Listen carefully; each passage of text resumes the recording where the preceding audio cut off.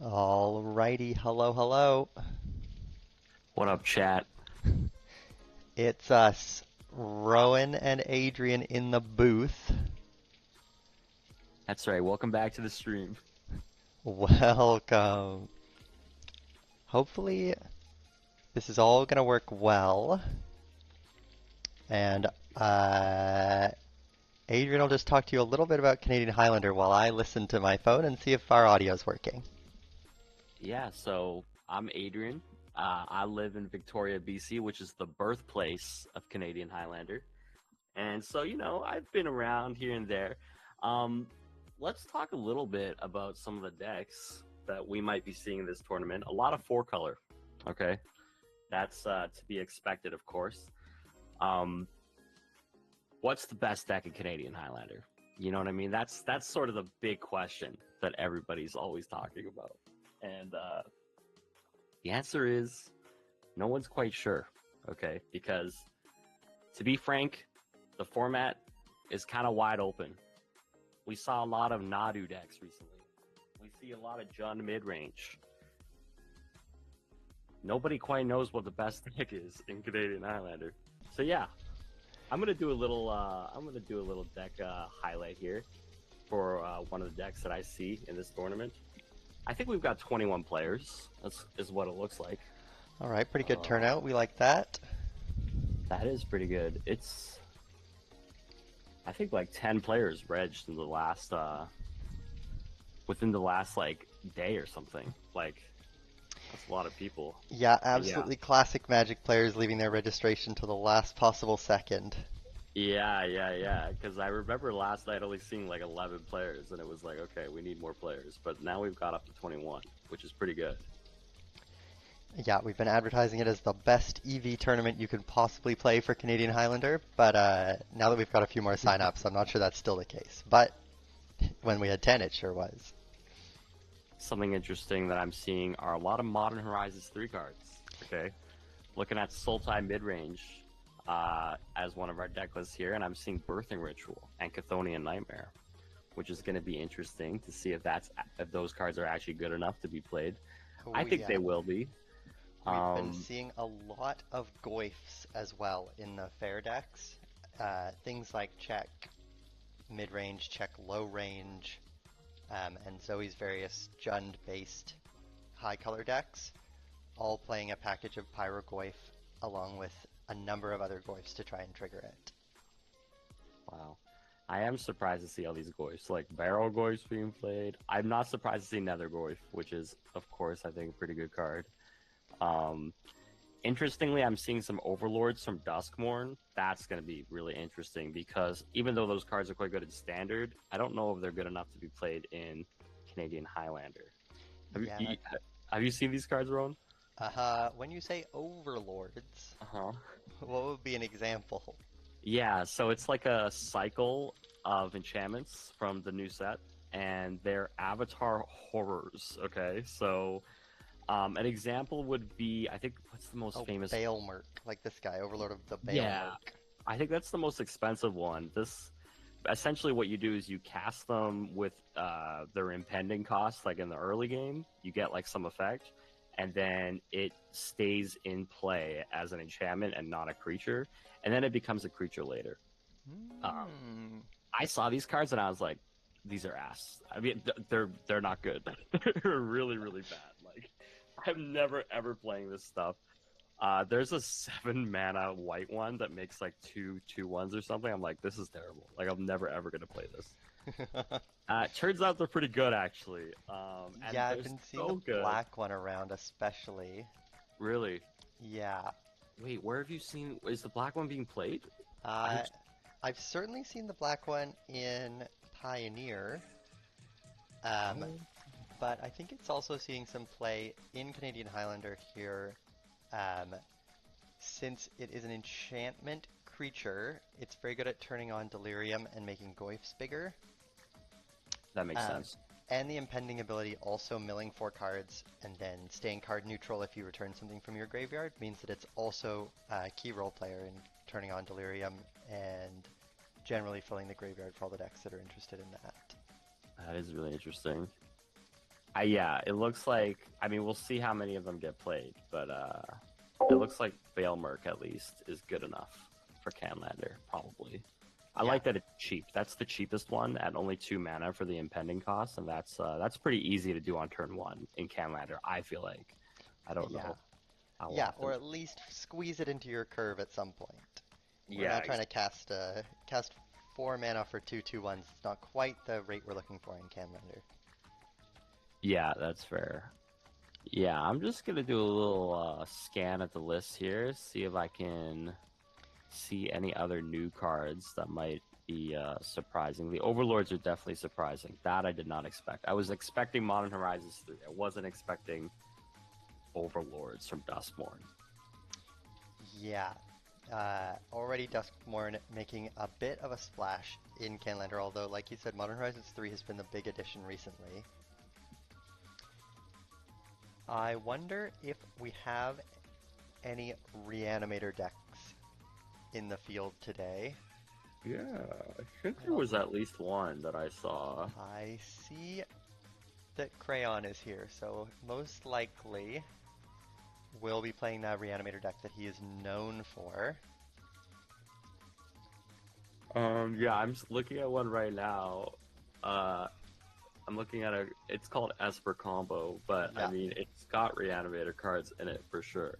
yeah, And it's playing Show and Tell, so that seems kind of Reanimator to me. yeah, sounds like it. That's a deck we're going to be on the lookout for today because it's considered the big bad right now in Canadian Really? Highlander, the best deck, Wow. Oh, um, wow. and considered very underpointed currently. Oh my God. If you're having a look at this deck list, you'll see two new cards that have been Mhm. making a big difference to the deck. The first is Metamorphosis Fanatic. It's a 4/4 lifelink with Miracle for 2, and when it enters, it puts a creature card from your graveyard into play with a lifelink counter on it. Um, so when it comes off the top of the library, acting as another 2 mana reanimate, that also is a huge body with lifelink and brings a second huge body with lifelink along with it, allowing you to stabilize against any aggressive decks without really any ability for them to come back once you put two big lifelinkers into play. Yeah, I've been keeping an eye on this card because it's been making waves on Mitgo. Oh yeah, It's like a really expensive card on Mitgo, and I was like, why is it so expensive? But once I read it, I was like, okay, I can see why this is a good card. Another new addition to this deck, or maybe just in general to Canlander, is Abhorrent Oculus from Duskmourn, which is a super controversial blue card. It's a creature. I don't know if you've seen this card yet, oh but yes, I've been watching this get unearthed in Modern a lot. yeah, and it's also quite strong in Pioneer, believe it or not, because there are a few ways to get it back. Get it on the field, I think, on turn 2 in Pioneer, if I'm not mistaken. I'm very, very curious to see whether or not this card is good enough for Canlander, because it's a value engine. It's a machine. Yeah. I hate this card. I've lost this card many, many times. Manifesting Tread every turn is pretty good. Even if you answer the Oculus, you might be facing down an army of 2/2s. Another new card we see in here is Valgavoth from Yeah. Duskmourn. I have heard that this is, if not the best reanimation target currently available, then certainly in the top 3. I Uh, feel like, yeah, we keep getting the best reanimation target coming out every now and then from like new sets, like Atraxa Grand Unifier. I remember when that card dropped oh yeah, a year or two ago, people were like, this might be the best reanimation target in Magic. not to mention uh, Archon of Cruelty. Although I feel like that released a while ago. Archon, I feel like, is so like efficient. It doesn't really have that juice that I feel like Atraxa and Valgavoth has, but like it's such a efficient card. I like that it's non-legendary. That's like a big deal, but in Canlander, I feel like it's subpar maybe Yeah, that's pretty to fair. these crazy legendary creatures. I mean, what does Valgavoth even do? Like I don't even know what this card does. Well, let me tell you, it might as well have Shroud because it has Ward, sacrifice 3 non-land permanents. I ain't paying that. I Uh, ain't paying that shit. and if a card goes into your opponent's graveyard from anywhere, it's exiled instead. And then during your turn, you can cast any cards that got exiled with it for life instead of mana. Okay, okay. So anything your opponent plays, you will be playing for free on your turn. Also, of course, just a flying life linking 9/9. So it will help you pay the costs of those cards you get exiled under it. Wow. Okay, so it wants to like stick around for a few turns to get to get like the full value. Interesting. I wonder if it's actually better than Atraxa, which gets you so many resources the moment it hits the table. Yeah, it does. Um, Atraxa should pretty much let you reanimate something else crazy the next turn.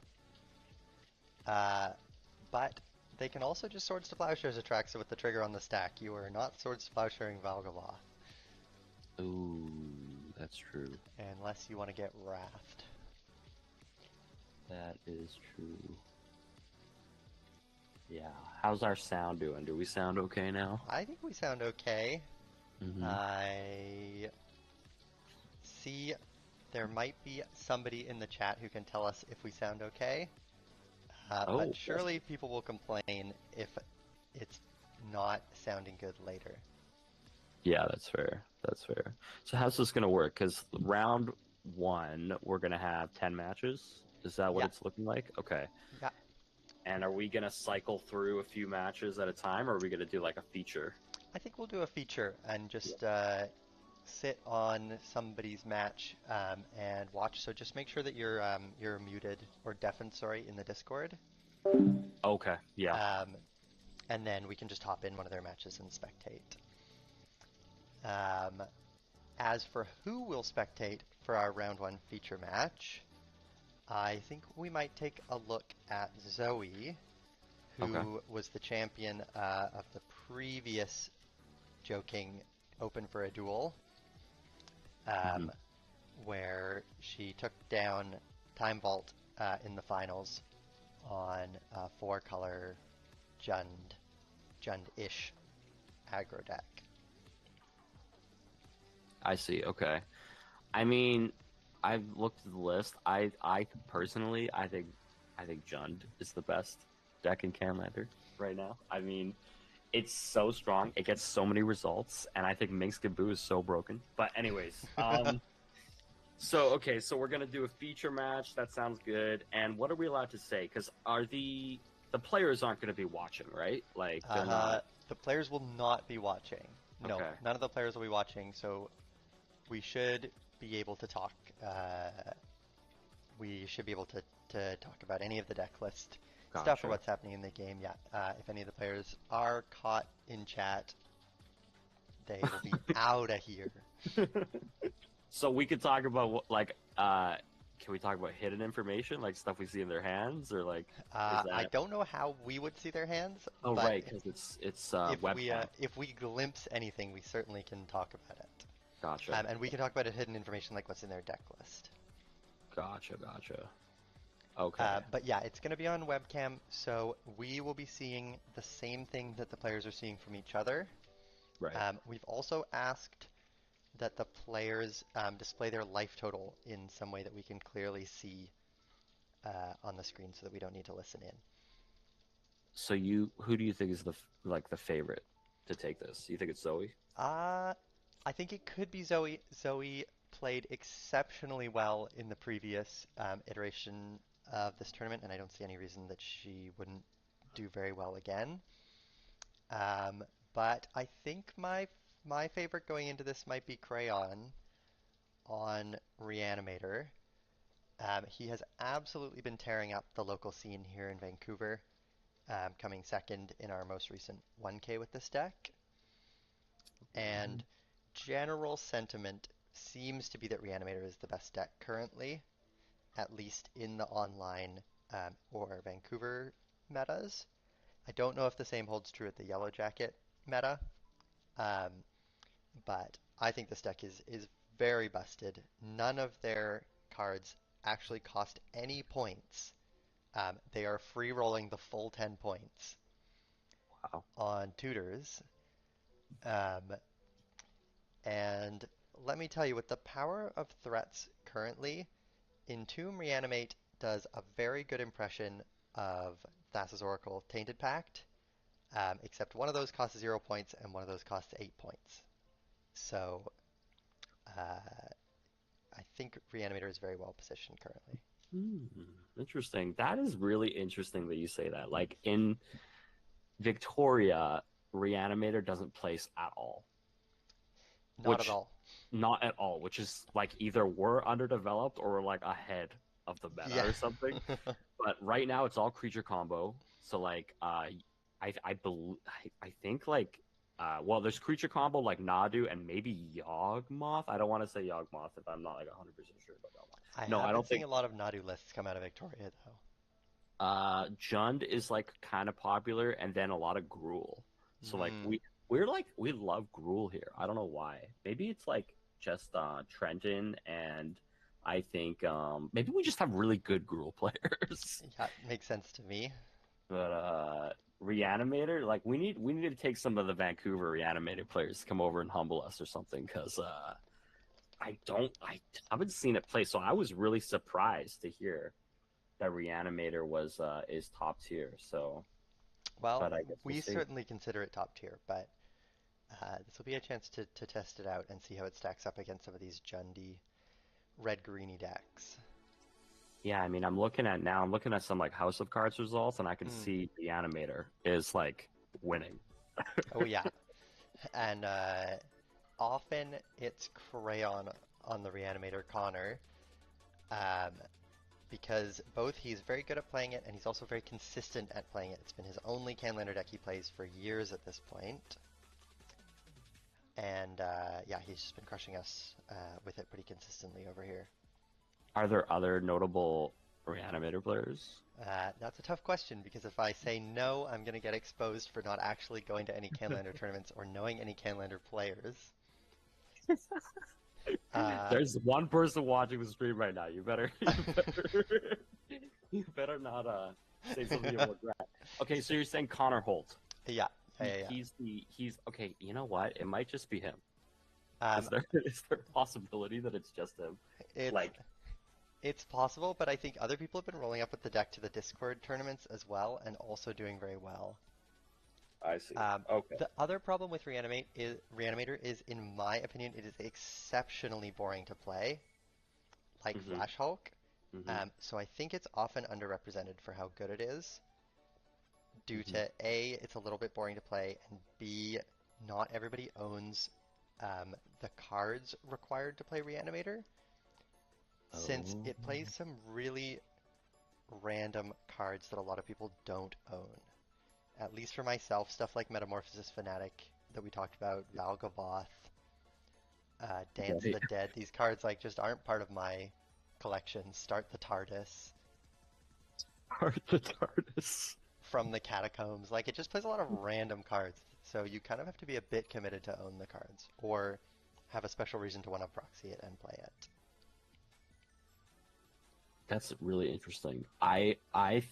Based on what I can, like what you've told me, it kind of just sounds like this guy is a really good reanimator pilot. Well, he certainly is. You're And not wrong. because I have not heard of reanimator being like, I have not heard of like a reanimator winter in Canlander. Yeah, But Jund I've heard is like S tier. Like it's been interesting. S tier for so long. On top of that, I've also heard that like creature Ooh, combo is getting better. That kind of thing. sorry to interrupt, but we have round one pairings, Let's go. and it looks like in Pod 6 we have uh, Zoe versus Genghis Prawn, The legendary Genghis Prawn. who both were top 8 of the previous tournament. So we're going to hop into Pod 6 and take a look here. Let's do it. I'll see you in there. Okay. But we'll keep talking on here and just stay deafened in the Discord. Okay. Sounds good.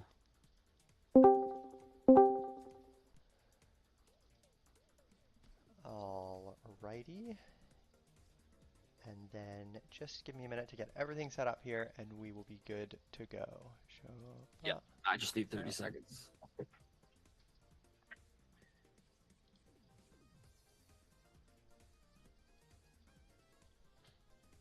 Oh, perfect. My setup is looking excellent. I can even read Zoe's life total on her notebook, which I asked for specially.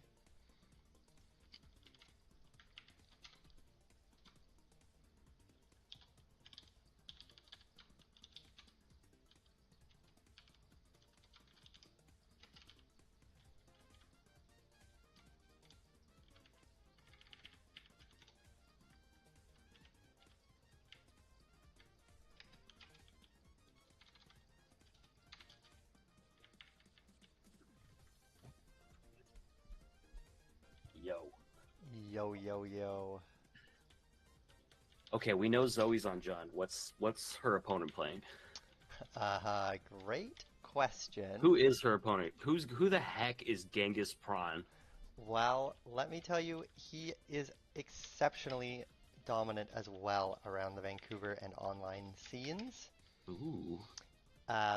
Known for playing Czech Pile and various other Czech colored decks.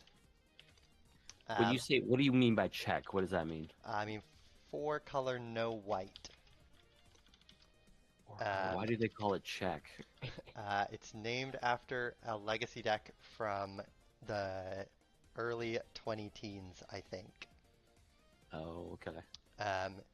Which the Czech players did very well at a GP with, including who would have played that deck? I forget who the Czech players would be. But certainly that is the name. Wow, this deck looks very good. I'm looking at it right now. Yeah, it's Jund plus all the good blue cards that the format has to offer. It's playing a lot of blue cards. Abhorrent Oculus is also in this deck. It's not a reanimation target. We're just hard casting this card, which, wow. Psychic Frog as well. I don't know if you've seen this card, but it's amazing. Boy, have I. It's amazing. And Cameo, which I think is interesting. Oh yeah, Tameo's been making absolute waves as well. Yeah, that's pretty cool. Yeah, drawing a card every time you attack at a slight cost isn't too difficult. I see we have the TO himself, Mr. Joking 101, joining the chat. He says it's a bit quiet. I think you might just have to turn up your headphones. But I could crank us both, actually. All right, hello, hello. We're back at maximum volume. Welcome back. So I'm going to be trying to keep track of the life totals here off of Zoe's paper, which we really appreciate. And I will pull up any cards that we want to talk a little more about. Are you seeing anything else in Prawn's deck list that's worth calling out? Yeah, I'm taking a quick look here. Other than Oculus, which is like, wow, I'm surprised. Give me a moment. Oculus is a big boy. A 5/5 flyer for 3 is it's pretty so good. above rate. It's so good. People are like, is it better than Murktide Regent? And that's the big question that a lot of people want to know. Mm-hmm. And I mean, it comes out a turn later after Murktide, but it represents 7/7 in stats the turn after it lands, and that is pretty good. It also spreads out your creatures, which is better than a single creature to spot removal.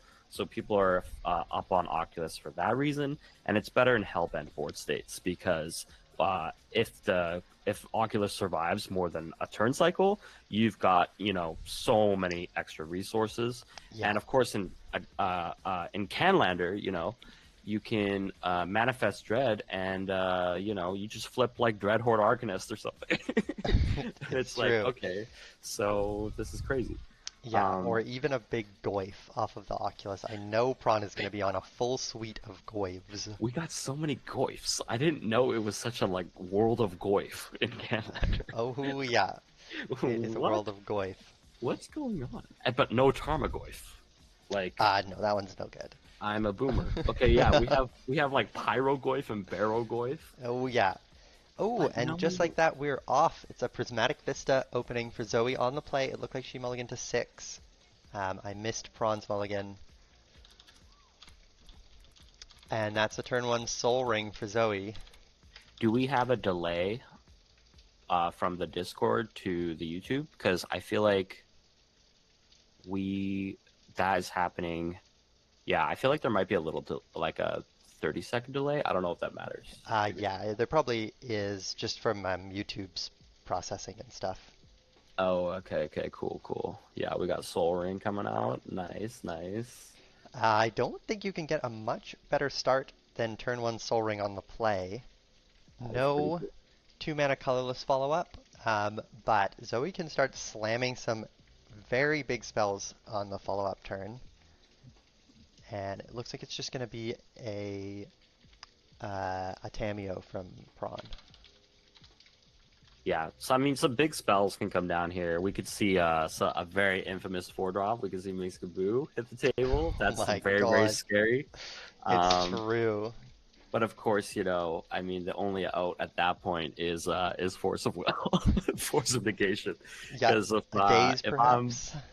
Daze, oh yeah, Daze, true. I mean, if I see a Minx hit the table on turn 2, I'm pretty much scooping him up because I'm not playing that game. Nope. But yeah. Nope, that game sounds a little gross to me. Okay, what do we got? Ooh, a Fable of the Mirror Breaker here.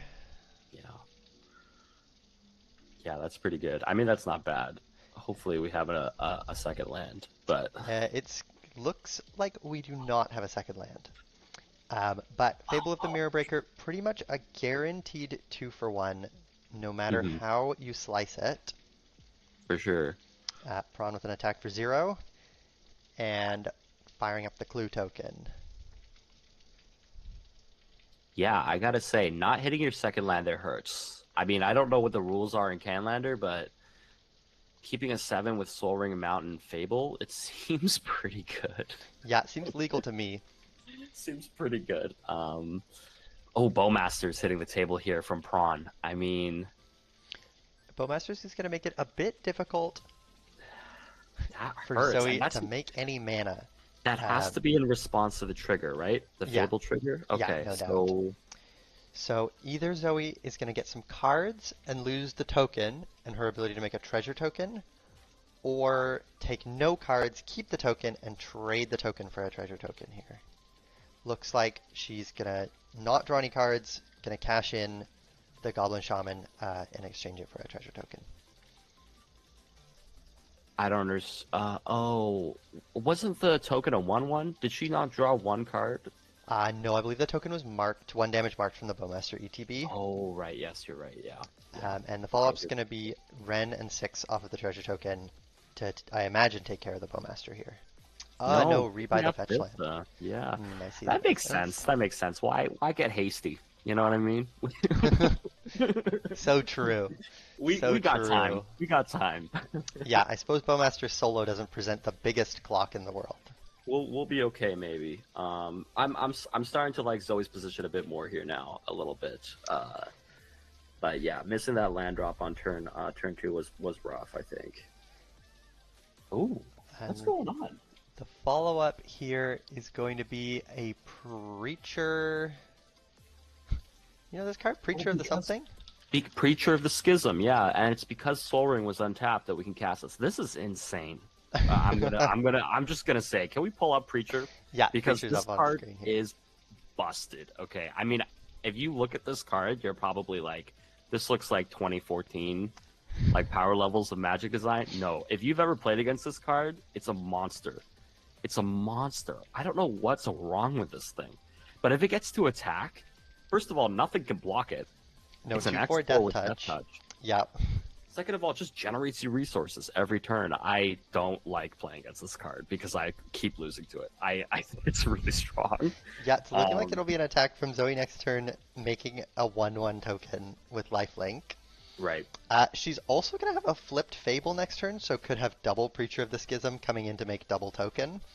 That's insane. Which, Well, actually, flipped Fable would have summoning sickness, wouldn't it? oh, it doesn't have haste. I think. Oh, I don't think it has haste. I think it has summoning sickness. I Let's don't get this 100%. one up on the screen here. Let's pull this bad boy up. What are we doing? Okay, it's flipping. I don't Here know we how to. go. Oh, here we go. You are correct. It does not have haste. I think it's just because it exiles itself or something, and then it comes back as a creature. I don't remember Yes, fully how it you works. are correct. It will enter the battlefield as a creature, not have haste itself, so it cannot be tapping on that turn one. Ooh, Uh, Zoe's got those dark sleeves Mhm.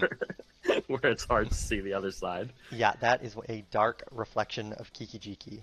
That's very dark. That's dark Kiki. Ooh, that's a Cling to Dust in response to the Renin 6 uptick. I'm trying to Wow. exile Zoe's fetch land here.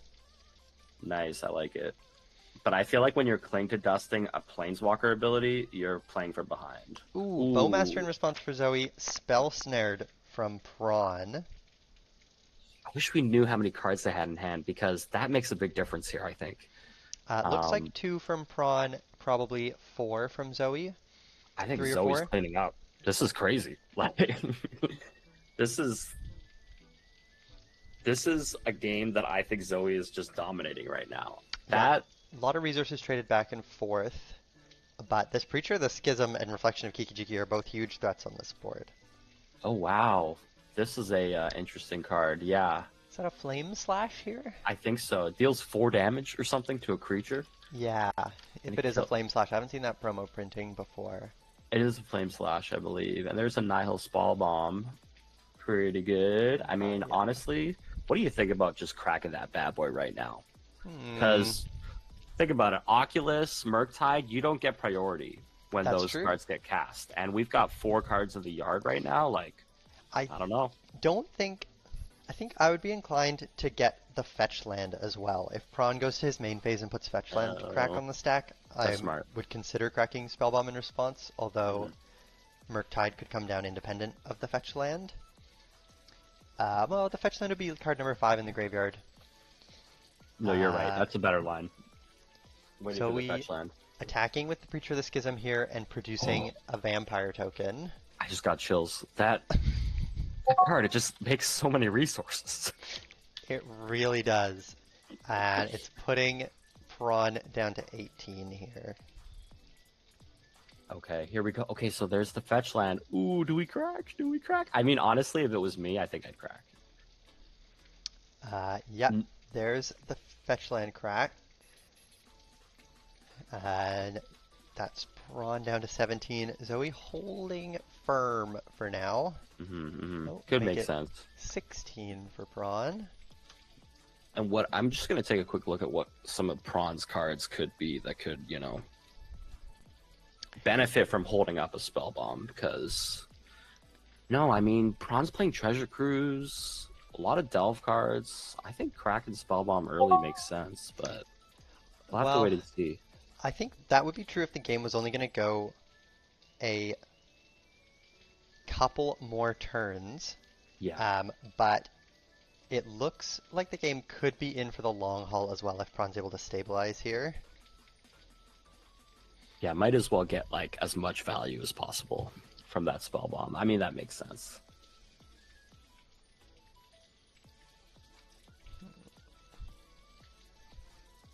Okay, cool. The Surveil lands. What do you think about these lands? Let me tell you, I think they're pretty much the best lands you can play in Canlander right now. Let's go. The original duels, obviously you're going to play all of them. After that, you're looking at Surveil lands. I've seen decks playing up to 4 Surveil lands. It's Mhm. about the highest I've seen. Yeah, I think they're busted. When you first saw them, were you like everyone else and you were like, these cards fucking suck? I mean, Yeah, I was like, maybe we fit one of these in. Turns out you want to play a million of them, and they're just crazy. I was like, why would I want to fetch a Scryland, dude? Like this isn't standard. No, they're insane. They're insane. Okay. I have heard that the Discord audio notification sounds are coming through Oh, on the stream, which I will find a way to stop at some point, maybe between matches here. okay. Is that coming from you or is it coming from me? No, no, it's coming from me. Okay, sounds good. But I want to be able to capture Discord audio later if we do a player interview. Nice. So I'm gonna leave it for now. Who do you think is winning this match? Or this Uh, game, rather? I mean, I think Zoe is ahead right now. Her board position is looking pretty nice here. But this is Mhm. kind of the pivotal turn for Prawn to deploy something something that stabilizes the board here. I agree. Looks like Yeah, we'll Zoe have to see. is inquiring about number of cards in graveyard here. And she's going for a Spellbomb Crack uh, Yeah, in response to this Abrupt Decay, I believe. I like it. I mean, I think that's 7 cards, 7 or 8 cards. Sorry, the Abrupt Decay is resolved on the token, on the reflection of Kiki Chiki. Yeah, I mean, I think Zoe is winning by a large margin. Like, have you ever played chess.com where you see like the white and the black bar like move up and down? I think Zoe is like all the way at the top because I mean, we're using Abrupt Decay on Flipped Fable. We're using Cling to Dust on Ren and 6 ability.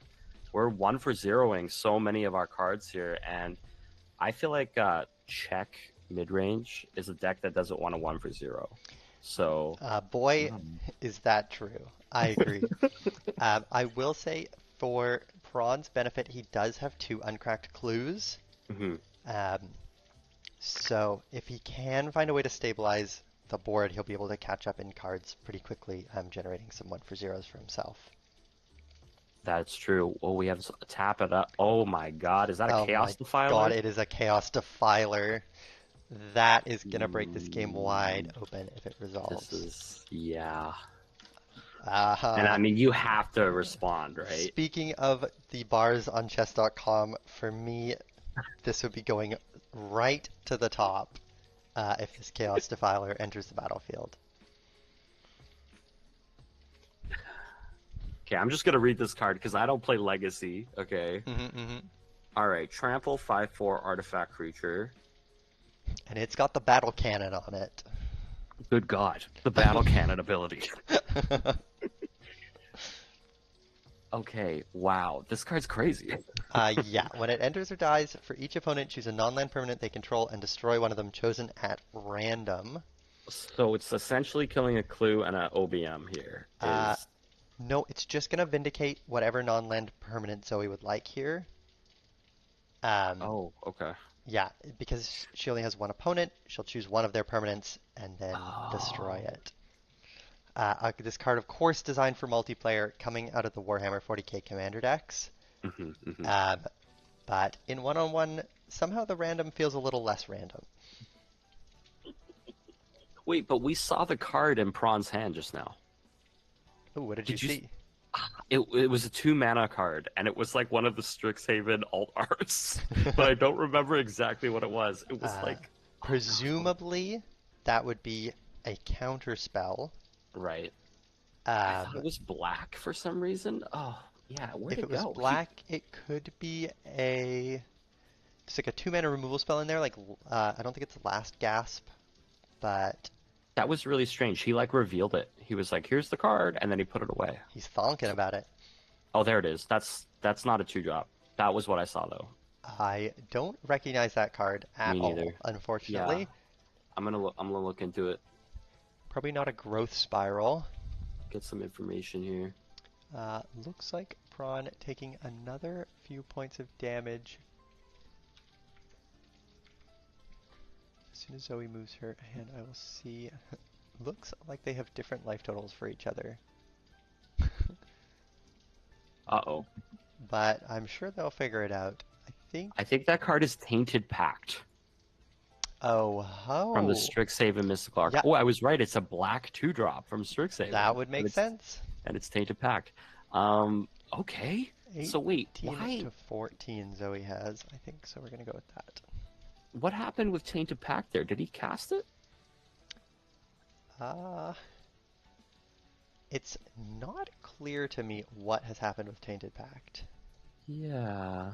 There's nothing that caused. The mystery card is Drown in the Lock. Oh, it's Drown in the Lock.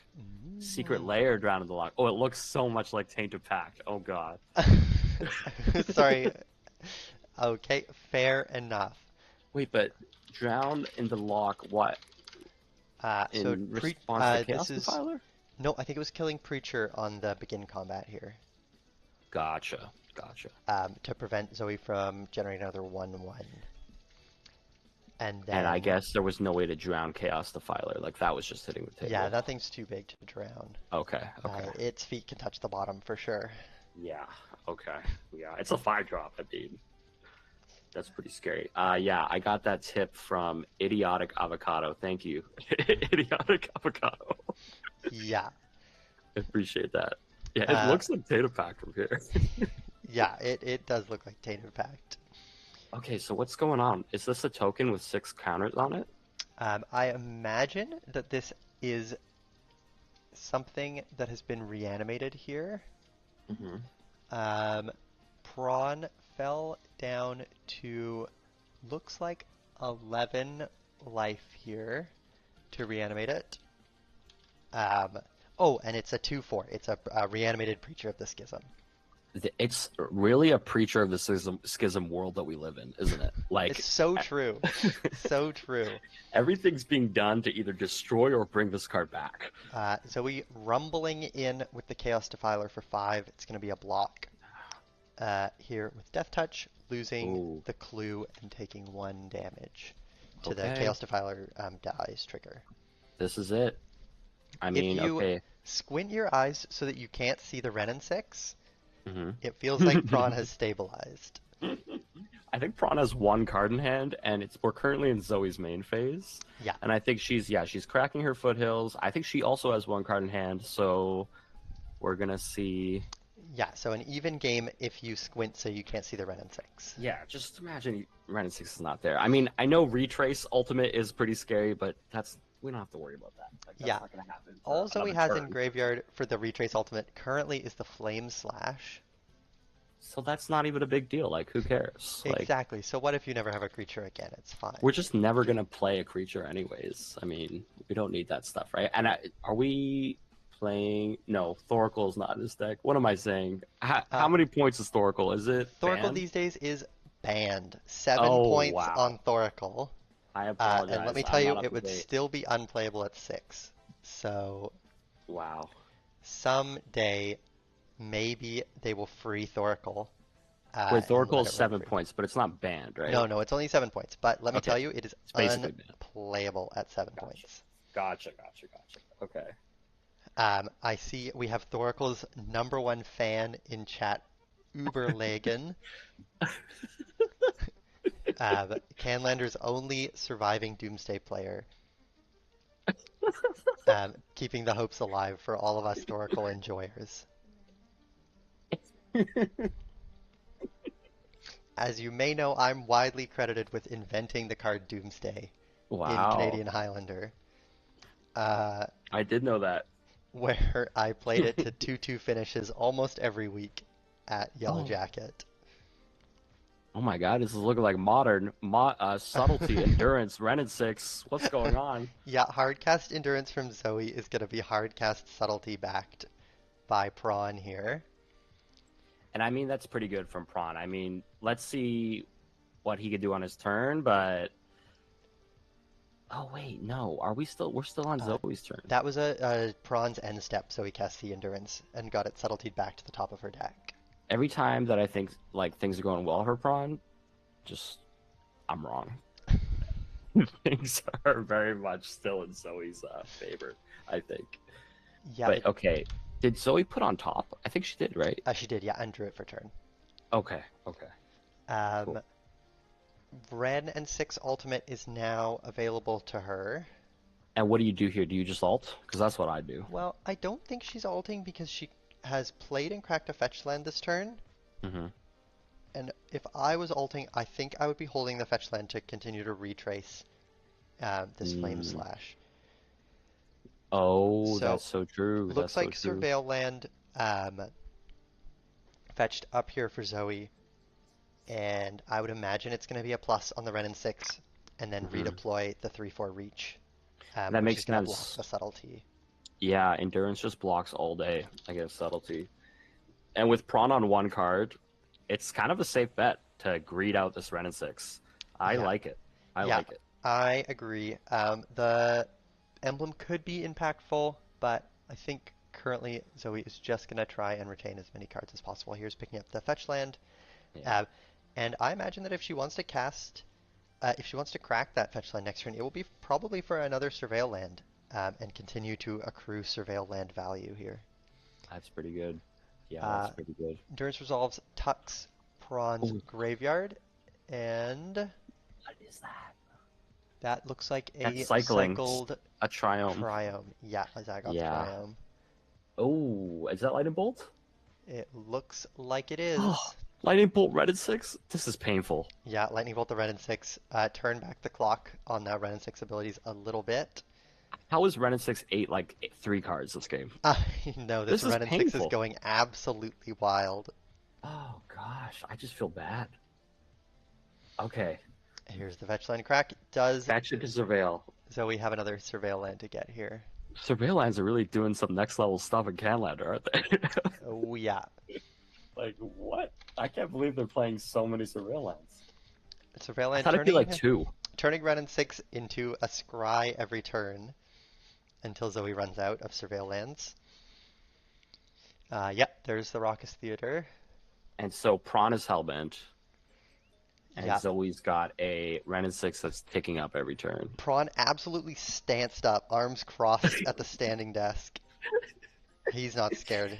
He knows that there's an Abhorrent Oculus on top of his deck just waiting to get slammed. Yo, actually, a board Oculus is great here. Yeah, it would be great if he had any cards in his graveyard. It's Oh, true. oh But it yeah. does look like only 2 cards currently. So what's Prawn's best draw? Well, he probably has Ancestral Recall in his deck. Oh, okay, that would be pretty good. Yeah, he does. He has recall. I see Yeah, recall. I think Recall into Snapcaster is probably what he's Ooh, looking for here, yeah, that is pretty good. Or something like Tutor's recall? Like or is something that tutors Recall. Merchant Scroll? Is that a? Oh, there's a Strip Mine surveilled off of the Raucous Theater and then brought back to hand with the Ren and 6 for Zoe. Oh my, Uh, Looks crazy. like she has a spell as well. That's gonna be a Oh, Slime Foot and Squee for Zoe. Slimefoot and Squee? Yeah, I gotta read this card. Can we pull this card up? yeah, he's Goblin Fungus. Looks like Prawn saw that card and was out. Yeah, Fran says, okay, that's enough for me.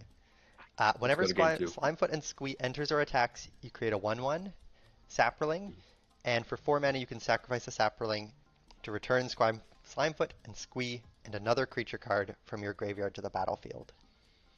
Very grindy. I'm starting to see that Canlander likes grindy cards. Oh yeah, and that Slimefoot and Squee, if you kill it, you have spent 1 removal spell, then it comes into play and it brings a creature along with it. So anytime you kill it, it's going to be a 3/1, plus it just comes back, so it doesn't even die. It's pretty much Sword Splashers or bust on the Slimefoot Yeah. and Squee. Yeah, wow. That's a threat. And Uh, this doesn't even look like a good card. Like it looks hard to cast. It's a 3/3. it's true. It's the second best commander currently available in Dual Commander. No way. We're gonna talk about Dual Commander. You really want to bring Dual Commander to this? And Dual Commander is a format that actually plays out quite similarly to Canadian Highlander right now. Hmm. Their metas are quite similar. Jund and Jeskai are the best decks in Dual Okay, Commander right now. what are you playing in Dual Commander? Let me tell you, I am not playing Dual Commander. Oh. Not a big fan of their ban list.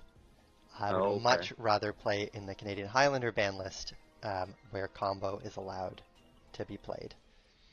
That makes sense. That's fair. I'm pretty sure Dual Commander is all aggro decks, Yes, unless I that's was right. mistaken. No, no, Yeah, you're bang on.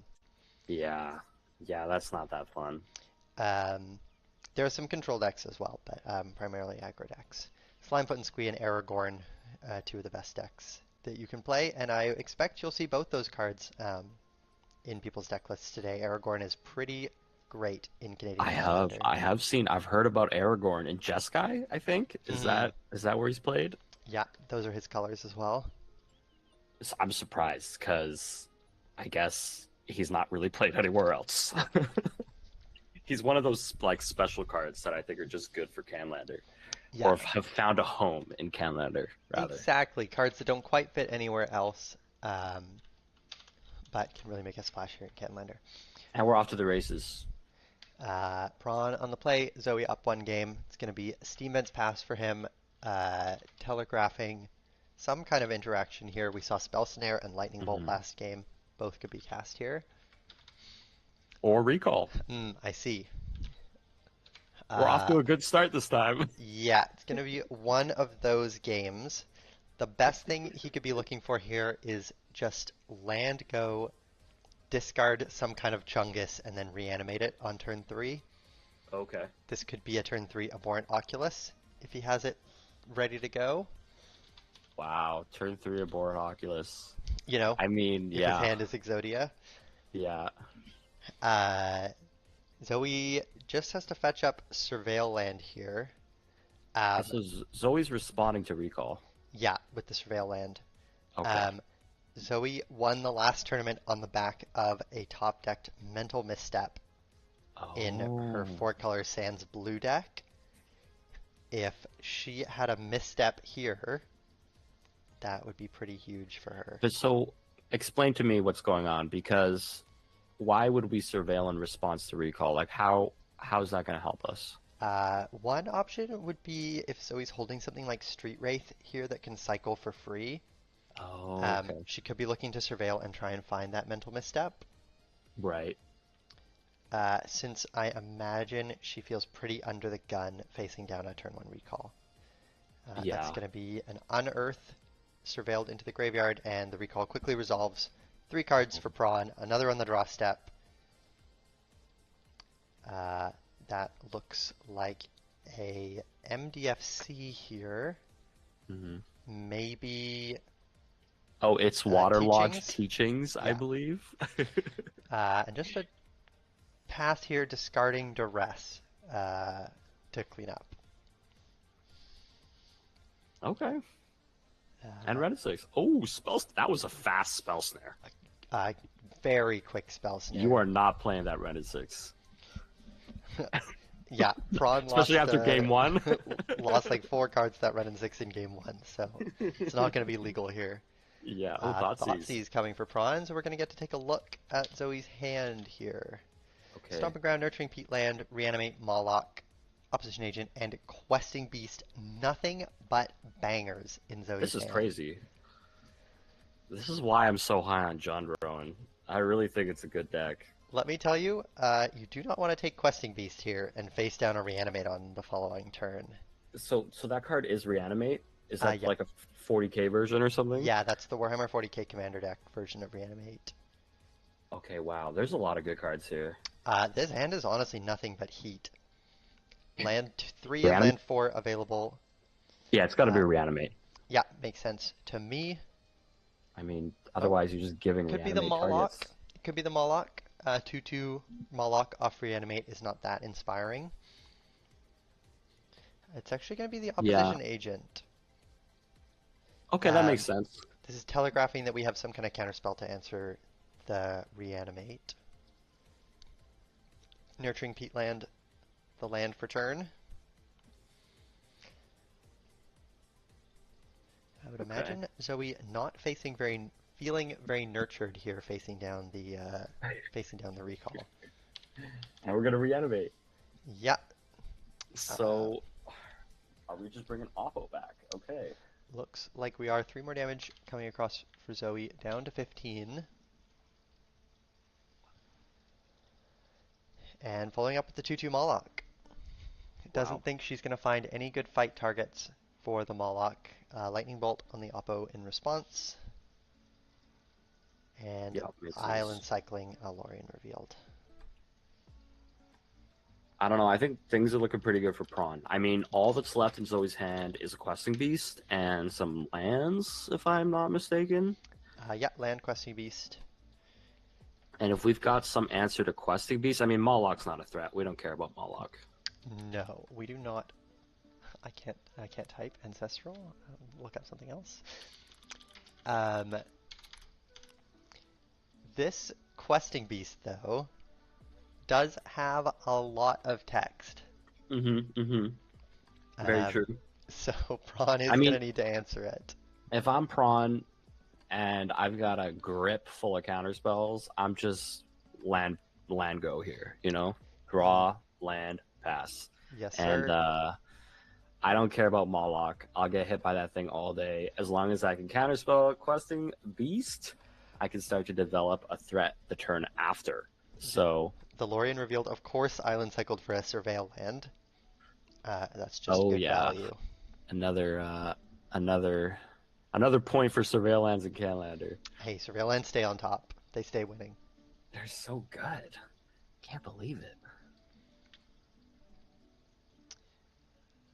Looks like it will be an untapped stomping ground here for Zoe, and I imagine she will feel forced to just.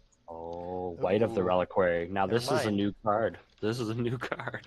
That is a tap stomping ground. One from the Nurturing Peatland, putting her to 14, and crashing in with the Moloch to make it 14 all. White of the Reliquary, a new card. I haven't seen much. What Yeah. are we looking to do with that one? Yeah, so this card, I mean, everybody knows Knight of the Reliquary. Hmm. Well, now we've got White of the Reliquary, which I think is, if I'm not mistaken, almost objectively better. It's a 2-drop, so that's already going to make it a bit better. But instead of lands, it's creatures. So, Hmm. yeah. Plus And one for each creature card in your graveyard, and sacrificing another creature will get you a land into play tapped. it also has Vigilance. It's just a good threat. I Hmm. mean, that's pretty much the only. Uh, Um, Braun obviously agrees, quickly hitting it with a petty theft there. okay, okay. That's reasonable. Oh, I really like Prawn's odds in this game. Petty Theft is good. Is good to play there. Hmm. Yeah, that's not bad. Yeah, Okay, and that's going to so represent the threat for Prawn as well. 3/1 flyer. I mean, I'm just gonna assume. Oh, we've got Recall back on top.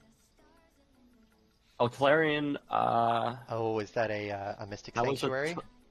Mystic Sanctuary. Yes, yeah. I Hmm. was thinking of something else. I was thinking of That's Stellaria West. that's going to be tough for Zoe here facing down recall number 2. Yeah, and I mean, we're just swinging in with a bear here and developing with Questing Beast, which of course Prawn has an answer for because we wouldn't petty theft Ooh, looks like white. it's an Otherwise, Eska's Estika's Chariot. Chariot. Yeah. Okay. Oh, Force of Negation. Hard cast. Oh my goodness. Yep, cancel looking pretty good here with a recall coming off the top. And And there we're is cast. recall number 2. It's not the first recall that kills you, it's the 5th recall. Yep. Prawn is well on his way. Yep. This is pretty scary. Um, Yeah, the thing about recall is that the first one does often get you closer to finding a way to get recall number 2 on the stack. hmm And then once you're plus that many cards, you're kind of just off to the races. Yeah. Yeah. Yeah. I mean, I don't really know how Zoe's going to get back into this game. I was thinking about top decks or Prawn in the last game. What could get him out of this situation? Now I'm thinking, what could Zoe draw here? Because Prawn could have drawn 6 lands off his recall. that's true. We could play the odds. That could help. We could just cope and hope that So we could it's draw just 6 Thoughtseize here and see no legal targets. That would be big. That would honestly hurt me, hurt my soul for both players if that happened.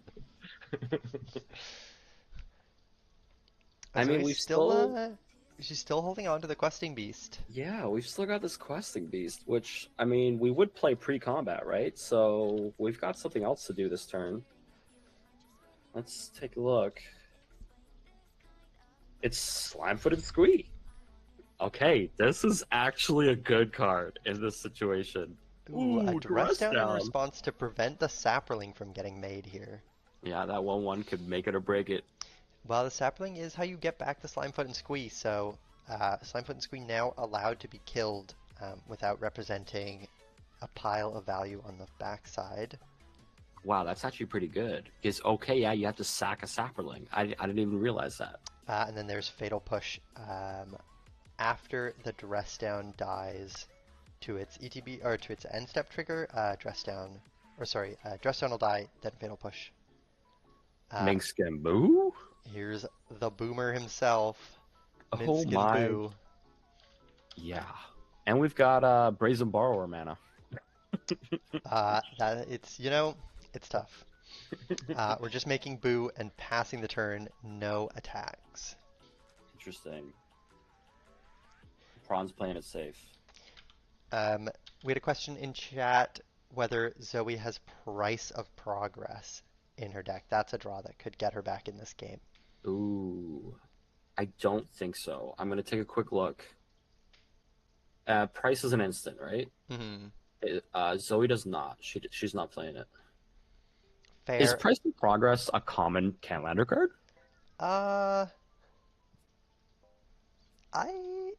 If you're playing a deck that has like Lava Spike in it, you're gonna have Price of Progress as well. Oh, okay, yeah. Sometimes I think these 3-color red decks will play it as an answer to decks like Prawns. Mm-hmm. Decks that they just can't really go toe to toe with in the late game. I see. Okay. Lightning Bolt on Boo, which I imagine blocked the Moloch attack. Yeah, blocked the Moloch, and then that made white bigger. I believe white is like a 5/5 or something. It's going to be pretty big here. I see 3 creatures. And we do have a questing beast lurking in hand, threatening to use its Planeswalker Trample to trample over Prawn onto his Minx. Well, you're throwing too many keywords at me right now. What are you talking about? Planeswalker Trample? Yeah, dealing damage to God. a player, it can deal that much damage to a Planeswalker they control as well.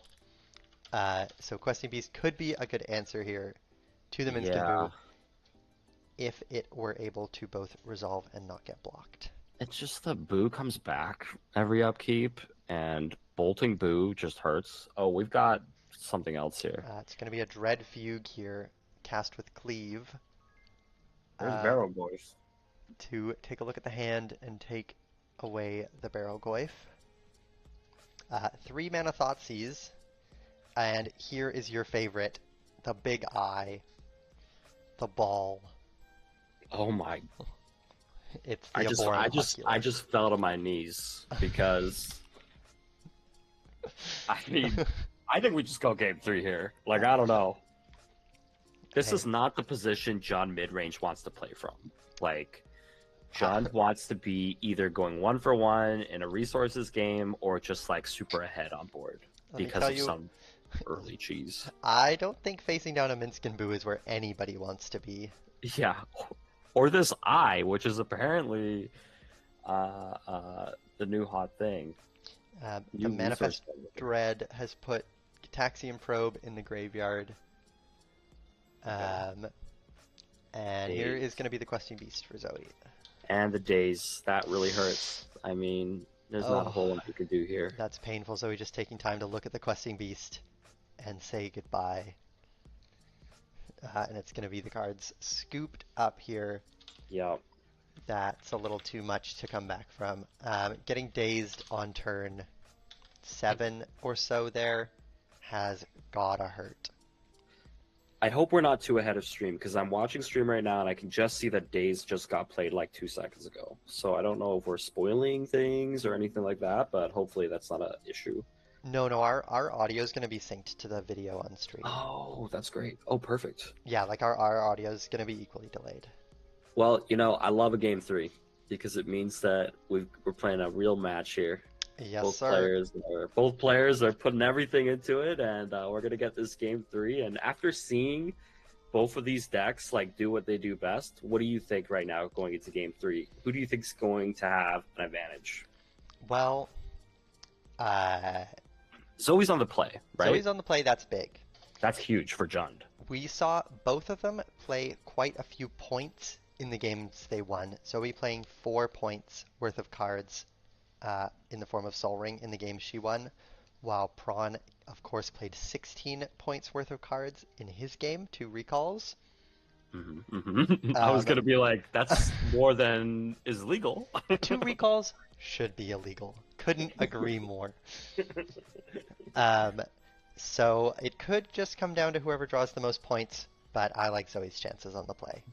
On the play, it's so good, but I really feel like this check mid-range deck or four-color control, whatever you want to call it, it doesn't mind being on the draw. Nope, I Like, agree. It doesn't mind being on the draw, but we've seen discard spells out of both of them, oh, as that's well as true. days out of Prawn, and I think all of those cards would much prefer to be on the play. That's a good point.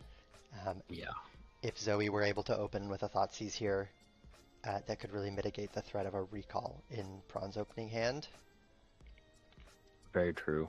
So I guess we're gonna have to give, there's gonna be a percent advantage to Zoe here going into game three. Yeah, just a touch. Prawn's deck doesn't play any acceleration, no Dorks or Moxen in this deck, so Right. it can also be a little difficult for him to catch up in tempo on the draw. And that's because of recall taking up all the points. Indeed, yeah, no room for Moxen. What are the other points in Prawn's deck here? Well, we saw a Tainted Pact. Tainted Pact Right. is 1 point, Mhm. and the other point I believe you said is a Treasure Cruise. Yeah. Okay, that makes sense. I see. Yeah, so Treasure Cruise, Diet Recall. It's not as good, but it does a okay impression of Recall. Draw you 3 cards, Recall, yeah. at the cost of 7 cards in your graveyard, and being a sorcery. Yeah, it's pretty good. It's pretty good. So, Prawn taking mulligan here. Uh, and to circle back on our discussion about Reanimator being a very Mhm. feared deck, we have Mhm. seen main deck graveyard hate out of both these decks. Endurance and Nihil Spellbomb from Zoe, a Cling to Dust from Prawn. Mhm. I think everybody is aware that the graveyard is very powerful. Both these And decks taking advantage of their graveyards as well. Endurance, I'm not surprised by, but Nihil Spellbomb, I am. That's a card that's very focused. Yeah, that card makes a statement. It makes a statement. Like, unless, I mean, Zoe's playing Urza Saga, though, so maybe it's Mm, not, right? I think Zoe's playing Urza Saga. Let me check. Yeah, she is. she So is a that fan of makes Urza sense. Like, Saga. That does make you, sense. Plus, playing her own Goyfs. This recall, this is not. It's a sleight of hand on turn 1 for Prawn. ooh, very, I'm pretty sure you could do that at standard right now. So, And fast land, sleight of hand for Prawn, surveil land for Zoe, basically seeing the same amount of cards. Thoughtseize, we were talking about this. Well, actually, you were talking about this. Yeah, this is going to be Swamp Cycle Troll of Khazad-dûm into Thoughtseize here. Yeah, I And saw Mexican Boo and I instantly flinched, and I was like, "We picked this, right?" But I don't know. There's other cards in this hand. we're We seeing should. we're seeing another piece of main deck graveyard hate in Boggart Trawler in Prawn's Okay, hand here. okay, fine. It's Bogger Trawler is a land, okay? Like it's free real estate. We're not gonna just not play Bogger Trawler. So true, Boggart Trawler is an absolute staple these days. It's just it's land, okay? Like we play land. Play Yeah. lands. Okay. What do you take here? Uh, it depends if I have an amazing answer in my hand to this Minskin Boo. If I Yeah. don't, it's going bye for me. Okay. And Zoe agrees, not interested in getting booed this game. I like it. Ooh. Ponder the pickup for Prawn here, digging for the recall. You have to imagine with Snapcaster Mage already in the hand, Mm-hmm. this would be mega recall gaming. It's kind of crazy how this deck is just constantly looking for recall and ways to cast it. Yeah, it's pretty good playing 1-for-1 cards like Abrupt Decay if you can follow up with a 3-for-1 Yeah. in the form of Recall.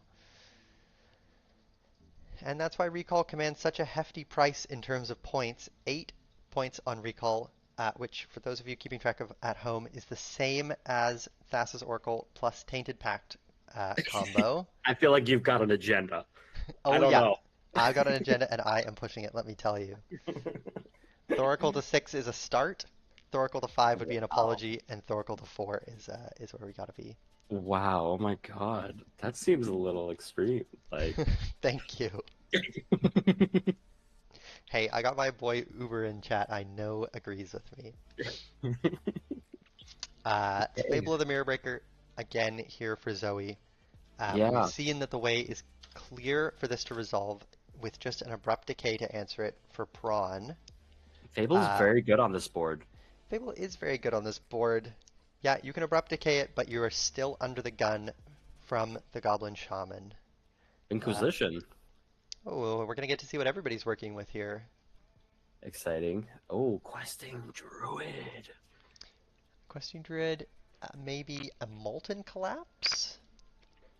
Yeah, Uh, I think that's Molten Collapse, yeah. And then eh, that's like Pyrogoyf or something. y- yes, it's 4. It must be a 4 mana card, which is why Zoe's not putting it in the pile of legal cards to take with IOK. Yeah. I think Pyrogoyf absolutely slams here as soon as Prawn can develop a creature. Pyrogoyf currently would be a 3/4, and when it comes down, it will deal damage equal to its power to any target. Uh, Let me tell you about the Pyrogoyf Fable of the Mirror Breaker combo. Hmm. Every time you activate Fable targeting Pyrogoyf, you will receive 2 Pyrogoyf triggers. Okay. Um, and that will put a game away exceptionally quickly. Uh, if Zoe were to activate Fable on a Pyrogoyf right now, Yeah. she would be threatening 16 damage coming It's kind of across. messed up that it's any target. It is. It's also messed up that it's any Goyf. It's any Goyf. Oh, yeah. Or other Lorgoyf, right? Yeah, Okay. which does count Wow. the second Pyrogoyf. So 8 damage to the face plus 2/4/5s. Rumbling in. Yeah, wow. Oh my gosh. Wait, Treasure. so each Pyrogoyf triggers twice? Is that how it Yes, works? each Oh Pyrogoyf my. would. Well, no, each Pyrogoyf Oh, would one of them will trigger. trigger twice. The copy triggers twice. The original triggers The once. copy Is that- triggers for itself entering as well as the original triggering for the copy entering. Yes. Oh, yeah, okay. Sorry, I've been slacking on the life totals here. Zoe at 10, Prawn down to 9. Yeah, we've got Unlicensed Source as well coming down, hitting the table, which is actually a potent card against Prod's deck. And again, more Graveyard Hate, which supports the idea that Reanimator is broken. Yes, nobody is interested in losing to Connor today. um, I can't find unlicensed hearse. yeah, Hearse and Fable are both like resource generating cards here on an empty battlefield. That's very good for Zoe, in my opinion. That's just going to give her more resources in the long game. And until we see some, 2 or 3-for-1s in the form of something like Recall or something like that from Prawn, I think Zoe's decidedly winning this game right now. I do not disagree. And so we're in Zoe's main phase here, and she's flipped Fable. So we've got Fable flipped and Goblin Shaman cracking in, making a treasure. That's a Hmm. lot of mana. We know that there's still a Pyrogoyf in hand, so probably we're going to see that get cast. And a Molten Collapse as well. So, but Molten Collapse and Boseiju are reactive. I don't think there's a reason we'll see either of those. But Pyrogoyf, I could definitely see um, hitting the table here. Is she passing? No, we're still in her second main phase. Yeah, sorry, and I had the life totals wrong here because the players had the life totals wrong on screen. Oh, I see. Okay. Now 18 to 16, not as low as I thought here. Yeah, it definitely looks like Pyrogoyf's getting cast here with the format getting tapped. And I noticed Molten Collapses in the graveyard, so I will correct myself. That's not in hand anymore. Yeah, I Um, believe that one discarded off of the Fable trigger for chapter oh, okay, 2. gotcha. Well, Uh, then this means that the last card in hand is Boseiju, and Pyrogoyf is being responded to with Consider. I Okay. think the Besage was played, actually. It looks like it's the third land down in that pile of lands. Oh, you could be right. Here's Consider binning an Odawara in response to the Pyrogoyf, which is... Does Pyrogoyf count all graveyards? That's a good question. I guess it does. Yeah, in all graveyards. So that's a 5/6 Pyrogoyf. Um, Lava Axe, eat your heart out. That's 5 damage upstairs. Wow, that's painful. And Now that's up to oh, a 6/7 threatening lethal next turn just off of the Pyrogoyf triggers from activating the Fable. Oh, sorry, the Fable Pyrogoyf. has been abrupt decayed. Sorry, what were the are the life totals accurate now? Yes, life totals are accurate now. 11 for Prawn, 18 for Zoe. Gotcha. Okay. Okay. Zoe gonna go ahead and do a bit of hersing, I think. Nice. Uh, And yeah, go ahead. Interestingly, Barrel Goyf always wins the Goyf 1v1. It will have the same power toughness as Pyrogoyf, but since it has Death Touch, Hmm. it can always match the Pyrogoyf in combat. Yeah, I was just gonna say, With the Death Touch and Lifelink.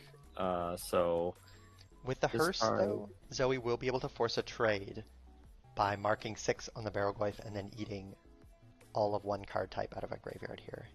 Ooh. Oh, is Zoe attacking with Goblin Shaman? Looks like it. Okay, so we're gonna get a treasure here. Did she make a treasure? I don't know if she made a She treasure. might still be considering her attacks here. Because Hearse has 4 counters on it, right? Yeah, looks that way. Okay. And Barrelgoyf, it's not clear how big it is, I think. I believe it'll be a 6/7 here, same as Pyrogoyf. Oh, gotcha, okay. Um, this is a scary moment for Zoe. If Prawn has a removal spell here for Pyrogoyf, Snapcaster. We knew about Snapcaster. we did. That was public information. Prawn removing a token from his library there. I think that was the On an Adventure token from Brazen Borrower. Yeah, I think it was. Looks like this is going to be Snapcaster in its blocking mode. Ambush Viper coming down. Yeah. Interesting. Did... Oh, okay. No, Prawn fetched to cast Snapcaster. That's what happened. Yeah, down to 10 life here. And now 9. And so the blocks were Snapcaster on to chump Pyrogoyf? Looks that way to me. Interesting. And I wonder why Goblin Shaman wasn't blocked? Or because Barrelgoyf... Zoe's shrinking both Goyfs down to 4/5 here. Okay. Wow, what is that? Is that a Toxic Deluge? That's Toxic Deluge. I don't understand what For happened 5? during combat there. I think the Goblin Shaman wasn't blocked in order to preserve the Barrelgoyf toughness in the case of Okay. more mass graveyard hate. Right. Instead, Zoe has the Wrath and follows up here with a Gene Splicer. Is that what this card is called? No, Biophage? Biophage? Yeah. I think it's a biophage, if I'm not mistaken. Oh, biophagus yeah, something like that. Bio... You're not too wrong about Gene Phages? Splicer. It is a Gene Yes. Stealer. So- Biophagus. Yeah. It taps for a mana of any color, and if you spend a mana that way, produce that way on a creature, it comes into play with a +1/+1 counter. I'm actually shocked that this is playable. Like maybe I'm, maybe I'm, too out of the loop. I'm not sure if you've considered, but Zoe is playing a Warhammer 40k theme deck. Ah, We've seen the Chaos Defiler reanimate Biophagus. this makes so much sense. Yeah, I think it's on theme here for her. It's pretty cool because yeah, we have all the Lurgoyfs that kind of look like Tyranids. I get it. Okay, So true. I'm getting it. It was the Boggart Trawler for Wait, Prawn. Zoe is playing Tarmogoyf. She's straight up playing Tarmogoyf. I mean, she wouldn't be Tarmogoyf's downplaying back. it. It's so back. It's back. Do you feel like Prawn is stabilized here? A Baleful Strix, Yes. drawing a card here.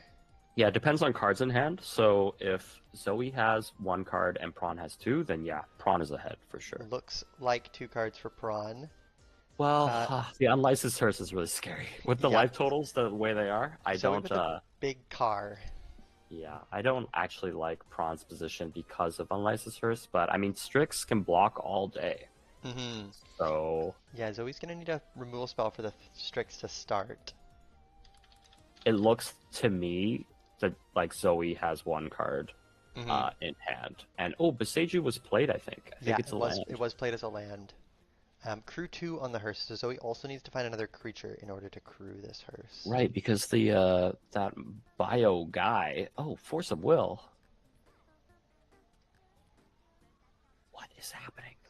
Hands getting revealed here. I think the players are out of time. No way. It looks like this is going to be a draw here. Oh, yeah, active player was turns were called 20 minutes ago. No way. Um, so I think that's going to be a draw here, unless they are showing hands in order to try and agree on somebody conceding, Right. in hopes of one of them having a better chance at top 8 here. I'm Okay. gonna put us on the BRB screen just for a second so I can check out what's happening on the Discord here. Sure. I'll be right back. I just need 30 seconds. Yeah, sounds good.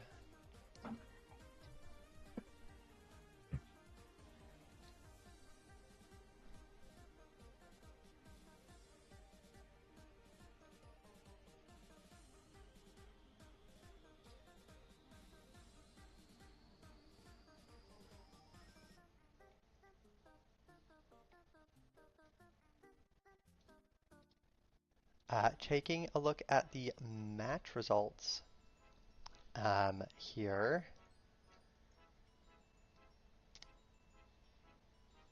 It looks like not many people have reported in match results yet. Seems like people are reporting in melee instead.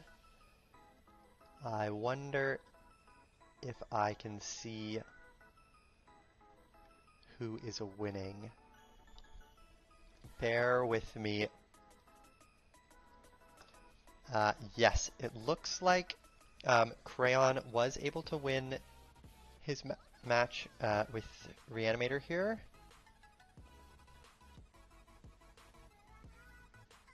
And looking for who else I am following.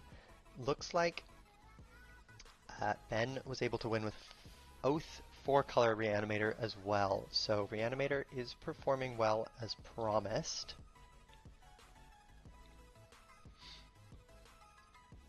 There was a buy, and still some reporting needing to come across here.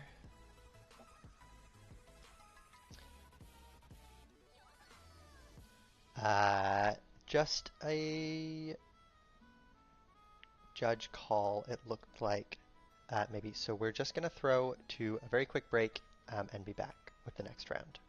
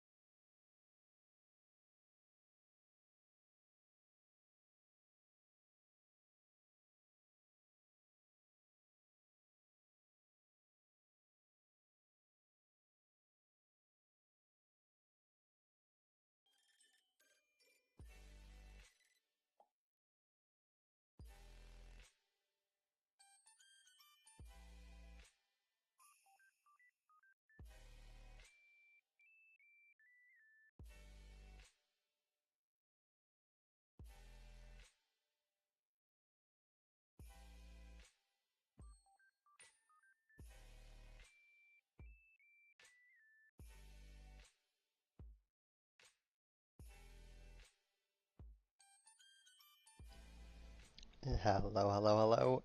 Welcome back to me. Oh, that was a good match one. Got me excited for the day. I would say that could easily be a rematch in top 8. I thought both those players were playing exceptionally well, and their decks are looking pretty strong. These 3 to 4 color mid-range decks definitely looking like a strong option here. But unfortunately not able to close it out in the final round. I think that makes the way the blocking went make a lot more sense as well, since Prawn on the back foot could be looking for a draw there, just not looking to take any risks at that point, given he was pretty under the gun from Zoe's big board. And it looks like we have pairings for the next round. We are going to hop in and watch another match here.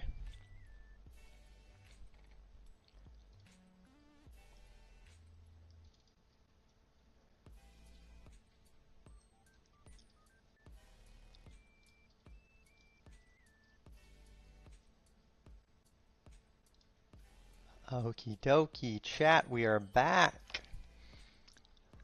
We've got the players shuffling up for game 1 here. It is going to be Cat Island versus Ben here.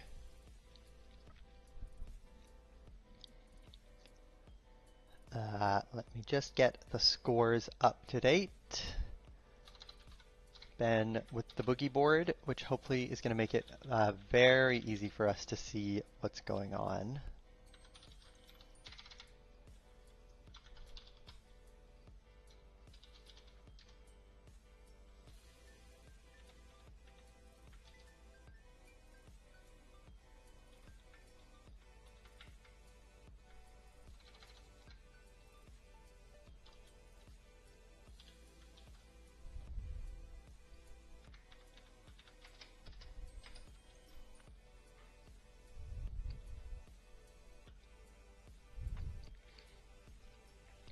Okie dokie. And players looking at their opening hands.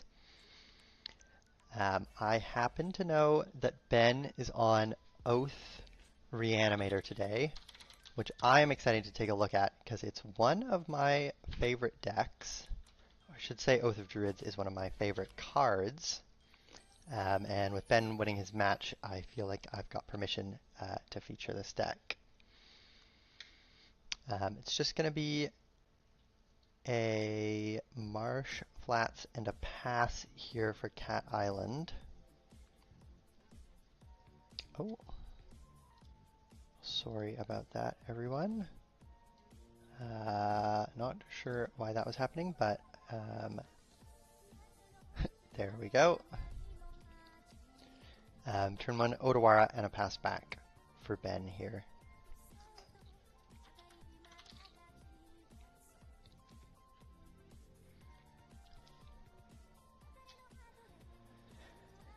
And it looks like Cat Island is on Time Vault today. Time Vault is another one of those decks that is considered just an absolute killer in our online and Vancouver meta.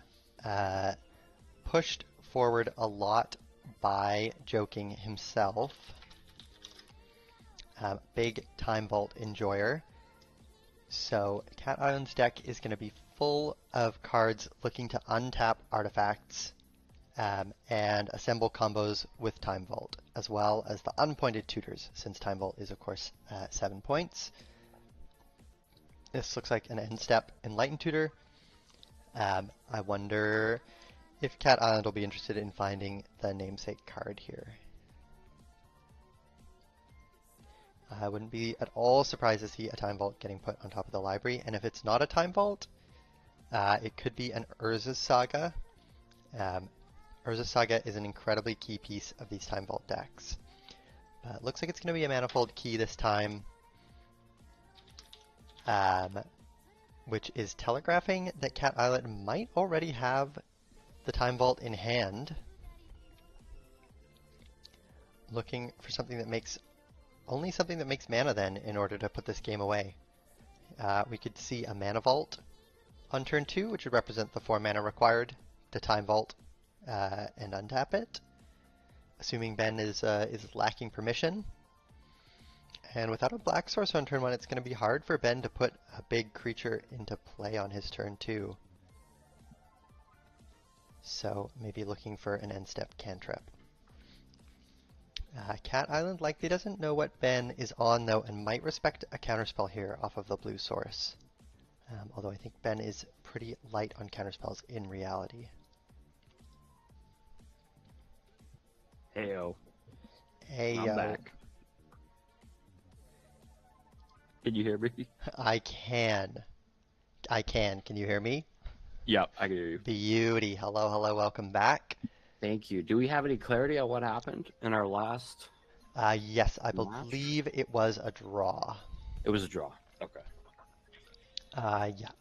Unless they chose to mark it a win for somebody. But the problem is that I don't know how to tell. So, yes, it was a draw. Okay, nice. And we're back here with our feature match between Ben and Cat Island. And these look like 2 combo decks, unless I'm mistaken. Let me tell you, you are bang on. Ben playing Oath of Druids Reanimator, and Cat Island on Time Vault. Wow, okay. So far, just an opt for Ben, and Cat Island had a turn 1 Enlightened Tutor, finding Manifold Key into a Signet on turn 2. Notably, did not cast the key off of the Signet, so likely telegraphing some kind of permission here. Yeah, it's going to be the Spell Pierce. Targeting Ben's Demonic Tutor there. And I think Cat Island is going to go for a win here. Wow. Enlightened Tutor for Manifold Key suggests that he might already have the Time Vault in hand, in which case it's going to be as easy as land number 3, Time Vault Key, and that would be all she wrote if Ben is not sitting on a Force of Will. There's the vault. Hey. Nothing from Ben. Followed with the key. And there's the game, it looks like. Wow. I think Ben just contemplating his life choices, whether he really should have woken up early to play today. How many points is Time Vault? Time Vault is 7 points. Wow. Oh my goodness. Yeah, and just like that, Cat Island is up a game. Wow. Putting it away very quickly with the Time Vault. That was fast. That was fast. Yeah, I feel like we're going to have to rely on your combo expertise for this matchup, because I don't know what the heck's going on. I know Oath of Druids, like I believe that's what Ben's playing, right? He's playing Reanimator with a splash for Oath of Druids. Him and I were talking about his deck list last night, and he said, I said, you have a good chance tomorrow since you're playing one of the best decks, Reanimator, and he said, Reanimator's one of the best decks, but Oath sucks. So, probably not. But I did want to get him on feature match. He was one of the late signups. I mean, Ben's playing Velgavoth too. I think Velgavoth is actually going to be a mainstay Reanimator card. Oh, Everyone's on it. Everyone's on it. One place that Reanimator is not as good as the other combo decks is, or can be, in the combo mirror. Once Reanimator does its thing, it doesn't instantly end the game, unlike this Time Vault deck. Yeah. So Ben could be in the position where he's putting something like Valgavoth into play and then passing the turn. Which would not be excellent for him. I mean, it sounds like he needs to keep a hand with a lot of interaction against a deck like this. Yeah, or he can have a creature which will refill his hand, something like the Atraxa you mentioned in the pre-show. Yeah. Um, Something like a turn 2 Atraxa would likely be good enough to close out the game based on the interaction that it finds off the trigger.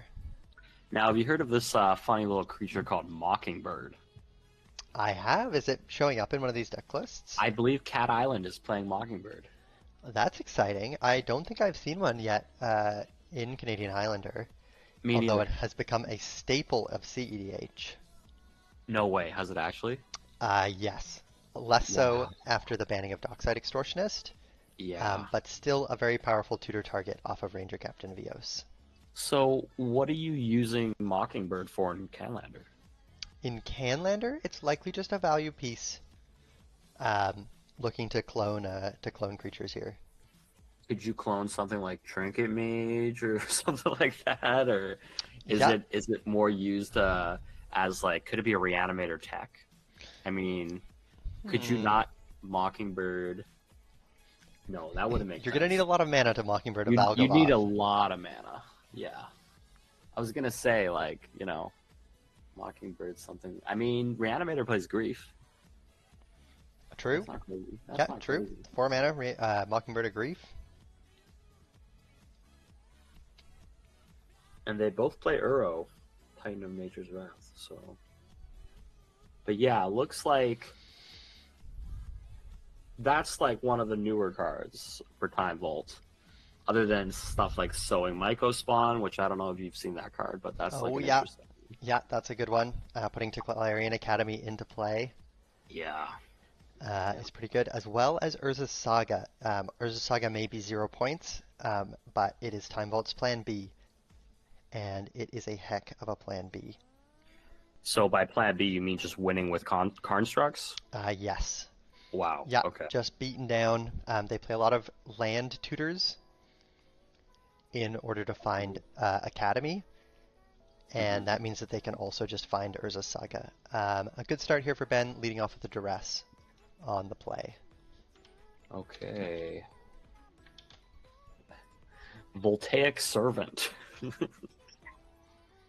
Oh yeah, Voltaic Servant, one of the key cards here. Best creature-based untapper for Time Vault. And a pretty stable hand here for Cat Island. The Duress, of course, can't take the Voltaic Servant since it's a creature. I think it's Remand. Yeah, I think it easily could be Remand. Could be Preordain. Sees a lot of cards toward the Time Vault, depending on what how Depends on much the Ben hand. cares about the Remand. Yeah. Ben stunlocked by the hand. Hasn't found his land quite yet. But it's going to be a Scrubland or a Bayou here. Voltaic Servant is actually very interesting here Mm-hmm. because I don't think Cat Island will expect Oath of Druids out of Ben. And if he just runs the Voltaic Servant out when he has extra mana, he could be punished here by an Oath of Druids. Looks like a Bayou here, Ben playing with non-standard art on those dual lands. Oh, I thought that was a forest. But looks like a Bayou to me. If my choices for that art are Bayou or Scrubland, I'm guessing Bayou. Yeah.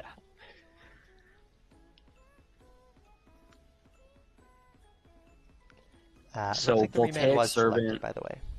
What was that? Sorry. Looks like the remand was taken by the Duress, as you predicted. Ah, okay. So Voltaic Servant. Why does that get punished by Oath of Druids? Well, just because Time Vault doesn't play many creatures, Mm-hmm. so the cards that they play that can turn on the Oath of Druids for Ben are pretty far and few in between. Right. But just because Voltaic Servant is a creature, it would enable the Oath of Druids. I see. I see.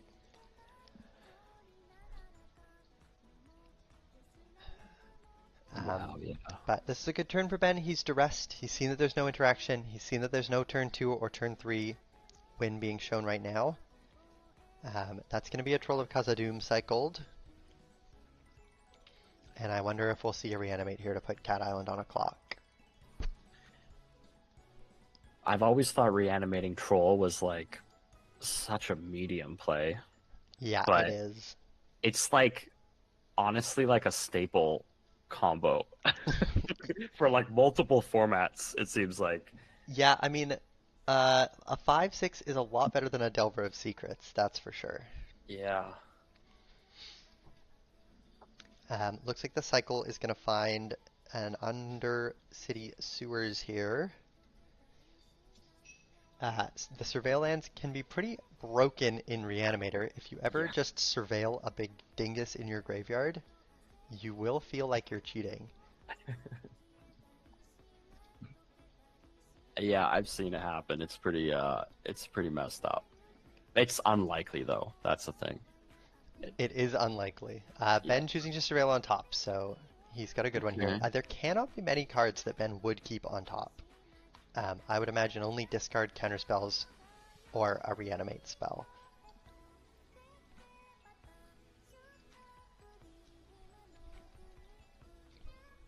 Will we see the Voltaic Servant this turn? That seems like a very bad play to me. I think the only way Voltaic Servant here is good is if Cat Island is sitting on something like an Enlightened Tutor that can just Yeah. pick up the Time Vault on turn 3 and win the game. Right, okay. So it's set up to win on turn 3. Otherwise, it's like, why are we playing that card? Mm-hmm. Because Yeah, we I think, know we saw Preordain, we saw Remand is already off the table. So all that's left is Consider and then a bunch of hidden information. yeah. Underground Sea going to be the pickup here. Oh, okay, that's a Signet, right?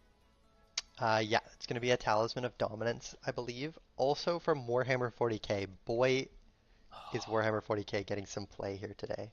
I also noticed, I think in Ben's deck, a Warhammer card, Lord of Change, Oh which yeah, I have not seen anywhere else. it's a Ancestral Recall on a stick. Yup. Uh, and what a stick it is. Lord of Change, a 6/6 flyer, Ward 3. Yeah. And yeah, it feels pretty doomed when your opponent reanimates that one.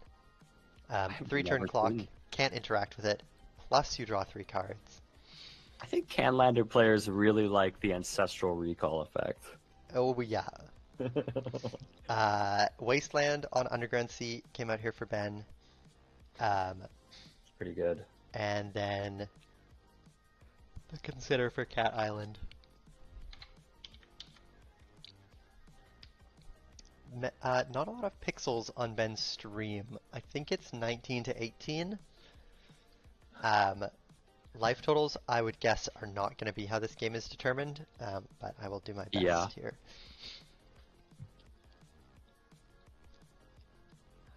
Cat Island actually might be down to 70 now. I think it was 2 spells off of the Talisman plus 1 fetch land.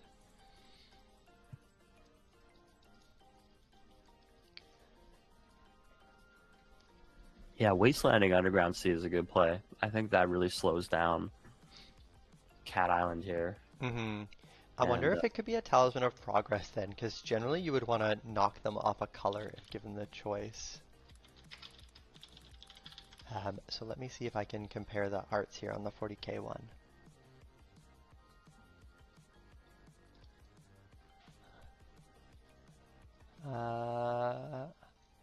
It is actually a Talisman of Progress. oh, okay. So taking care of the Underground Sea here to cut Cat Island off of a color. Yeah. And so Cat Island has no black. Yeah, Cat Island stuck currently on just blue and white sources.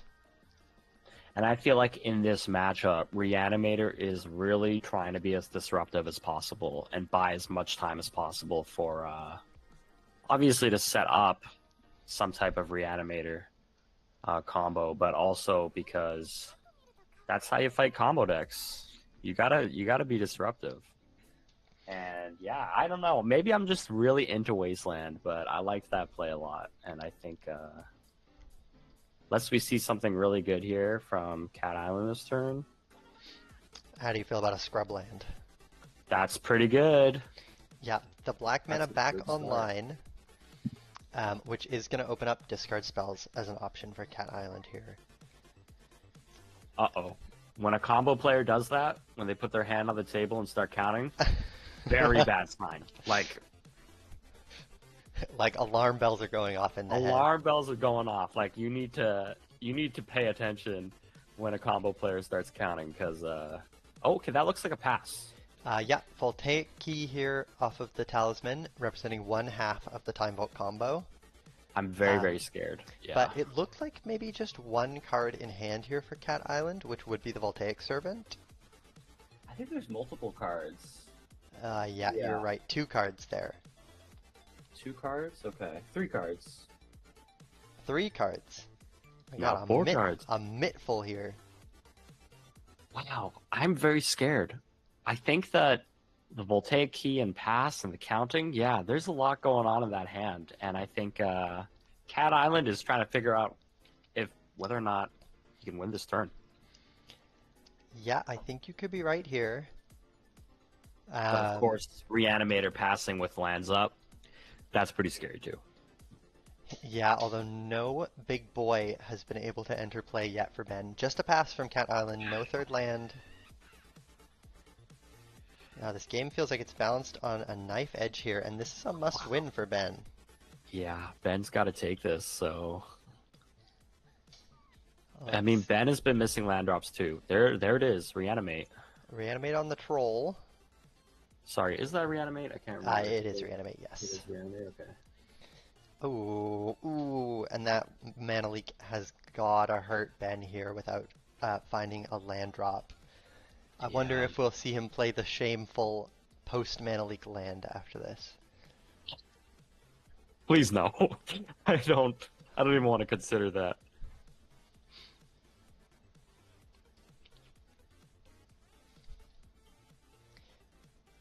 Ben with the somewhat defeated looking finger gun there. That's not as scary a sign as the counting. Usually if my combo opponent hits me with the finger gun past the turn like that, it's a pretty good sign that they are quite sad about how the game's going. Yeah. Yeah, there's no fourth land. I mean, both players have been missing their land drops, so a little constrained resources wise. Very constrained. Both these decks looking a bit anemic this game, not really able to Yeah. put anything together as they flail at each other. Yeah, I mean, it's a good sign. It means that both players are being as disruptive as possible towards one or the other, but I can't help but feel like the reanimate combo is just weaker than the time ball combo. I Hmm. mean, putting the troll into place, you still got like 3 turns to figure it out after that happens. It's true. I'm honestly surprised to even see the mana leak here. Yeah, It suggests that he might have quite a good follow-up, or no follow-up at all and doesn't feel like he can race a 5/6. that makes sense. I think troll's a 6/5, unless I'm like No, really you're mis- right. You're right. It is okay. Yeah. Um, it's gonna be Time Raveler here. The Time Raveler. This is a scary card. When a combo player drops this, yeah, I'm scared. Yeah, they're saying next turn you can't do shit. Put your hand down and watch me cook. Yeah. And it's a tick up on the Teferi. Oh man, This what is this? card might be a Bitter Triumph. Okay, yeah, I mean it's in his deck. Yeah, that's Bitter Triumph. Yeah, for sure. Nice. And that's actually a good answer. Discard a card or pay 3 life here. The additional cost for Bitter Triumph. Looks like Ben's opted to pay 3 life. And dropping an Odawara and casting. Is that a Demonic Council? It definitely looks demonic. Yeah, it's Demonic Council. That's a new Dustmorn card. Okay, this is an interesting card and might be part of the reason why Reanimator is playing Valgavoth. I think Demonic Council gets you Valgavoth. True, it does, a demon. Yeah. But I think Ben was indicating that he has Delirium here. And it's just Demonic Tutor. In that case, it is a 0-point Demonic Tutor. Valgavoth even referenced in the flavor text here on Demonic Council. So certainly must be gettable by it. Yeah, that's pretty cool. I wonder if Ben is Interesting. just going to find Force of Will here. Or Another interesting thing about Demonic Council, it can tutor Grizzlebrand and Lord of Change, which Ooh. is pretty wild. There's actually a lot of targets in Reanimator. Ben on that Demon Kindred deck. Yeah, that's pretty cool. And it makes me feel like Lord of Change, it gives it a bit more equity in this deck. Because before I was like, what are we Dude, you're playing? Like, sleeping on Lord of Change. This card's crazy. I probably am because It I'm not like Canlander, it like who can't be played a bunch. removed. It can't be Caracased. It draws you three cards. What more could you want? It is pretty good. Like the And drawing three is good. generally, 6 power, I think, is where you want to be, putting your opponent on a 3-turn clock. Hmm. Threats with 5 power, which will often represent a 4-turn clock, are generally not as good. I guess like in Singleton, you just need more targets, and I feel like it's like not as premium as Atraxa or Grizzlebrand, but Lord of Change is like it's fine. Yeah, and it does have ward over both those cards. That's true. Ward pretty important to avoid just losing your big boy. That's a good point. Grizzlebrand and Atraxa are both very weak to Caracas as well. Oh Um, wow. so Yeah, you're cards that right. can't be Caracas are important. Here is the win attempt for Cat Island. Going to be a transmute artifact. Hmm. Um, no additional costs declared on the casting of the spell. Since it's from Antiquities, it's templated absolutely crazily. So on resolution, Cat Island will be sacrificing an artifact and searching for one in their library, and then paying mana equal to the difference in mana cost. But this is going to be So sacrificing a 2-drop to find a 2-drop. this is sacrificing the Talisman of Progress to get Time Vault. Is that Yeah, correct? yeah. Okay. One And mana then from up. that point, it's a win. Yeah, 1 mana up to activate the key. That would be all the remaining turns going to Cat Island. Wow, this is not looking good. Not No, looking good for Ben. unless Ben used that big brain of his to find a force of will here. It looks like a Judge Call Okay. coming through. I see Nick joining the call unmuted. Um, I imagine the players have a question here. Maybe around how Transmute Artifact resolves, when you have to sacrifice something, when you have to pay additional costs. Probably. I'm reading this card and it's breaking my brain right now. Yeah, not a card that would be designed in modern Magic. Oh, wow. Okay, looks like they resolved it. There's a Force of Negation. Yeah, big Force Negation here for Ben. Definitely dead without the counter here. Now, okay, that's pretty good, but it's not the end of the game. No, not the end of the game by any means. If it were actual Time Vault getting Force It Negation, could be the end of the game. it could be over. Well, it'd be Urza's Saga, as you said. It'd be Plan B. Yeah, Urza Saga or bust. Yeah. Okay, With well, the Ben's down to two cards, I think. What's that? uh, here's a careful study. Draw 2, discard 2 for Ben. Here's where we get to find out what he tutored for off of the Demonic Council. If it was a big boy or if he tutored for that Force Negation. Or maybe tutoring Hmm. for a threat here, like a Reanimate.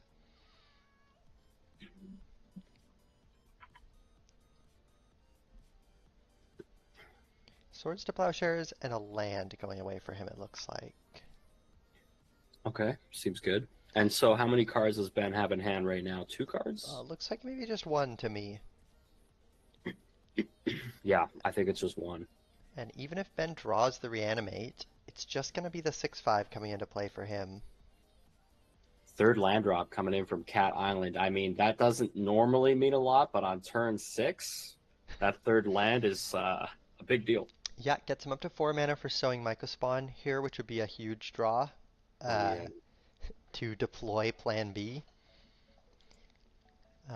Looks like there it's it just going to be is. the Voltaic Servant. This is turning on the Oath of Druids for Ben if he's been sitting on an Oath. That could be quite large here. That would be pretty funny.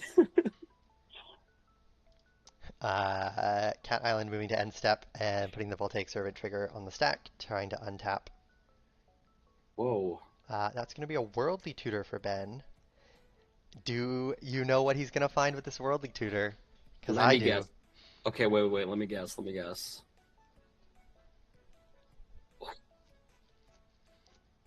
Oh, not what I was expecting. Oh, I was gonna say grief. You were gonna say grief? Oh my god, you're so smart. I was gonna say Metamorphosis Fanatic for the miracle. I don't think he's playing Metamorphosis Fanatic. I see. I have the list up, and I was like, what would I get against a combo player? And it was grief, because with one card in hand, we can't do anything else. Yeah, I was expecting the Metamorphosis Fanatic to put 10 power into play. Metamorphosis Fanatic would be crazy here. It'd be so good, right? But looks like it is going to be the Grief, and maybe a 3/3 Menace will be enough to get it done here. Is there a reason why Ben's not playing Metamorphosis Fanatic? Uh, no. Probably Okay. not. Oh, Um, it's just hard to get. Likely he doesn't have one and didn't proxy one. Okay. Ben, not a common face around these Canlander tournaments quite yet. I think he's maybe only played one Canlander tournament previous to this. Right. Uh, might just be on a bit of a speculative deck list, um, Hmm. but also maybe feels like the Metamorphosis Fanatic is one of the worst reanimation pieces and is playing the Oath over it. Interesting. And here Oh, we see Plan B deployed. crop rotation. Crop rotation. I would be shocked if we don't see an Urza's Saga entering play here. IMB's looking really good for this time ball deck. I mean, grief is not like a crazy creature or anything. No, not by any means. So I mean, but it does make Oath of Druids better. So we'll have to wait and see if he can get that card. Yeah, there's the Urza's Saga. Currently 3 artifacts. And he is going to make 2 constructs Wow, it and actually hit something. then tutor.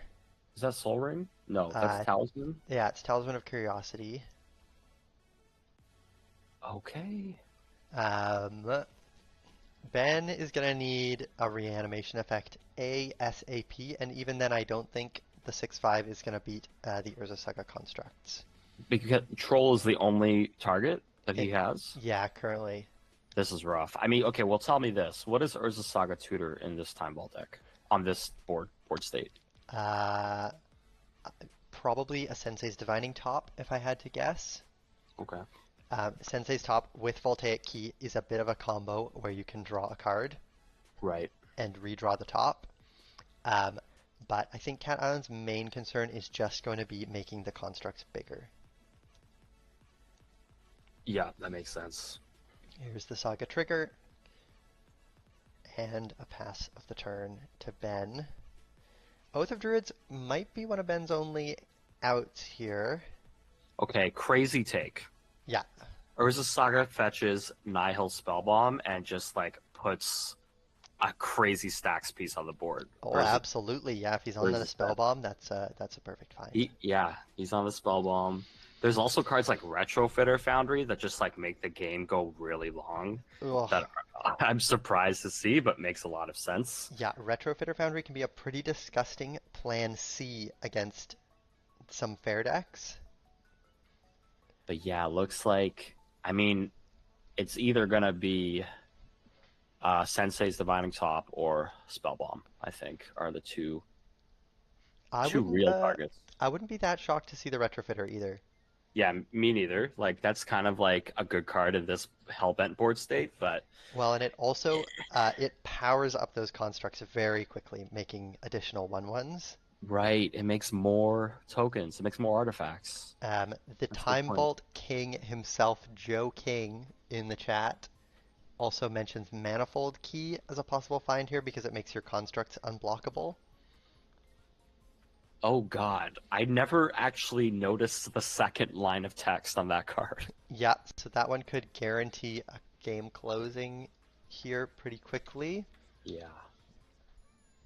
If it were me, I'd take the Spellbomb, because I'd already be ahead on the battlefield with my constructs. I can win just by swinging, and the Spellbomb just is a little bit of insurance, you know? Yeah, and I think you likely know this deck a lot better than Joking.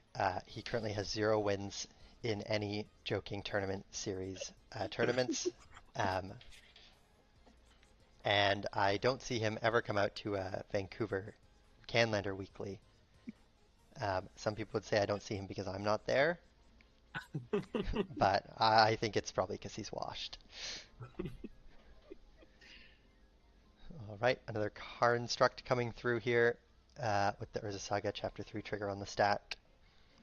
And then we find out who knows this deck best. Oh, here we go. Oh my You're saying God, what's Nihil it gonna be? Spellbomb, I'm saying I'm saying Sensei's so. top, Yeah, and then Joe is saying Manifold Key. It's gonna be Retrofitter and Foundry. Uber Legend saying Retrofitter Foundry. They're Uh, all good. I think they're all good. it's gonna be the Manifold Key. Manifold Key. Oh, Okay. okay. Nick's the best. Nobody can touch him. He's the Time Vault King.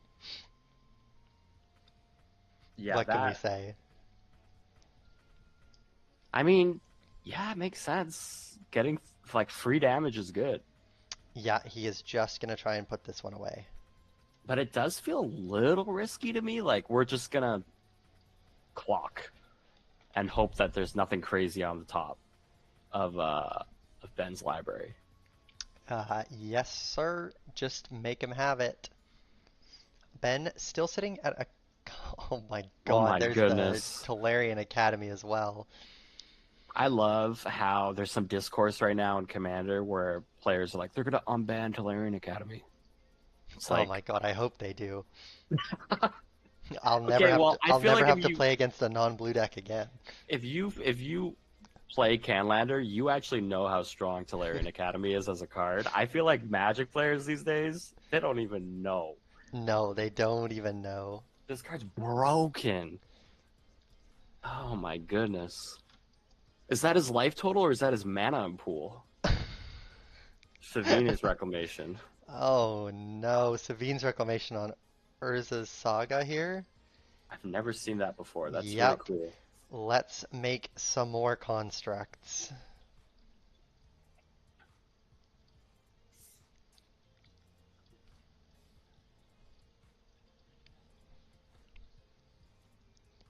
Nick was in a judge call when he was vindicated, um, but the manifold key got found as you predicted. Um, yeah, this game is looking very doomed for Ben here. Hmm. I think his out at this point is just Oath of Druids. So, where do you put this Time Vault deck in the meta? Do you think it's a good deck? I do. I think it's a top three deck right now. You think it's a top three deck? I do, yeah. If not, the best deck. I feel It's like there's a lot of best decks in Canlander. listen for me. It's between Time Vault, Reanimator, Hmm. and one of the fair decks, It's Jeskai or got to Check. there's no respect on Jund. Like Nope, zero respect on Jund. I think Jund is so good. I can't believe this. Hey man, I think Jund is gonna win this tournament. I'm just saying it. ooh, Inquisition? Is that Inquisition? I don't recognize that one. I don't either. Okay. I What is believe it's from the Fallout set. what does Ben need to draw here to like actually have a chance? Oh, Ben is actually thinking. That's I a good think sign. Ben needs to draw something like Treasure Cruise here that lets him see additional cards. That would make sense why he's looking through his graveyard, looking for what he's gonna delve away. Um, Treasure Cruise would be really good. I don't think he has any one card outs unless he's playing Living Death for some reason. What? Is that a card that gets played? No, not typically. But boy, would it bang on this board. Yeah, that'd be pretty good. He would need an extra mana, I think, to make that. Oh no, he's got 5 mana. Yeah, 5 mana Oh for that my one. god. Why did we not get the spell ball? I'm just saying. Uh, I'm just saying. this is in Tomb for Ben. I don't think this is good here. Oh wait, this is in Tomb. This doesn't even matter. Oh, well, actually, Okay, talk to me. he can block one of the constructs here. Right? Sorry, he cannot block one of the constructs here. He is just dead. Uh, Because of Manifold Key. yeah, it's going to be Manifold Key to make one unblockable, Voltaic Key to untap the Manifold Key, Manifold Key to make the other one unblockable. Uh, and that's going to be it. Left, right, good night. Yeah, I mean, I think that's game. Yeah, I it's don't think looking there are like any it. Unless Ben has something like No, I can't think of anything.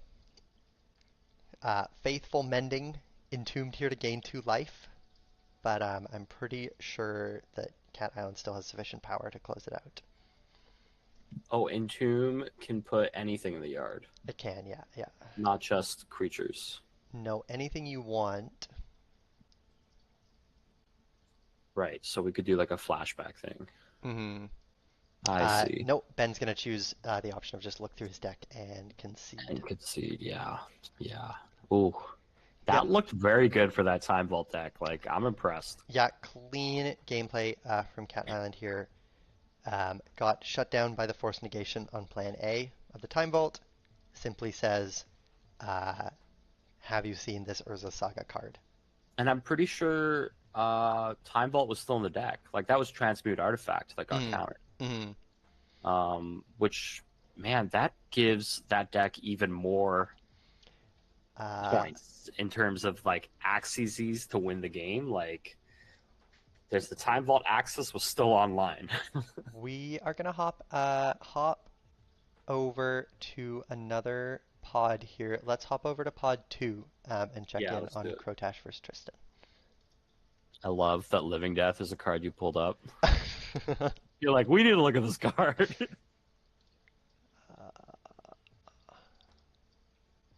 Oh, huh? Huh? It can hear audio. Uh, oh, it's because Crotash is using the stream function rather than the camera function. You'll just need to turn off the audio in the stream.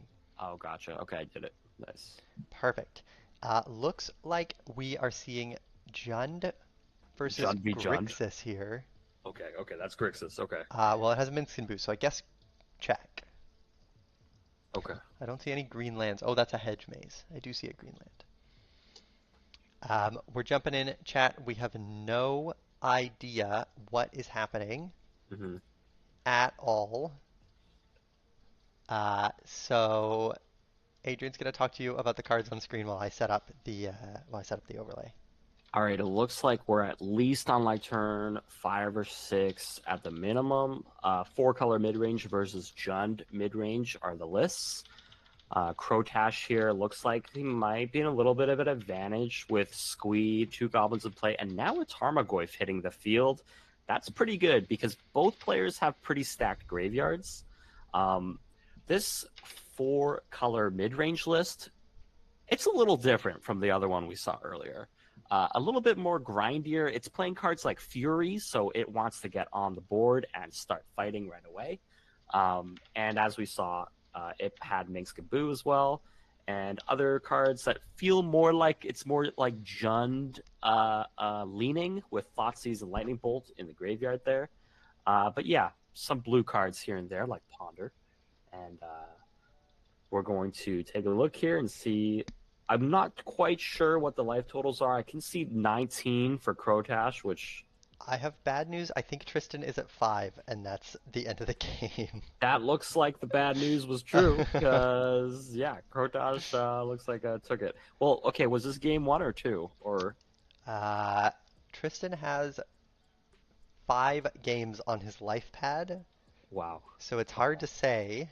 Could be the end of the match. It could be the end of the match. I see Crotash typing, and I wonder if that's reporting. Yeah, I see a message in match results. So Okay. I So think we're moving on. we're moving right on. All good. Let's hop up to pod 1 and see what's going Let's on do there. it. Let's do it.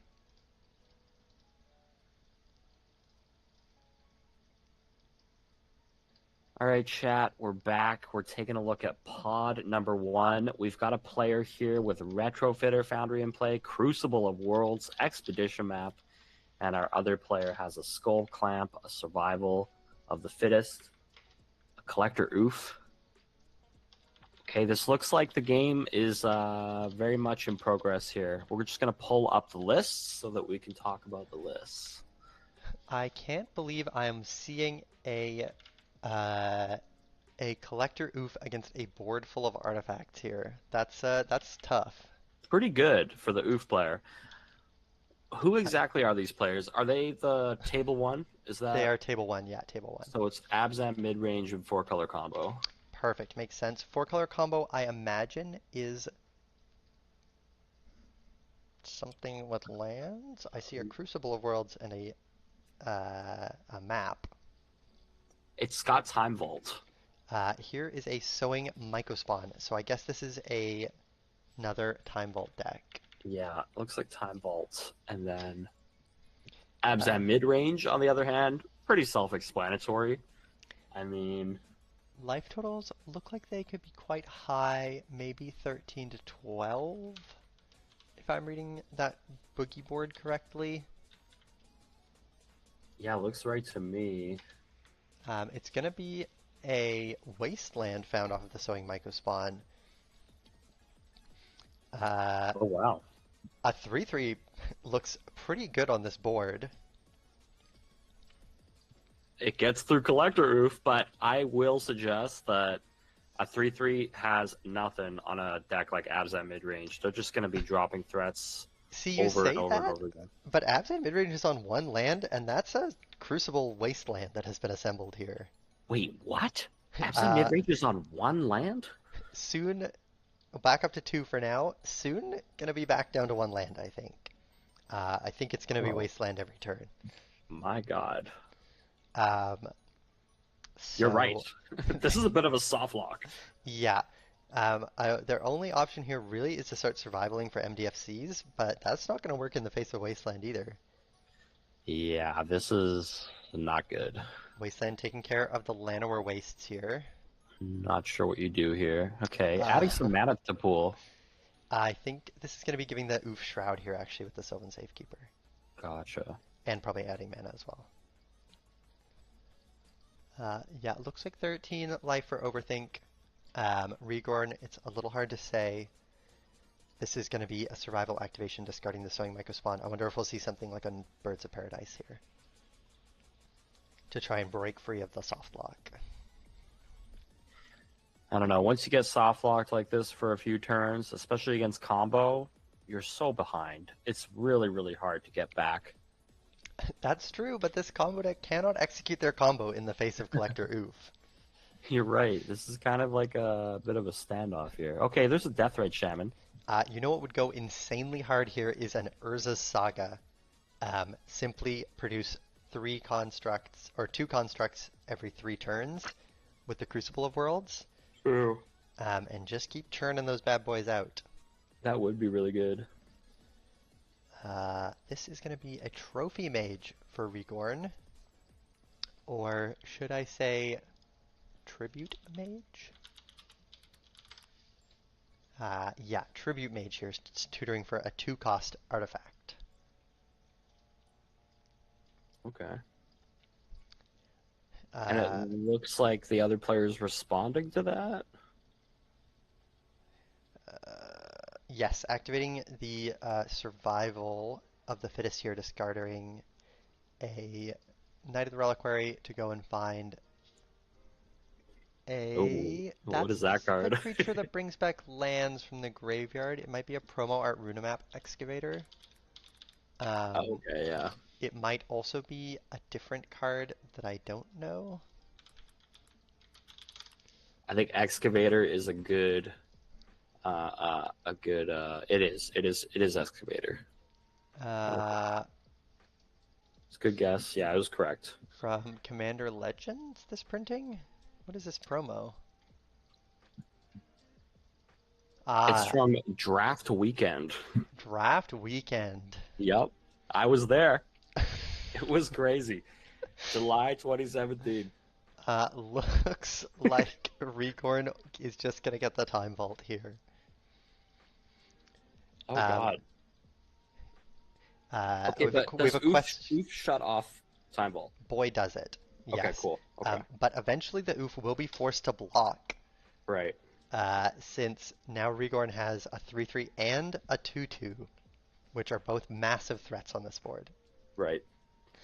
We have a question in chat, Uber wondering if there's anime music quietly playing in the background. Um, Sounds like you might just be a weeb, Uber. There's no way I'd be quietly playing anime music in I the don't background. hear anything.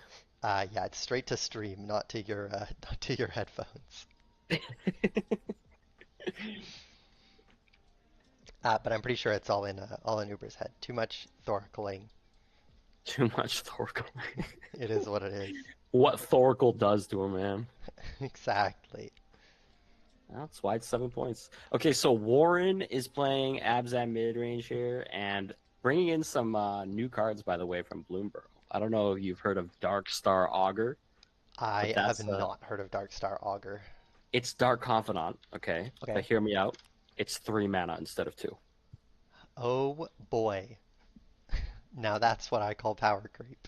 It's pretty much it. I mean, it can fly and it's a 2/3, but I other than that, see, and you can also has offspring, it has offspring. so It you has can make two of them. It's two yeah, Tart Confidants in a trench coat. exactly.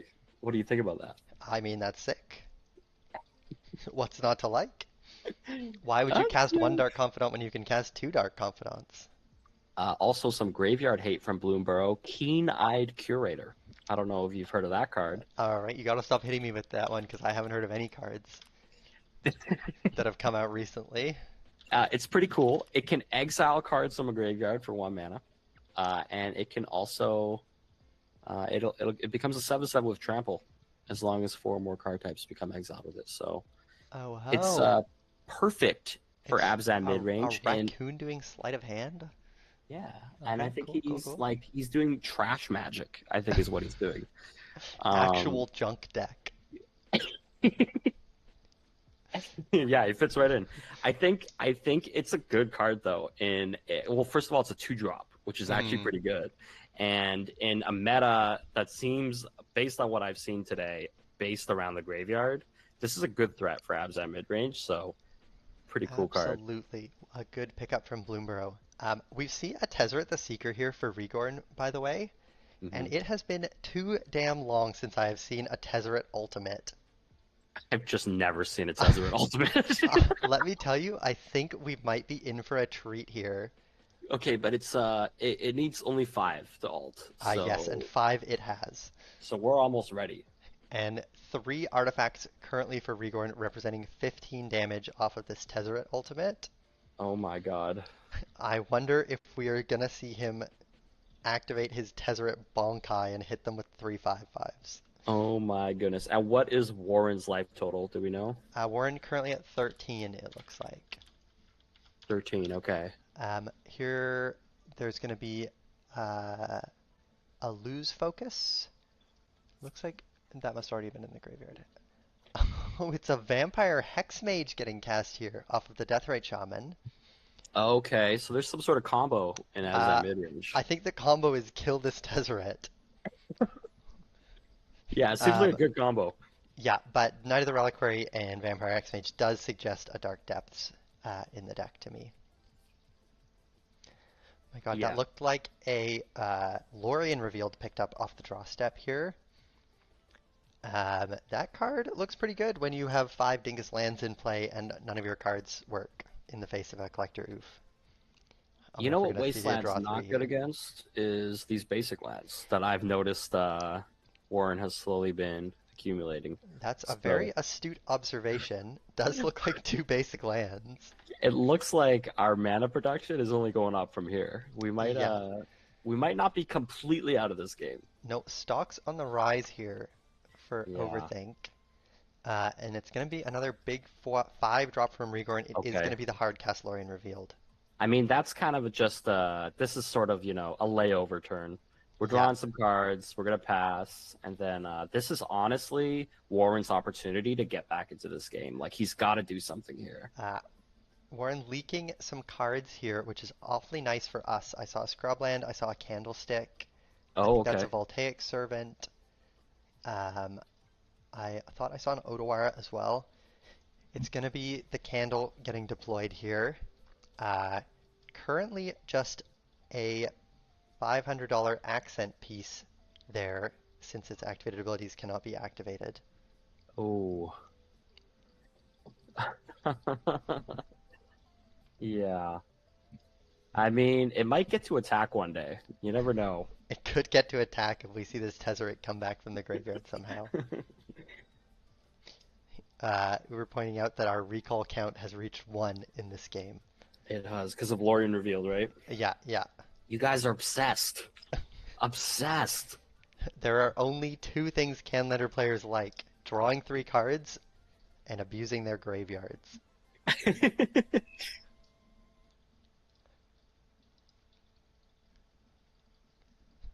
This game looking pretty stalled here.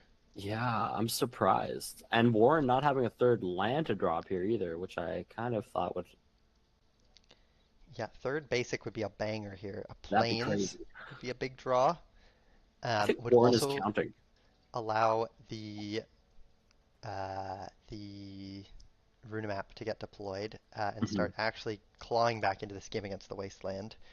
Currently, the 3/3 Sowing Mycospawn is still absolutely dominating the board here, holding it down. I wonder if we're going to start seeing some Deathrite Shaman activations. Yeah, so Deathrite Shaman, it can't get rid of Wasteland. Is that right? Because you never get priority. Uh, you will actually get a window to get rid of Wasteland while the Wasteland ability is on the stack. Oh, so that's why. Because I was saying, like, let's get Ramanap out there. Oh no, we've got to land anyways. Oh, unfortunately, it is a Surveil land here, but It's not might good. be threatening the Wasteland if it does get cracked here with the Deathrite Shaman. Yeah. Difficult decision for Overthink here between casting the random map for 3 mana and holding up the Deathrite Shaman to answer the Wasteland. Ooh, Looks like the choice is going to be casting the spell here. I don't hate it, No, I think random map is a pretty good route back into this one. but what about this other card that could be? Oh, well, no, we're considering. Oh, okay, I think this is Prismatic Ending. Oh, Prismatic Ending for 3 colors to get rid of the Trophy Mage here. Interesting. Now, do you like that play? I don't understand that play just yet, Yeah, but we'll see what Overthink's last card in hand is. I'm a little confused.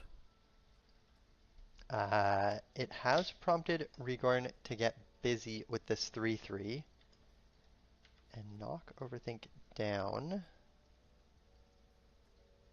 Oh, looks like Rigorn is actually the one at 13. And Overthink here maybe at a different life total that I can't read. Unfortunately, looks like Overthinks is just cut off a little bit. Yeah, Could be a 16 from based on Rigorn's boogie board. I'm gonna I go with can't tell. 16 for now. The pixels are too. Yeah, we only have a few pixels. It's tough. It's is that a Tolarian Academy? That's an academy. All right, and we just had a recall last turn. This It's is not looking good. this is big points coming into play here. Big points. Yeah, Prismatic Ending on Tribute Mage is. I feel like we could have held up, a way to deal with Wasteland, or we could even Prismatic Ending Crucible of Worlds and just shut down the loop entirely. It's true. Ooh, Otawara? Otawara the Sowing Mycospawn. This is going to be the Sowing Mycospawn getting redeployed with Kicker Hmm. to exile a basic land, I imagine. That's pretty messed up. That's pretty messed up. And it Oh, gets. my apologies. That was Otawara targeting Collector Oof, Okay. which Well, also killed a land here because it had to be sacrificed to the Sylvan Safekeeper. gotcha. There's a Mox Opal getting deployed, as well as a Mana Vault. Neither of those cards play, but I think this 3/3 might be getting it done here. Yeah, it's kind of crazy to see that this 3/3 might just end the game on its own. Yeah, that is a Heal Giant, 4 mana 3/3. And It's been closing games of Magic since before I was born. What do you do if you're overthink in this position? Oh, it's tough. I feel like last turn was your window to resolve one spell Yeah, for this game, I agree. and the window might now be closed to be able to take many more game actions. Again, if the Wasteland were cracked, there could be a window this turn. Hmm. But without a non-basic land getting deployed from Overthink, I think it's unlikely that that Wasteland will be going to the graveyard this turn. So at this point, it's really just a race to get Collector Oof off the board. Yeah, or just kill Overthink with the 3/3. We can't see a double block here because Regorn has the Time Vault in hand. It was revealed off the Tribute Mage. Oh, yeah, okay. This is going to be a Voltaic Servant, not to gain any value, but just as a 2/2, which plays on this board, preventing a crackback for 4 from Overthink. A 2/2 is an absolute haymaker on this board. It's A insane. mega haymaker. It's crazy good.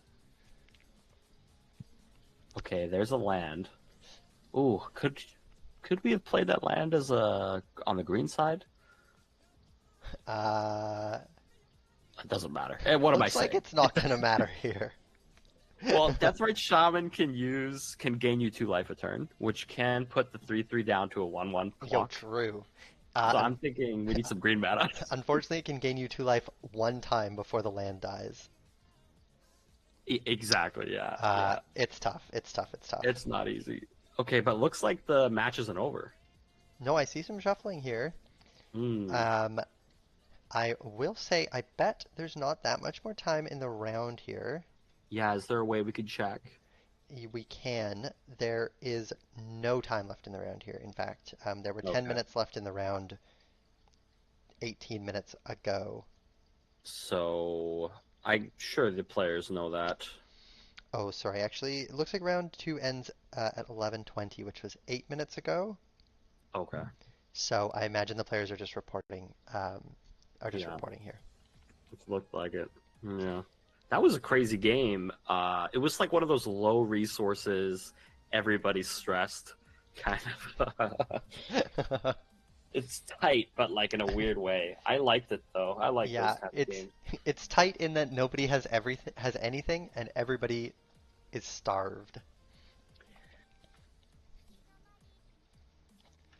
All right. Well, it looks like we're heading into round 3 then. Yeah, it should be pretty much straight into round 3. And how many rounds are there?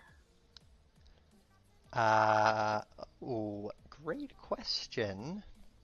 There's probably 4 or 5, and then a cut to top 8. I would imagine 4 rounds followed by a cut.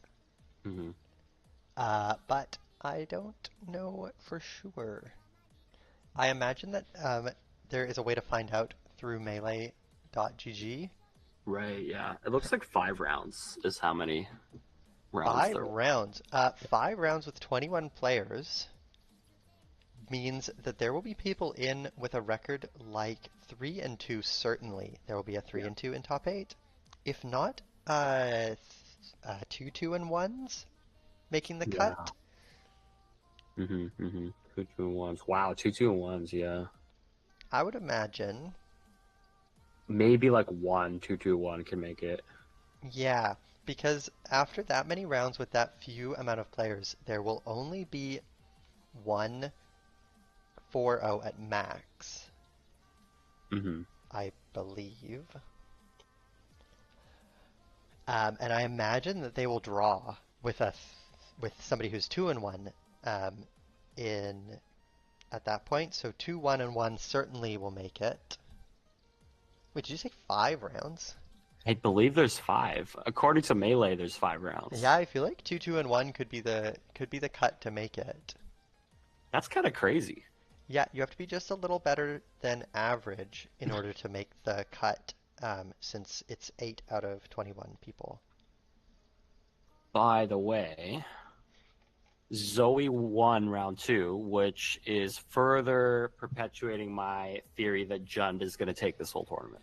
I appreciate your opinion on Jund, but I think Zoe is just cracked. There's, I think, another Jund player. Oh no, there's 2 other Jund players. So Jund combo. What the heck? I wonder what Jund's record overall is here. Yeah, good question. Oh my god, Jund combo looks... It's goblins. They're playing goblins. We have a goblins player. Is Cool. Mind Goblin making an appearance? Mind Goblin is one of my favorite cards. Also, I would just like to say I might have some credibility to speak on goblins. I in the goblins Discord, I'm a goblin champion. Okay, I took down my store championship with goblins. I love goblins personally. I love talking about them. I've seen a goblin in real life, so I've got a lot to say about goblins. So I'm very excited if we ever get to cast that. What is the record of the Goblins player right now? Because I would love to take a look at this deck. Yeah, let's see here. So in round, they're Jericho Light Shield, I think is who they are. Yeah. And in round one, they lost 2-0. All right. So it's Unlucky. not it's not looking good. And currently in this round, they haven't reported yet, so we don't know yet. But I am rooting for the Goblins player. I love Goblins, so we're gonna Well, see what happens. if they pull it back and make top eight here, Hmm. we will certainly watch them in the quarterfinals, I think. Yes. Oh my gosh, yes. Exciting to see that they're on the Black Lotus, looking to cast their goblins very What? quickly. No way. Uh, Also playing the One Ring. Turn one, the One Ring off of Black Lotus is quite a good start. You can accrue a lot of ancestral recalls quite quickly. Black Lotus is like 7 points, right? That is correct. Yeah, yeah. Okay. So it's Black Lotus. Birthing Pod, I assume, is like a point, or maybe it got depointed. I don't know. I couldn't tell you. I would say that card deserves to be 0 points, but I agree. Skull Clamp and Mox Ruby, I assume, are points. Mox Mox Ruby, Ruby of is course. Skullclamp surely not points anymore. Yeah, maybe I'm just thinking 2014 Highlander, you know? Unfortunately, you guys have the absolute mega boomers Yeah, on we really do. commentary today, so chat, you can tell us what points are these days. Yeah, we're a little bit and coincidentally, everyone in Victoria, BC who plays Canlander is an actual boomer, like 40 plus. So it's Well, I mean, it makes sense since Victoria remains somewhat anti-proxy, as I understand it. no, we're pro proxy. We allow 10 proxies in tournament at Yellow Jacket, which is pretty amazing actually. That is a big Um, change from back in my day. it was anti proxy. It was super anti proxy. I think this change happened in the last 2 or 3 years. But Canlander went from being like gatekeeper, kind of hard to get in. Now it's very open. Like pretty much anyone can join. 10 proxies, still not that many when you consider the amount of crazy cards that these decks play, It's true. It's but true. certainly will cover your Yeah. reserve list cards in many decks. Like I think Academy, most of the money is in like 7 or 8 cards, Hmm. and you could just proxy those and play Academy.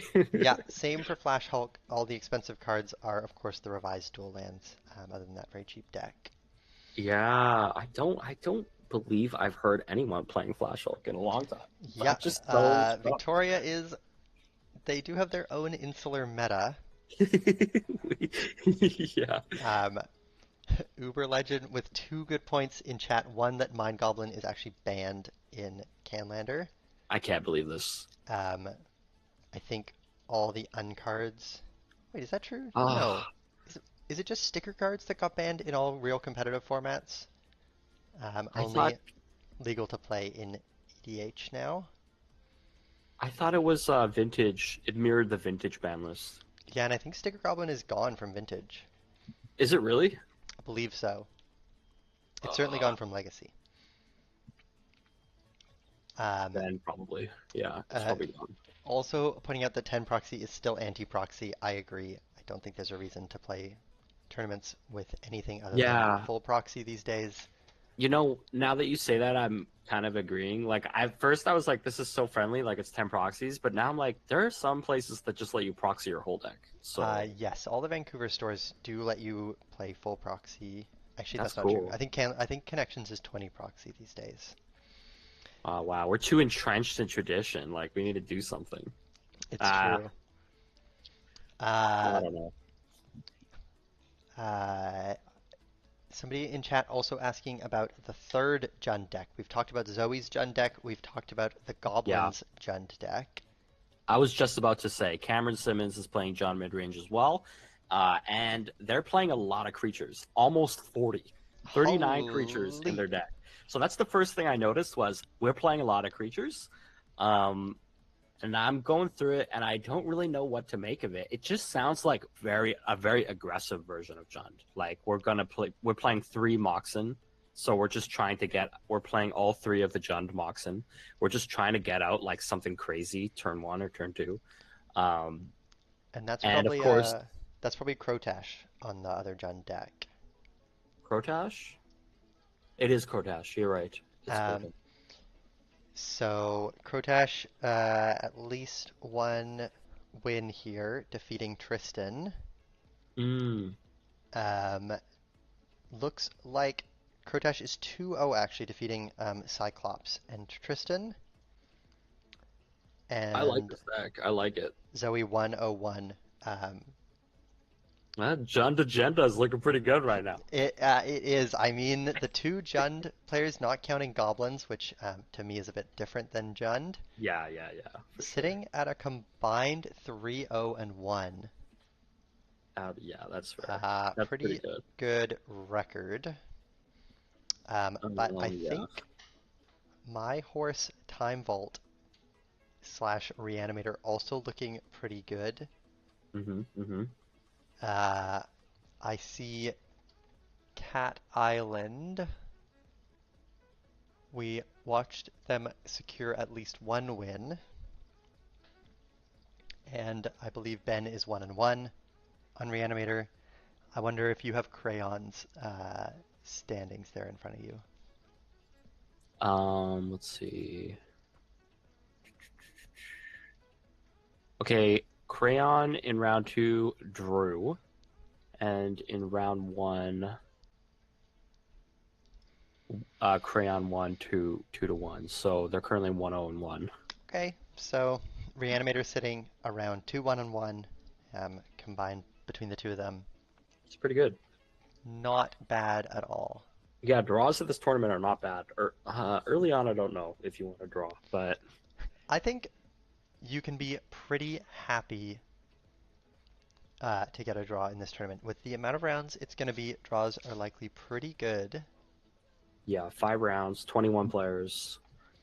It's not bad. It's not bad. Like in some tournaments, it's awful. You don't want to do it at all. But in this tournament, it's not bad at all. Yeah, in some tournaments it's death. A draw is a loss. GPs have historically been like that on day one. Yeah.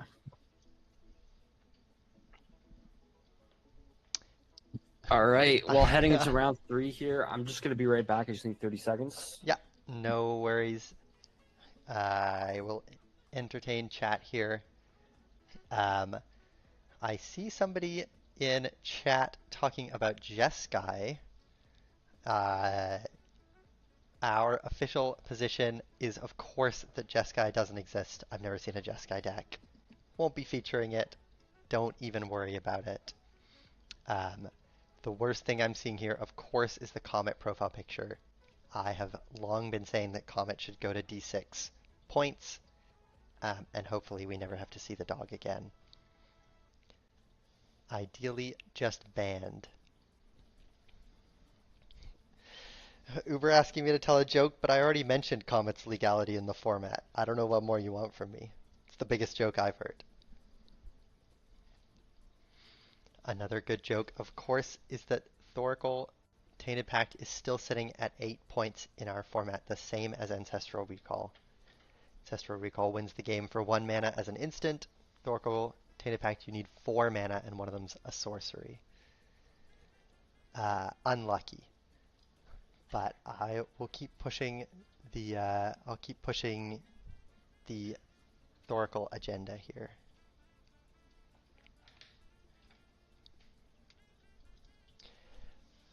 If I wasn't going to play Lotus Breach in the format, I would play Flash Hulk. I usually Flash Hulk is my tournament deck. Um, I think it allows me to not know anything about the format uh, and still secure some wins based solely on the luck of drawing Flash and Hulk.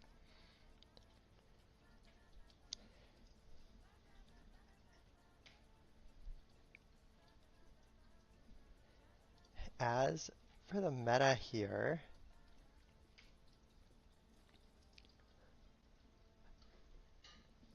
looks like a fair bit of combo in the room.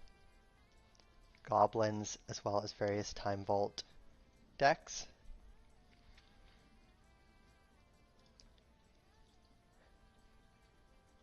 Okay, I'm looking at this handsome and attractive deck list here from Impulse 27 to see what kind of gross stuff Jeskai the enemy is on today. Yo, I'm back. Yo, I'm just taking a look at Impulse's Jeskai control deck here. Ooh, I love Jeskai Control. I hate Jeskai control. I Uh, love it. Oh, Aragorn. Oh my God. yeah, this deck playing some truly disgusting cards. White Plume Adventurer. I am so happy. This is the deck I would play. Oh, Comet. Comet Stellar Pup is Yes, we were talking about this while you were gone, actually. okay. Comet, some people like me think should be banned from this format. It's the only uncard that sees play. So Oh. just get it out of here. Or put it to 1d6 points. I mean, okay, the second thing is not right. You can't. But like, if we're gonna ban, I think we should just ban all the unsets, just to keep it clean and Couldn't keep it agree easy. more. Uh, Um, Looks yeah. like pairings are up. Okay. So we're going to go ahead and hop over into pod 2. It looks like is the only pod that has somebody we haven't seen already today. So Okay. let's hop over into pod 2. Let's do it.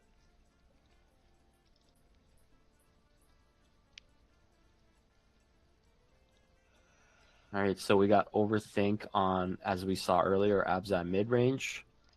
I'm yet to be convinced by this deck, but I think it's pretty cool. Like, I think it could be a good deck. Yeah, you don't like it as much as Jund, eh? I really think you need to be like in red in Canlander.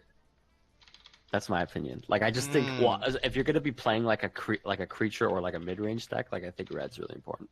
You just get so much like options to close the game out. Yeah. And it also lets you play cards like Migskaboo and like other broken red cards. Like it, but Abzan Comet, mid range is Pyroglyph. less of a like. It's less of a like. We're gonna use spot removal and play whatever like threats like Jund will, and it's more of like. I feel like it's more of like a stacks deck. Like Yeah. it's a little bit more like a taxes aggro kind of deck, and that's cool. Like maybe it's really good. Yeah, some prison elements for sure we saw in our first look at Overthink's game. But I'm looking forward to seeing what they can accomplish here. I wonder if you're able to figure out what Rabid Ferret Man is on today. Yeah, so they're playing Naya mid range. And yeah, we've got, Comet, Minsk and Boo, Ren and Six, but also the new Ajani from MH3. Yeah, I've heard that card's pretty good. Yeah, this is a very interesting list. This is going to be quite a slog. It looks like both decks are prioritizing the battlefield as their main win condition. So Perfect. That's what we need here is a nice long match. oh wow, we're playing Flage from MH3 and Migloz Maze Crusher from Phyrexia All will be one. Migloz is a card that I was very high on in Standard, and I'm surprised to see it here at all. This card is called Migloz? Yeah, it's called Migloz Migloz. Maze Crusher. Enters battlefield oiled up, Yep. and you can de-oil to get +2/+2, destroy an artifact or enchantment, or gain vigilance and menace. Crazy. I thought oil was gonna be a thing in Standard. I was like, this card's so good, You were and ready to just get like oiled up. nobody played it. It was played a little bit, but it wasn't like it didn't break Standard or anything like that. But it's such an efficient card, like 3 mana 4/4. It's just very efficient. So Yeah, and it has like 5 chapters of a novel on its text box as well. I will be honest, I think Naya has the edge here in the matchup simply because the removal is better. And Interesting. And you are an absolute red fan. You're saying red's the color you gotta be playing right now. well, I mean, Abzan's playing like X2 like prison creatures, and Naya midrange is playing Fury. Like I see. it's a different type of battlefield that they're both trying to cultivate. Like I think Naya just has a huge edge. Actually, I think it's a big edge. Yeah. I Uh, mean, we'll have to see. Pain lands here from both players. Ooh, what is that? That's an exploration. Is that like a Chinese exploration? Looks like it might be a Oh, it's Chinese Japanese. exploration. Yeah. Cool. Okay, Following up cool. with the Wasteland. Oh my gosh. Uh, Wow. if we see a Crucible here, it's gonna be game over. We saw Runemap Excavator in this deck. Um, Mhm. when paired with Exploration, that gets especially difficult to deal with. Yeah, I mean that's pretty good. We're gonna I believe that Explorer is in the wrong zone. no, no, it's an Okay. Exploration. Oh, it's an exploration. Oh. Okay, Yeah. a Johnny. Okay, this is why red's so good. Okay, like Okay, a literally a Johnny. white card. Yes, but it needs a red permanent. Yeah, you're right. Yeah, this is he like we need to do something about a Johnny. Okay, like it's scary. Beseiju, as well as is that the green blacks? What land is that? I think that's Bajuka Bog. No, it's not Bajuka Bog. Is that Bajuka Bog? Is that Fast Bond? It's not Bajuka Bog. It is Fast Bond though. That's Sylvan Safekeeper and Fast Bond. Okay, okay. Uh, Overthink is a crucible away from winning this game with nurturing peatland sacrifices.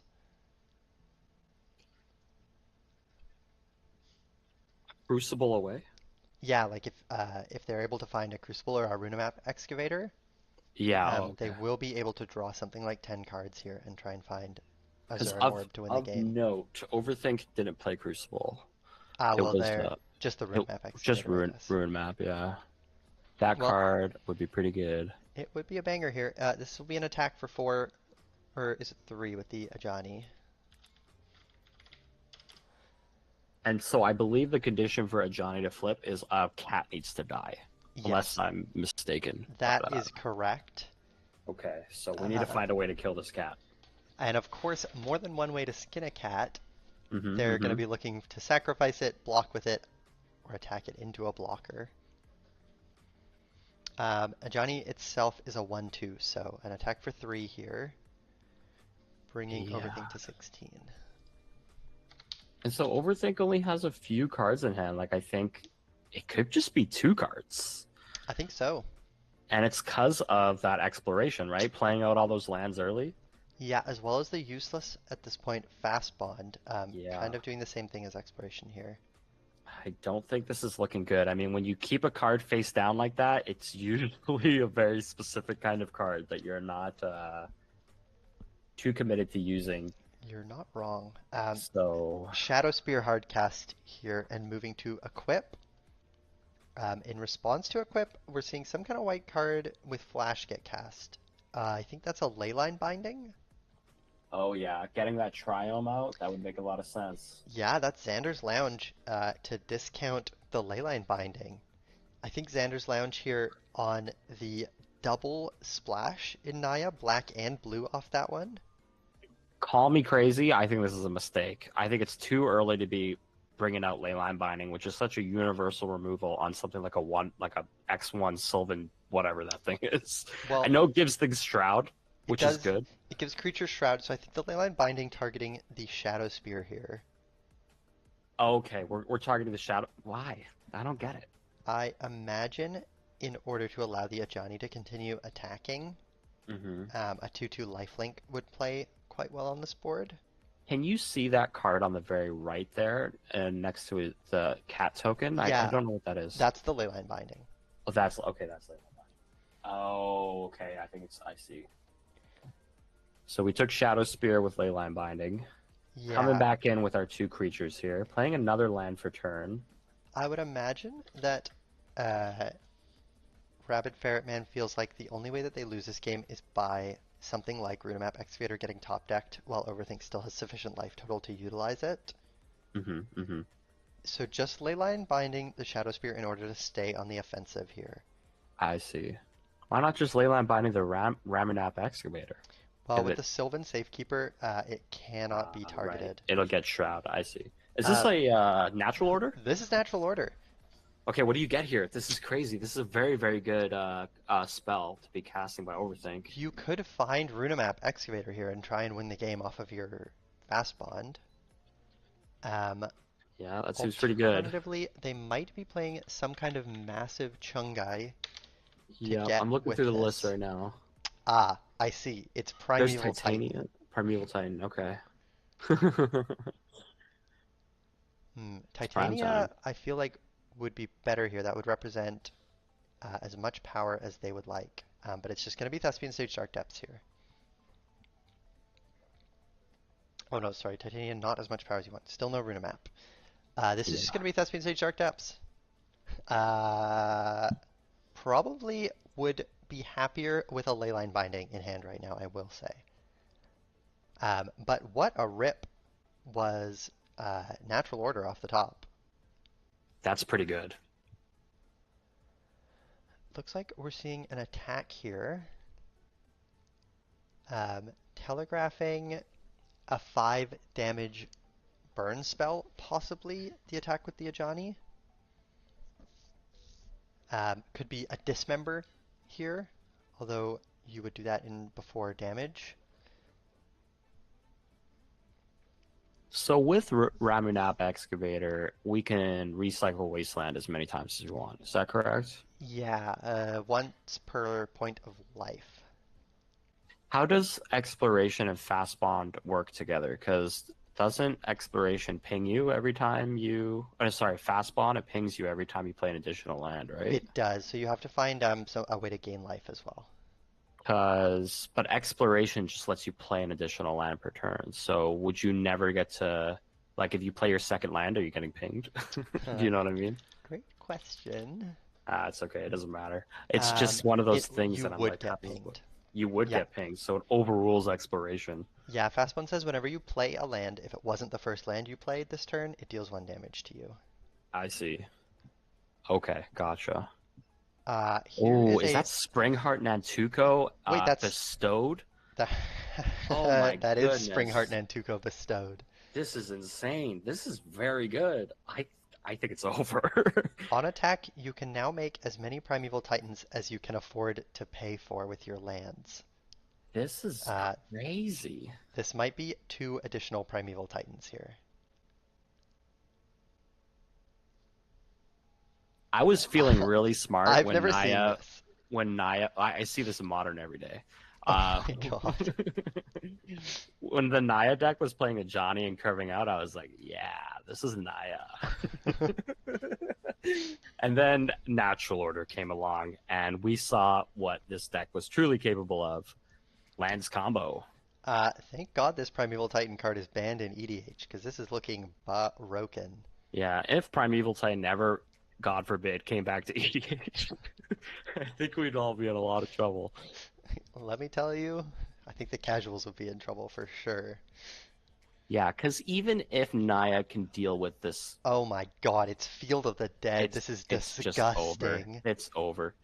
I mean, I Oh was gonna say, no. like, if Naya had a way to deal with the battlefield right now, there's still Dark Depths Thespian stage, and now there's Yeah, Urza Saga. Like, it's too much. and I think we're gonna see something like um, Urborg or the green Urborg here Hmm. in order to get one more Springheart Nantuko. No, it's just gonna be Strip Mine and Witch's Cottage. So, what do you think Naya's outs are? Like, what do you do in this position other than just scoop them up? I would just scoop them up. Me too. Uh, Maybe Naya's playing for more information. that's true. This is a tournament, so it makes sense to play it out here for sure. But this Mhm. is just an absolutely disgusting board state from Abzan. 2 Primeval Yeah, Titans and uh, 4 2/2 zombies you got to put the and respect 3 on this 1/1s. deck. It gets Natural Order and it just wins. Yeah, this is crazy. This Primeval Titan has Primeval Titan Springheart and Antugo combo has produced uh, something like 22 power here, Hmm. as well as setting Wow. up Thespian Stage Dark Depths, as well as a Strip Mine and an Urza Urza Saga. Saga. Yeah. And on attack next turn, I think they will just make basically as many tokens as they want. Uber's wondering if Naya has Price of Progress here as an out. That would be a I good one. I don't think so. I'll take a quick look. That is an interesting out though. They don't. Looks like they decided to go with my line of scoop it up. It's quite a good line. I use it a lot. Yeah, thanks, me too. Yeah, that was crazy. Natural order. I mean, obviously, when a natural order resolves, you know it's going to be pretty bad. It's going to be rough. But I haven't seen anything quite like that in a while. No, and I don't play Modern. I've never seen this Springheart and Antuco Primeval Titan technology. It was like a thing for a while, and then after MH3, it completely. Well, no, it after the meta sort of matured, it was not as good. Hmm. It was kind of understood that like prime time isn't quite where it was before. But yeah, this technology was pretty cool. It was pretty cool for a while. It made that deck look a little hype. Yeah, that was a lot of power to put in play very, very quickly. Yeah, that was pretty darn good. I what I really liked about it were all the alternative win conditions that Primetime can facilitate, bringing Hmm. in Dark Depths Thespian Stage and Urza Saga as backup plans in case Naya had something up their sleeve. That's when I really figured that the matchup, that game was over, because I mean, Yeah, it's like even if you answer the threat that they actually got with the natural order, mhm. just the lands alone are winning the game. I mean, what Naya needed to do if they had it was in response to bestow Solitude Primeval Titan. And that Hmm. was like the out that would get them back in for sure. But even then, that's best case scenario. Even then, we still have Dark Depths. That's pretty crazy. Yeah, So, yeah. Even with the right answer, they'd still be facing down a 2020 that turn. so yeah, I'm impressed. I really liked what that deck could do with just natural order. Um, maybe maybe red's overrated in my head. I don't know. Maybe it's not so good. I don't know. We'll see. We'll see. We still got a full game to go here. Overthink leading the game 1-0 at the moment Hmm. versus Hmm. Rabid Ferret Man. Um, You cannot count out a rabid ferret, though. you definitely can't. If you ever see one, go to the ER, okay? Because they are scary. I've never seen one. Yeah, and you know the scariest place to find them is when you corner them. And down a game, Rabid Ferret Man is cornered. He's cornered right now. Okay, you can't underestimate this man. He's playing Stoneforge Mystic. Okay, Holy. I like remember that we card from back in my day. You know that card used to be a point? no way. Wait, didn't it back in 2018?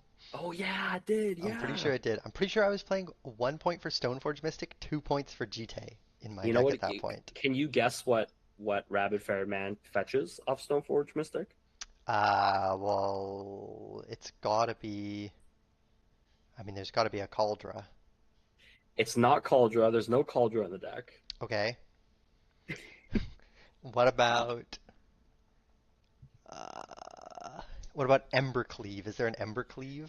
there is an Embercleave. How did you guess that? That's Oh, crazy. I'm cracked, dude. Are I'm you looking at the cracked. list? No, I'm not looking at the list. That's crazy. Why? How do you Well, know? I mean, Okay, it's an aggressive red deck. You got to get the Embercleave in here. it's probably Skull Clamp to be honest, but Embercleave, I think, yeah, it's an option. So that's Hey, interesting. if you're not ready for the Embercleave, that's a lot of I'm not. damage. Yeah, it's a lot of That's a damage. lot of damage. Sword of Sinew and Steel as well, which is really fascinating because it's like tells you a lot about the meta that Hmm. you're expecting if you bring a card like that. Pro That's black, pro red. yeah, pro black, pro red. I don't know the other abilities on that one. Sword of Sinew Um, and Steel. I'll pull it up yeah, when it deals again. combat damage to a player, it destroys a planeswalker and an artifact. Holy. Seems pretty good in Canlander. Yeah, they don't just beat you down, they kill your homies too. So that is pretty interesting. Um, Uber points out in chat that the land strategies we've started to see here as well. I'd say that's another pillar of the format right now is these lands decks Hmm. or decks with land synergies. The kind of fast bond exploration Runamap world has been doing Hmm. quite well. I've been seeing this 5 color Thoracle lands deck putting up some results from Victoria. Oh, really? And maybe lands are just a pretty strong thing to be doing. It's another way that decks can utilize their graveyard for advantage, which is a real theme of Canlander right now as well. 5-color Thoracle. Yeah, 5 color. It's 5 color lands featuring Thoracle. Wow. Very interesting. Oh yeah, that's a banger deck. All right, we got Rabbit Fairman on the play here, I believe. Resolving mulligans right now. Now tell me, as someone who hasn't, I haven't played Canlander in over a year. Yeah, Okay, are there free mulligans? great question there. I are not free mulligans as far as I know. Okay, and it's 20 life. It is indeed 1v1, no commanders. It's been a while for me. Okay, so no free mulligans, 20 life. And do you draw on your first turn? You do not. Okay, cool. No, same rules as modern. Perfect.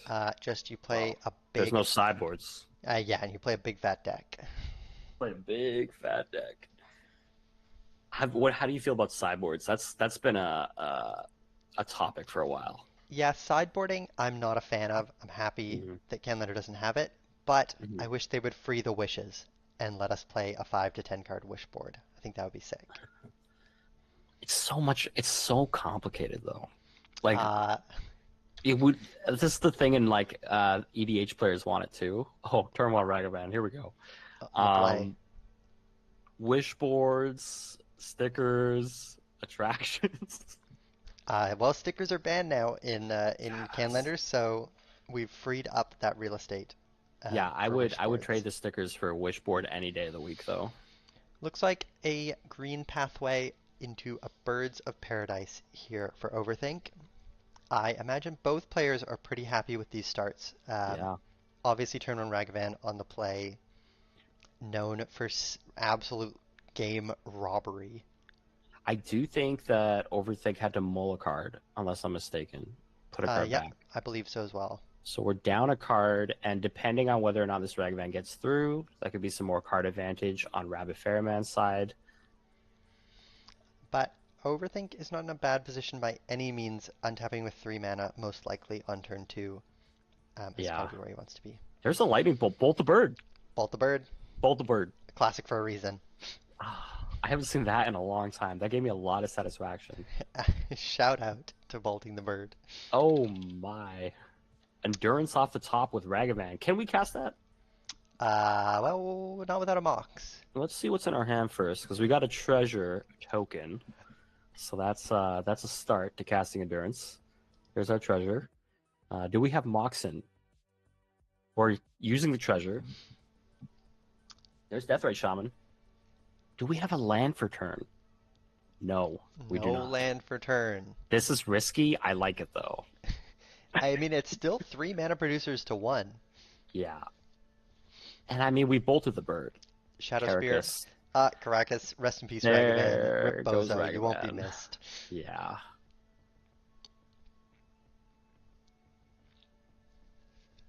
Can we get a land? Okay, Yeah, there it there's the is. land. That's And a I mean, Bloodstained Mire. recasting Ragavan every turn isn't that bad. We'll be It, acting as a Ragshodden port I to was keep gonna this say, Caracas okay, I down. wasn't gonna use it. I wasn't gonna use it that way, but I was like, yeah, this is a Rishodon port. Yeah, it's a Rag Shadam port. Um, that's interesting. It's very interesting. Okay, we got Buccaneers. Yeah, a Yeah, broadside bombardier. Bombardiers. Did I say Buccaneers? Yeah, don't worry about it. It is a Buccaneer, though. Of course, Pirate Kindred coming out here for Rabid Ferret Man. And it's Goblin. It is Goblin Pirate. All right, so I know that EDH players know about this card, but what the heck does this card do? It has Boast, Menace, Haste, and the Boast ability is that you can sacrifice a creature or artifact to deal damage equal to 2 plus its mana value to any target. And does this go infinite in Canlander? Is that part of the reason, or is it just a value creature? I think this is just a value creature, Wow. and it's even more than being a value creature, it is just a get your opponent dead creature. Uh, Yeah. Menace Haste, and it flings something. The Boast can be activated after damage. Uh, so if you have something like this along with a Tarmogoyf, Hmm. you can just donk them for 5 with the Goyf and then throw it at them for another 5. And I mean, you could, this is probably bad, but you could make a treasure off Ragavan and then just fling the treasure, right? Yeah, for 2 damage, absolutely. So that's kind of interesting too. And it could just kill an X2. Like, Yeah, that's it kind of good. murders everything. You do not want to be caught in the broadside. Oh my goodness. Oh my goodness. Okay. Well, I've never played against that card before, but it looks pretty scary. It looks pretty good here. Caracas is going to do something? Did Uh, Caracas do something, or am I mistaken? yeah, looks like I don't think Ragavan's in the graveyard. I think Ragavan is in the graveyard. I think it was sacrificed off the broadside bombardiers. I see. Okay. Uh, Oh, you can activate Bowstring, like in response to Caracas. Is yeah, I that guess correct? so. That is correct. Here's Mazavith. Oh boy. Uber points out that broadside bombardier is also very good with the pitchcast elementals. Oh, You can okay. do something Okay. like pitchcast or evoke fury, which Hmm. I see Barrett just Ah, leaked in hand. yeah, You can evoke fury, and then with the trigger on the stack, sack it to bombardiers to right. 7 your opponent. That's crazy. What's that enchantment that just got played? I wonder. It doesn't really look like a Fable of the Mirror Breaker. Looks It's like a class or something. it's put a goblin into play. I think it is a class. A class that makes a goblin. What the heck? Uh, I I can't find it in the list. Then it must be a saga. I think it's a saga and not a class. I Would can't it be find. the Kezeros one?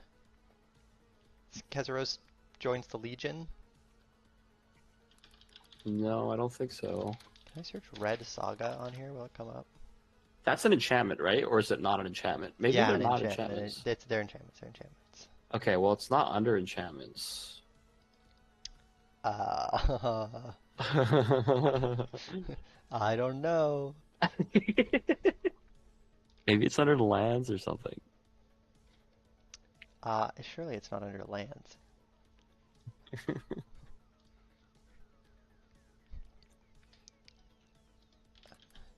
Unless sagas are sorted separately. Okay, this is Rabid Ferret Man, right? Yeah. Okay, Uh, I don't see it in his list. it looks to me, just having a quick scan through here for sagas. Mm-hmm.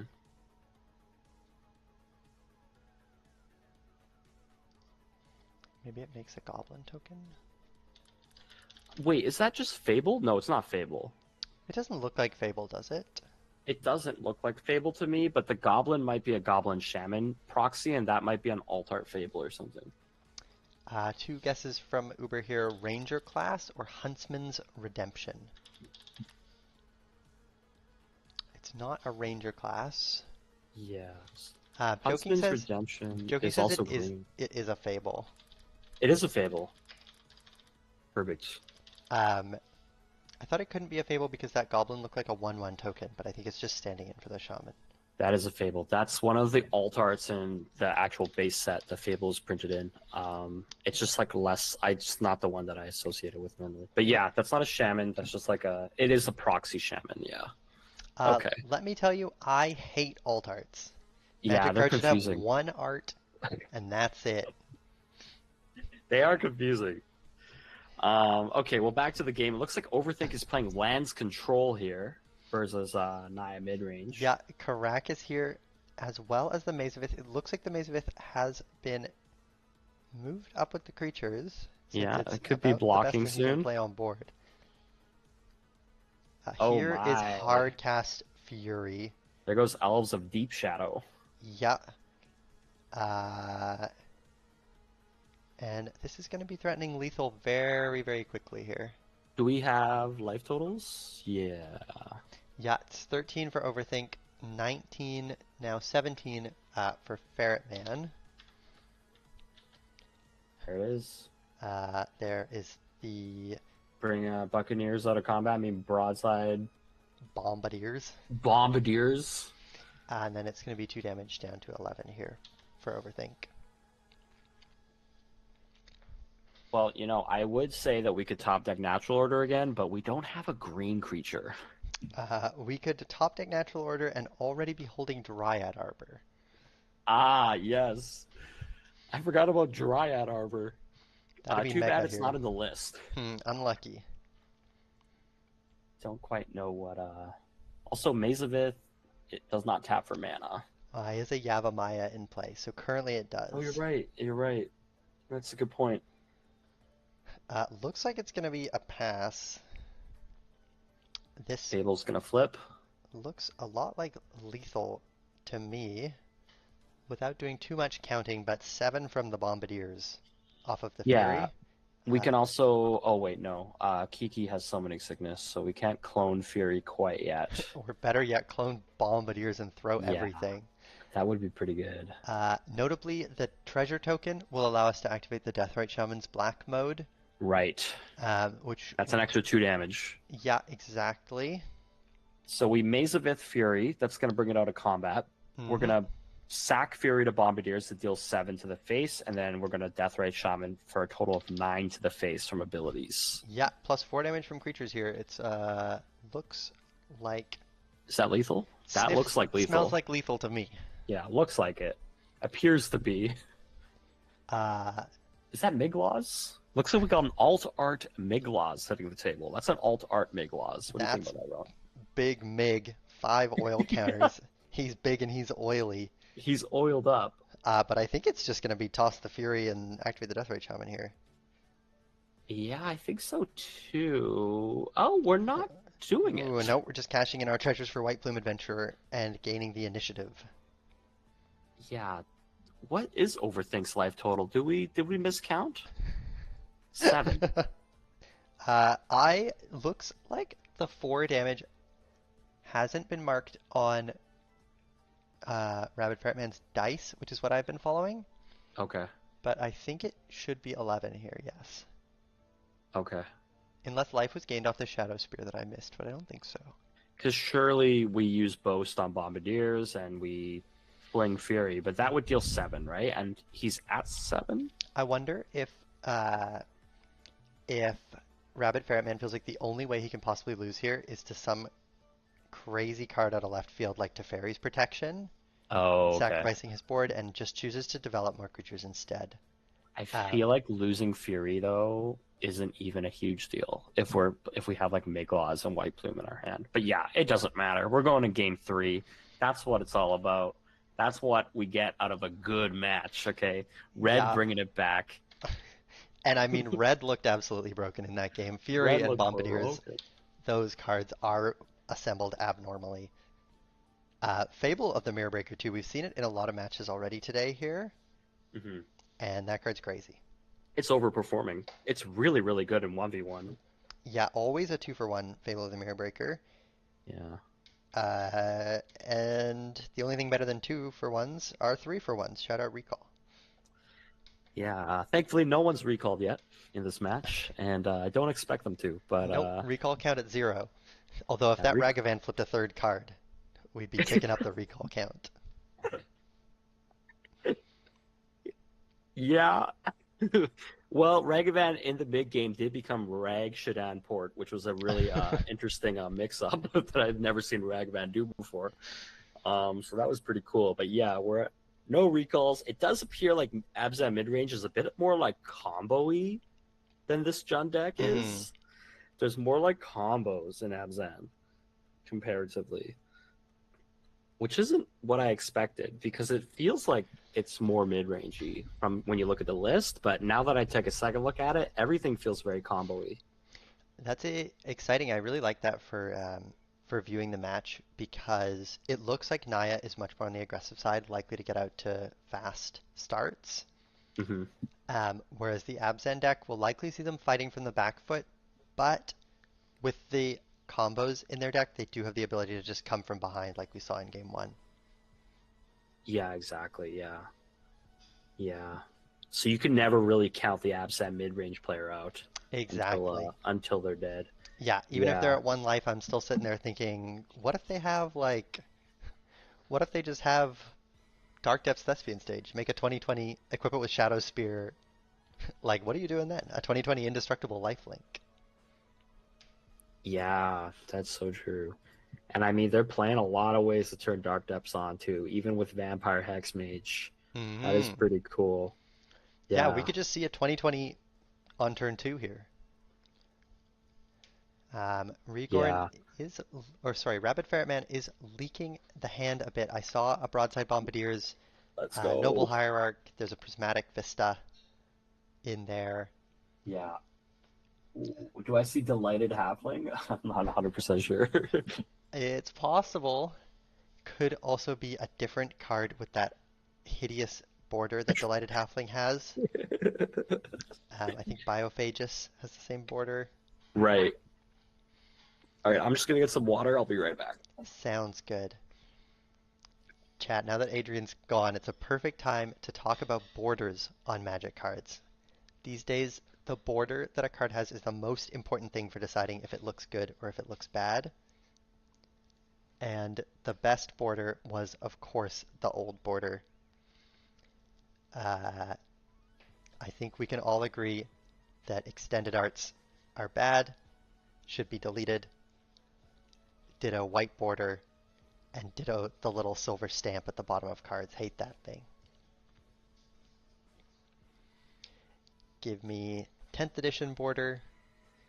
Give me Tempest border. Those are some bangers. All right, Overthink is off to the races here. Fetch land into exploration into a second fetch land straight to 18.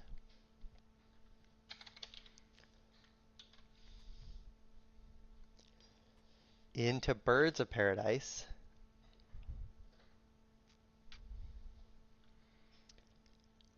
And that's pretty much the whole hand into play.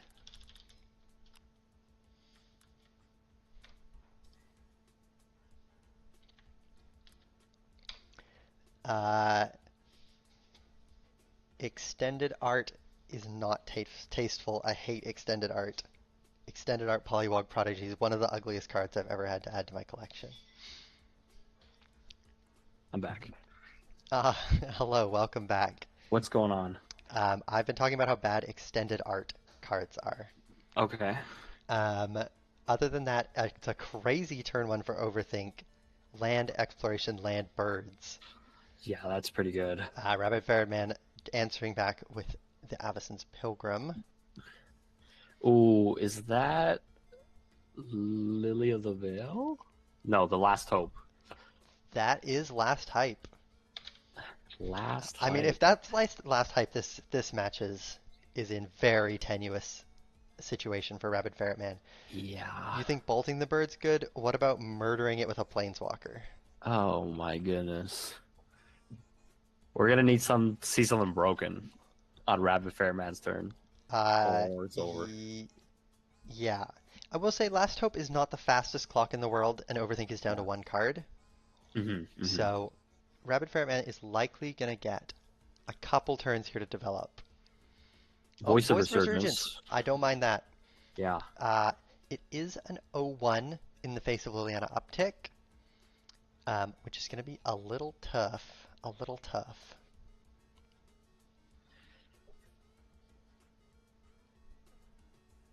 Oh, Liliana is until the end of, or is until the player's next turn. Liliana is Yes. controller. Ah, okay. Yeah, you make it an 0-1.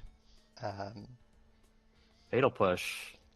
Just get rid of it anyways. yeah, cash it out for a 1-1, uh, a 1-1, what is it, elemental token? and then kill the elemental with Liliana.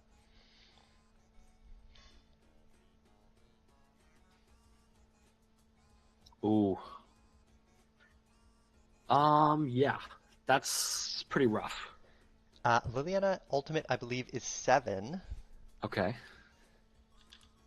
And I have personally done some Liliana ulting in my time. It It's looks pretty good. it is not easy to lose with a Liliana emblem. That emblem is a bit broken. Yeah, looks pretty good. I think I've ulted this Planeswalker once or twice online, Mm. but I don't see this. Oh, there's a Lelia. Lelia is actually a very relevant card. Yeah, Lilia bangs here. That's not bad at all. But yeah, I kind of expected Lily of the Veil, not the Last Hope. As time goes on, do you think Last Hope is a better card overall? I do. Yeah, I'm a big fan of Last Hope. Oh, that makes sense.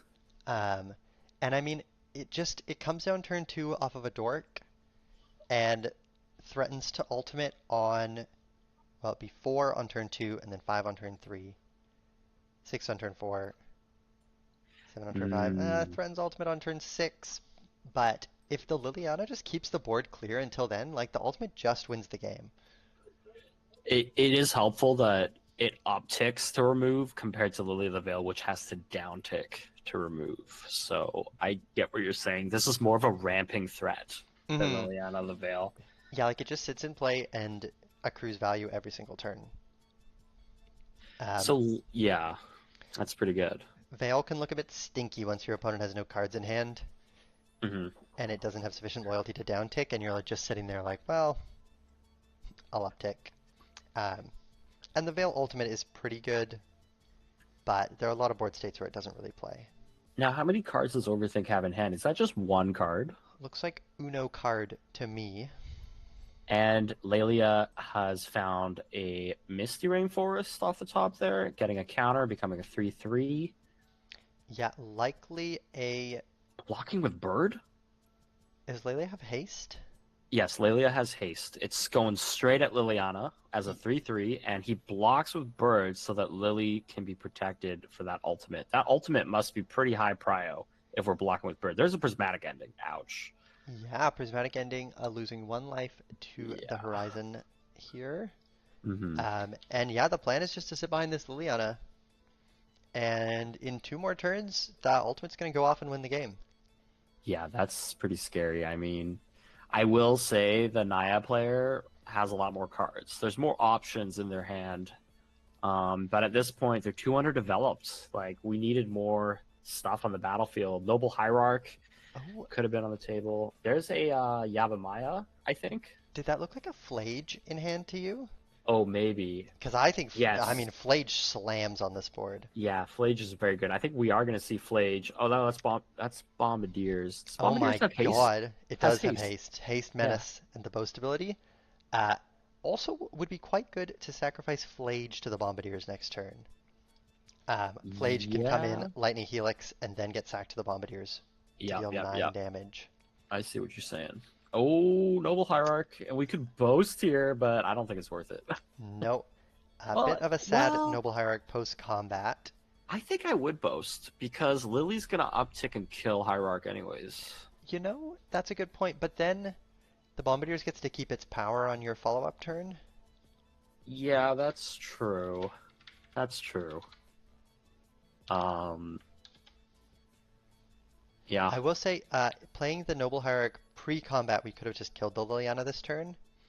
really, One extra damage from the Exalted would have you're been 3, right. and then sacrificing the Hierarch would make it an extra 3. You're so right. Um, Do so you think that possible was a that, misplay? uh, they might just have been holding up the Noble Hierarch in order to play around something. Their Yeah, unknown card could be a piece of interaction here. It's hard to say. yeah, that's fair. Yeah. I mean, if what we saw was right and Flage is in hand, that Lily is dead, is just dead. Yeah, dead to rights here. And I mean, one card in hand for Overthink. This Liliana is all or nothing right now. Yeah, it really is all or nothing. That's kind of scary.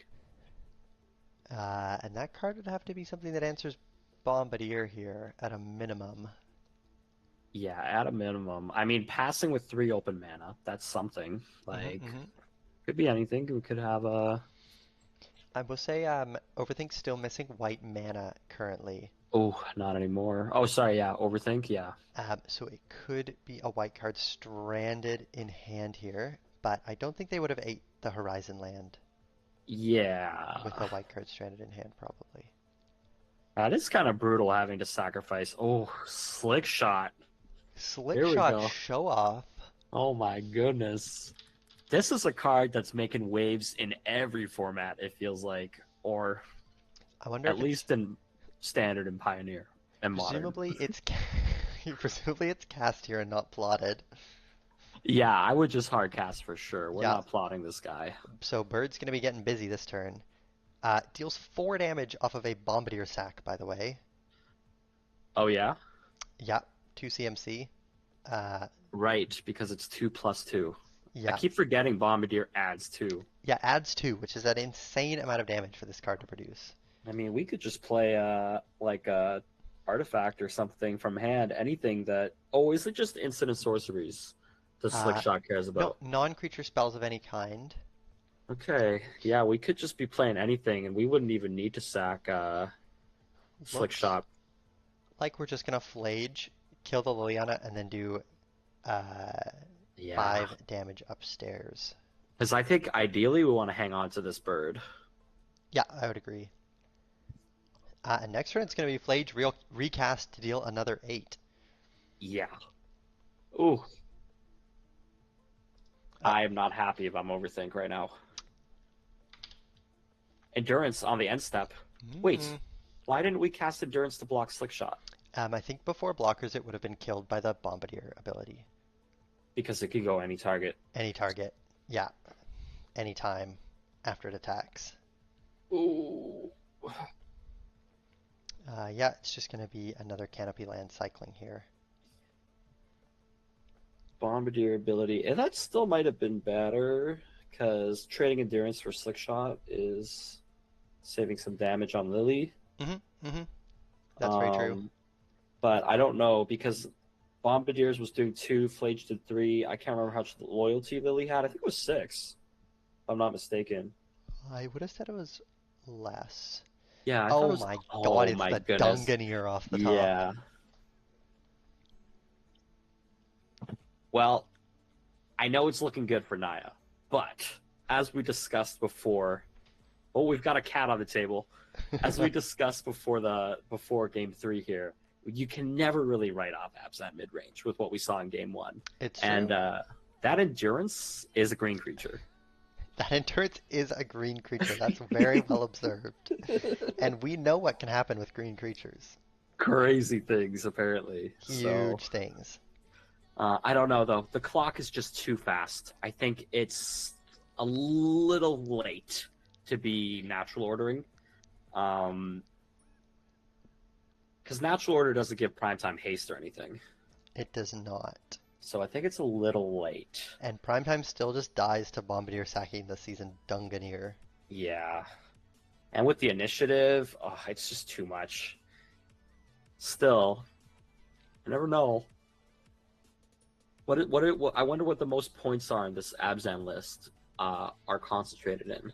It's probably 3 mocks in here. 3 Moxen? Or at least 2. Because I noticed there were no Moxen, which is Oh, why I ho, was like, ho. what's going on? Could it be Sylvan Library and Survival of the Fittest? I don't know any of the. Let me I tell don't know you, any of the you points. are looking like an Omega Boomer. Oh my god, I'm I so don't think old. those cards have been pointed in many years. Especially, I don't think Sylvan Library's ever been a point. Come on, let's be serious here. Really? I thought it was like a point at some point. Nah, no shot. You're probably right. Uh, Sylvan Library. Sylvan Library, dude, there's no way.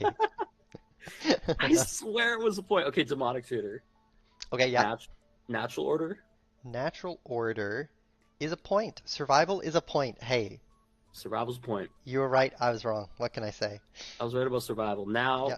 can I prove that? Strip Mine, also a point. 2 points even. Can I prove that Sylvan Library was ever a point? I Because don't- if I can. Let me tell you, I don't think you can. There's no way. Just many years ago, No way. it could have been. That card wasn't even playable in 2018. Yeah. Okay, it was kind Well, of playable. It was kind of what am I playable. saying?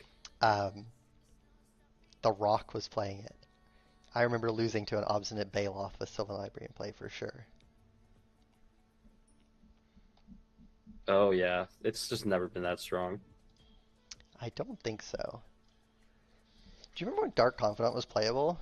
Yeah, that was like when That was the we were like first years at Yeah, university. that was the good old days. I would see Dark Confidant in my hand and be like, hell yeah, I'm winning this Like, game. this is crazy good.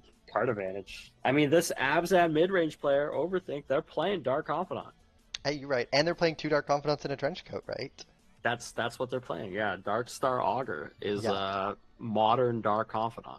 Dark Confidant for the Zoomers.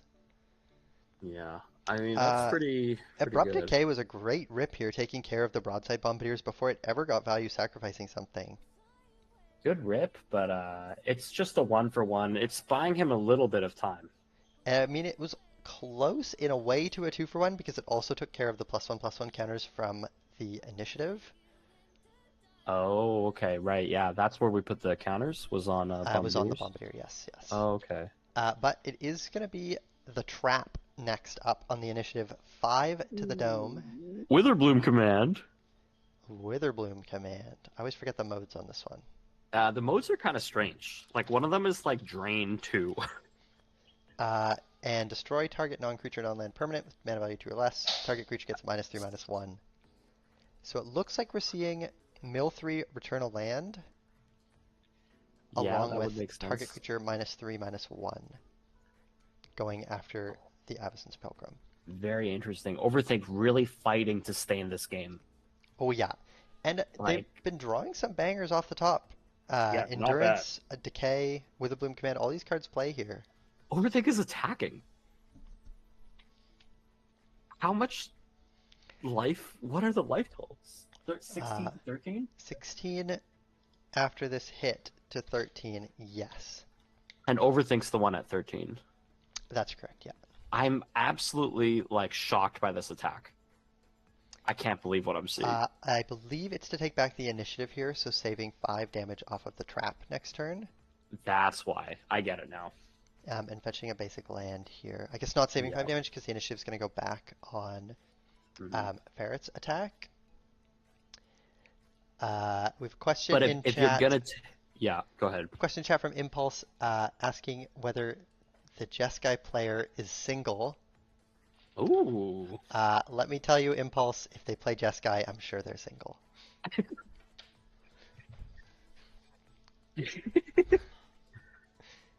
Okay, moving on. Anyway.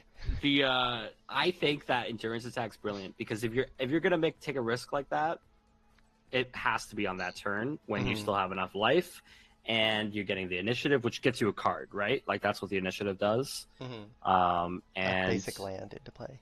You're gonna need to take risks if you're gonna try and get back into this game. So Yeah. I like this attack. I agree. And hitting 6 lands is important because Primeval Titan is one of the draws here that I think does put Overthink back in the game. Yeah, that's true. So it's There's some Mox Emerald. nice. A lot of mana, a lot of money, not a lot of impact on this board. Yeah, because we have no spells. Indeed. But that is giving Slickshot Show Off +2/+0. Oh, true. Actually, Mega plays here. Yeah. That's a giant growth. That's a giant growth. I don't think it's quite as good as giant growth, okay, Ron? Because I think giant growth is +3/+0. It's actually +3/+3. So Wow, giant growth needs to be played. True. And you know what they say about giant growth? It is the ancestral recall of green. You can't do green players like this, man. Hey, this is just rude. They're part of the same cycle. What can I say? And don't get me started my on Healing God. Salve. The most savage thing I've ever heard about green players. Okay, well that's a lot of damage Overthink just took. Going down to 7 life, it looks like. I gotta say shout out to Rabbit Fairman for making the life totals very clear. Yeah, these With dice super dice. are awesome for us Yeah. to be able to see. Okay, this is it. This was the draw that Overthink needed. Ooh, okay, we got 3 mana. Okay, I want to talk about this card. All right, it's called Free Strider Lookout, Okay. and it's the kind of card. It's from Outlaws of Thunder Junction. It's the kind of card that only like a lands Canlander deck would consider, because Mhm. you need to commit a crime to trigger it. And when you Okay. do, you look at the top 5 cards of your library, and you get to put a land from among them onto the battlefield. And I know from playing casual Commander that countering a spell is a crime. Yeah, Uh, there's Mind Twist, which is definitely a crime in more ways than one. what are other ways to commit a crime here?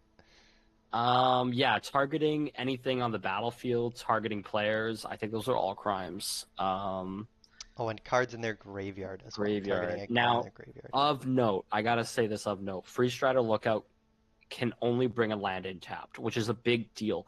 But another thing of note, it has reach, which is Ooh. surprisingly relevant here because Slickshot Show Off is a flyer. And we're at 6. I know we're at 2. Oh We are gosh. at 2. We got hit by the trap off of the Oh my initiative last turn. goodness. Being at 2 is not good. We can't get hit by Seasoned Dungeoneer. We cannot get Because hit by anything. let's imagine Naya, top decks removal. Mhm. Whoa, I think we're just scooping them showing up. off the graveyard here, or is this a, yeah, We're this is a showing off the scoop. free strider trigger, and I think there were no hits, so we're Gotcha, giving gotcha, up. gotcha. Why did we give up though? Can't we just block? Just block. It's a novel strategy here. Just block, and then we have 7 lands next turn and a top deck? I don't understand. I think, There must have been some other way that we were dying that I'm not seeing. Is the initiative killing us? no, I don't think so. Oh, was one of those creatures legendary? There's a Crocus hanging out there. Oh, no, No. neither of them were legendary. Free Strider, Lookout, and Endurance are both non-legendary. I think we had another turn. Oh, I think they have identified that the Dunganeer has protection from creatures. Oh my goodness. What? Oh That's been my god, whenever you attack, target attacking cleric, rogue, warrior, or wizard gains protection from creatures. And This card's broken. explores? What the hell is this card? It's so broken. What the heck? Oh my god. Yeah.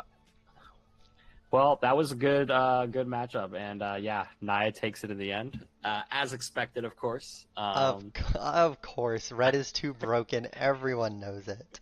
I wasn't expecting anything different, but yeah, should we move over to another pod? Looks like time might be coming up in the round as well. Yeah. Well, Uh, a little yeah. update for you if you want from some of Mm-hmm. the rounds that Oh, happened. yes, please. It looks like, yeah, table 1 was what we just saw, and yeah, that happened. And then table 2 was, sorry, table 1 had the Jun player in it that we were talking about earlier, Mm-hmm. and they won in 3. Okay. Beating 4-color combo. Table 3 had Zoe and Kristoff. They're still playing. Table 4 had Crayon, and Crayon lost in 2 to Well, Chris Schunemann playing 4-color control. let's Yeah. just hop into pod 3. Yeah. Not going to worry too much about life totals and stuff. We'll just take a look at the action here in Yeah, pod let's 3. do it. Let's do it. Uh-huh. Wow. There's a lot going on. There is. It's a fast bond crucible. Maybe you can speak to it for a minute. Yeah, for sure. Definitely looks like yeah, well first of all we have Zoe on Jund and Regorn on I believe it's Time Vault combo if I'm not mistaken. Currently Zoe has just like a bunch of good creatures. So we've definitely got a clock on Regorn here, but oh, I can hear the stream. I can hear Regorn on the stream. Yeah, we're really just waiting to see for Regorn to like resolve some triggers here. Maybe they're fetches, but since we can't see life totals, it's kind of hard to say who's winning. Based on Zoe's board state, I think Zoe has been winning for a little while here and likely has Rigorn down to a low life total. And Rigorn right now is bringing in a Walking Ballista. Cool. I wonder what card got Walking Ballista. Could it be that artifact on the very left that I can't identify? um,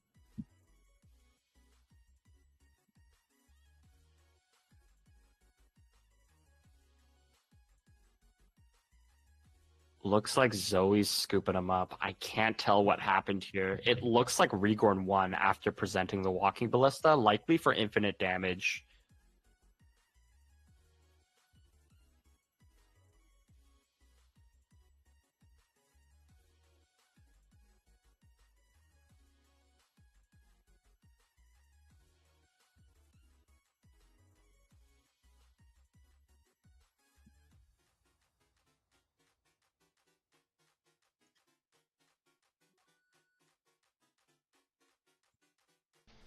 Okay, I am back here. Yo, I believe Zoe lost. Zoe lost. It Yeah, looked like Rigorn was assembling some kind of Exodia. yeah. Rigorn presented Walking Ballista, and then Zoe scooped him up. So it looked like some type of enough damage to kill. Cool. Yeah, yeah. Um, Yeah, yeah, that was good pretty cool. stuff. Are there any Combo. other pods that are still playing? I think they Or were the last pod. I think we're going to be into the next round pretty quickly. So let's just nice. take a quick 5 minute break here Yeah, let's do it. and come back soon. Sounds good. All right. Sweet. I'll see you in a minute. See you in a minute.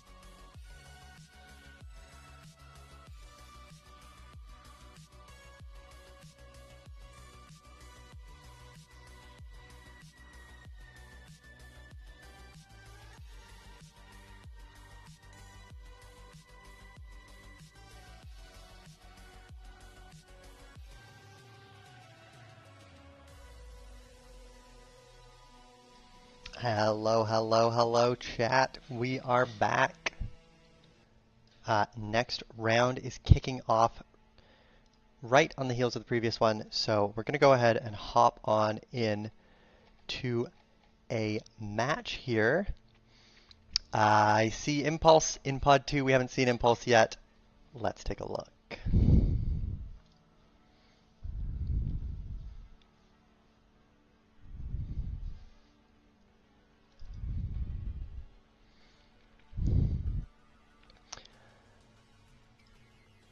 And it looks like we're already behind the time here. This is a turn to Time Walk for Impulse.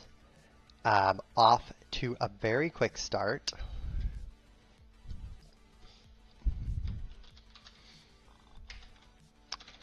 Let's just get the overlay going here. Prawn on the top of your screen, Impulse on the bottom.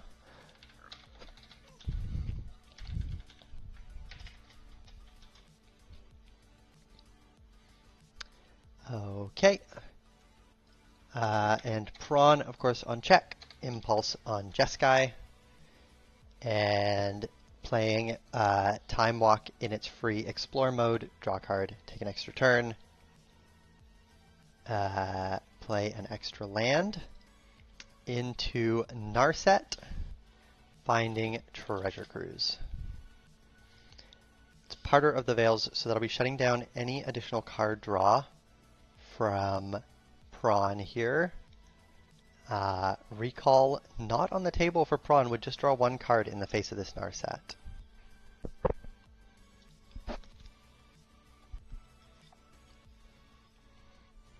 Looks like they're not going to make it easy on me to see life totals, but I do see Impulse is down to 19 there.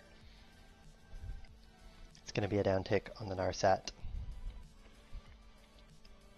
Picking up a dress down here off of the ability.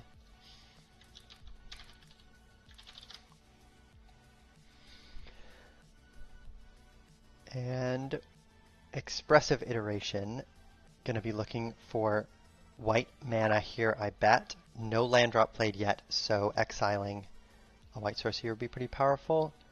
Hello, Hello, hello. Ooh, Jeskai Control?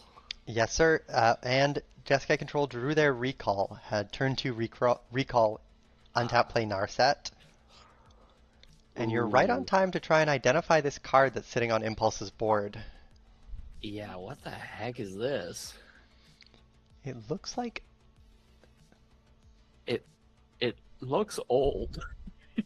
It looks weird and Yeah. foil. And I can't identify it. Could it be evasive action? Oh, is it just Brainstorm?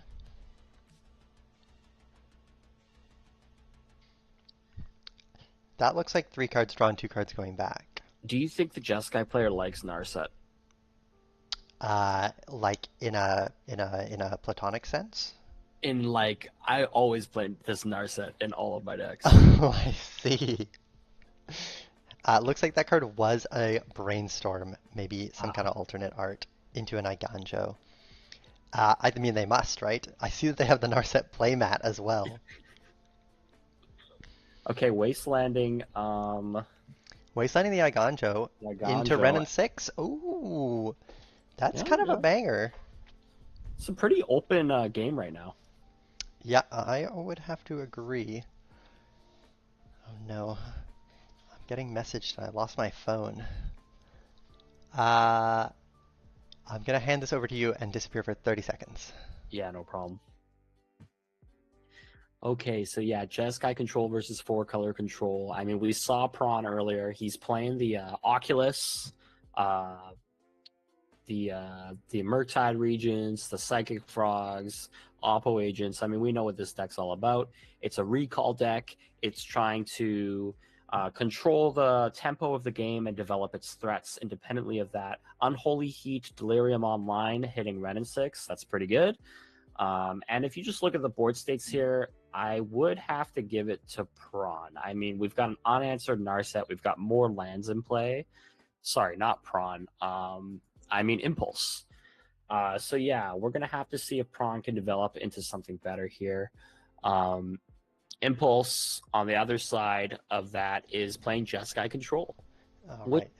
a pretty popular deck. It plays Aragorn, which is also a card that I haven't seen anywhere else other than Canlander, um, along with some other pretty classic control cards like Brazen Borrower, Aven Mind Sensor, uh, and Snapcaster Mage, which are like some pretty classic control creatures. Yeah, an absolute suite of hitters from the past. A pretty traditional control list. The only really like new cards I can see are the MH3 Boros cards like Flage and Ajani. Hmm. Other than that, this is a pretty classic control list with not a lot of crazy new tech or anything like that. We have very quickly entered the scrappy, low resource kind of game that we were talking about before. Yeah. Ren and 6 answered by that unholy heat, but still recurring wasteland. And this is an interesting matchup because it's a recall deck versus a time walk deck, Yeah, which, and Jeskai is typically the recall deck. It's a big yeah. surprise to see Impulse playing Time Walk here. And in what ways are they abusing time walk? How does time walk get abused in Canlander? Because I know that y'all just be abusing this card.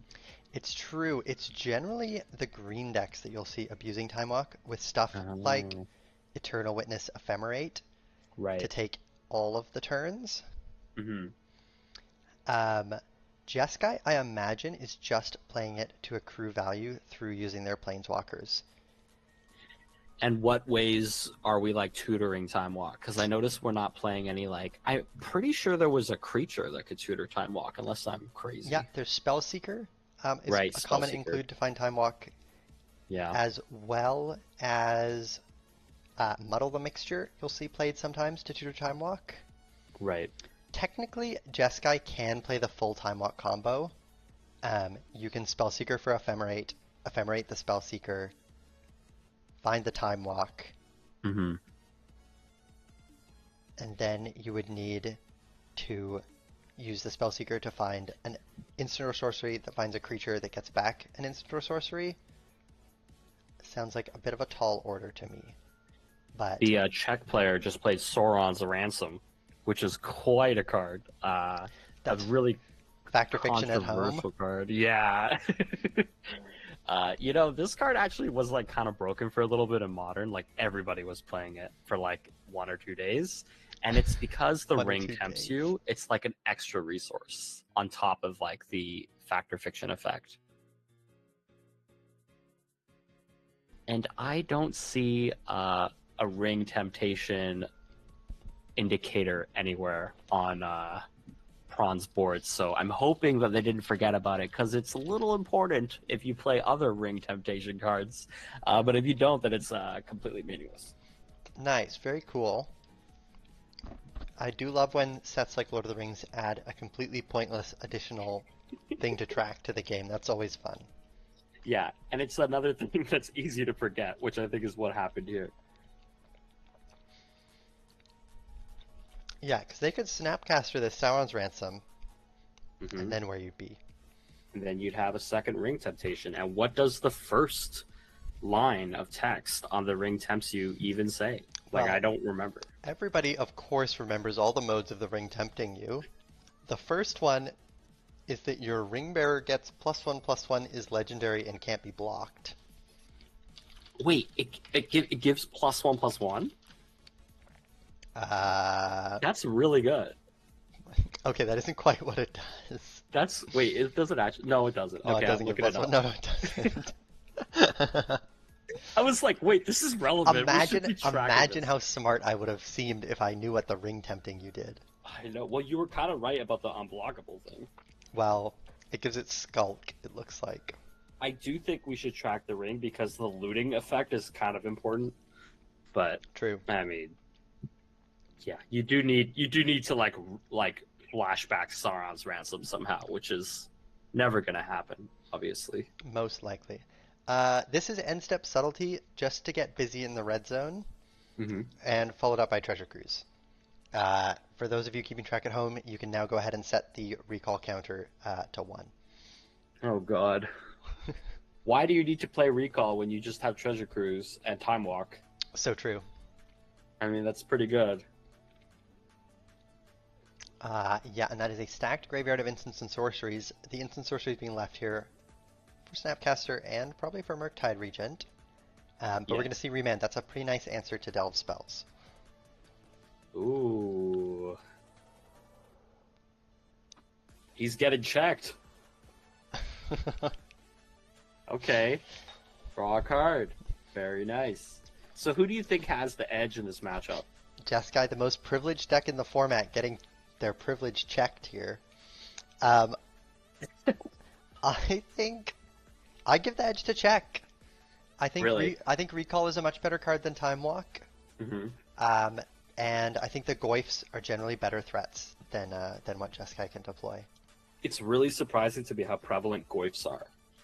Mm. They're so sticky, some of them now. Like Barogoyf finds you additional cards, and Pyrogoyf is almost always a 2-for-1 as well. Yeah. Yeah, that's surprising. It's surprising. Pyrogoyf really is quite strong. Mm.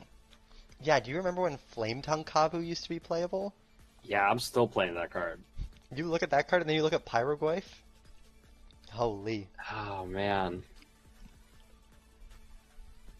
So Pyrogoyf ETBs, it deals like 4 damage or something, essentially. 4 plus.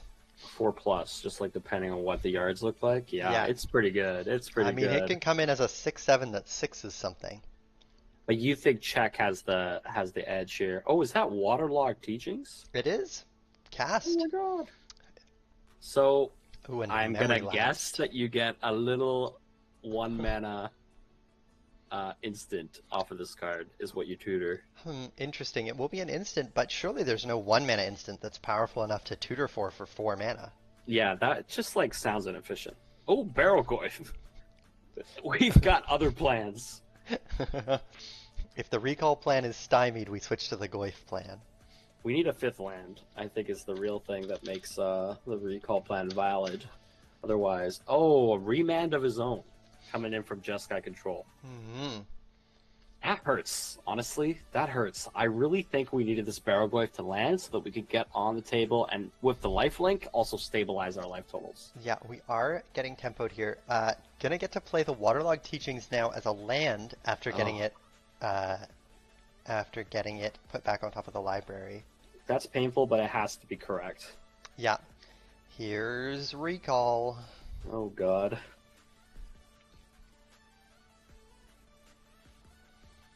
Sure, this will be a surprise to everybody. The remanded Treasure Cruise coming back, and it's gonna eat a Force of Will.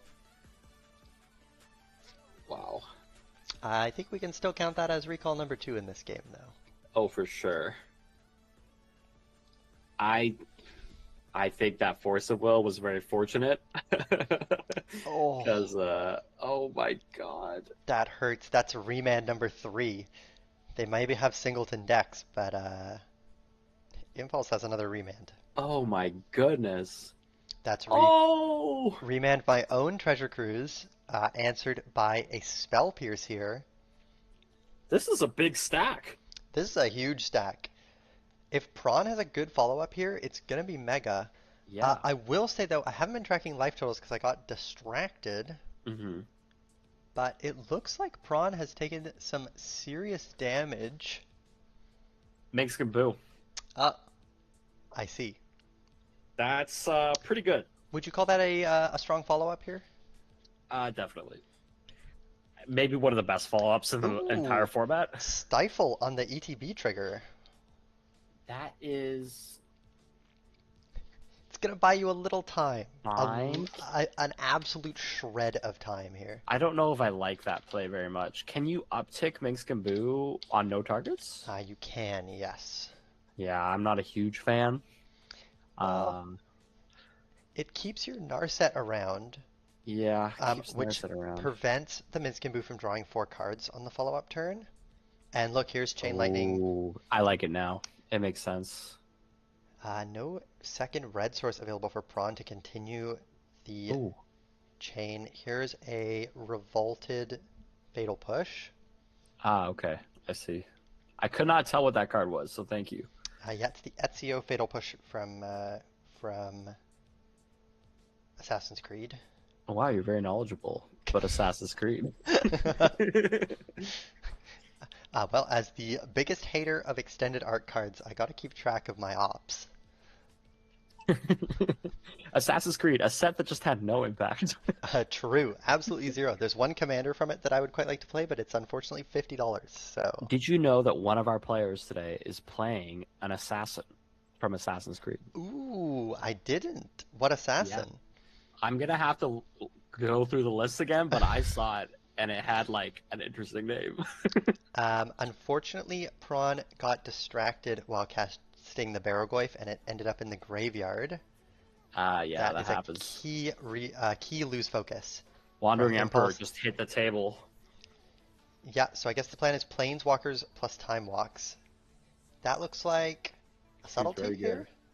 good. Yeah, put it on Yeah, top. put it on top. Let him redraw it. Kill the subtlety, flame slashed. What do you think Impulse could be holding up 4 mana for here? Here it is.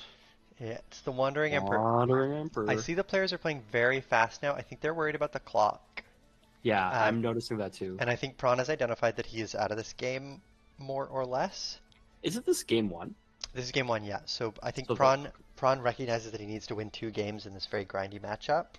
I see, I And if he's see. out of this game, he's going to want to get it over with as fast as possible.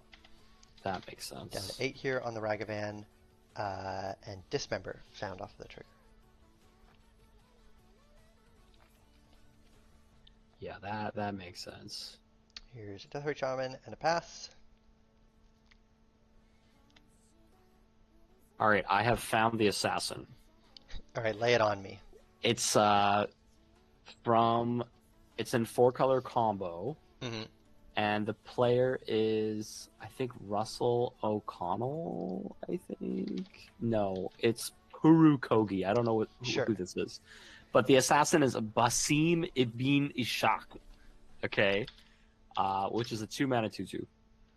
Basim? Can you spell that for me, please? Basim, Okay, okay. and then you should be able to find it from Yeah, there. I've got him up here. Whenever you Yeah. cast a historic spell, draw a card. Can't be blocked this turn. Deals combat damage to the player, put a +1/+1 counter on it. Sure. We're drawing cards.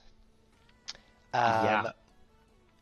Sorry, we stopped paying attention to the game because this game is over. That was a Mystic Sanctuary rebuying Time Walk with 2 Planeswalkers in play. Oh, 2 players are playing Basim. It's actually like a popular card. Okay. Yeah, we're gonna see.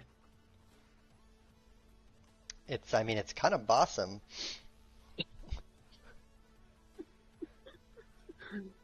It's really not that bad. It's kind of like Psychic Frog, but like a little worse. Yeah, it's kind of like Psychic Frog, but fair and balanced. Yeah, exactly. So I'm sorry, did Prawn or Impulse take that game? I think Impulse won, Impulse right? takes that one down off the back of Wandering Emperor plus Time Walk. Yeah, that makes sense. Yeah. Okay. Well, it looks like Jeskai Control. Another point for Jeskai Control here. Yeah, But that's just game one, so we'll see if they can take it to game three. I don't know. Like it does feel like what is check? What are the advantages of 4-color control over Jeskai Control? I think Czech does get better access to their graveyard than Impulse does on Jeskai, and as we've discussed, access to like get value out of your graveyard is one of the most important things to have right now in a fair deck. I also just really favor Recall over Time Walk as far as points go. So this specific Jeskai list, I prefer Recall in this kind of matchup. Yeah, that makes sense. That makes sense. Time Walk does feel greedier than Recall. And I do see that 4-color control has more like different angles of attack. Like it has more hand attack than Jeskai control, which is something that Jeskai control doesn't have at all. True, true. How do you feel about hand attack in a matchup like this where both decks are trying to accrue a lot of resources? I think it's very insignificant because for the most part, in the early game, like the game is not decided by turn 5. It's decided by like turn 12 or something. Like this Hmm. is a very grindy matchup where everyone's just trying to get a one up on each other a little bit over time through resources. So hand attack, I feel like, can be good if you know, play it later in the game. Oh, merchant scroll, that's probably going to get a recall. Boy, Could is be it. Let me tell you. a turn 3 recall here. And with a But yeah, wasteland set up as well. the wasteland is pretty brutal. Um, yeah, hand attack. I feel like if you're Thoughtseizing or Duressing on turn 6 and both players have a full grip of cards, then it's actually pretty good because you'll get so much information. But Hmm. early, just like both control players, like you're gonna show them a hand with 4 lands in it, and they're gonna be like, okay, like 4 lands and consider.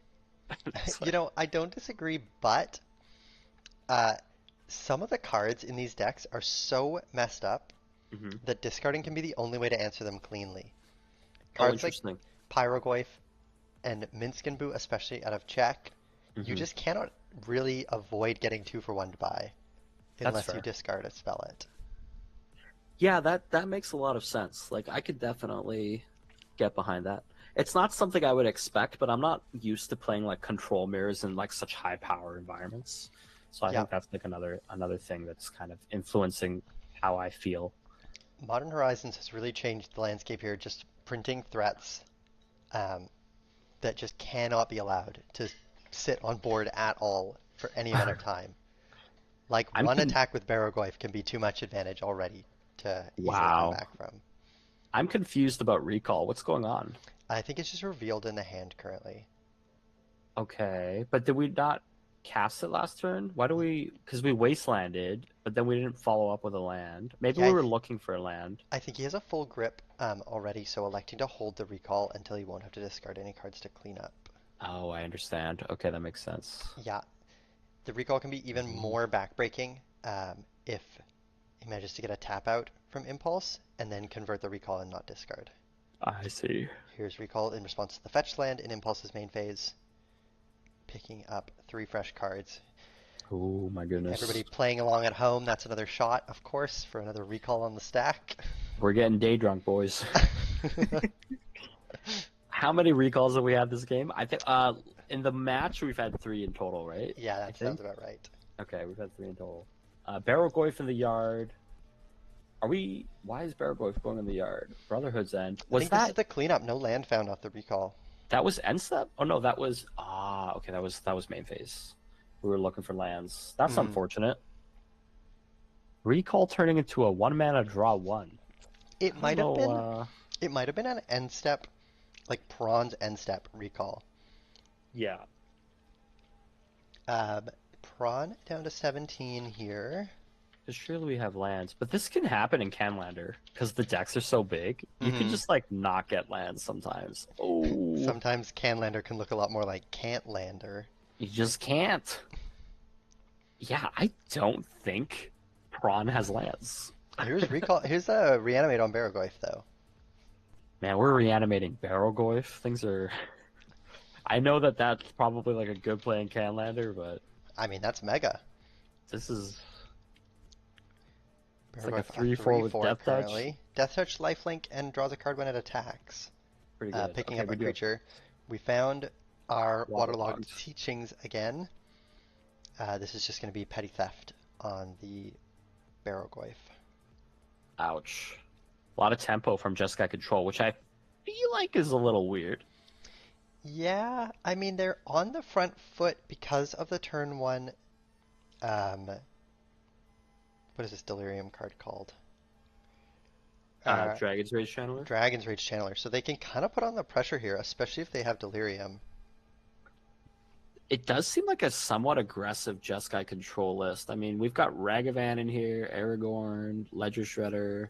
We've got a bunch of like Murktide, but opting to not play Oculus, Abhorrent Oculus. Hmm. Some people aren't a fan. Wow. Eyeballless. Oh, Eyeballus. Is that Flame of Anor? that's Flame of Anor, both modes because DRC is a wizard. Wow, that's Uh, pretty good. yeah, that's going to be pretty backbreaking here. Yikes, that's many cards for one, considering that we reanimated that Barrowboy. Yeah, I think it's going to be 5 damage to the Barragoyf and draw 2 cards. And I think Flame is draw 2, discard 1. If I'm not Discard 1, mistaken. Cool. I think so. Let me No, double it's check. just draw 2 cards. Oh my god. Do you remember when we used to play Electrolyze? Yes. Now we get 2 cards and 5 damage for the same cost. I think I remember Electrolyte, like way back in the day, like Storm played this card or something. Yeah. And you'd see it in Canlander. Yeah, it was just like an okay card. Yeah. I mean, there are things Electrolyze could do that Flame of Venor can't, okay? Like, Flame of Venor is single target, so... Hey, true. Can't argue with that. Did you know Flame of Venor hits artifacts? I didn't know that. I did. I currently have it up on stream. Hits artifacts? That's pretty good. It shatters. It flame slashes. It divinations. It does it all. Yeah. That's a lot. Alright, well, I believe... We're resolving the DRC trigger off of Flame of Venor. Just now getting word that DRC might actually not be a wizard. Oh, yeah. It's a shaman, right? It is, in fact, a shaman. Okay, then we didn't draw. I don't think draw 2. Flame grew. Okay, so then it's fine. Everything's fine. Yeah. Prawn's Gucci here. It's Hitting all his land good. drops, got a Deathrite Shaman. Okay, I mean, that's alright. We're chilling. Let's see if we can make something else happen. We're sort of chilling. Deathrite Shaman. Getting lightning bolted here. It's another Ooh. surveil trigger for the DRC. Okay, I think we just let this one go. It's looking that way. What's going on? Was Bolt hitting face? He adjusted his life total down by 3. I think maybe adjusting the life total. Yeah, Oh. Bolt upstairs, down to 8. This is crazy. What's Does going Impulse on? have the time walk here to put the game away? Oh my god. Because DRC is a flyer, a 3/3 flyer, which Indeed. is can go over Deathrite Shaman. This might be 3 time walk, 3 snap bolt. Oh my goodness. Nope, So, just an attack here yeah. down to 5. Prawn's at 5. I don't know. I mean, Deathrite Shaman can gain life too. True. And it can remove Delirium as well. Right. Even Mind Sensor. That's threatening lethal, 5 damage. Yeah. We gotta do something. Is that a green Triome there for Prawn? That I'm looks not like 100% Zagoth sure. Triome to me. And if it is a Zagoth Triome, then 2 life can be gained here. Getting a look at the graveyard. Oh, but no. No, there should be a creature. There's a Ragavan. Yeah, that's Zagoth Triumph. You're right.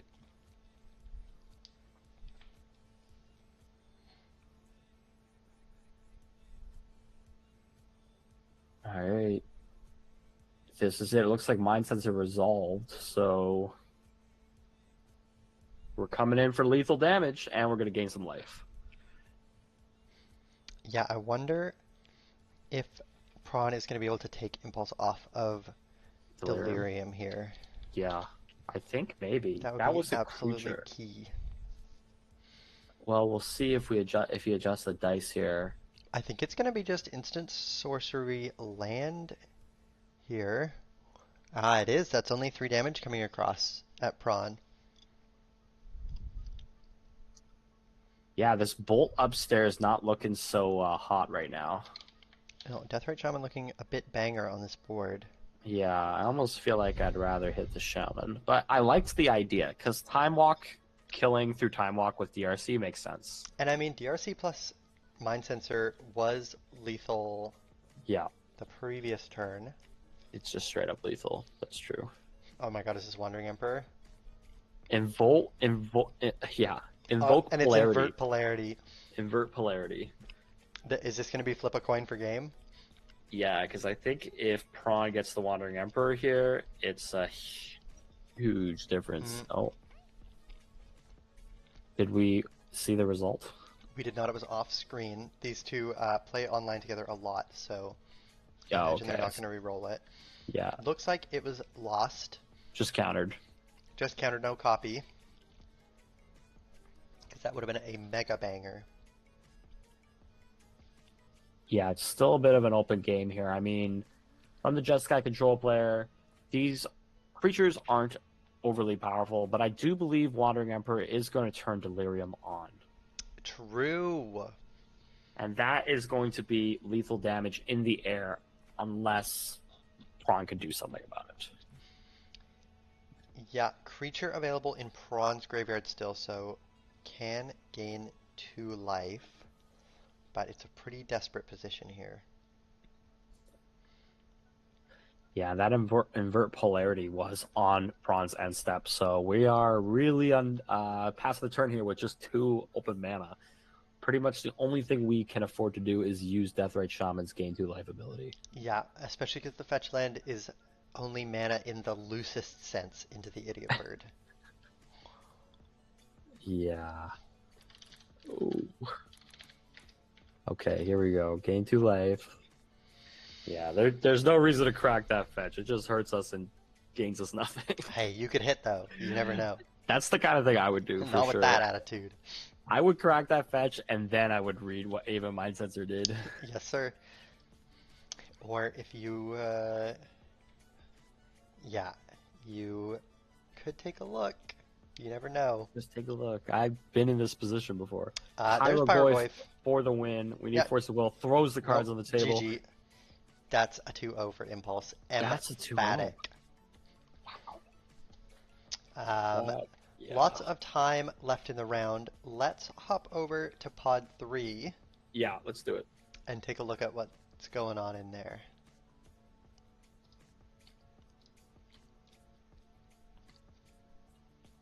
Cool. So Regorn, as we saw earlier, playing Time Ball combo. Yeah. And Age Peace looks like playing.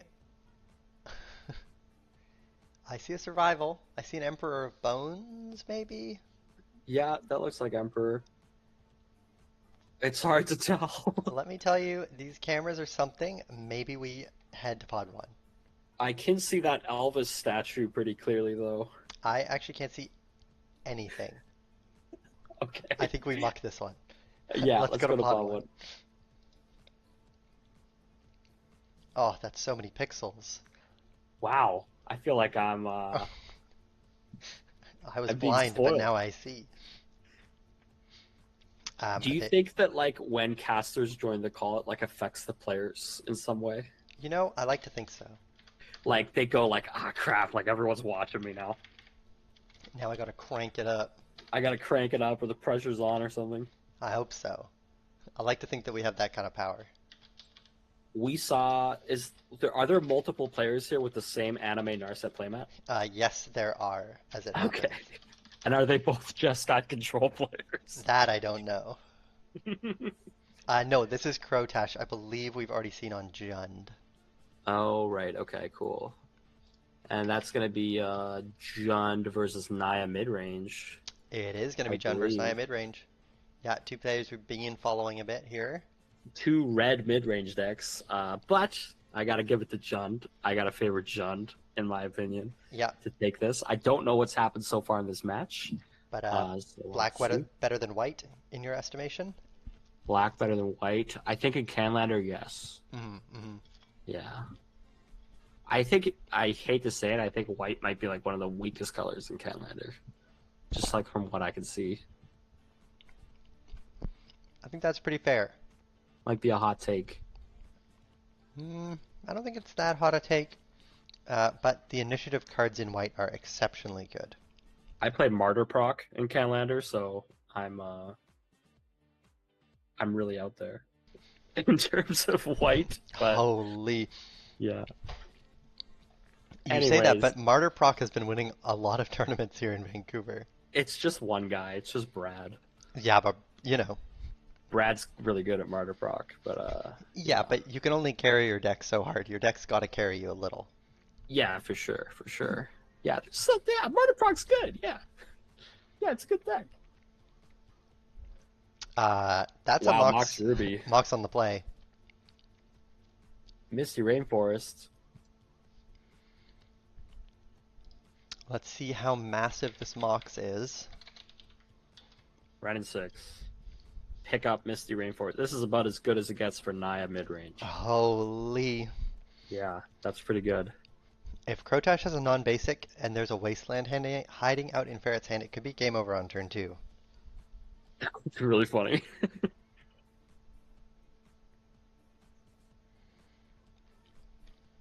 I mean, Dorks are cancelled. Goyfs are cancelled. Oh no, Goyf would be a 2-3 here. Or a 1-2 rather. Oh my god, yeah, because of the ping effects. Yeah, this is a desperate position already. My goodness. Okay, well it's not that crazy, okay? Like we've got some outs. We're playing some cool cards. Crotash playing some very interesting cards in his list. Harvester of Misery. That's pretty interesting. Ooh, that is pretty interesting. Yeah. That's 2 mana -3/-3 on the cycle. You know, I don't even know what this card does. Like, I've got to look it up. Well, tell me if I'm right that it's -3/-3 on the cycle. You are almost right. No, It's -2 -2, -2. -2. Yeah, yeah, yeah. Yeah, Yeah, yeah. yeah. That's Uh, interesting. and it can be a board wipe against some of the aggressive decks. Yeah, that makes sense. Yeah, that's an interesting card, as well as Dothy Voidwalker, which is a card I was expecting to see more of based Mm. on how prevalent Reanimator seems to be. I thought we would be playing Dothy everywhere, but I don't even think it was in the Abzan mid-range list. I was pretty surprised. That is surprising. I think that's a good card. It's tough to Yeah. cast black, and a Yeah. 3/2 shadow doesn't play to the board very well unless you're aggressive. Hmm. But it's a pretty nice stacks piece. It's a lot better than Rest in Peace. Oh yeah, yeah. It just hits so hard, and it does a lot for being a 3/2 creature for 2 mana. And it can even at some point like cast you a crazy spell, True. and that's like I think worth a lot. It's worth If your more than it's. if your opponent entombs Valgavoth into it, you can cast Valgavoth. Exactly. Like that's crazy. I don't know why your opponent would do that. Maybe it's Ben on I was Reanimator. thinking more like your opponent might need to cast, Recall or Time Walk or something, and then you could just do that. Holy. But I mean, Recall is a lot better than Valgavoth. It's more points. but Lord of Change is much better than Recall because it's also a body. Wait, that's so smart. And yet Lord of Change is 0 points. And It's so is 0 Entomb, points. and so is Reanimate. How does it make And sense? I've only seen Lord of Change in one list. Oh, Delighted Halfling. And what else do we have for 2 mana? We have I don't know what that card is. It looks like half a questing beast. What the heck is that? I have no idea. Same. I'm going to very slowly try and figure it out. Could it be Cankerbloom? I don't think that's a Cankerbloom. It looks kind of like Cankerbloom. It's 2 mana. It's got Cankerbloom-esque art. Okay, let me look at this guy. Let me take a look at this guy. That could be, yeah, that's gotta be Cankerbloom. Good one. It's probably Cankerbloom. Yeah. Cankerbloom, another good creature. True. Phyrexian Fungus. It's a good attacker. Yeah, Fungi, he does like to party in the red zone. He's a good attacker. He hits a lot of different things. Like it's decent. And you can sacrifice it to put an extra counter on Ren and 6. Make it threaten ultimate a little sooner. You're technically right, and that's not even that bad. GSZ for 1? Yo. What are we getting? Are we getting a Grist? Looks like just choosing to flex that their Delighted Halfling is the more expensive printing. Borderless Halfling. Oh, okay. I like it. I like it. Interesting. That's how you show that you're bouse, honestly. But going with Deathray Shaman in the end. That's a better card. It is, especially against Ren and 6. Yeah. Really puts the kibosh on that Ren and 6 +1. How do you feel about Green Sun Zenith for Deathray Shaman? I mean, it doesn't die to Ren and 6 here, so I like it. That's true. That's true. Yeah, it makes the mana, doesn't just explode. I'm into it. And technically, Ren and 6 ability goes with the stack, so you can interact That with is the true. ability with Yes, Deathray sir. Shaman. So that is pretty good too. There's a few good things going for that play. Yeah, I mean, if you don't have another good two drop to play, then you know, Why not? Desert Yeah, Helmet's not the worst two drop in the world. yeah, that's fair. Too powerful for Legacy. Yeah, it's banned, right? Mm-hmm. Yeah, the card's banned in a lot of places. Yeah, banned in Modern as well. So that card's just broken. Solitude. That's Hardcast Solitude. That's tough. That's a Oh big my hit. god, it's hardcast because of the Moxen. Yeah, Ooh, that's a toughie. I think this game's going the way of Naya mid-range. Naya midrange certainly looking in a commanding position here. I'm not quite sure what Jun could do from this position. Uh, Dark Ritual, Harvester of Misery. Thoughts? Wow, that's pretty good. Thanks. That's as good as it gets. I don't know if they're playing Dark Ritual, but it's as good as it gets. You know, back in my day, everybody would play Dark Ritual in their fair decks. Yeah, that kind of makes sense. I wonder why it stopped getting played. Because it's just card disadvantage, maybe? Yeah, and like you could play, you can cast Dark Ritual or you can cast Nethergoyf for the same amount. Yeah, that makes sense. Nether. Yeah, that's a good card. And it's a Goyf summer. It's been a Goyf summer. It's so interesting that the Goyfs are like so prevalent in Canlander. Working on their beach bods by filling the graveyard. Because a lot of them are from Commander sets, aren't they? Like Modern Horizons Commander, I thought. Like they're Yes, not. from the Goyf theme deck. Oh, wow. So that's why. I've got all these Goyfs. I've got that precon. It's big Wow. for you. You can play Junt. Yeah, I should just bring that to YJ's Canlander night and It's see perfect. see what happens. My God, a second Mox picked up here. The second Mox doesn't quite hit as hard as the first one. No, true that. And two Mox and still only 3/4 of a recall by the points. Wow. Recall is So, recall overpointed? uh, I will not be saying that on air. But did you know that recall is the same amount of points as Thassa's Oracle plus Tainted Pact? I did not know that. Indeed, and recall wins you the game for 1 mana as an instant, while Thoracle Pact doesn't even win you the game at instant speed. It costs 4 mana and it's a sorcery speed combo. You know, I'm pretty sure we just watched a game in the other pod where a player casted recall and lost. I don't recall that. That doesn't sound likely to me. It just doesn't make sense. Like, No, how did just that happen? exactly. It doesn't make sense. It doesn't make sense. They casted recall, they discarded 2 cards to clean up, and then they got remanded or something the next turn. And let me It tell you, seems kind of tough. I've never seen somebody cast Thassa's Oracle and win the game. Yeah, usually they just the ability gets stifled or something. Exactly. Not even that good. Usually their opponent concedes in response for unrelated reasons. Okay, well, real players play Laboratory Maniac, so I don't even know why we Uh, care about Thoracle that much. Fourth Earlingus coming out. This is a messed up card if you've ever played against it. yeah, Crotash Uh, getting the Ligma here for sure. Revealing Urza's Saga in a desperate attempt to do something. Please, let me die. Showing off the broadside Bombardiers in hand as well. Yeah. And looks like just passing away to the 4 Ligma. Yeah, four Legma pretty good. The Riders of Rohan are crashing down on you. I wouldn't want to be I wouldn't want to be Crotash right now. No, it is a red day for It's a red Crotash. day. It is a red day. So what's going on here? Is this the match? Like I feel Uh, like the match might be done. Yeah, it's looking that way. I don't think a scramble verse is getting resolved right now. I think this is a concession. By casting Canlander, does it make you want to play more Canlander? No shot. Uh, no, that's not true. I had a moment this morning where I was like, what if I just played today instead of commentating? Oh, and I could just commentate solo. You could solo cast, or we could duo cast My Journey. Or we could both play and cast at the same time. Yo, now you're spitting. I'm cooking. But then I remembered that I don't like playing Canlander, so Right, I right, didn't. right.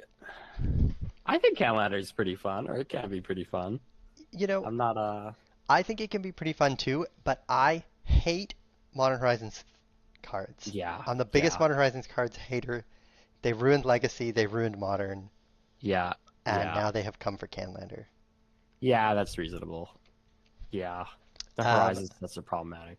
let's hop over to another match. Mm-hmm. Just for fun, let's hop into Pod 8 and take a look at two of my Vancouver boys duking it out in the bottom pods. Let's do it.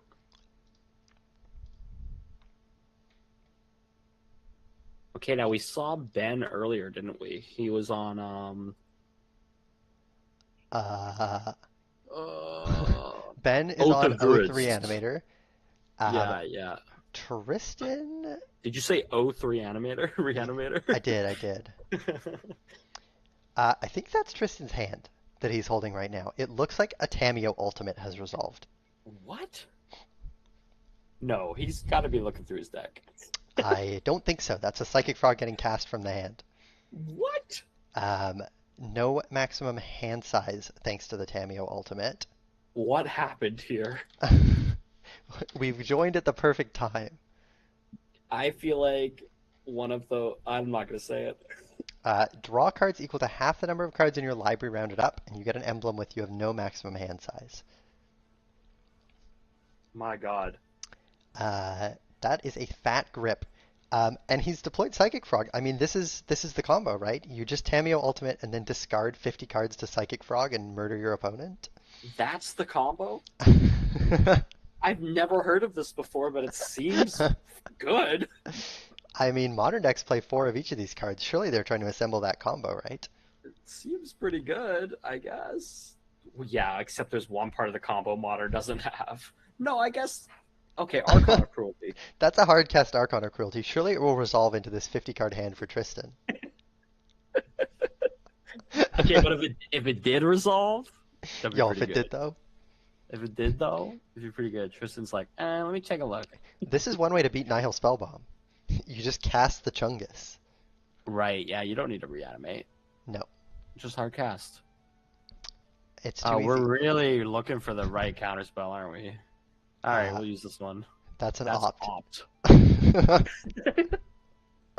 Hmm, don't like that one. Not much left in the deck anyways. What's behind the other door? Alright, we gotta use this counterspell. I see. We're stifling the EDB trigger. Wow, okay. Force of Will back on the stifle. If you didn't have a counterspell for this one, surely you want to have a counterspell for this. Oh, Spell Pierce. ouch. Ouch. I mean, if that Archon ever attacks, it's game over. Okay. Unfortunately, Tristan has the the psychic abyss on his board. I The think Psychic Abyss, yeah. gonna that's be getting true. blocked here. Let me tell you. So we remove the Archon with our 60 card hand. Probably we could do it with Solitude or something. Yep, Um, Lily of the Veil works. that does work. I'm actually not sure if Tristan is playing white. Maybe not. Doesn't look like it. Yeah, it doesn't look like it. And now we swing with Psychic Frog. This is messed up. This is messed up. Really took the time to uptick the Tameo as well before attacking. I like how you went on a little tangent about Modern Horizons, and we come over here and we see Modern Horizons absolutely breaking this game. Not only Oh. that, but Archon of Cruelty is Modern Horizons 2. True.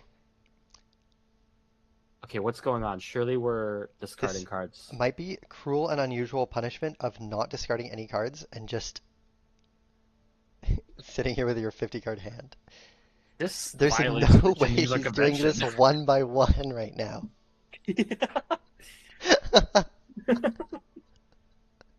This is horrible.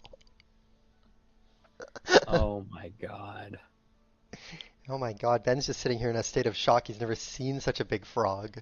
Why are we doing this?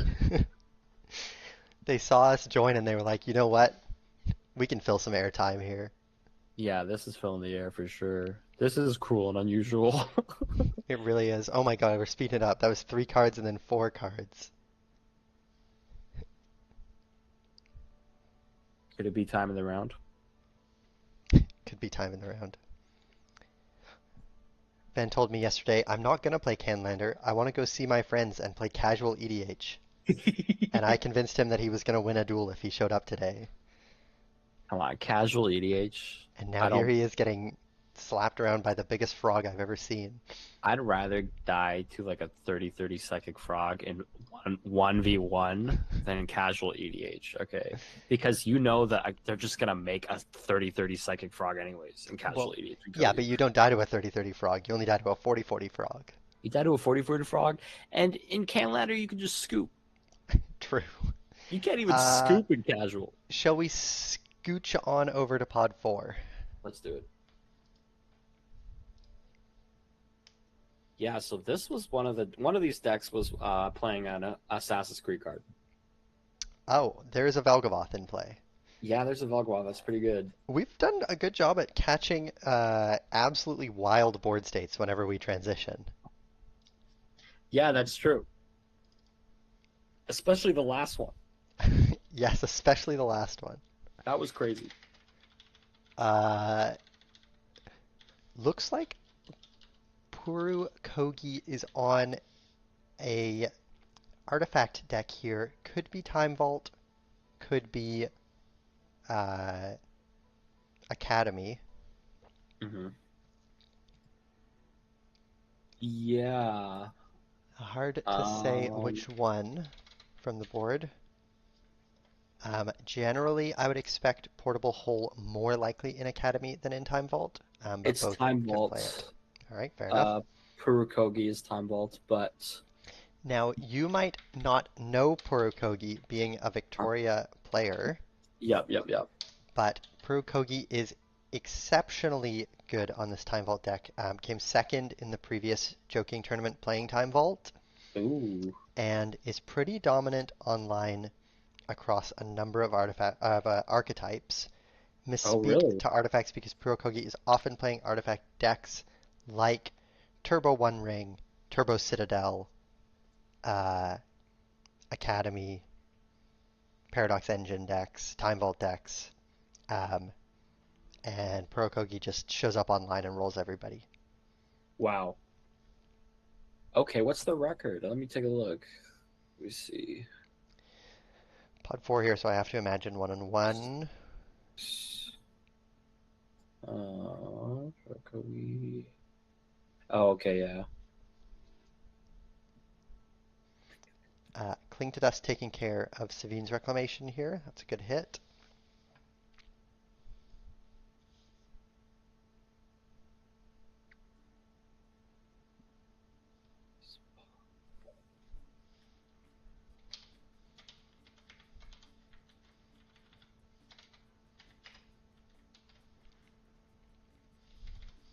Um, Collective Brutality, double escalate here. -2 to the Tameo, Duress, and Soren's Thirst as well.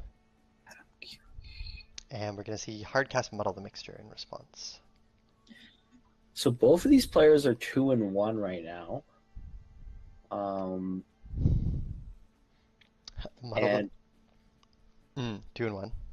this is Reanimator versus Time Vault, right? It is a classic. Match as old as time. So we've got Valgavoth in play already. That's like a 2-turn clock.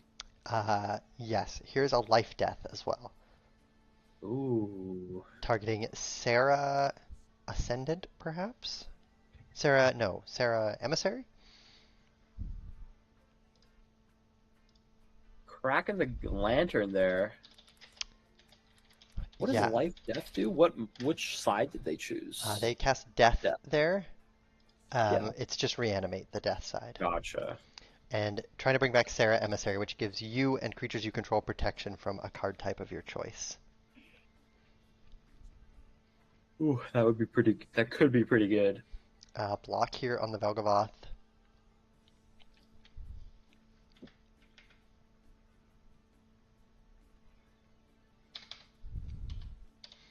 I don't think this Velgavoth card is beatable. Balance. I see. Balance with one card in hand. That's tough.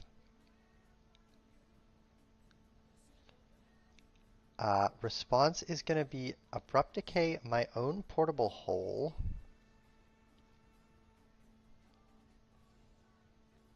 Huh. So why does Time Vault even care about Velgoboth? Your guess is as good as mine. Because Time Vault is doing something completely different. What is happening here? The balance got cast. Why did Velgoboth die? I think that Peru had no creatures in play. I believe maybe they abrupt decayed their own creature.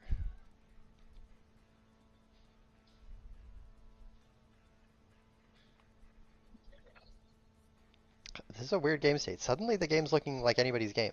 Yeah, I mean, if anything, it looks like the Time Vault player has an advantage. Yeah, with Nihil Spellbomb already developed and a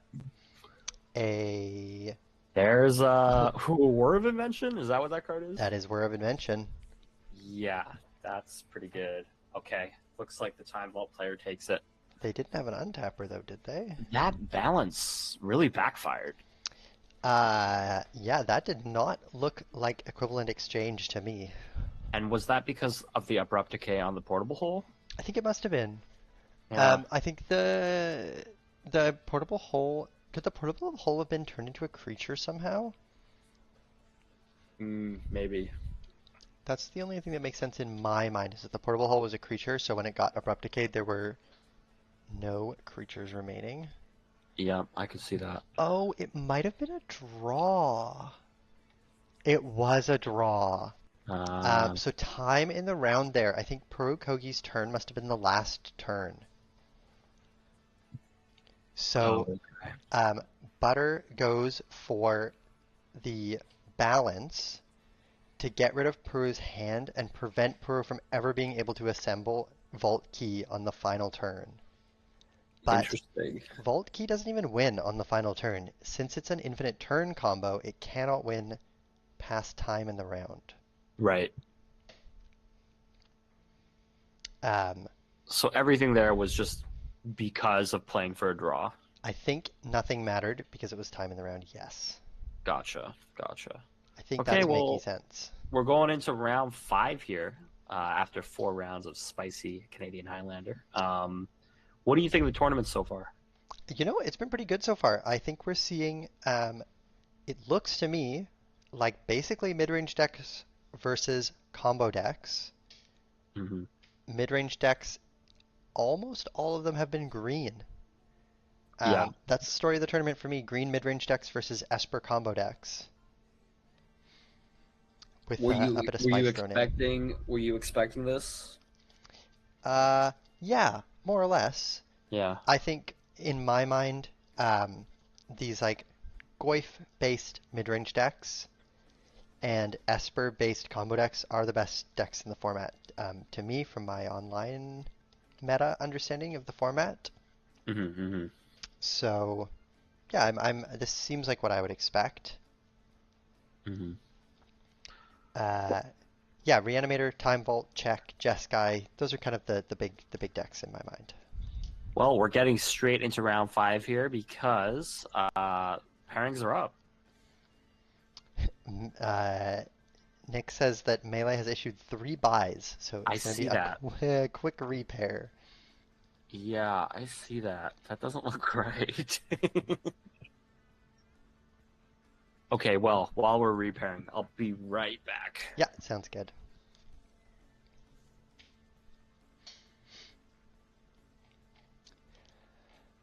We see some players talking about top cut as well.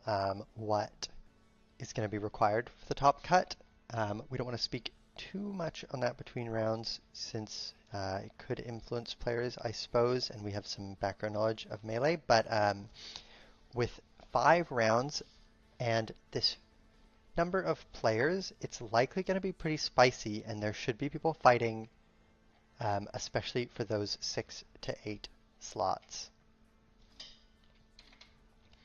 Yeah, it's likely going to be a brawl in this final round. You could see people with a good record choosing to play as well rather than draw in, since they should be locked regardless if you have a good record, and it might be worth playing for first. Being on the play throughout the top 8 is going to make a huge difference.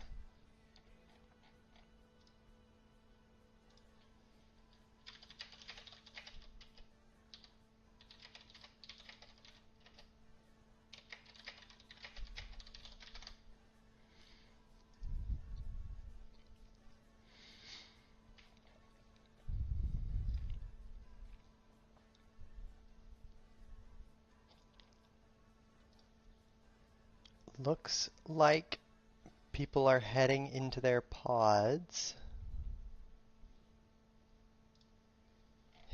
So we're going to try and find a pod that is not drawing.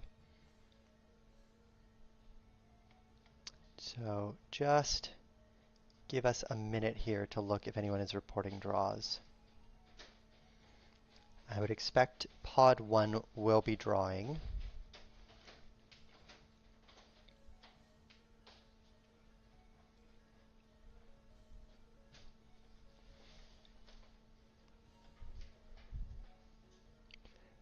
So we'll take a quick 30-second break here while we wait for people to get paired.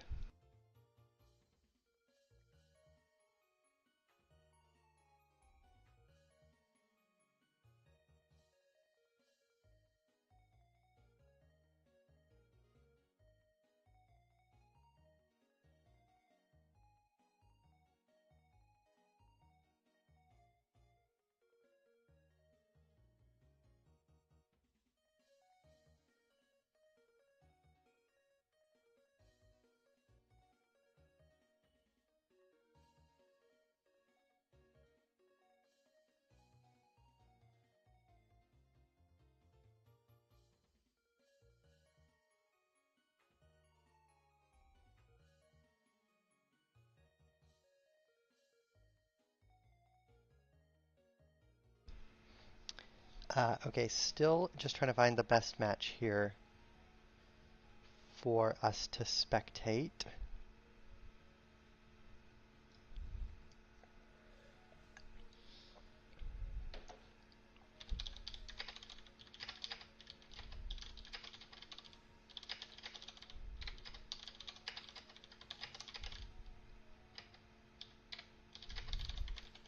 I'm back. What's up?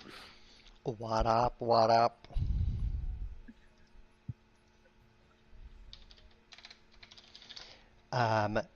I am just trying to find a match here. I've gotten word that table 1 is IDing Oh, okay. and playing it for fun, so we're not going to watch Yeah. table 1.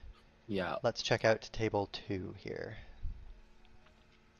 This is Jund versus Time Vault. Oh my god, and they're in the match. Let's watch this one. This looks pretty hype. Okay, here Okay. we go.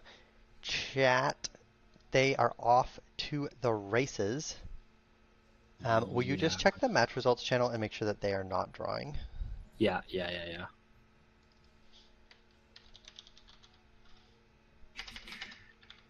Well, it says table 1 has drawn, but table 2 it says not reported, so I think they're playing. Perfect. Love to see it. Something interesting here. Give me a second. Cameron, the Jund player, is 3-1, but Kristoff is 2-0-2. Interesting. So they had no possibility of drawing, and this could they have drawn? Maybe. I think it wouldn't have worked. They likely could have drawn. I don't know.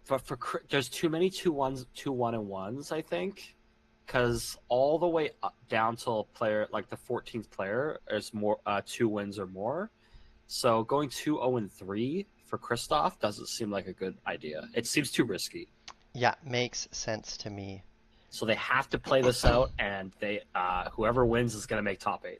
It's possible that they are both already locked for top 8, and that they are playing for a chance to overtake the players from pod 1 in order to get the play on top 8. Yeah, because if Kristoff wins, I think they both make top 8. Yeah, I would imagine so. But I think if Cameron wins, there's like a shot that Kristoff doesn't make it. If depending on like how the other tables go. Gotcha. That makes sense to me. The most intense, crazy matches in a tournament tend to be the ones where at the very bottom of who can get into top 8. It's true. They're trying to queue in. They're working real hard to get in top 8. That's where you see like the craziest magic. This is a new card from Duskmorn here. Is it what is that card? That is a new it's a 3-mana red card. I believe it's it's like very popular in burn decks and standard right now. I'm just looking it up because I don't remember the exact name, but I think it deals damage to face every time someone does something. But I've got to take a quick look. I'll find it for us. It's Crotash that played it, right? Yes, it's Crotash here. Gotcha. Looks like it might be 3 mana. Yeah, it's a 3-drop creature. Very good in draft. I've played it many times. Screaming Nemesis. Screaming Nemesis. Yeah, it's got an awesome name. Yeah, whenever it's dealt damage, it deals that much damage to any other target. Holy. And if a player takes that damage, they never gain life again. Yep. And it looks like for Reborn, we've got a Retrofitter Foundry, a Lotus Petal, and a Soul Guide Lantern. So you're the Jund guy. From the Jund position, what do they need to do to take down a combo deck like Time Vault?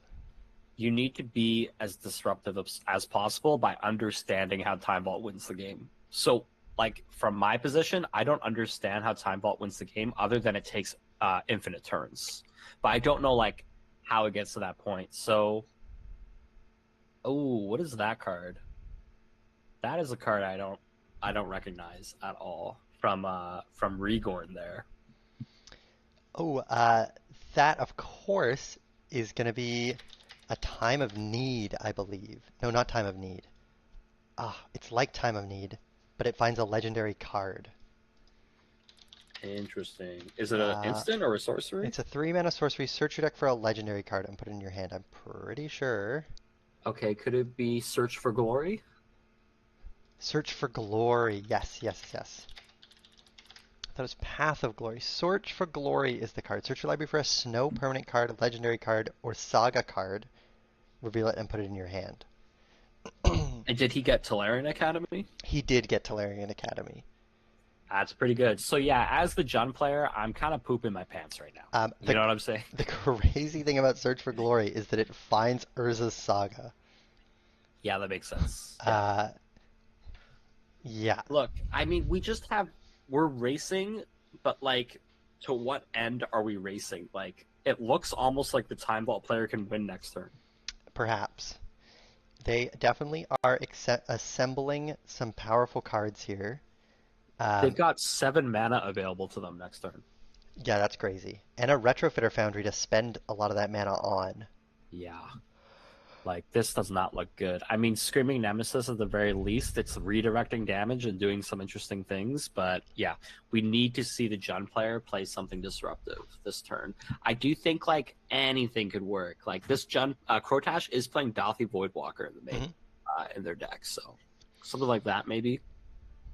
Yeah, Dauthi Voidwalker would be powerful here, although it does not interface at all with the Time Vault combo. Just useless then. We would never play that card. Absolute miss. It's still good. That means they can't recur Urza's Saga, they can't use Savine's Reclamation. The best card we could drop here is probably Magus of the Moon. True. Probably. That'd be a banger. That would be pretty good here. Maybe Collector Oof is the card you really want here. If it not playing it. Unlucky. Yeah, because I was like, yeah, let's get Oof, because that would definitely. Oh, Shieldred maybe. Oh, Shieldred would be good here. Shieldred's pretty good. Shieldred's nice because it puts a clock on how many additional turns you can actually take during your time vaulting. But I don't think the Ooh, Time Vault player is that concerned. that's a good one. Molten Collapse here. Oh yeah, now we're talking. That's a shatter if I'm not mistaken. Yep.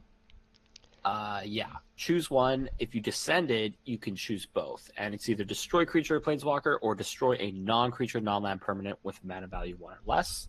Looks like the target was Retrofitter Foundry, I have to imagine. And a reprieve coming out in response. Now, this reprieve is kind of interesting because we're low on red sources, right? We don't have red.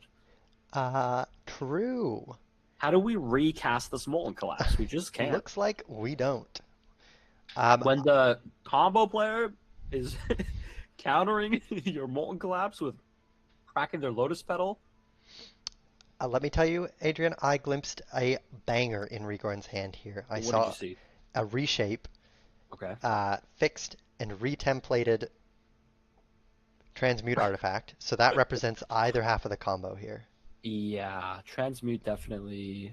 Because what does he need? He needs Time Vault and he needs like Manifold Key or something like Voltaic Key or something, right? Yeah, that is correct. Voltaic Servant, Teferi who slows the sunset, Tezzeret the Seeker.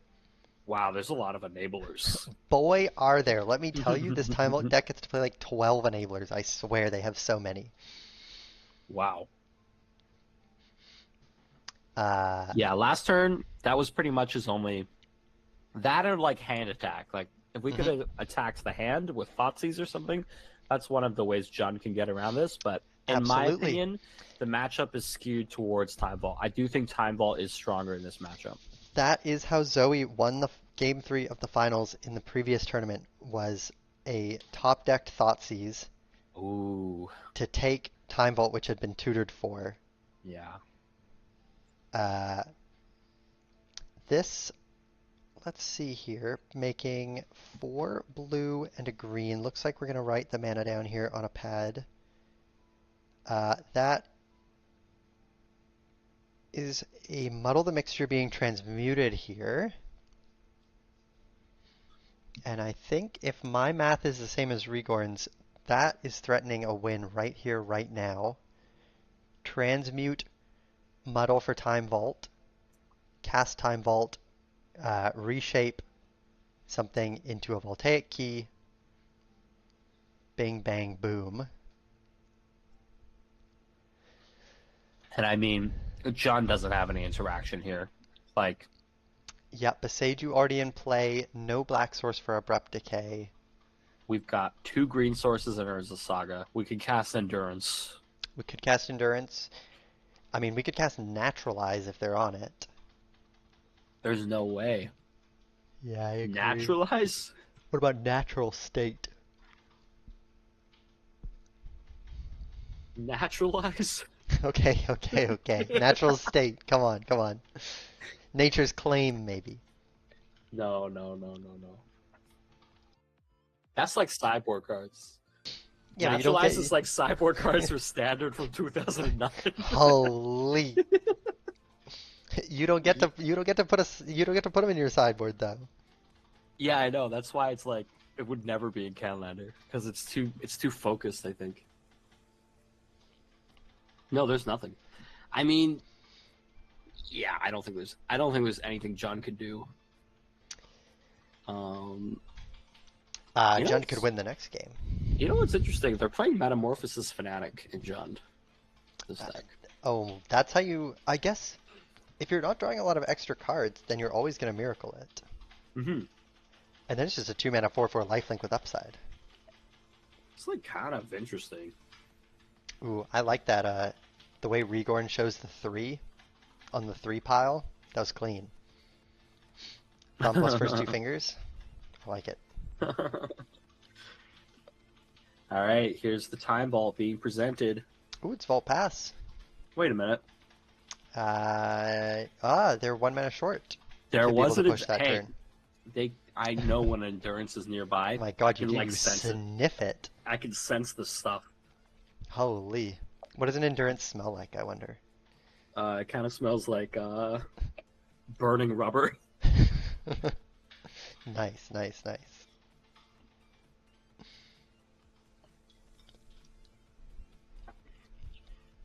Okay, well there goes Rigord's graveyard. And honestly, this is a good start for the Jun player here to It's true. get back into this game because we're getting another black source. There's Or, a sorry, known red molten source? collapse. I thought that the Time Vault player had a win. Let me tell you, my counting was wrong and bad. Okay. They are, in fact, 1 mana short here to be able to present a win. I see. Well, okay. Well, that's kind of scary because Molten Collapse, I don't think it hits Time Vault, right? It does not. No, Because it it's does not. 2 CMC, and it Yeah. needs to be 1 or less. Kind of baller for Rigorn just to slap the Time Vault into play and say, I know you have Molten Collapse, I know it doesn't hit it. Like, It is pretty baller. what do you got? I mean, Best answer here, in my opinion, would be Wasteland. For Crotash to Wasteland their own Beseiju, and then pick it up with the Ren and 6. That would mega play here. that's really big brain. I never even thought of that. Looks like we're just going after the Retrofitter and the token because they have descended. Okay. Not bad. Fetch land combo. Are fetch lands too strong? Fetchlands And are we're too alpha strong. striking. Fetchlands banned in Pioneer for a reason. Ooh, this is interesting. We That's an alpha attack for- striked attack for and 8. lightning bolt. And Is that's- that game? Oh no. Wait, crack the Soul Guide? Lantern? This is crazy. This is Oh crazy. my god, it's game! I can't believe it.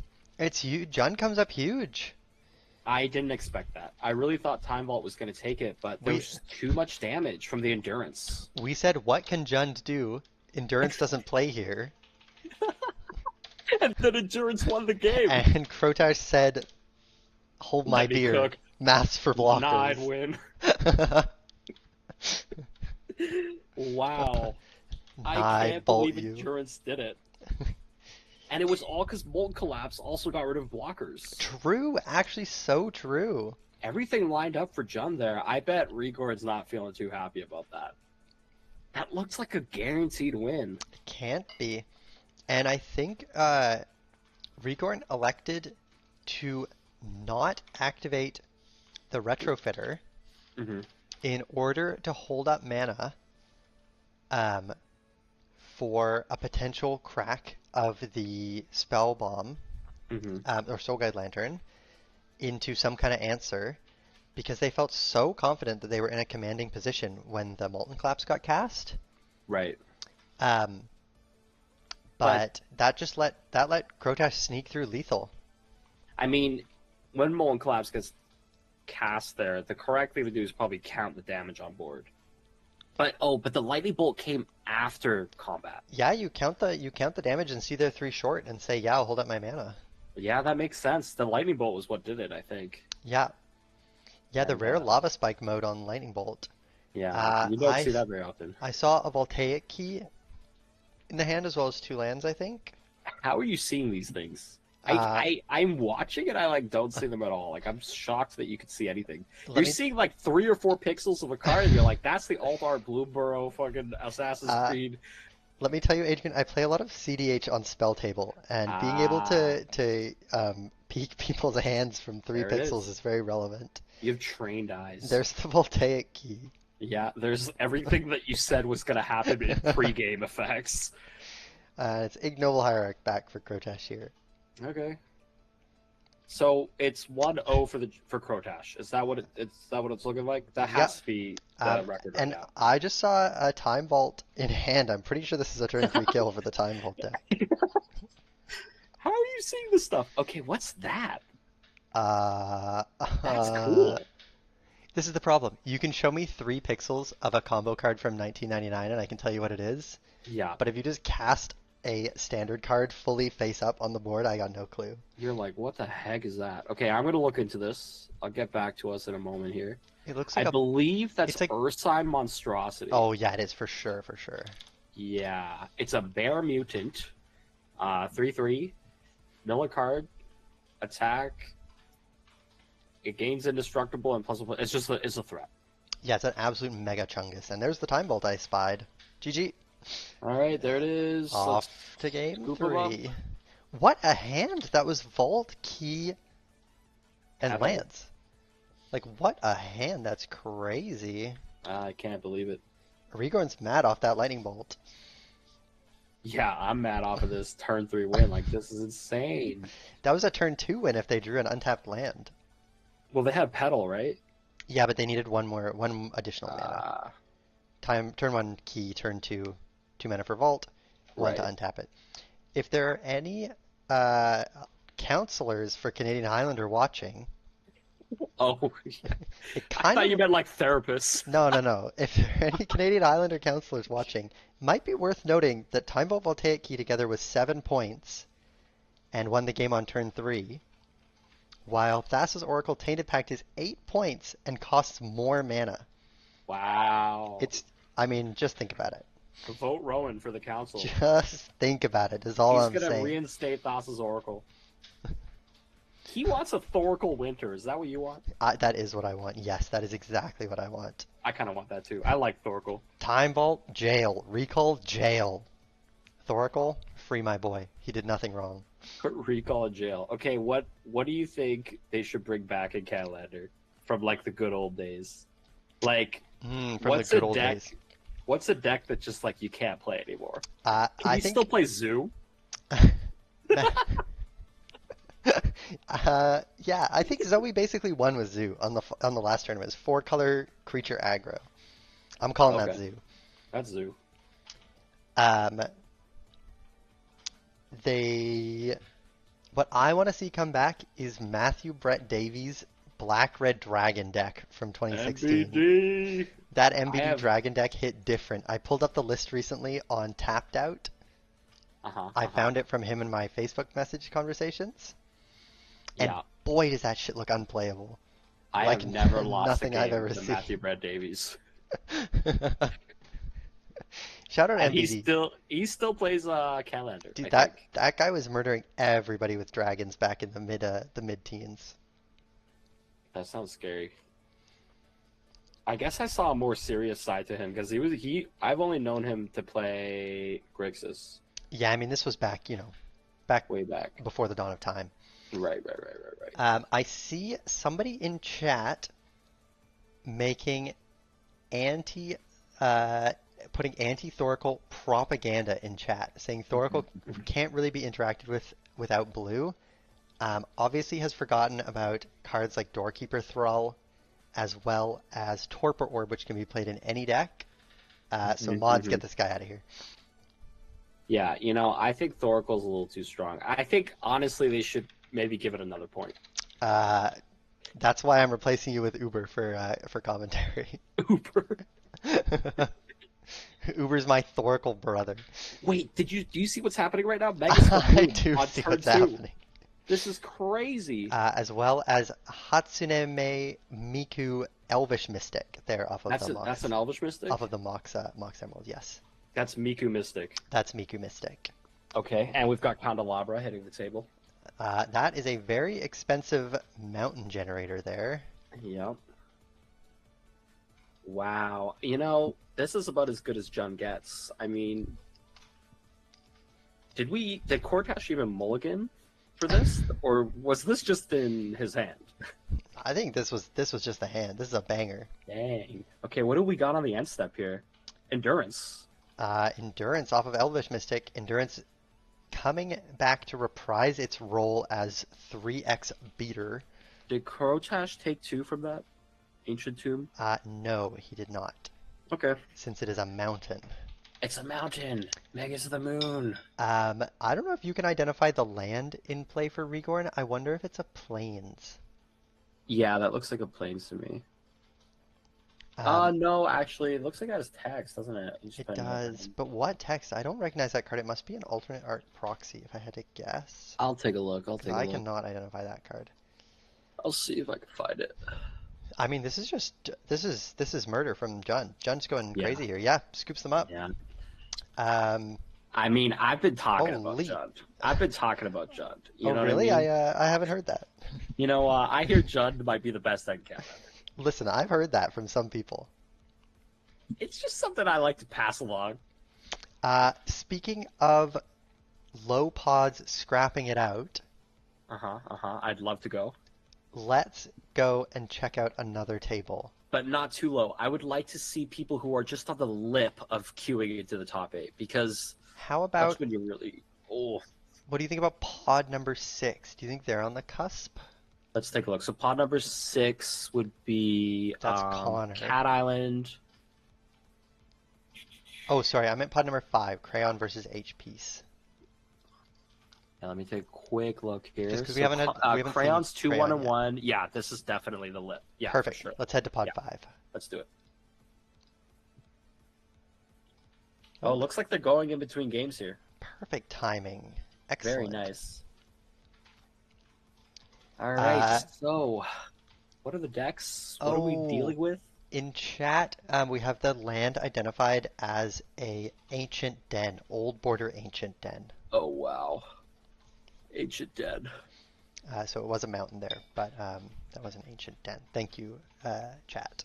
Okay. It was actually, is it an artifact mountain? Artifact mountain, indeed it was. H-piece with tiny bearded Elvis on the desk. Yeah. That's got to be a power-up. Yeah, every time he loses, the Elvis comes alive. And what do you think about picking Chandra as the waifu instead of Narset?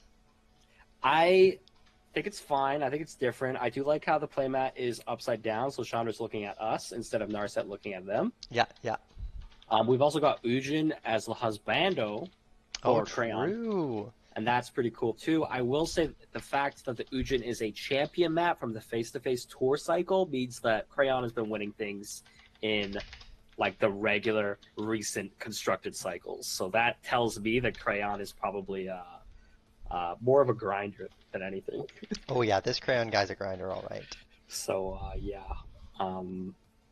In fact, I actually recognize his name. I almost feel like maybe I played against him or have seen him somewhere from one of the tour weekends or tour chat or RCs or something like that. Yeah, you could have absolutely. He's around playing all those kind of tournaments, and then translating his expertise into Canlander here. Yeah, well, as we saw earlier, Crayon is eyeballed and playing Abhorrent Oculus and Lord of Change. Eyes are open for Crayon.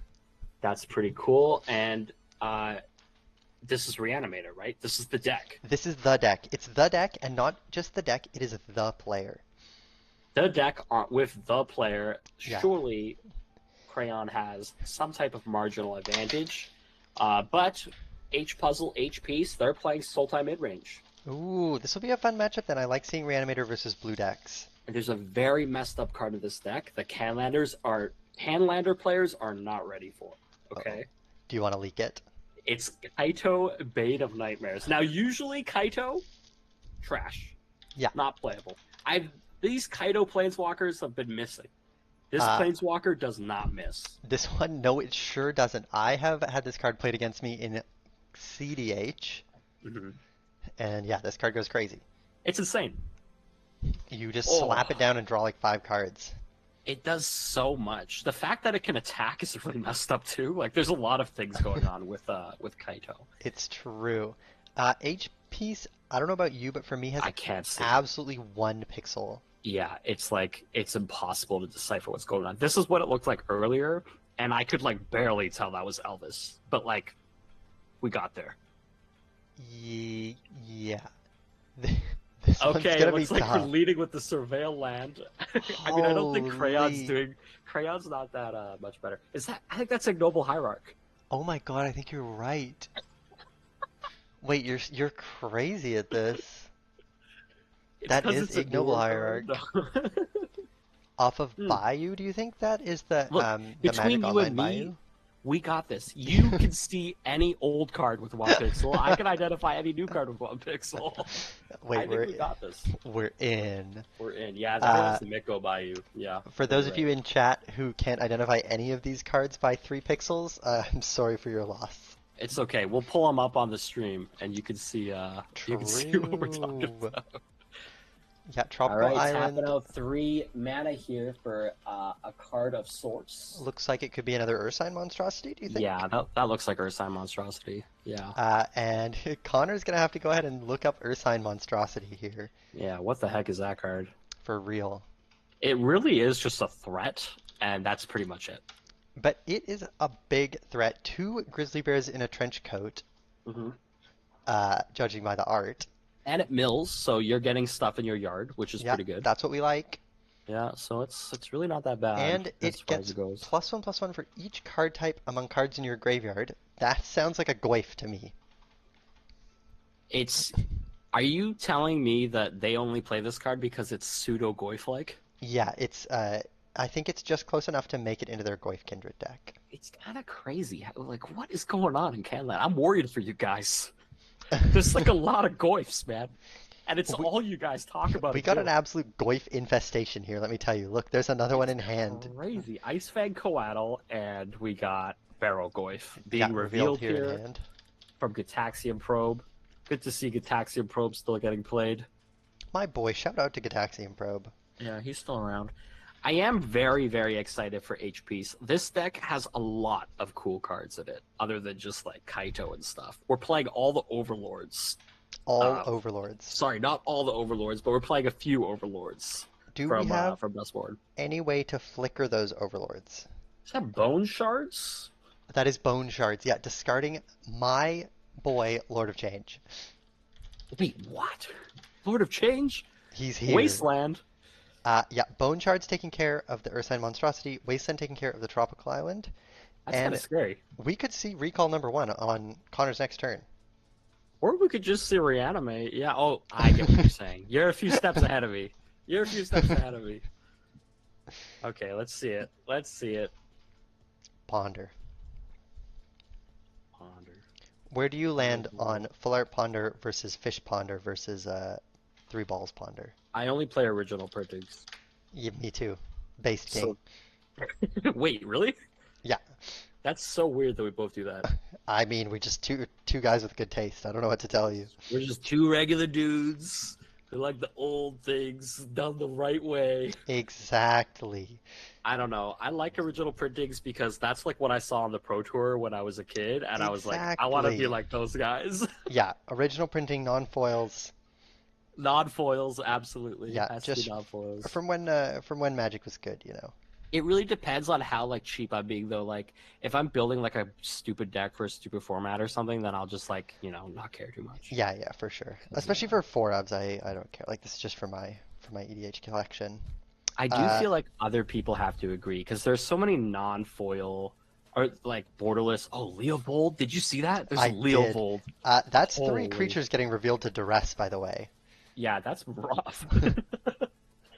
But I mean, okay, are we attacking with Hierarch? We are indeed attacking with For Hierarch. one? Hierarch in for 1 here.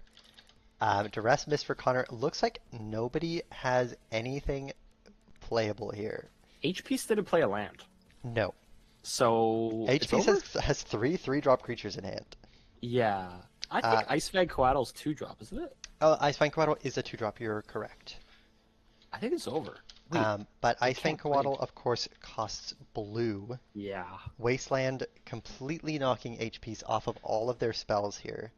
And Sultai midrange needs its lands. It's not a deck that operates well. Is that Careful Study? That's Careful Study. And boy, does it feels awful seeing Careful Study while you're looking at Leovold in your hand that you couldn't cast last turn. Yeah. Oh god. I think it's And there's, inching closer and closer. there's Dance the Dead on Archon to take care of the Ignoble Hierarch here. Yeah. Ouch. Dance of the Dead, a card with too much text that I just won't bother reading. Bring it up on stream here for any enterprising readers at home who want to know what this card does. Anybody who's interested in essay writing and wants to get into it, you can read this card. Yeah, the MTGO version makes the text so small that I don't think it's going to be legible on stream. That's cool. That actually makes it cooler. Yeah. An absolute paragraphs in the text box. But let me tell you, short version of what it does. It's Animate Dead, except instead of -1/-0, it gives it +1/+1. and you have to pay 2 mana every turn. Wow. They could have just put that on the card. I think the part where it would say, step 1, see animate dead would be tricky. So yeah, based on how many pixels we can see on stream here, it's really hard to say how many cards are in each player's hands. I think that's Ice Fang Coatl coming out to maybe Yeah. block Archon. It does look like Ice Fang Coatl. No, it's not blocking. That was end step. Yeah, I guess. Could Like, we not have blocked Archon? we could have blocked, but it doesn't have Death Touch right now. Not enough Oh. snow permanents in play. That's the condition for it. Okay, I Indeed. forgot. And I think forgot. missing out on those snow permanents might mean that HPs has no chance here in this game. That's pretty. I'd have no comment. I'm not gonna say anything. Anyway, moving right along. I don't think HPs is winning. Yeah, Yeah, you'd say. Sacrificed. I Oh think my he god, agrees. that looked like Connor was extending the hand. GG. Through the webcam, because of the lack of pixels, we can make anything happen. Everything's up for interpretation. It's You know what I true. mean? That's It's the true. cool part. Did you hear about that guy at like a PTQ back in the day who's playing Burn and just slapped his whole hand on the table face up and extended the hand to his opponent? No. This is like Where big, was this? in Vancouver. This was like big drama in the Vancouver scene. Oh. Because his opponent was tanking for a long time on their turn. hmm And so he just slapped like 3 lava spikes on the table face up and extended the hand over his opponent's playmat. Dude, you know where there was a ton of drama was just the casual EDH tables at Command Fest. Oh no. People would get up and like start shouting at each other. It was wild. A dream. I was like concerned, and at some point, I think like we lost power or something, and people just started screaming. Shall we move along to pod number 6 here? Yeah, sure, let's do it. Let's take a look. Surely there will be nobody screaming in pod number 6. Okay, we got more pixels, and this is Oh my god, so many pixels. familiar players. Ooh, just a gorgeous setup for Cyclops here. Is that a Microsoft Surface as a boogie board? It looks a little small to be a Surface. It might be a Surface Lite. I know it's not an iPad. No, I think you're right. I think it's a Surface. Maybe a Surface Lite. Surface Lite boogie With board. the phone and the boogie board both legible. Dude, A beautiful playmat here. that's And the so dice nice. along the top to represent which piles are which for cutting. A Cyclops easy S tier setup. Okay, And well, look at all these pixels. Picture this: you go to F&M, you bring your Surface, Uh-huh. your boogie board is your Surface, and in between, when you pass the turn, you just watch some YouTube shorts on your boogie board. Wait, that sounds sick. The key, of course, is to play a deck with no instance in it. Yep. Something like Jund.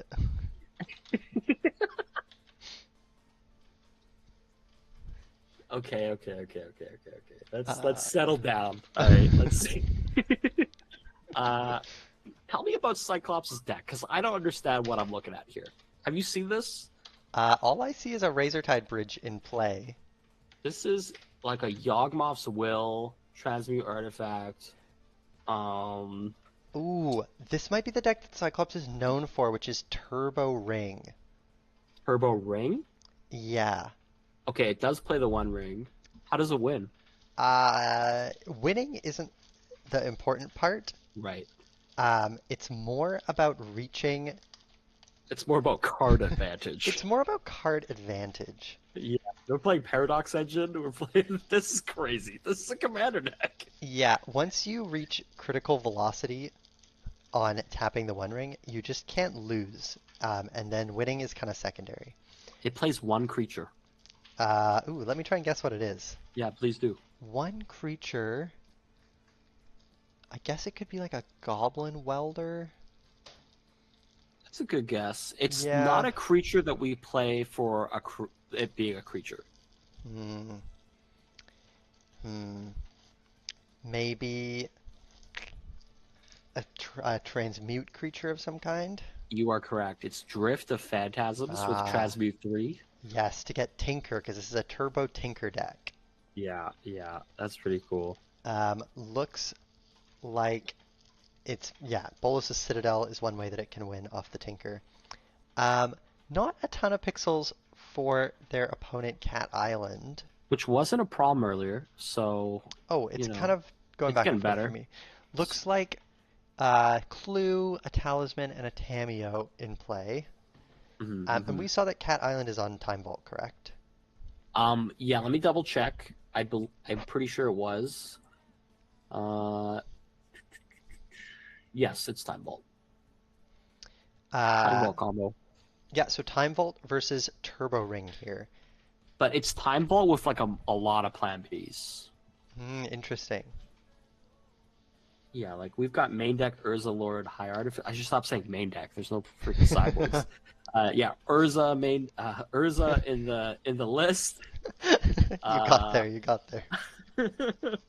Obviously Urza Saga and that kind of thing. Mockingbird as well, which is Hmm. pretty interesting. Tezzeret the Seeker, which we saw in like round 3 or 4. Yeah, Yeah, a lot of enablers, of course, like Teferi who slows the sunset you were talking about earlier yeah. to enable Time Vault. Tezzeret is so insane because it's both halves. You minus it and get Time Vault, and then plus it to untap Time Vault.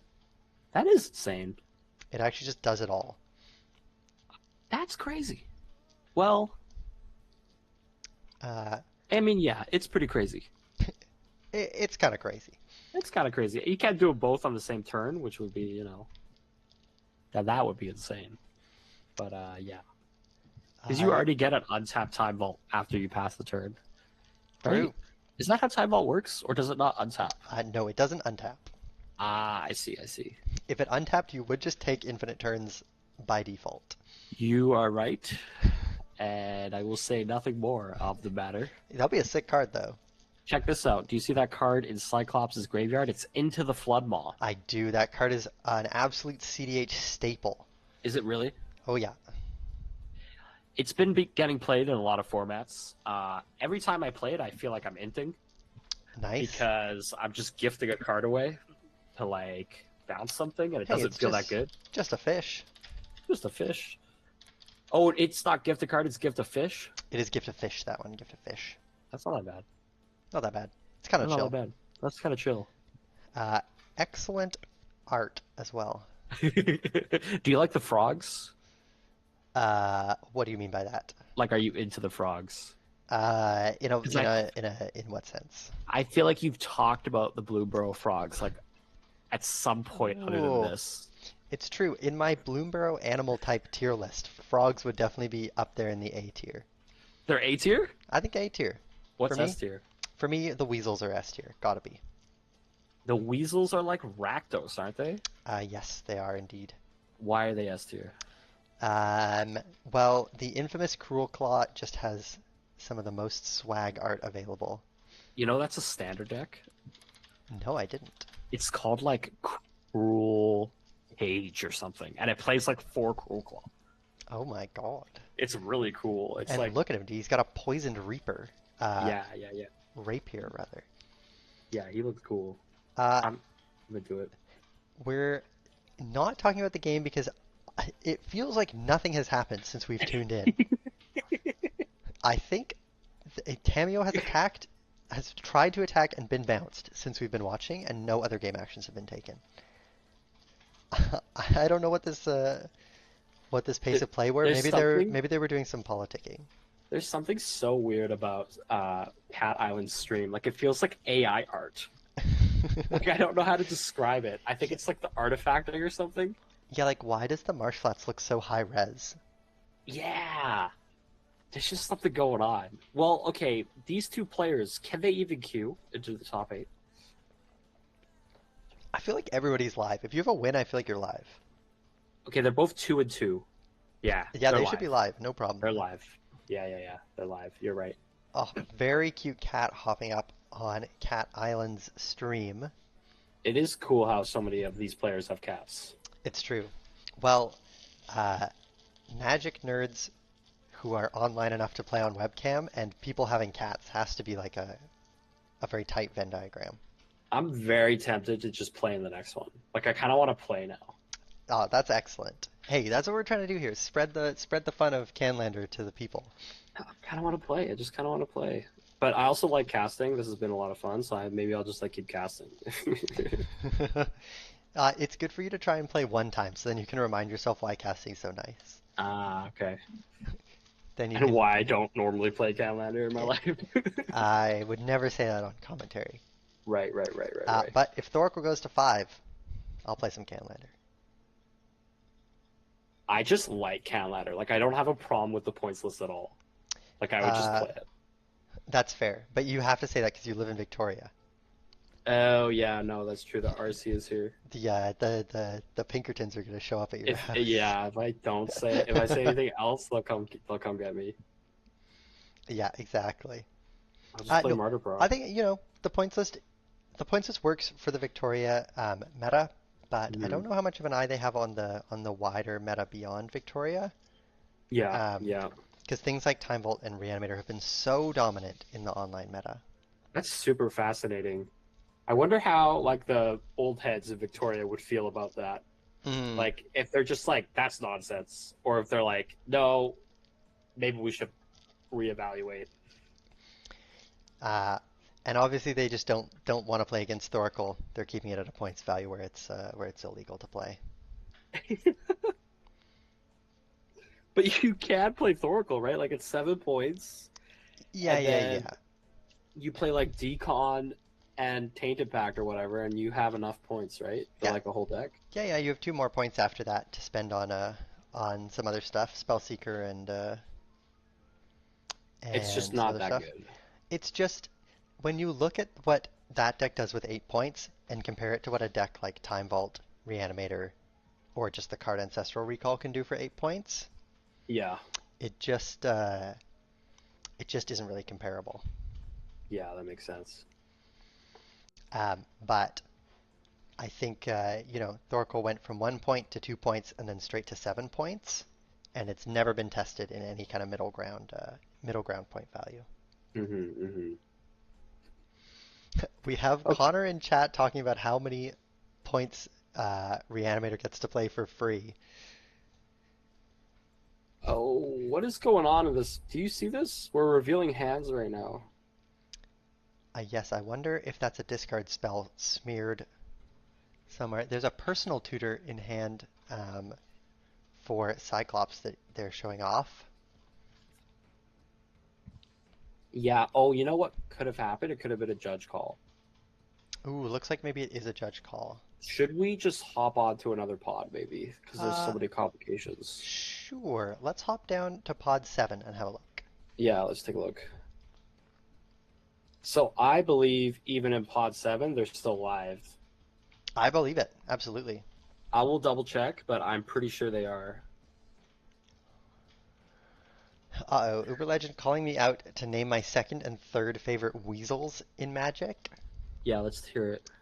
My second favorite weasel is, of course, Mirror Entity. Uh, I can't talk to you right now. Okay, wait, they're done. Ththey're done. They said they're done. and my third favorite weasel has to be Jeskai players. Mirror entity. Because all those Jeskai players are fucking weasels, let me tell you. Oh my god. Okay, well, that's unreasonable. Okay, do you wanna do? Should we go to pod 8? Yeah, let's go to pod 8. Okay, let's see the I'm pretty sure one of these are Wait, players is goblins. Cat Island's back. Let's go back to our pod 6. Okay. Dang it, the goblins player was going off. No goblins for you. Okay, we are right back. Boy, have no additional game actions been taken. Okay, well, at least we're back to Trinket Mage hitting the battlefield. Cat Island. We must be on Cat Island's first main phase here. And what do you get with Trinket Mage? Somebody in chat would like you to know that I wasn't being unreasonable. I was being unweaselable. I Looks don't like know. Trinket Mage is finding a manifold key here. Okay, great. That's seems pretty yeah. Yeah, it seems pretty good here. It's pretty good. As a reminder, Mm-hmm. Cat Island on Time Vault, trying to combine Yep. Voltaic Key with that, or Manifold Key. Cyclops on Turbo Ring, trying to untap for turn 3. Turbo Rig is the kind of deck that like sounds theoretical. It does. It doesn't sound like a real deck. Like I know that Cyclops is an alleged expert on Turbo Rig, but until I see it happen, I don't even know what that means. Uh, I can hardly argue with that. Here's the Tameo recast after being unsummoned. Pretty good, pretty good. It does make sense that Tameo is such a good card in Canlander. I mean, she comes out so early, generates you so many resources. I feel like tokens, artifacts are important too. Like, she really does a lot. Yeah, she's kind of just an insanely pushed card. I agree. And yet, the other Planeswalkers, other than a Johnny, I don't see them anywhere in Canlander. I Nope. kind of thought Grist might get played, but Grist is Ooh. like the worst one, even in like other formats. So right now we're just seeing Ral, and we're seeing a little bit of Sorin, a little bit. Sorin's a crazy card. I've only seen it in the context of a win condition for Neobrand in Modern. Yeah, I think I saw that too. I think, yeah, I saw that. Uh, Uber in chat wants to point out that since your deck is bigger in Canlander, Hmm. Tameo is better because the ultimate Interesting. draws you more cards. Oh, interesting. How Can the you heck speak does to that that? work? I don't actually know what her alt does because no one ever uses it. It draws you half your deck. Yeah, I mean, if you're alting with Tameo in any game in any format, it doesn't really matter. Like you've already won, Hey, what about limited? You don't know. dude. That's true, actually. Like in limited, if you were doing that, you don't want to alt Tameo in limited because you've A- probably drawn so many cards already. And you would have had to crack 3 clues or 2 clues at least, and then you draw like 10 cards, and then you deck. You get decked. It's pretty bad in limited. Sounds a bit fun That's to me. true. That's true. Okay, when's the last time you played limited, Rowan? That's a tough question. 6, 7 years ago. I remember doing an Innistrad draft. What? Innistrad, like The the OG one. no, the Hunt one. Okay. Midnight Hunt. I did a Midnight Hunt draft. OG Innistrad. Yes, yes. I opened Snapcast Mage. No, when I last time I did an OG Innistrad draft, I think I opened the bird that mills. Hmm. You Hmm. know that one? No, I have no idea. Yeah, fair enough. No. It's a 2 mana 1/1 flyer. Sounds Somebody pull it up in obscure. chat. Sounds obscure. Um. Mind Mind Shrieker?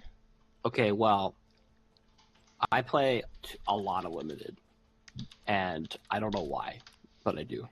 I think it's because I enjoy winning, It is and Mind Shrieker. Sorry, go ahead. in limited, it's always like more casual. So it's Mm, just like you just like show up. I don't know. just rock up, just win. Just rock up, just win, just leave. Yeah, I feel that. I'm gonna look up Mind Shrieker. Um, a discard spell coming across in the form of Duress here for Cyclops, and we see Manifold Key, Reprieve, and Muddle the Mixture. Dude, Mind Shrieker's from OG Innistrad. Yeah. This is what I opened last time I did an OG Innistrad draft. I thought you were. Uh, Oh, okay, but got I it. also Okay. drafted Midnight Hunt more recently. Oh, okay, sure. Okay. Name one Midnight Hunt card. That's tough. I've only drafted it like once. I kind of feel like you've only drafted OG Innistrad. Yeah, I have. No, I drafted Midnight Hunt once for sure. Okay. Cool, Name a cool, card cool. though, that's impossible. Midnight Hunt? Yeah, for Midnight Hunt. I know Moonsilver Key is in Midnight Hunt. Oh, there you go. Boy, would I not take it in limited though. This is a That's tough pretty good. choice here for Cyclops. Um, Muddle the Mixture not only represents Time Vault off the transmute, but also a counterspell here if Cyclops wants to push a win attempt. Looks like Cyclops agrees that's the scariest card. Going for Personal Tutor here, I would be shocked if this was finding anything other than Tinker.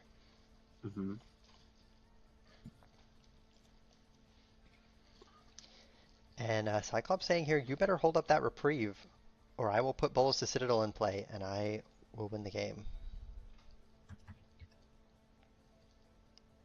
Oh, so the deck is trying to get Bolas Citadel in play. Yeah, or the One Ring. I feel like Bolas Citadel is better. Well, depends on the situation. But yes, if you have Paradox Engine, you want the One Ring though. Oh, I see. Okay, yeah, that makes sense. That does let you put your deck in your hand very quickly. I don't know. I feel like Cat Island is winning. You don't know what Cyclops has in hand though. That's true. Cat Island just has so many resources, so much mana. But what's in Cat Island's head? Manifold Key and Reprieve? That's it? Yeah, I mean this is just going to be Manifold Key here, pass here, leaving up mana to activate 2 clues. That is pretty Yeah. nice.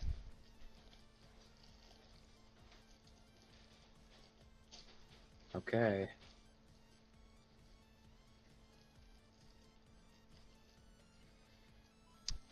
Cyclops picking up the Tinker. Mm-hmm. All they need here is one more discard spell and they could enjoy a Bolas the Citadel in play. No, it's going to be Tinker, sacrifice the Razortide Bridge. Ooh. Say, okay, reprieve me. And Cat Island will oblige. Is it? Oh, it's just land go. And So Tinker is on for next turn. yes, sir. Set up a re-Tinker. Cat Crack a Island clue? gobbling up a clue. Yeah, that's And pretty this is good. Cat Island's window to attempt something here. We need some interaction. Yeah, we're going to need an answer to this Tinker, or they're going to be flipping cards off the top for game.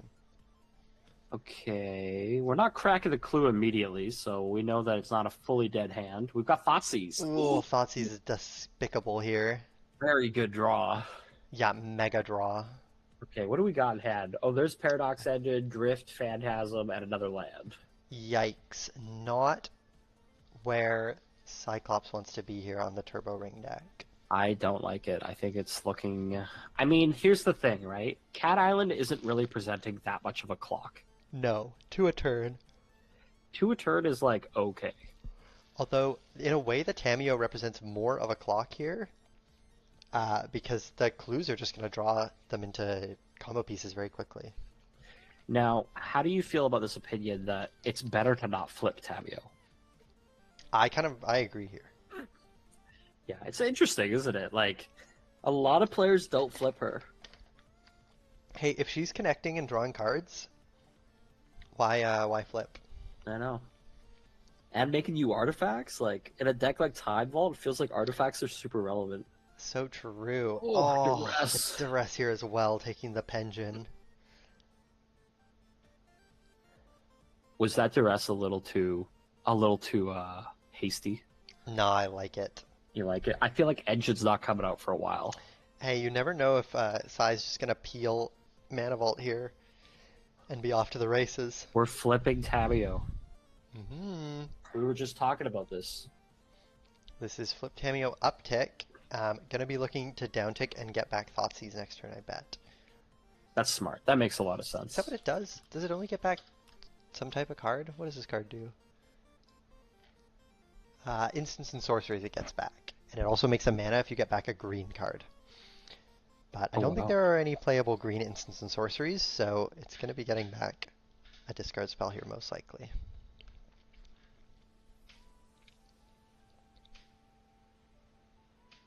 I mean, it's good. It's a lock. And definitely Cat Island's ahead, but it's not that much of an advantage, it feels like. Transmute here. Easy $10 for you if you can guess what they're transmuting for here.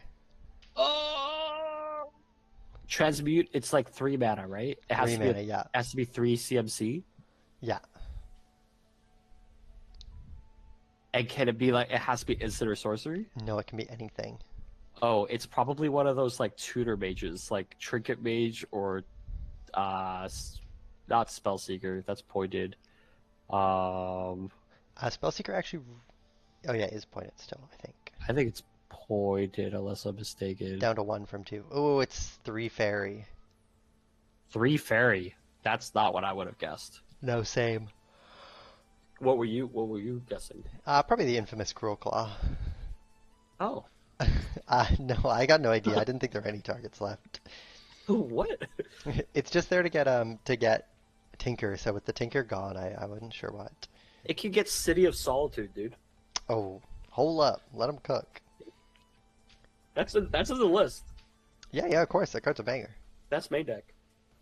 That's the main deck. Not even siding it in for the blue matchup. Yeah. That's big. Okay, Tef 3 is pretty good. I'm into Tef 3. Yeah, I don't hate it. I see. They downtake the Tameo, got back the model the mixture, transmuted it for Time Vault, yeah. cast it, keyed it. That's game over. And I think this is one of the last pods here for round 5.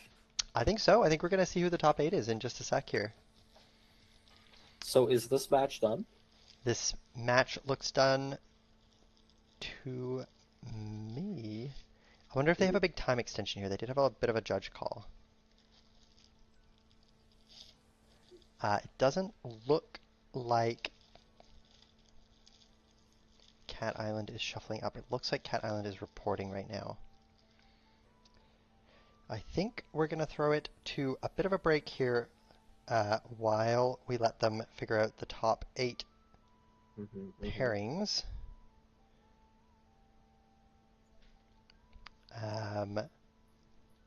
Yeah, I don't think they're playing another game. They're at time regardless. So I'm going to put the stream on a quick break.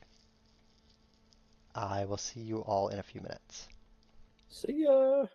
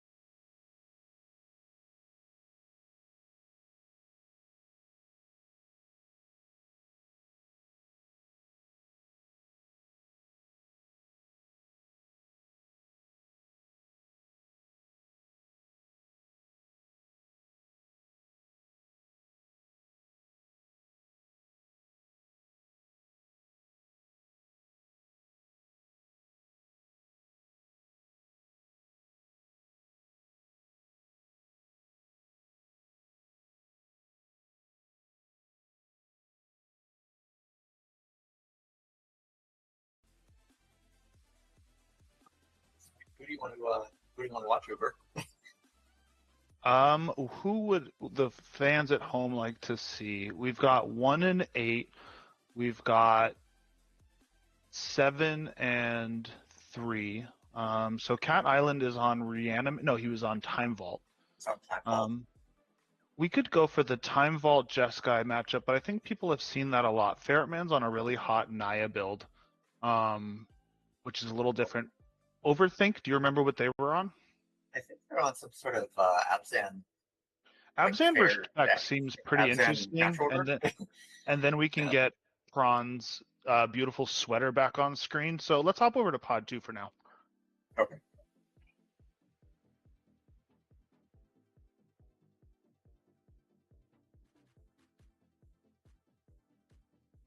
Okay. First time on Discord. Give me a sec. Never used it in your life? Never used it in my life. Let's see what we're looking at here. Prawn's video. So these guys haven't started yet. Oh yeah. Hello stream. I am Uberligan. And Cyclops can introduce himself, but this is Cyclops 8. Yep. If you know how you're watching a Pro Tour event and they bring in like the really cool commentators for the top 8, like your Reed Dukes and things like that. Well, this is not that. You get us. That great commentating job that was happening before, that is over.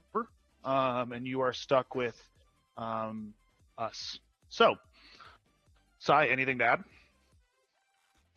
No, I don't think so. Just that, one of us scrubbed out and one of us didn't show up. So here we are. That is how it goes. You can't you scrub out of 0% of the tournaments you don't enter. It's like the I think- opposite of, Yep, pretty much. If you thought Thoracle propaganda was bad before, it's worse now. Thoracle to 5, honestly, is not enough. Thoracle to 4 is what we're now asking for. Our demands must be met, or we won't shut up. It's gonna hold the stream hostage. Yeah, I just might. Okay, so Prawn's sweater is back in action. Let's go ahead and close out of the people who don't have cameras on my end. Yeah. And so we got Prawn is on check, right? mm-hmm. I think I saw. Yeah. Prawn is on check recall. I don't actually have the lists. If someone listening wants to DM me the place where I can find them, I can give some insight there. If they're posted somewhere, I don't care. I need help. Yeah, well, we got it. That's okay. I know exactly what every card in Prawn's deck does because it was printed in the last 3 years, except for Ancestral Recall and Brainstorm. That's right. He's also beaten you with every single one of those cards. So It doesn't Suited to your matter mind. when they came out. I have lost to every card in there, including Tundra, which was in there one time. that's certainly an interesting choice. I did I stop wonder why. I stopped at the store on the way home, went to one of those make your own 6-pack fancy like Bevmo type of stores, and I grabbed a beer made in the Czech Republic. I have cracked that open for this match. I don't know what that means for Prawn's odds, but undoubtedly have some effect. The Richter product of Czech Republic premium gold lager beer. This one's for you, Sweater Man. But best of luck to both of our players here once they stop shuffling. Yeah, I will So, say Genghis has definitely brought the he's getting extra help in the tournament because of his fashion choices. It's distracting. It's hard to pay attention to the cards when a red panda is just so cute, and so is that sweater. And It's like tough. It's also got some nice dumplings or something. Yeah. Really preying on the hunger factor of playing in a long tournament. Oh yeah, tournaments are long. They are grindy. Players currently, or at least Prawn currently, deciding which pile to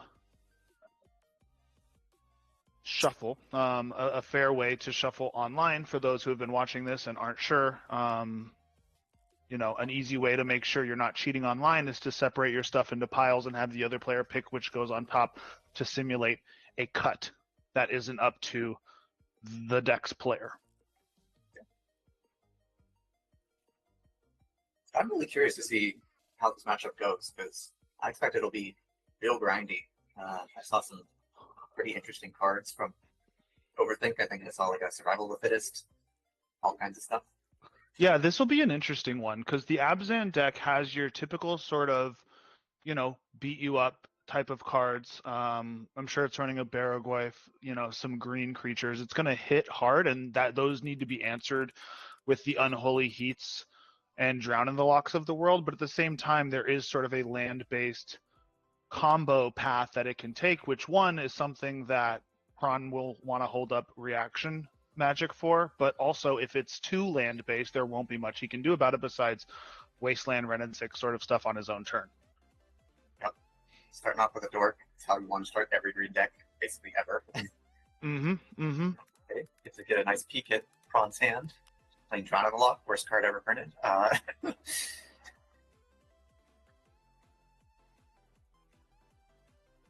Like a lot of choices there. Like, ironically, even though I said Drown in the Lock was terrible, that might be what you take because it's the only thing that really deals with the board. Yeah, so obviously Day's not the pick here unless you're really, you think you're a forgetful person.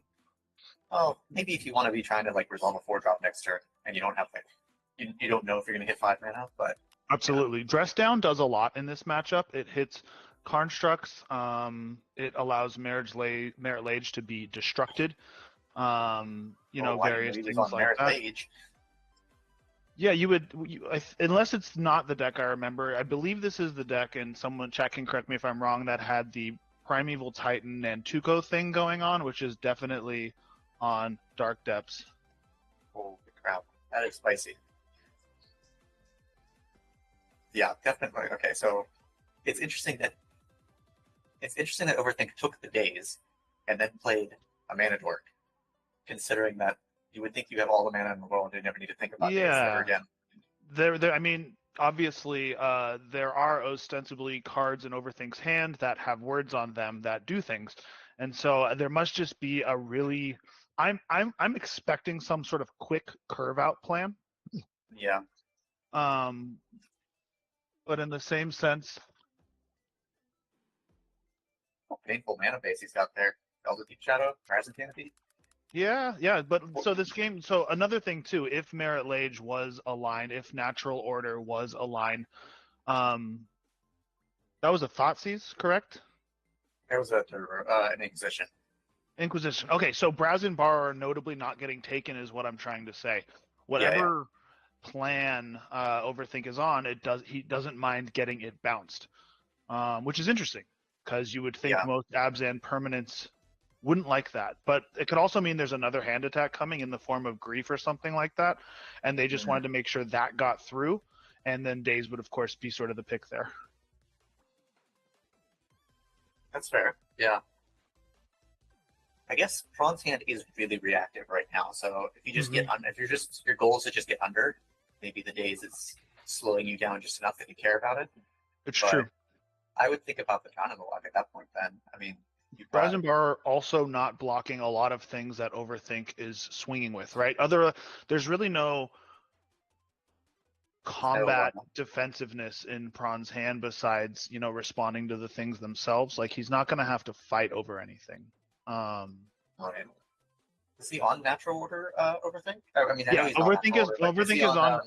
he's on Natural Order. We haven't seen Atraxa, at least not on stream. We've seen a Primeval Titan do really amazing work with Nantuko. Oh god, what a good card for being against blue. Yeah. Risk the Huntertide. Oh, Emergency Brainstorm. Yep.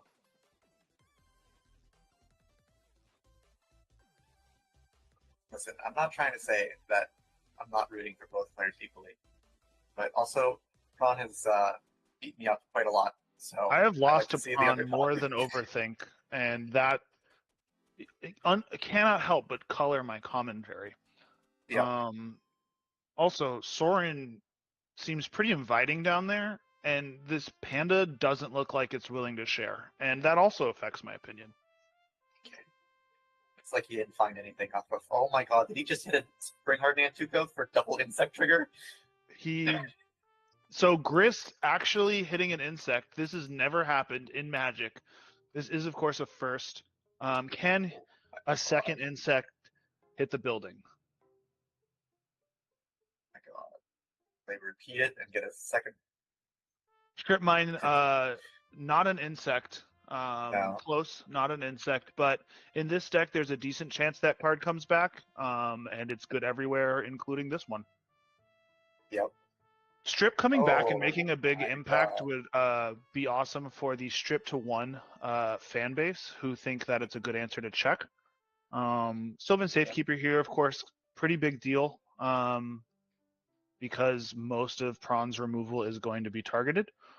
Yeah. And that helps. And this is also, the Abzan deck is not a deck that mines lands going to the graveyard because it has ways to get them back. And again, like you said before, with this Elves of Deep Shadow and this Canopy, damage is being done through the lands, which can be mitigated by Shadow Spear, etc. But we don't see those things yet. So we'll see if that matters too. Yeah, I'm going to be honest, I'm not sure how Prawn gets out of this. So the thing about check is that it's really good at fighting on the board compared to something like Jeskai. They got the voice things, but because you're not in white, you don't really get access to any of the premium sweepers. So Prawn's like best bet really at this point is Brotherhood's End, which would be really good on this board, but it's it's not a Terminus or whatever. Prawn also, so he did brainstorm, so this information is now secret. But if I'm him, I keep that dress down we saw earlier, which can be a bit of a if Overthink doesn't play around it, can obviously be a huge haymaker. Post land sacrifice to the Safekeeper, they would lose the shroud they gained, and you still sacked those lands. We'll see if that again ends up mattering. But dress down is a pseudo sweeper, and in some cases going to be even better. Turns off any recurred Nantukos and things like that. Merchant Scroll, Finding, you know it, you love it. Ancestral Recall. Can we get a recall count to 1 in the chat once this gets cast? Yep. Recall is Painful Truths. Turns out 3 mana, draw 3 cards, still good. Still a great rate. Yep. Let's see. Yes. Yes. Okay.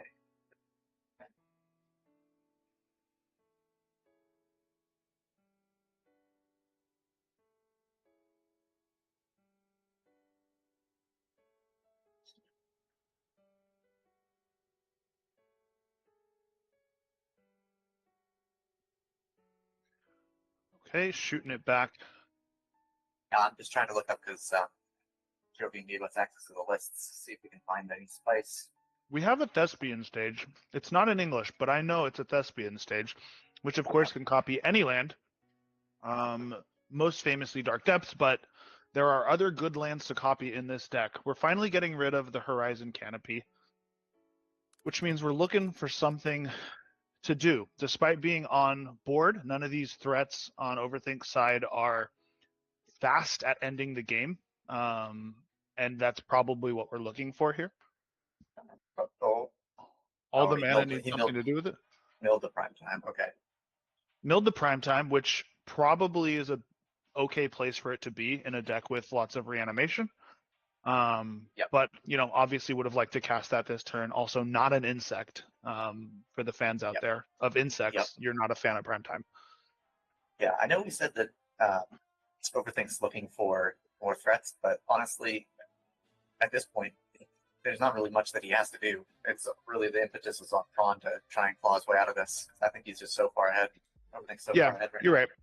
This is an important turn for Prawn to do something because he just spent 3 mana his whole turn recalling and hasn't put anything on the board yet. So we can probably assume he will here, but let's see how impactful it is. I still think he probably has that dress down, but not a lot of dress down tricks you can do that answers everything with just your 4 mana.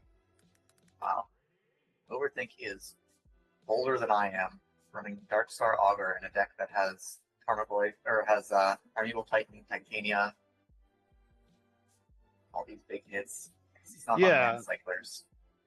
I have offspringed that new Dark Confidant card once before, and Yeah. it killed me very fast. Yes. Yeah. And I was not running cards as big as Titania or, Prime Is Time. that Bolt Snap Bolt for getting rid of the grist? I don't know if that's a bolt. I'm not familiar with that art. It's Yeah. obviously a red removal spell. Does it have 2 Pretty pips or 1? No, it's got 1. I'm pretty sure it's the Strixhaven archive Mm-hmm. Bolt. There's one thing blue players love. It's the most unreadable versions of cards. That's true. I would say that's not unique to blue players. There's a lot of people who like the most unreadable versions. The bias may come from us seeing more of the blue players' cards than anyone else's. That's what their deck aims to do. There is a barrel coming down from the Abzan side. That's the kind of in the game. We assume if there's free interaction here, we expect to see it. Yeah, I mean this is where Czech struggles. Like if this were Jeskai just needs to rip Mystical for Terminus and they're good to go. But even if Prawn finds like a Brotherhood's End, like Goyf is going to be way too big to it's not going to die to that. Notably, Goyf is an 0-1 with dress down. May end up mattering, but that also is true. It's hard to consider what blocks look like when Prawn has no permanents that aren't lands. No idea what the life totals are. I have to assume not good for Prawn. I'm on this board. I'm seeing 5 for someone. I would assume that's Prawn because he hasn't played creatures, but Overthink has been flame jabbing himself repeatedly since the beginning of the game, but probably not 15 points of damage worth. Yeah. So I'm looking at Overthink's list. There's no Atraxa. It's just natural order for Prime Time or Titania, which, honestly is probably good enough.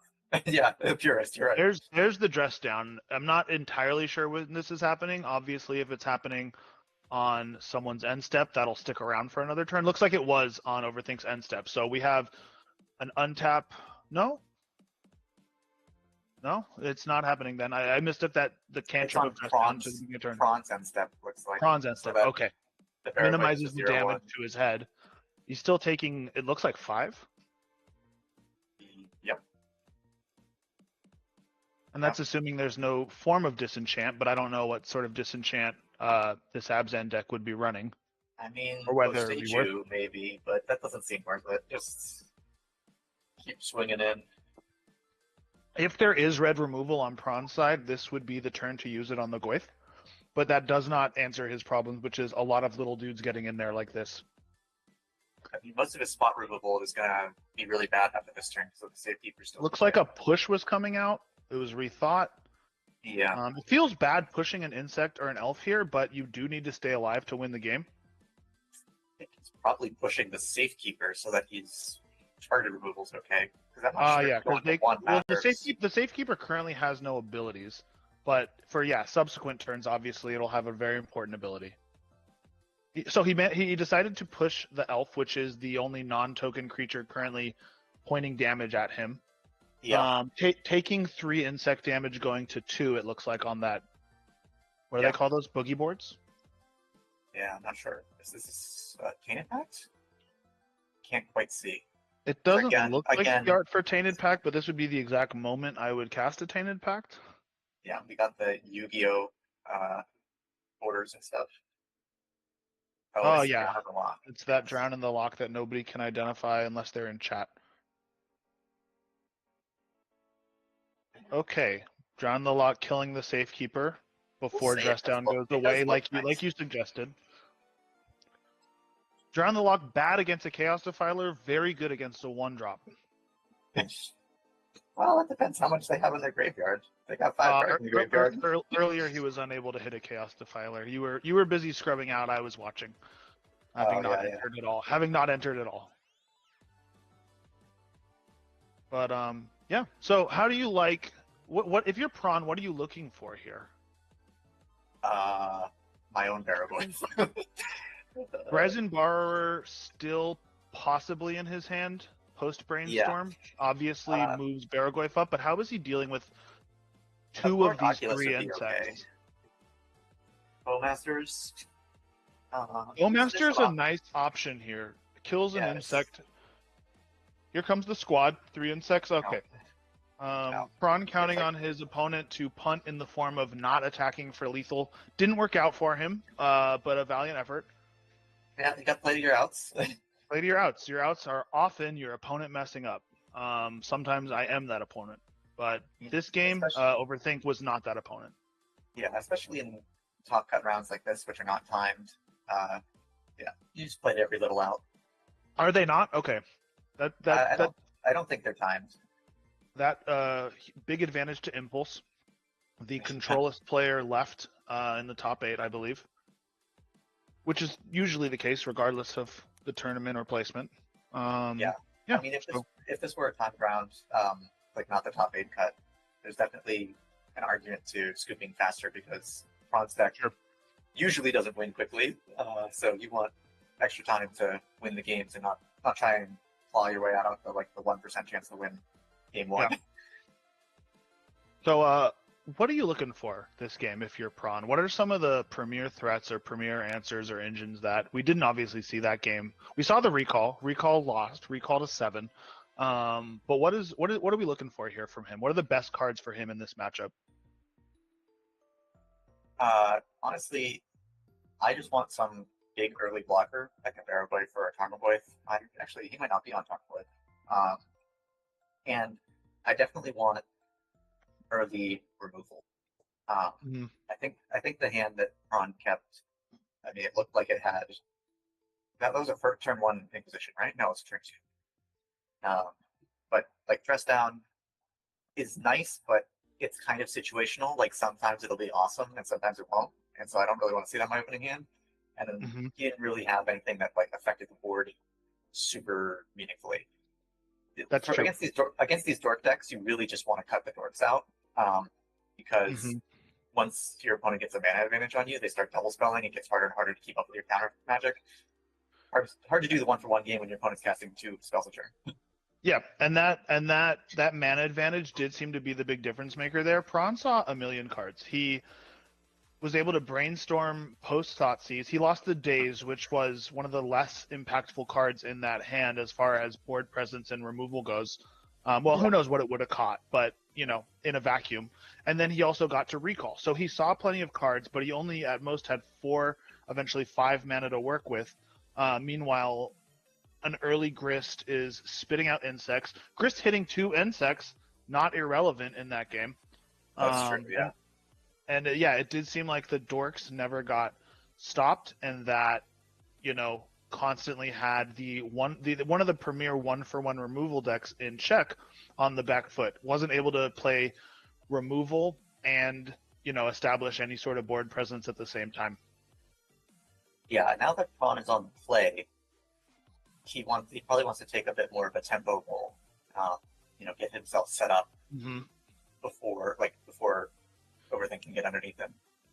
Stuff like Daze is really, honestly, kind of atrocious on the draw oftentimes. But on play, if you do something like a Ragavan and have a Daze backup, like you're sitting right. I think you're right. He wants to do what these decks do, which is play something stupid early, like a Ragavan, like a 2-drop Goyf, like even something like a Ledger Shredder, and then just sit behind it with red removal and cheap counter spells. Turn 1 birds. This is the deck that can bolt it. He is fetching on end step. Will it be for a surveil land or for a kill your birds right now type of land?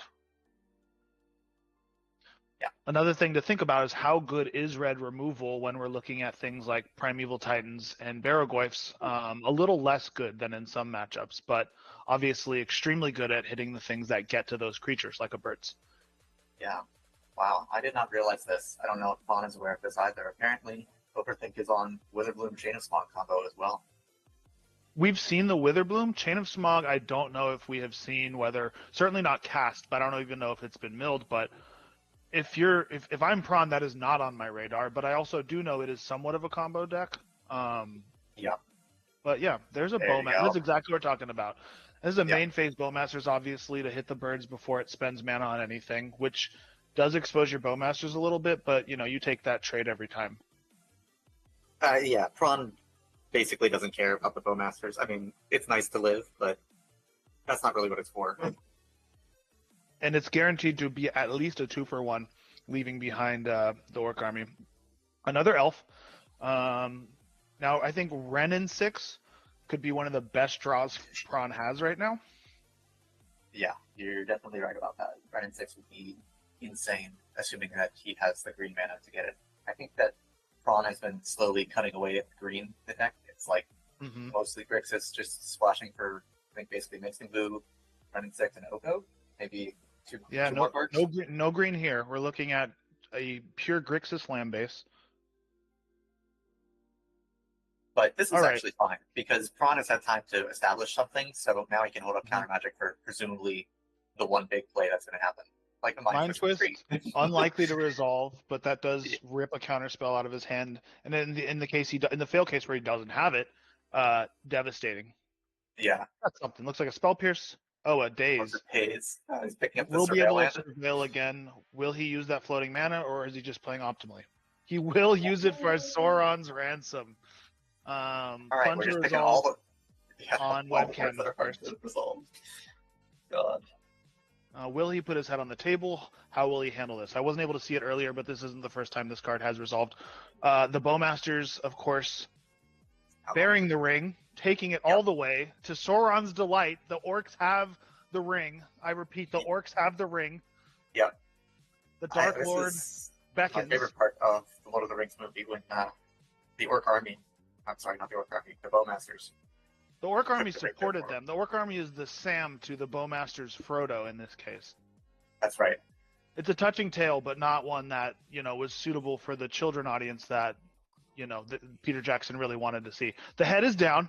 The ransom is being resolved. We are turning over, seeing a swamp, a red card that isn't quite on screen, a mana leak, and that looks like a scroll. What is the red card? Can you tell? That's a Ragavan. It's an old bordered Ragavan. Yep. Okay, so we're seeing 4 really good cards. Swamp, of course, being a good card. That is brutal. I think Ragavan is honestly pretty low impact here compared to the counter spells, considering we have a Bowmasters on board. Yeah, I mean, that's the kind of thing, though, that will take you from the 1-for-1 tempo game plan and just carry you home. Unfortunately, of course, Merchant Scroll represents Ancestral Recall, so that's pretty bad to it does. It also represents I don't think these decks go as big as Mystic Confluence, but it does go for Flame of Anor and other cards that are flexible enough to do what Prawn needs. For the viewers at home, if we could get Sauron's Ransom on the screen, this is a card that involves your opponent making decisions about cards that you don't see until they've made a decision. And this is how we resolve that when you can't actually grab a hold of your opponent's cards. Invert Polarity would be pretty interesting too. Interesting. Mana Leak being the highest value card, which makes sense, as it's the most important card to do something. But you are still giving 3 cards. Yeah, you just take the 3-for-1. You don't care at that point. Yeah, I mean, this is Overthink also saying, obviously something has to go, and Merchant Scroll for something is more mana intensive than just counter the best spell coming down. And we are early enough, of course, where Mana Leak is essentially a counter spell, a hard counter spell. I don't think that Prawn is under enough pressure right now, and giving him the Merchant Scroll represents another 3 cards through recall. So how would you have piled that? I mean, I probably would have piled it with Ragavan and maybe Scroll and Swamp together. Face up. Yeah, because I like that too. That gives me pause, because you're essentially saying you can have a 3-mana recall as long as you don't have these. And I'm of course thinking, wow, those seem pretty good, because recall is pretty good. Because recall obviously draws you 3 cards, but you don't know what it's going to be, and the Swamp is just a land. So clearly you're hiding other action spells underneath. Right. If you were going to do the 3-1 pile, I would have probably put Merchant Scroll up, face up, because it's like, do you want to go get recall for 3 cards, or do you want to take 3 random cards that you're not sure what they are? I mean, you don't know what they are. We are of course the fun game of recalling pre-Inquisition, because losing one of these 3 cards is still better than not having those 3 cards. Yep. And of course, Ragavan being so important to any deck running Ragavan, that even if the elves block it, that represents a bolt to the elves, which Prawn doesn't mind. A Snuff Out being Snuff Out and a Force of Will. interesting here. Inquisition can take Baragoyf, which may have to be the pick, given that it just gives Overthink no time at all, but we don't know what's in his hand as far as interaction and board presence goes. He may just be interested in getting rid of things that fight him where he can't, which is on the stack. Yeah, Prawn is in such a commanding position right now. It's hard. I definitely think that you would take the Baragoyf just because it's the fastest block. It's the hardest thing to deal with, but yeah, this is like one of those games where people will say, "Oh, but I can't win this." But realistically, the control deck it's like 90% to win. This game is essentially over. You maybe take something other than Baragoyf there if you want to kill the Baragoyf, but when you're also seeing a Force of Will, you know you can't, and so you essentially just have to pick it then. The Safekeeper's back. Interesting. A really good card against Prawn's deck, but the 2 issues being there's only 3 lands on the table for Overthink, and honestly nothing worth protecting at this point. Yeah. I think he also missed a land drop because Prawn picked up his land and went first. Yes. So it's not like he's flush with mana. He's got to keep that mana around to cast spells. Right. Which isn't super surprising, because when you have a hand with birds and elves in it, you correctly assume you might need fewer lands, but when one of those things gets removed, here you are. Yeah. See if these Bowsmasters can go the distance, and whether they will, of course, destroy the ring in Mount Doom or give it to Sauron the Dark Lord. To be seen.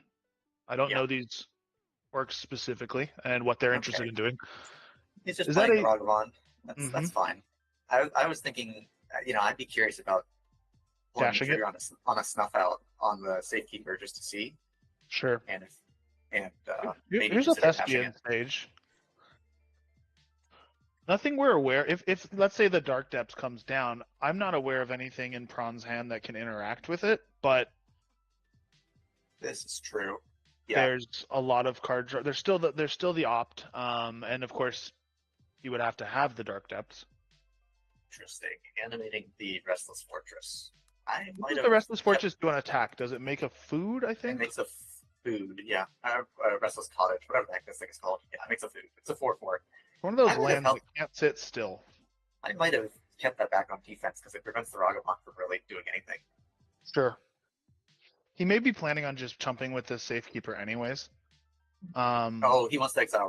That's smart. Okay, so us not knowing exactly what Cottage does made us unable to, really evaluate that play, but that makes a lot of sense because the ceiling for Prawn of getting that recall back is, of course, lights out, game over, recall count, infinity. Yeah. So that makes some sense. Yeah, clearly we don't play standards because we don't know what the heck any of these bandlands do. Well, Ragavan draws you 1 card in a way. Recall draws you 3. I'm no math major. You are. I think that checks out. Yeah, that checks out. Hey. Yeah. As a Doomsday player, any number below 6 is in my wheelhouse, so I was pretty confident about that one. Yeah. Over that, I'm out of it, but okay. So what we've got here is a Triome. I can't remember which one that is because it's the alt art. Is that the one with the dinosaur? Or is that the? It's the Zagoth Triome. Zagoth Triome. That is the Sultai. I'm pretty sure. Anna, if you're from Apocalypse like me. I don't think he's on. Is he on Ketria? No, he's not on Ketria. We have Brad in the chat heckling the commentators. Mods, can we get a warning on him? Okay, thank you. Yeah. You're right, though. That Thespian stage is interesting. I thought that this was basically over for Overthink, but just the fact that he could potentially hit, Merit Lodge is something that's pretty difficult for Czech to deal with. We are seeing the Well, which side of this are we seeing? Are we seeing the land? Oh, so he is something's being exiled. How did that get to exile? What did I miss? Ragavan. Ragavan hit. I see. Hit Okay, one with the same game. Ragavan hit a land, but one that he can cast. Yeah. Probably not super interested in spending 1 mana to put a +1/+1 counter on something, but it's not nothing. It could be interesting to put it on the Ragavan. Then you never have to worry about it being chunked Sure. up by. Opting not to, however. Yeah. He is holding up. He does have 5 mana, which could be a hard cast force if he really values that opt. Plus, there's 2 other cards in his hand. Also represents hard cast snuff out if he feels like he wants to do that. Plus, opt lots of things. Essentially, the flexibility of his mana being higher priority for Prawn than one more +1/+1 counter on a set of creatures that he's happy with. Yeah. There's he might an be Overgrown evaluating. Tomb. Shocked in. Overthink has something to do with it. Yeah.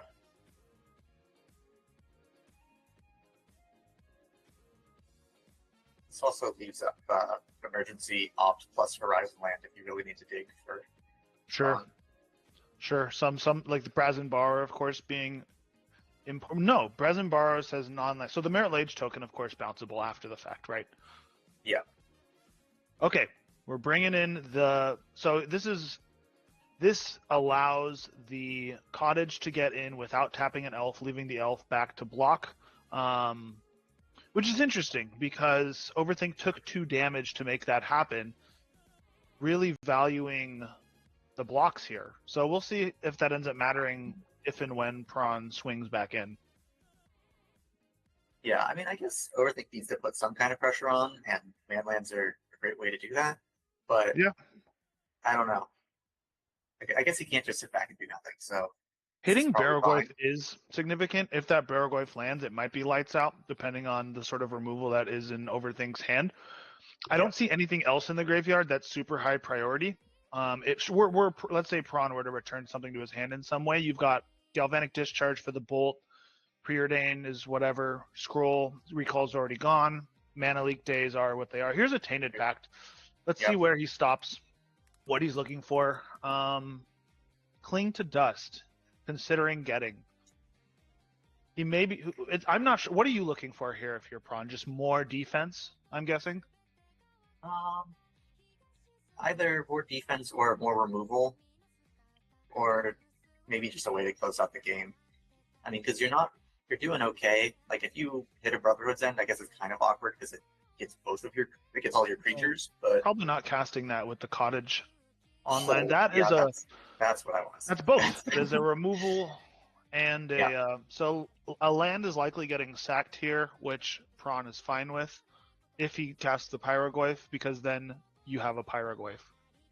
Yeah, I mean, I think that there's a world where you think about just hitting face with the Pyrogoyf. That's true. It can do that. Good card. But I do think I would rather hit a creature because I want to constrict resources so that I don't die out of nowhere from like 2 or 3. 4 and 9 was the life total, and with perfect information, Overthink saw enough. He was done. We are going to a game 3, which is exciting because we like to see content, and this is the top 8. Yep. Prawn did in that game sort of what you said he needed to do, which is get something meaningful down early and then just back the hell up. All of that. The big play there, I think, sort of a big swingy play was Daze picking up Underground Sea, which would allow him to surveil the next turn, but using that mana, which usually you don't get to cast Sauron's Ransom, which gave him 3 mana recall. That's a lot of value in a short amount of time. Yeah, and whether or not you want to say Overthink maybe overthought the whole Sauron's Ransom thing, it is still like really strong to get 2 or 3 cards and just pull ahead. Like that's really in modern Magic. You don't have time necessarily to be setting up dirty card advantage engines. You just want to be taking 1-for-1 trades and then getting a small burst to just get you a little bit further ahead, and then that gets you a little bit more further ahead. Regardless of the Sauron's Ransom piles, which most players don't have experience with at all. One, because it's not a very strong card in it doesn't get seen in other formats very often, and it also doesn't get seen on webcam a lot because people intentionally avoid it because of the cumbersome nature of resolving it. That being said, regardless of how you, I, or Overthink were to pile that, Prawn's getting at least one of Mana Leak, Merchant Scroll, Ragavan, all of which was, again, sort of a freebie off of a daze that was surveilling afterwards anyways. Like, there was just a lot of value happening at a very low cost, which is probably the tagline for Check. Yep. So I'm thinking that if I were Overthink, I want a Torch Start as always, but I probably want a hand attack into a 3-drop. I don't necessarily want my big things. I want to disrupt and get underneath and just make Prawn have to answer things. Because when you're on the play, that's really where you want to leverage the mana advantage you get being a green deck with Dorks. And then if I'm on Prawn's side, I probably don't want to see any threats ever. I want to see removal so that I can stabilize to the mid game. Something that hasn't been able to happen yet either for Overthink is getting the lands synergies going. This deck, I mean, we did see a Cottage getting in there. We did see a Thespian Sage without an act to perform. But at the end of the day, the easiest way to do something really extreme for Overthink is based on lands because the number of ways Prawn can interact with them is extremely limited. That being said, a lot of those come through spells that can be countered or creatures that can be killed. And at the same time, like you said, you do want to be presenting a clock. So it is a really good matchup, I think. Check is extremely interactive, but the Abzan deck, it has resiliency on vectors that Check cannot necessarily interact with, at least not well. We have seen Recall in 2 games. It's 1 for 1. We'll see if we see it again here and how it performs. Right. Yeah, unfortunately, land stuff in Canlander is a lot harder to pull off than something like Legacy because you just don't have density. I mean, like, normally you would say, yeah, lands are really hard to interact with, and they are. But to make up for the lack of density, you have to cast a lot of spells to go find your lands in this format, which then sort of negates some of the uninteractiveness. It does look like, so we're getting a report, Tristan, who was in the 8 seed, beat Ferret, who was at the 1 seed, 2-0. So that, I think, was Naya beats, has been taken down by, what was Tristan on? Was it something combo? Was it Reanimator? Does anyone recall? Let me know, chat. We see a turn 1 Shadow Spear. Not bad. Good in this matchup because neither deck, well, you know, Abzan isn't losing except to life total. I have bad news for you. Tristan's on check. Oh, okay. Well, that's okay. This beer is still going. It's still relevant. He is the real. No, it's fine. So we see an IOK here, Inquisition of Kozilek, Dothy Voidwhacker, which we haven't seen too much in this tournament, at least not on stream. We have a Crop Rotation, which is a very strong card in the Abzan deck. And I don't know what that... It looks like a Knight of the Reliquary. Not white, Knight of the Reliquary. And then, of course, a Questing Beast that can't be hit, and a Marsh Flats that also can't be hit. So yeah, Dothy Voidwalker, a very good card in this matchup, because it not only turns off all of the graveyard, but Check is running really powerful cards that Dothy would love to cast. Also interesting that he picked Dothy Voidwhacker signals to me that he doesn't have a cheap removal spell, at least not one he's willing to expend on Dothy. Well, I think also it's the next thing on the curve. At this point, you know everything that your opponent's going to do, and you can just prepare to answer it. So, like, if you got, 2 mana counter spells, you're like, okay, I don't have to deal with something coming down till 3. That is true. That is true. Yeah. Crop Rot must have been tempting, though. Yeah, I could see that. Crop Rot getting Saga, I guess, could be an issue. I'm not in love with the hand that Overthink kept. It's clearly got, Shadow Spear is not that relevant in this matchup. You mentioned Dorks, which I think are a big advantage that the Abzan deck has over Check, but this hand has none of them. Yeah, I mean, it's hard to say because this Abzan deck is clearly not like a pure aggro deck. It's trying to grind, but the way that I like to approach fighting blue decks is either have something that is really ultra grindy, or you just mulligan to something that's really fast to try and get underneath them, because you're probably not winning in like the 1-for-1, medium grindy force. Surveilling Conduit of Worlds into the graveyard as a 4-mana card that isn't Questing Beast, I understand that sentiment. But Here comes the frog. that's not the frog. So frog isn't pointed, but it feels like it should be. We haven't seen frog from Prawn yet. This card is a pain in the ass. At Tabzan's favor, there's no red removal in it, which is one of the worst ways to deal with frog. But we also know what's in his hand, and other than the one card, and none of them are removal spells. Yeah. He doesn't really have an answer for this right now. Like, the No. problem with frog is that frog wins combat in like 90% of situations. So you basically can't block it. 6. Yeah, so and the problem with frog is that if you don't have an answer now, it might be too late. 6 Yeah. does have reach, if I recall, so obviously can block frog, but obviously frog can get bigger, and with Dothy Voidwalker out of the way, that sort of makes a little more sense that Prawn maybe picked that because he's interested in pitching cards to this thing.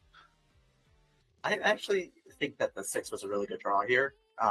Obviously, it's bad if Prawn just removes it, but you're basically saying, do you want to just gamble throwing 3 cards into this second frog?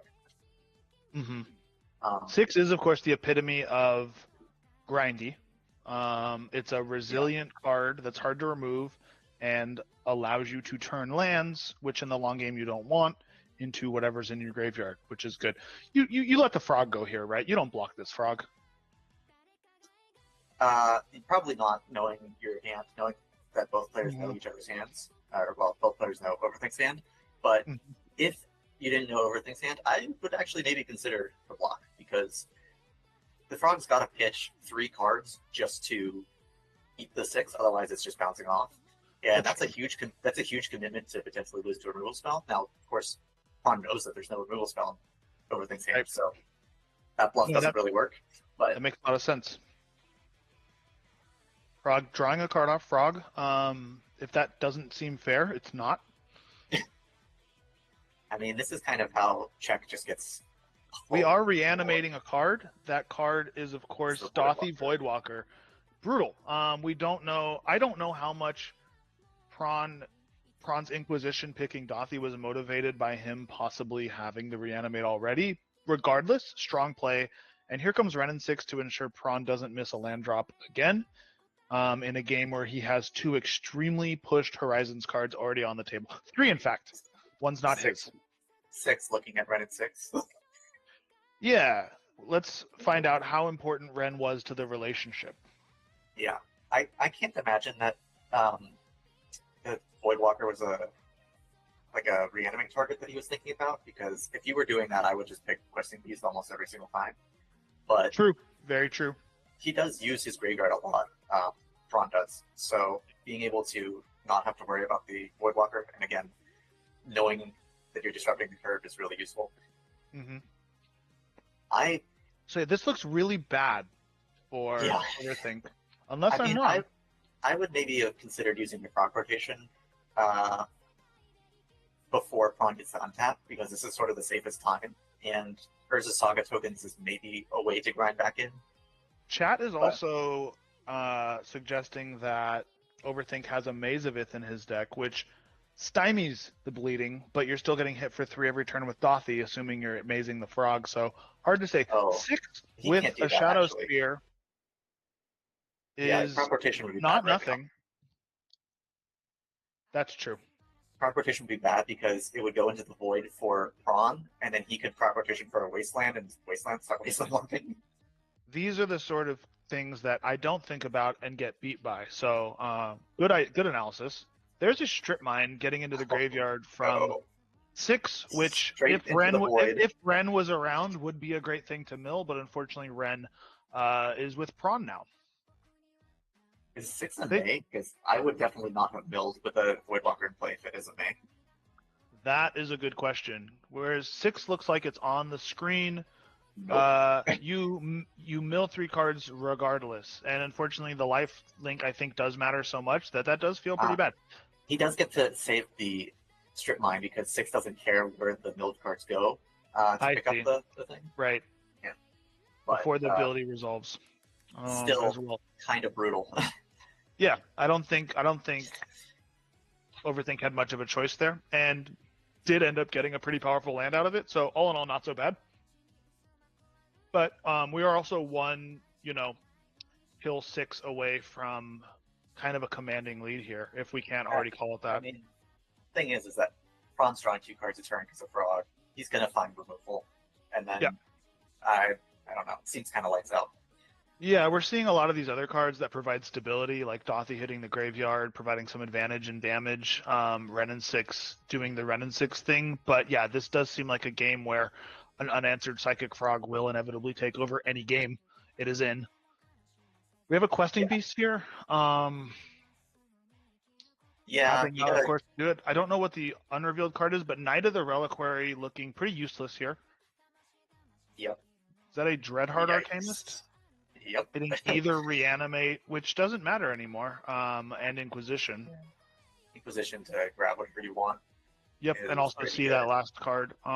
Let's say Inquisition comes down this moment. Do you Crop Rod in response, or do you still not with the Dothy out? No, probably not. I think that Crop Rot is unfortunately a dead card right now. Dothy getting unless, sacked to cast something? yeah, unless Chain of Smog was one of the cards Dothy, that 6 milled that Dothy saw. Chain of Smog now getting cast for free, targeting, I'm assuming not Prawn. I mean, it's definitely an overthink. Let me ask you this. Yeah.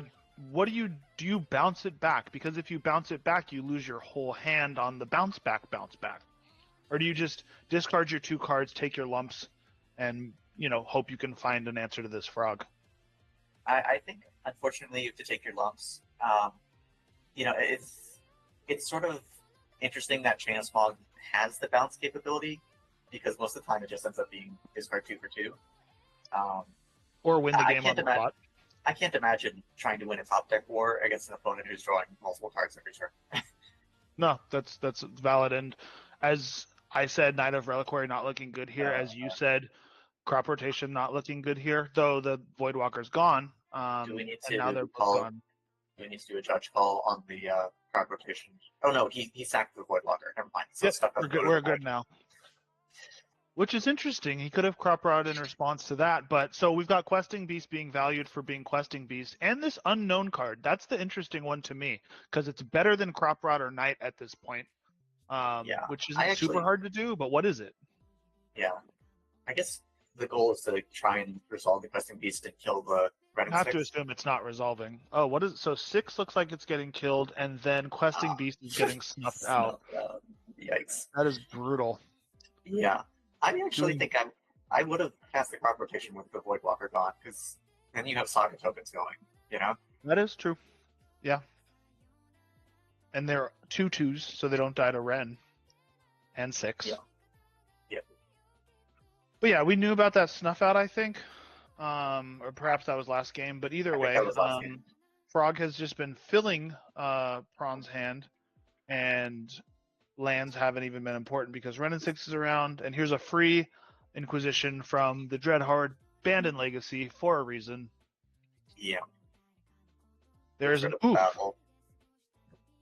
Oh, Yeah, okay, so the unknown card to us was Invasion of Ikoria, which is a bit of a Green Sun Zenith, essentially assuming that something in my deck is better than Crop Rot or Knight of the Reliquary, which I think is a defensible thing, but at this point you're just losing to blue card advantage. Yeah, I mean this. Recall count.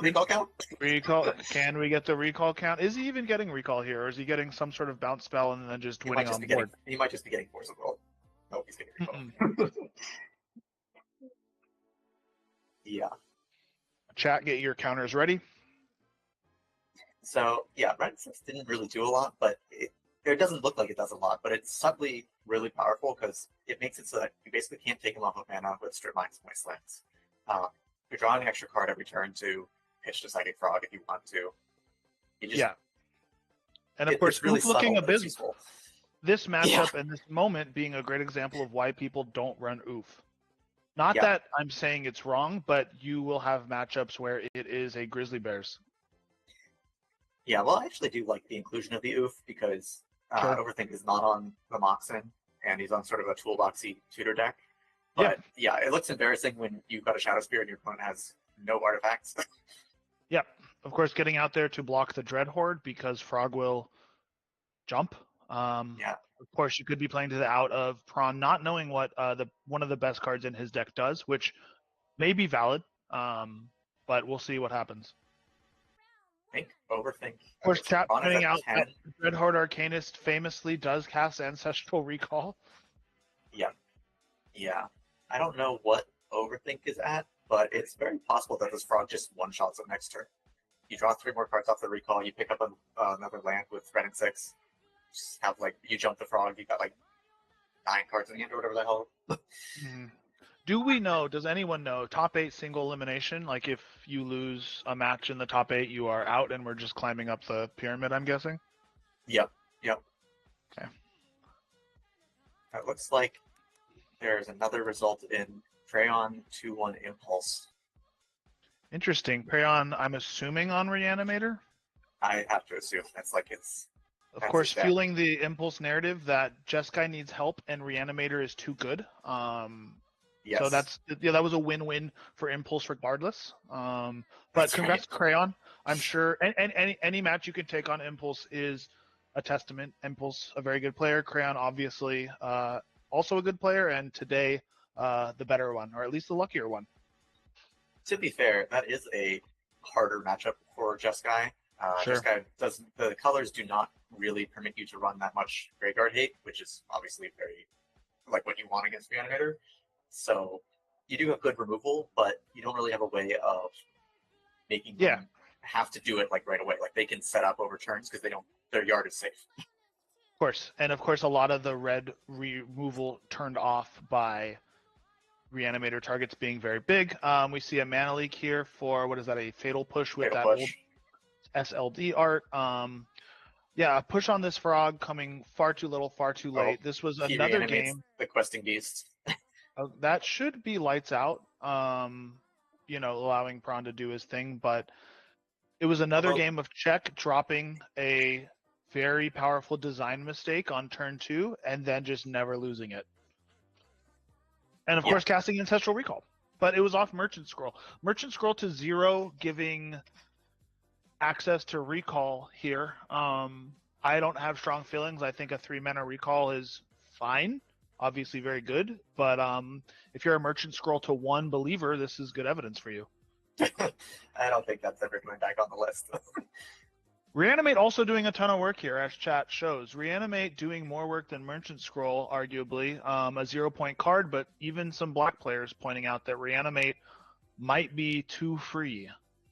Yeah. Reanimate to 7 from some of the haters. You Yeah. didn't hear it from me, but you didn't hear me saying it was wrong. Yeah, I mean, this game is really a showcase of how Blue sort of takes over the game. It's that if you let up the pressure enough for them to develop an engine, they don't have to think about anything, and they can just one-for-one you till the end of time. That game was really brought by the fact that Overthink didn't have a turn 1 play, and his turn 2 play got stripped from him. And so there was really no pressure. Prawn could just tap out and, go to town. Totally right. And it helps. Yeah, a bit of a shame that we didn't get to see all the cool things that Overthink's deck has, but I know he showed up a few times earlier in the event, and so we got to see some of the cool things earlier. Yeah, and another thing to think about, and I don't know, well, the stream will resume. I don't know if that means we can still be heard. I think we can.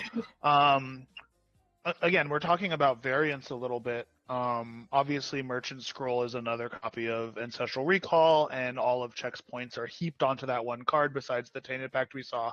And I'm guessing the Treasure Cruise we didn't.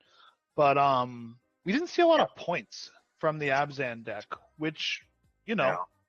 Yeah. I know Natural Order is one of them, and there wasn't always an opportunity. But I'm guessing, and we did see Strip Mine, but at that point, it was after Renin 6, but we didn't see any of the Moxen if they're in there, any crypts or anything like that. There's no Moxen. I think Melee doesn't DT? show the points. He's on DT. I know he's on DT Survival, Natural Order, Strip Mine. So that's 3, 4, 5, 6.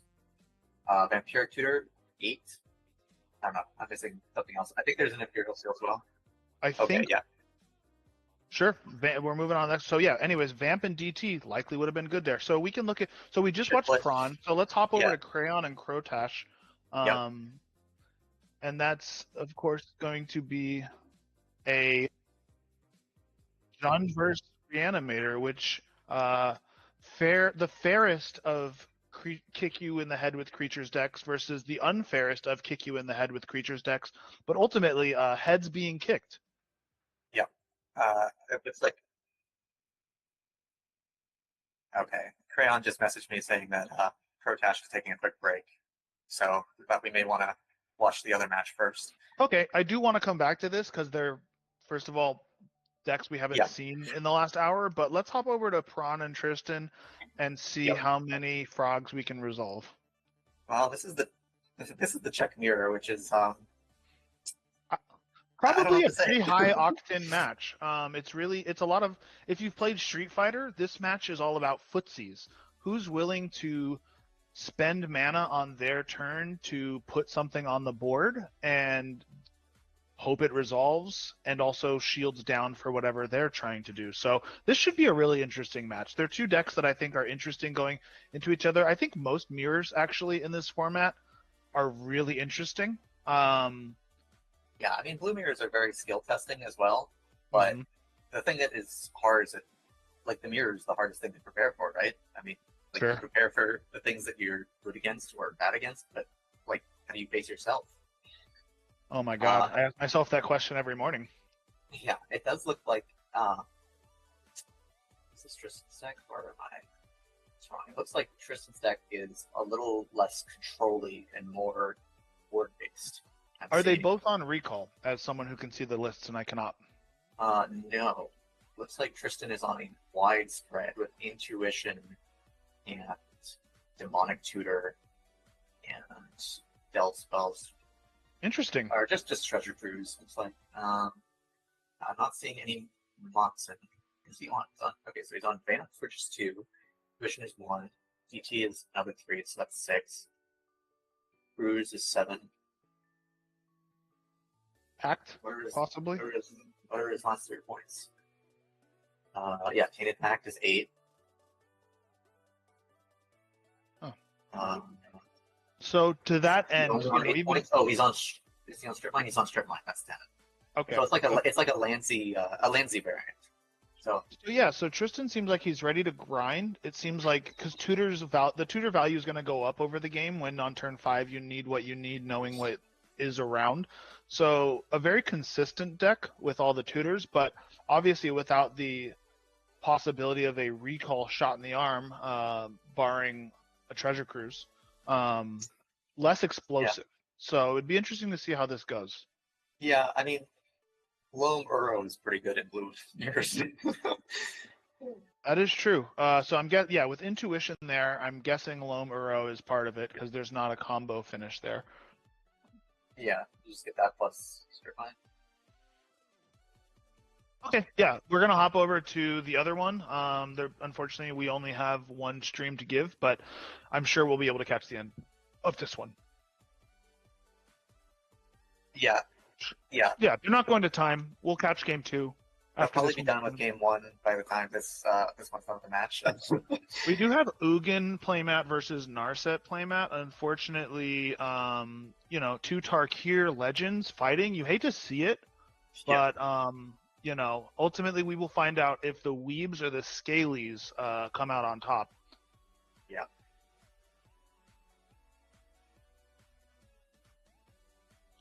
We appreciate giant dice. Sides, but they are. I don't think Ugin was.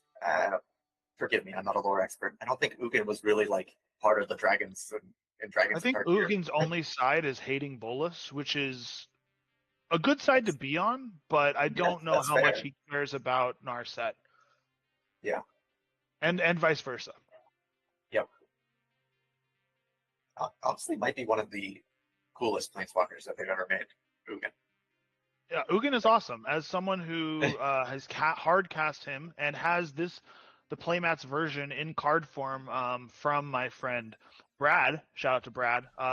One of the most fun feelings in the game is resolving that card. It usually wins, even though that doesn't say that on the card. Yeah, they had to errata all 8 mana cards to say you win the game when you resolve It's this. true. It's true. Including Treasure Cruise and Dig Through Time. I do think that this matchup should be pretty interesting because, from what I understand, Protash on Jund, he's got a lot of graveyard hate. I know he's on Scavenging Ooze. I'm pretty sure he's on Voidwalker. Might have the Curator in there, the new Keen-Eyed Yeah, Curator. I think he's got Keen-Eyed Curator. Yeah, but a non-blue deck versus a blue deck, it's going to be interesting. What Crotash is going to want to stick sticky high-value threats like Fable of the Mirror Breaker, things, Grist, things that do their own thing if they're left alone. Also, it looks like Cram's going to 5 here, which is obviously less good than 7. Yeah, I think Protash is fine just presenting a clock with Graveyard Hate backup. I mean, he's got Scavenging Ooze. Let's see what else does he have. Voidwalker, Deathrite Shaman, Emperor of Bones. Mm-hmm. Emperor of Bones is a good one here because it's going to be, it may have some swingy cards. And Curator. Holy crap, he's on Magus of the Moon. That would be good here. On the flip side, some new tools for Reanimator, which is why some people have been saying it's so good. That includes Metamorphosis Fanatic, which is, of course, vulnerable to Graveyard Hate, but is a 4/4 lifelink regardless. And then the Oculus, which you don't have priority for as the Graveyard Hater if there's 6 cards and you get to cast it. We'll see how this goes. We have a Duress coming out with a Watery Grave Duress. We're seeing 3 lands. 3 lands, Oliphant, Malak. Oliphant, Malak, Nantuko. That is a whiff, ladies and gentlemen. This hand confuses me, though. I mean, maybe he just doesn't know that Crayon... Maybe he doesn't know that Crayon's a Reanimator player, because... He absolutely knows that Crayon is a Reanimator player. Yeah. This hand doesn't seem overly aggressive or disruptive to me. Oliphant represents a land, so it's 5 lands. There was a Surveil one in there, possibly another with the Misty Rainforest finding a black greenie. Malak, of course, not likely to kill anything on Crayon's board with the fight part of it, so we're just getting a 2/2 out there, a Grizzly Bear to kick some butt. But yeah, I feel pretty safe right now if I'm Crayon.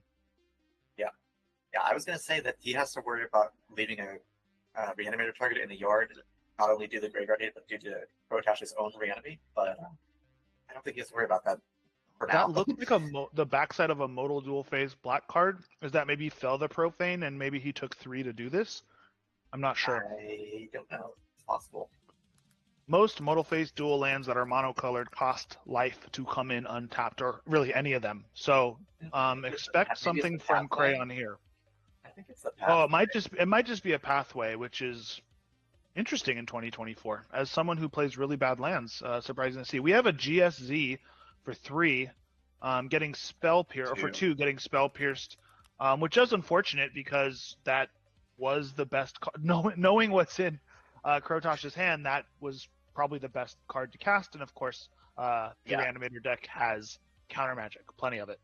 Yeah, getting Scavenging Ooze or the Keen-Eyed Curator would have been really good here. But absolutely. Yeah. Here comes the Buried Alive.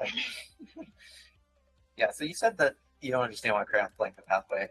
From what I understand, I'm not really Reanimator expert, but they just want like every blue-black duel that comes in untapped. It's not like Doomsday. They don't care if it has an island type. They just want it untapped. Okay, so we have Atraxa in the graveyard. That card has words. Let's find out if it shows up. If it does, it's probably Lights Out. Yeah, I don't know. Is that a priest? Yes, the Burial Rites priest, and of course Archon of Cruelty. So 2 fatties and a way to bring them back. Yeah, notably, Crayon is not on Porting Broodlord or whatever the other demon was that tutors. So he's not on Demonic Council, is what you're saying? No, he's not on the Runescar demon or Porting Broodlord. Okay. Because a common Buried Alive pile, if you do run those, is to run Porting Broodlord plus your reanimation target plus priest, because you reanimate the Broodlord, which then reanimates the other one. Sure. Malok on Nantuko, very cool because it will be fighting, but of course it has nothing to fight, and anything it could, likely to be too big. That said, we're getting more insects. I wouldn't be paying for it either. Here comes the Malok. That's kind of But interesting, actually. I guess Go on. you could get Metamorphosis Fanatic. I mean, maybe you just could. would rather top deck it, but it's interesting. When I know my opponent isn't on blue, but they are on Graveyard Hate, I might just want Resiliency. Because if you get That's fair. Metamorphosis Fanatic and the Priest, and then you attempt to reanimate the third thing and it gets removed, you feel like a dunce. Here Yeah. is a, what is that, Sure. Duress? That's Duress, yeah. Likely to hit more targets than Crayon had.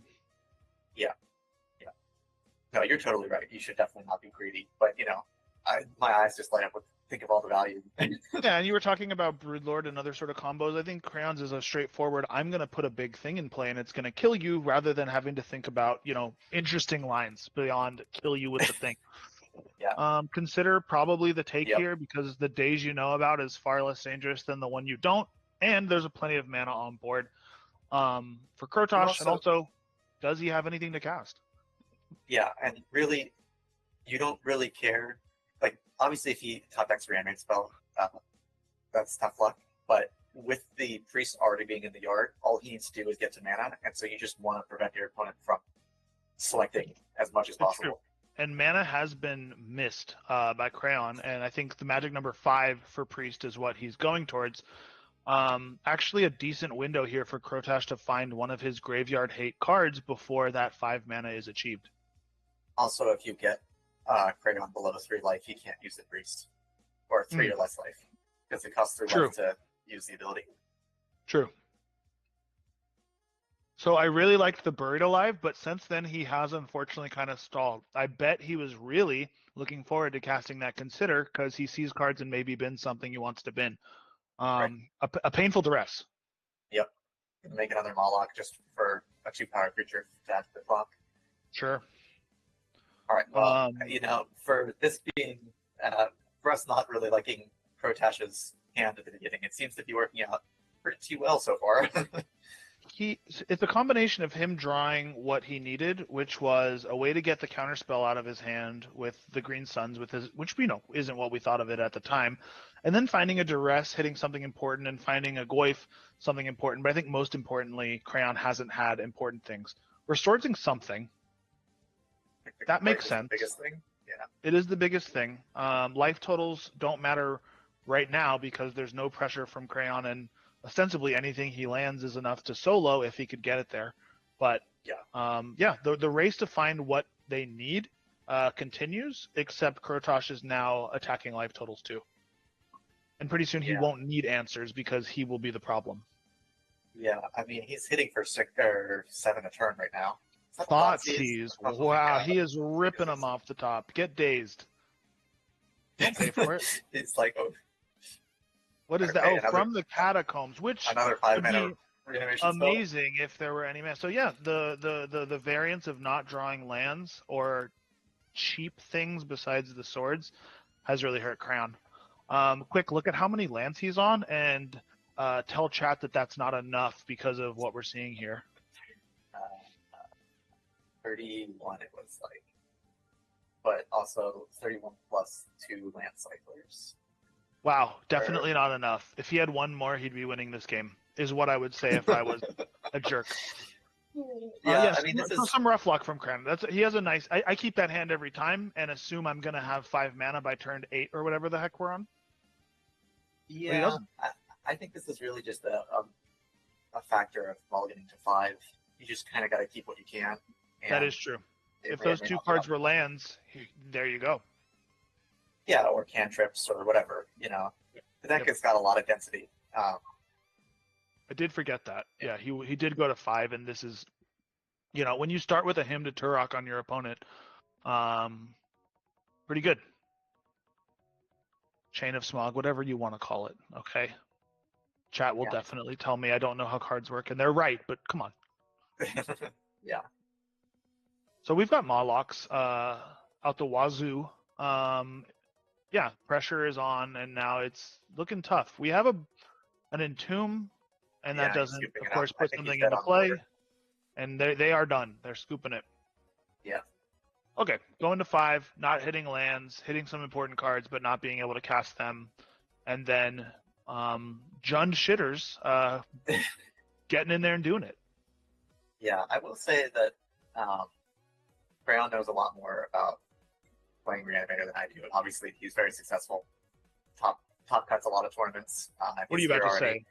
But What? I will say that that is maybe one of the downsides of running the sort of I don't know whether to say clunky, the grindier reanimation spells, stuff like the from the catacombs, etc. So you really don't want to draw 5-drop when you're under the gun with 3 lands. Yeah. It looks good when you curve out and doesn't when you don't. I mean, it looks good against like blue decks too. Like, if you're in a game where you gotta Sure. have inevitability, that's really strong.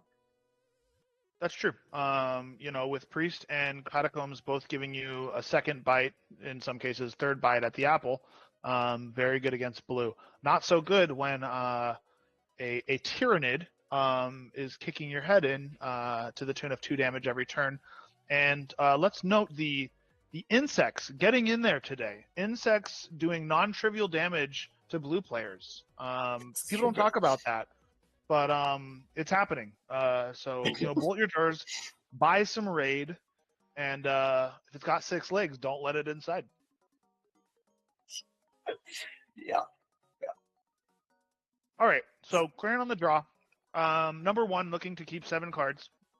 But obviously just trying. So that's the thing with Reanimator too. It's a 2 to 3 card combo because you need to bend the thing, and then you need to reanimate the thing. Buried Alive, obviously one of the best ways to do one of those things, and it also finds something that does the other, but it's a heavy cost. And he just needs to find an A and a B, and also hope it survives. Though I can't see the list. How much? Let's say we're talking about an Atraxa. How much removal for a card like that does Krotosh have in his deck? It's a great question. It's a grist, technically. I don't think a broadside's getting there unless you throw. I guess you could throw a Fury at it. Yeah. There's. It's a Moloch technically for if it's a lot. A Pyrogoyf technically. These don't sound like clean answers. There's a Molten Collapse, a Bitter Triumph, Assassin's Trophy. Okay. So a couple of the a couple of those will get there. But your fatal pushes, your lightning bolts, your chain lightnings, reanimator targets are fading all of those. So we'll see if something sticks. It's pretty good for Crayon, but we also see what happens like that last game when that just doesn't materialize. Preordain, pretty good.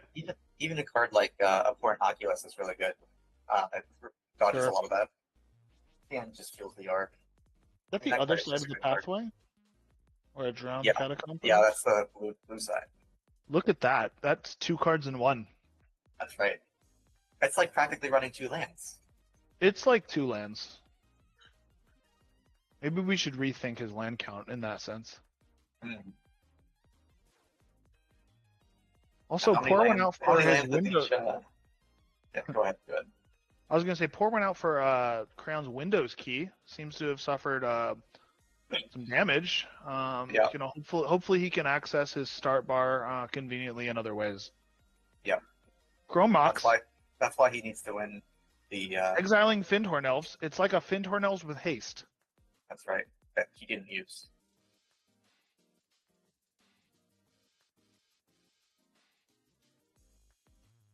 Interesting also, right? Let's see what Krotosh does here. Running out the Chrome Mox with nothing to do on his turn, possibly afraid of hand attack, but you also don't mind too much because the elves are what you're pitching anyways to the Mox. I would expect him to do something with that Chrome Mox here, again, unless he's just super afraid of hand attack hitting the Mox, or there's a big bluff going on that I'm too stupid to even recognize. I mean, he might be holding up Bowmasters. That's the only thing I can think of. Otherwise, that seems a little... Yeah, and if I had Brainstorm and I'm Crayon, I probably think twice and then fire it anyways and take 3. But I would think about it. Okay, so we're not surveilling, so he does have something to do. Is it what you said? Called shot, Bowmasters, Cyclops knows how to play Magic, on the record. Yeah, Chat, clip it, ship it. We got a real one here. it is definitely a card you want to see in these combo matchups. I mean, obviously, if he just reanimates a big thing, you look like an idiot. But they do usually have to cantrip a bunch to find their stuff. Sure. Acknowledging Randy Kressler in chat, also calling out the Bowmasters. Randy, you are seen, you are heard, and you called that shot. Big old Symbolman. Is that who that is? Yep. Okay, well, I definitely remembered his name. Sorry. Oh, see, Sorry, there's a brainstorm. Look at that. Look at that. Man, it's almost like we played games of Canadian Highlander or something. I mean, this could be a legacy game, but for that preordain over there. That's true. I And don't the know big how decks. much. It's like it's Bug Beams. Bug Beams would not be running Promonics. Never mind. I was like, you would not really see. I don't really see Black Green, Jund in Legacy. It's true. Who am I to say? I don't really know that format. I mean, Black Green has this serious flaw of not running Psychic Frog. Or Damning Force of it. Damning it. That's less important. Not a good card compared to Psychic Frog the God. That's true. It is a little awkward if you're Crayon to be forced to brainstorm without a shuffle. Yes. I mean, we don't know if he has a shuffle, but also maybe he has a surveil land and just put a. There are a big guy lot on of top. ways in his deck to shuffle. I am not too worried, and I still run that out even if I know I can't. But obviously, Brainstorm's broken. Oh, my god! the Brainstorm line we weren't even talking about hitting Fnatic. Of course, having nothing, but a 2/2/4/4 lifelinker still gets the job done. It's just good. Just good. Not how he wanted to play it. I'm sure he saw the Brainstorm in the Fnatic and felt real nice, and the Brainstorm Prismatic forced ending? the issue, but yeah, prismatic ending on the Mox. Ooh, Yeah, take 2 the for 2 for 1. 1. Okay, so Unafraid of Bowmasters, fine. Just kind of feeling like this 4/4 lifelinker can get there, and of course, with Krotosh being the beatdown for the first 5 turns or what have you, the longer the game goes, the happier Crayon is, I would assume. Yeah. Now, of course, there's all kind of mind games that could go on, but I would also think that by removing the Chrome Box and the fact that Procash did not respond right away, that Procash does not have the opposition agent that he was possibly representing. Oh, okay. You know, me as a combo player, still not thinking about op agent enough. Yeah. Well, I faced Procash earlier, and he definitely ruined my life with opposition agent. If they have it, they have it, is what I Yeah. say when I lose. Yeah. I say it a lot. Yep. Okay. So, Crayon looking pretty good here, having the bigger thing and being the deck with the higher top end. But Krotash still with a Bowmasters and 4 cards in hand. Obviously, losing your land, quote unquote, stinks. But he does have another chance to surveil, assuming he's playing a deck in 2024 that runs multiple surveil lands. That is a Gloom Lake Verge, literally Underground Sea coming out from Crayon. So he has 2 of those, which you'd think would be illegal in this format, but we allow it. Do you take your 4 here? Yeah. your like total mostly doesn't matter against Reanimator because they're probably killing you in 1 or 2 swings anyway. Yeah. Yeah, I don't know. The longer the game goes, the more Crayon is favored. Sure. Because he's not the beatdown. Especially when you get to pick any card out of your deck and put it into your hand. Yep. I want to go to that tutor. Seeing points. Yeah. So these are. Yeah, go ahead. Go ahead. Yeah, I was going to say one of the things that makes Reanimator so strong is possibly why people think it's a little too strong right now is that it doesn't have to pay any points for its combo, so it just gets to run so many tutors and delve spells. Really ups the consistency.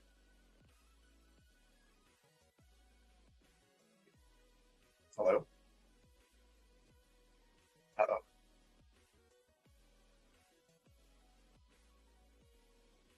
Has Uber... Did Uber disappear?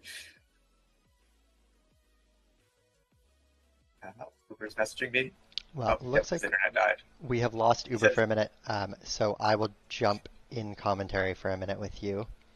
Yeah. I think he's coming back. Okay. Internet briefly died. Thank you. Yep. Spectrum. I am back. Whatever you said, I agree with. It was smart. And it looks like we are resolving the DT. Yep. It has been resolved. And we didn't see anything done with it, right? We just got in for 4 with the Fnatic. I believe so. Okay. There's not really anything to do with it because there's nothing in the yard. But, I mean, Let me ask you a question. If you are Crayon, let's say you have let's say you have a way to put a fatty on the board. Do you sort of just keep going with this Fnatic, or do you slam it and put the pressure on? you mean, do you take it slow or? Is that what Yeah, you're is saying? there any reason to hold back playing out something? Because I don't think Krotosh's deck is running a lot of board wipes you could sort of step into. Yeah, I mean, if you had a way to get something on, I think you want to slam like an Archon. Like, I think an Archon will just completely shut out the game. But if you, like, one of the issues with Reanimator is that you are an A plus B, but it's really awkward when you have so many A's and so many B's and you don't have any in hand and you have a DT, you're like, what do I get? Because you don't know which part to get. But I do think that there's a world where maybe Crayon gets like a Psychic Frog or an Oculus, maybe. It's just a way to continue grinding out. Because he's really just favored in the long run. I mean, Protash's hand has been Bowmasters and then a few Surveillance. He's Worldly Tutoring right now. We're going to see a Metamorphosis Fnatic. Oh, we see a Grist. Okay. That's definitely something that requires Crayon to sort of step up the combo game plan. Probably not outgrinding a Grist. Yeah, and that is one of those cards we identified as being able to kill really big things in Krotosh's deck. One of the better things he could have found here. Yeah. And now he looks pretty smart for not jumping with the Orc Army, because it's another way to protect Grist. Yeah, use your life total as a resource. You know, especially when you're the aggro deck against the combo deck, you know should go really hard on your life total as a resource because you're probably not going to need it. Hopefully not. Then there we go. Chumping the Fnatic. For Sting. Oh, sacking the of course the Orc Army is the other reason. And then just killing the Fnatic. I will say though, Fnatic not exactly the kind of thing you want to hit. And here's a Tainted Pact. So we're assuming the A plus B deck having and then that's probably what he's looking for. Oh my god, this game is so over. Because presumably he just Found a picked up the Traxa. animation spell. So Sure. presumably he found like in tune with his DT. Yeah. Yep. So now he's going to reanimate the Metamorphosis Fnatic, which is going to get the Atraxa. This is kind of Well, let's see if he does the obvious line of hitting the Fnatic. Oh, and there's Valgavoth. We will get to see Valgavoth, and currently not enough permanents on board, even if he could downtick Grist to break the ward, which says sacrifice 3 non-land permanents. And that is a Valgavoth with double lifelink, which doesn't matter, but, good to know. Yeah. So I was going to say that I actually was a little skeptical of killing Fnatic because it's just in a deck that has so many reanimates. They just reanimated again. This is brutal. That's a good point. Blocking with the Orc Army may have been better than minusing Grist to kill the Fnatic, because here you are. And God forbid if it had been an Archon that has lifelink, because that card's already good. Well, and also it's like Bartash is scooping it up. But also, if you think about it, you minus Grist, you can't minus Exactly. Grist again. So I would want to hold it around. The Fnatic is not something that is so important to remove immediately. Sure. That being said, when the combo deck gets to slam DT and then slam Tainted Pack, hitting the thing it needs in the first card 2 turns in a row, it's tough to beat. Yeah, you're probably not beating that hand anyway. Valgavoth is really quite brutal for basically any deck to deal with. Yeah. If you have enough non-land permanents to sack to it, you probably aren't going tall enough to not just die to it. And you getting 4 for 1 never feels good. Yeah, it's kind of interesting because previously most of the reanimator targets needed to provide card advantage. I mean, obviously, the ward trigger kind of provides card advantage, but it doesn't just refill your hand. Sure. But yeah, the fact that it's like almost impossible to interact with, and then God forbid you try to interact with it, and then they spell pierce you, and you're like, well, And they have your thing. keep it up. Yeah, Yeah, good card. A big Timmy card that gets to go into one of our premier Timmy decks, Reanimator. it's really fascinating that they settled on 3 non-land permanents. Like, I don't know, it just Well, they were they test 2 like. 3 permanents, and then they remembered that killing lands in any way is not allowed in EDH, and had to backtrack. Yeah. Protash is mulliganing, which makes sense. You really do need to find. We haven't Like, seen as a- any as a real non-blue graveyard deck. hate yet, have we? No. Yeah, which surprised me actually, because as a non-blue deck, you really do need to use your mulligans to find your pieces, because you're not going to have the cantrips to smooth out your draws. Sure, absolutely. Yeah, and on the play, you want to get off onto the right foot, because you need to go fast. Yeah. Unless you're getting some sort of crazy engine like a Fable out, in which case, again, you're still just using that to propel yourself for faster. Protash's deck is capable of really fast starts. It's triple Mox, Ancient Tomb. We haven't seen a Mox yet, other than the Chrome variety. So, and we're not Yeah. seeing one here. You assume you play it out because Crayon's deck more likely to duress you of it than pending it. But yeah, we'll see. He kept that 6 pretty fast, which leads me to believe, it's a decent hand. But what do I know? Yeah, I Alexa would think so. being pitched forever to grief. Interesting. Yeah, I think that's actually a strong read. Your opponent didn't play anything on 1. They probably kept something that's pretty good. Molten Collapse and Grist, both 2 of the limited ways that Krotosh has to kill large dudes. What do you take here? I mean, I would take Grist if I were I think I do too. because Grist is you don't really have like the little creatures to pressure planeswalkers, and Mhm. Grist is just something that's going to last forever. Like it can potentially answer multiple threats. Right. Yeah, you got to deal with the molten collapse, but that's one time. And honestly, like if you reanimate a Brood Lord or something, Okay. and they get molten collapse, Taking the Molten Collapse reanimate. says a little about his hand, perhaps. It also is the thing on. Here's the other consideration: if there's a quick Entomb Reanimate, Molten Collapse deals with the problem a turn sooner. That's also true. Yeah, if Crayon happens to have a really fast hand, then the Grist is really slow. But I think I think Crayon must have some early action because Atraxa is one of your favorite things, and he probably, if he has other black cards that are more important now than Atraxa, obviously there are plenty of fatties, and Atraxa's not being hardcast anytime soon. I'm thinking he has a pretty decent hand if he's pitching one of his best cards. Is really what I'm getting at. it also seems like he kept the 7, which is, Yep. It's always what you want to do. You want to keep Yeah. 7 cards. I would keep 8 if they let me. so would we all. Yeah. A little bit of surveil action. Where's that going? Into the yard. What is that? I have no idea. Looks like some sort of Is dork. it, is it a mana dork of some sort? Is Some it sort of dork. a whited halfling maybe? Or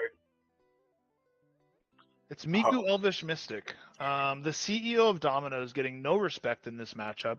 Straight to the yard with you. Here comes the Nantuko on curve. Again, we know there's a Grist, and we don't know what has been drawn since then. But obviously, if you're Yeah. curving out from Nantuko into Grist, you don't really need an Elvish Mystic. Yeah. I will say Nantuko represents a lot of things to sack to Grist. But again, that happens once, and then there's a delay on the reload for that ability. Yeah. I will have to see what Crayon has, because I think you're right. He probably has some sort of fast action, or he just knows something I don't. Because if he's Here's another honest- thing, right? Yeah. If he, sorry to cut you off. You can finish your thought. No, I was just gonna say if he's on a slower hand, like I don't know, I just feel like Grist will take over. It's true. You also, here's the other consideration: if you plan on reanimating Grief, you take the thing on curve. That's true. It could be nothing but reanimation and no discard outlets, because obviously if you have both, Atraxa's getting pitched to the yard, not the exile zone. But yeah, turn 1 grief pitching Atraxa is interesting from the reanimator deck.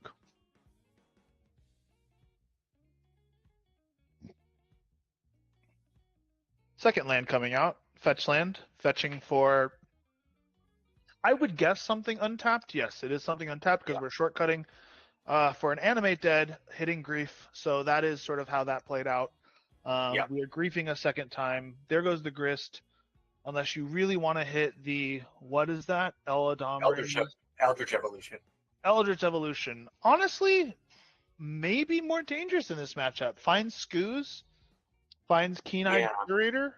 I mean, I think I take the Eldritch Evolution. Yeah. It's weird to say, but I think I maybe agree. Because the Verdant Catacombs comes down and makes fuel that you just Eldritch Evolution away into a 2-drop graveyard hate piece. Sure. Or the Nantuko for a 4-drop if you're like, Krotash obviously more familiar with this deck than we are.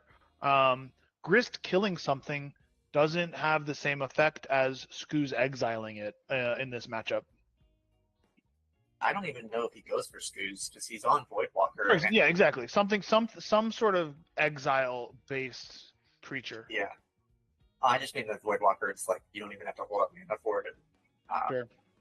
Well, he got to keep his grist, and that's by losing something more important. Yeah. Definitely an interesting draw. It is good for Krotash drawing something also worth thought seizing, because grist is still a good card to keep. Yeah.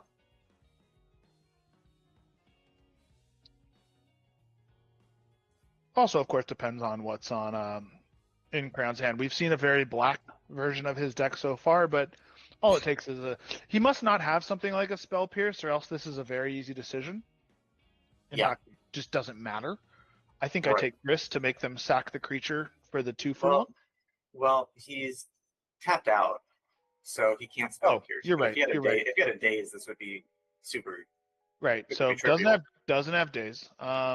Interesting.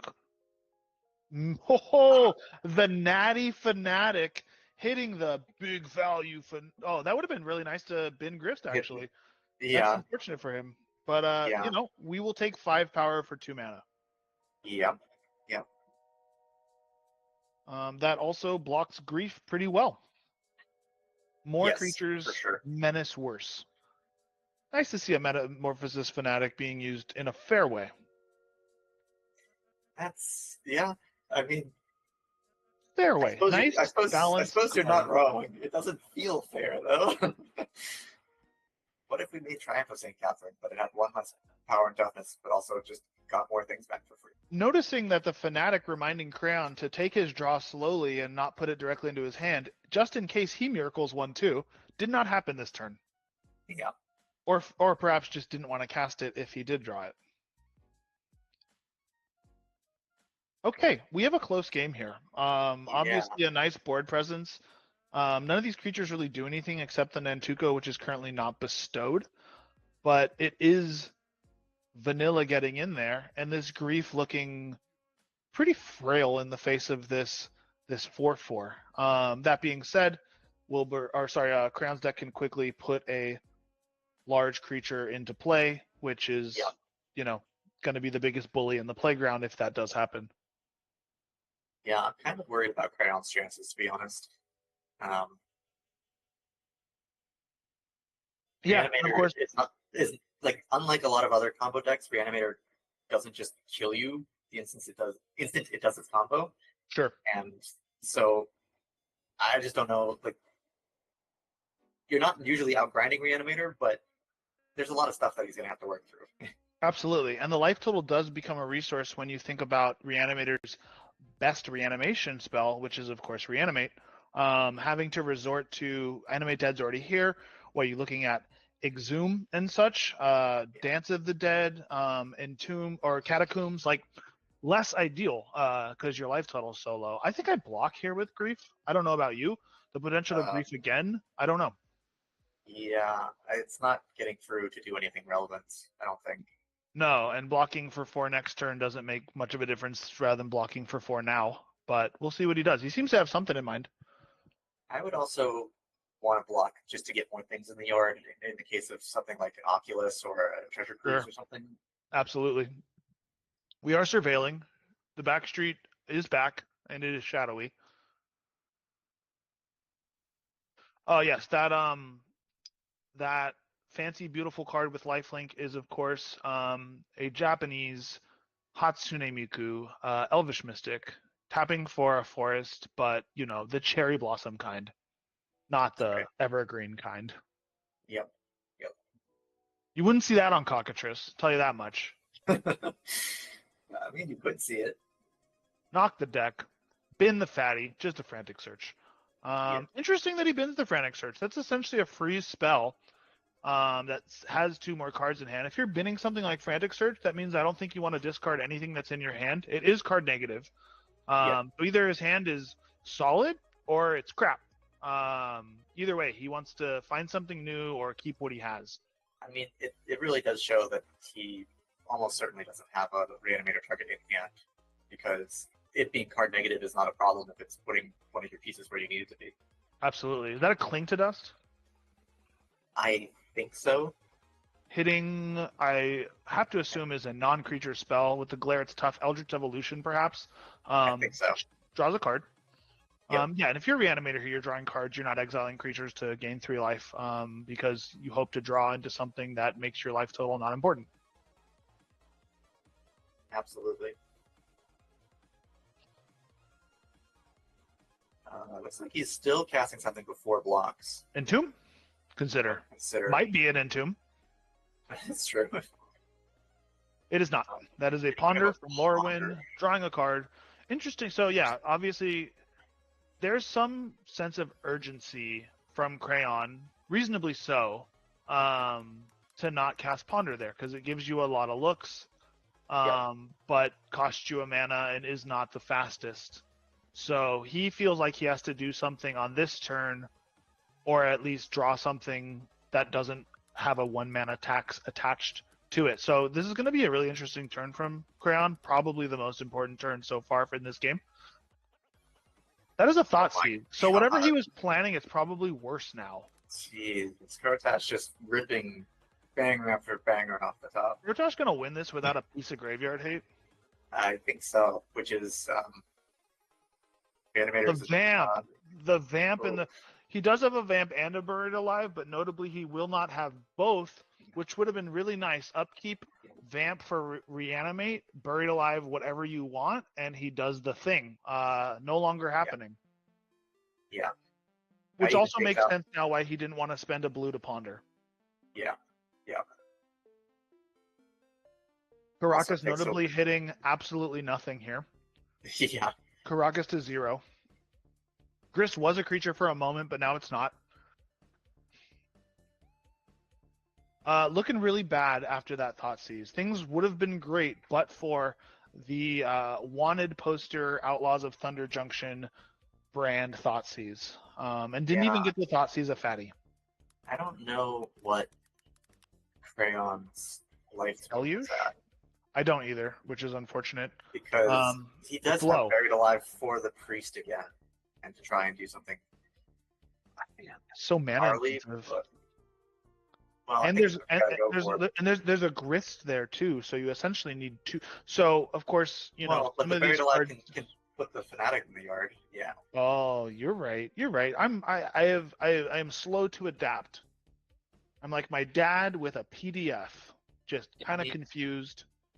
Yeah, it's still not ideal for sure. Valgavoth, an interesting find here because there's obviously things to sack.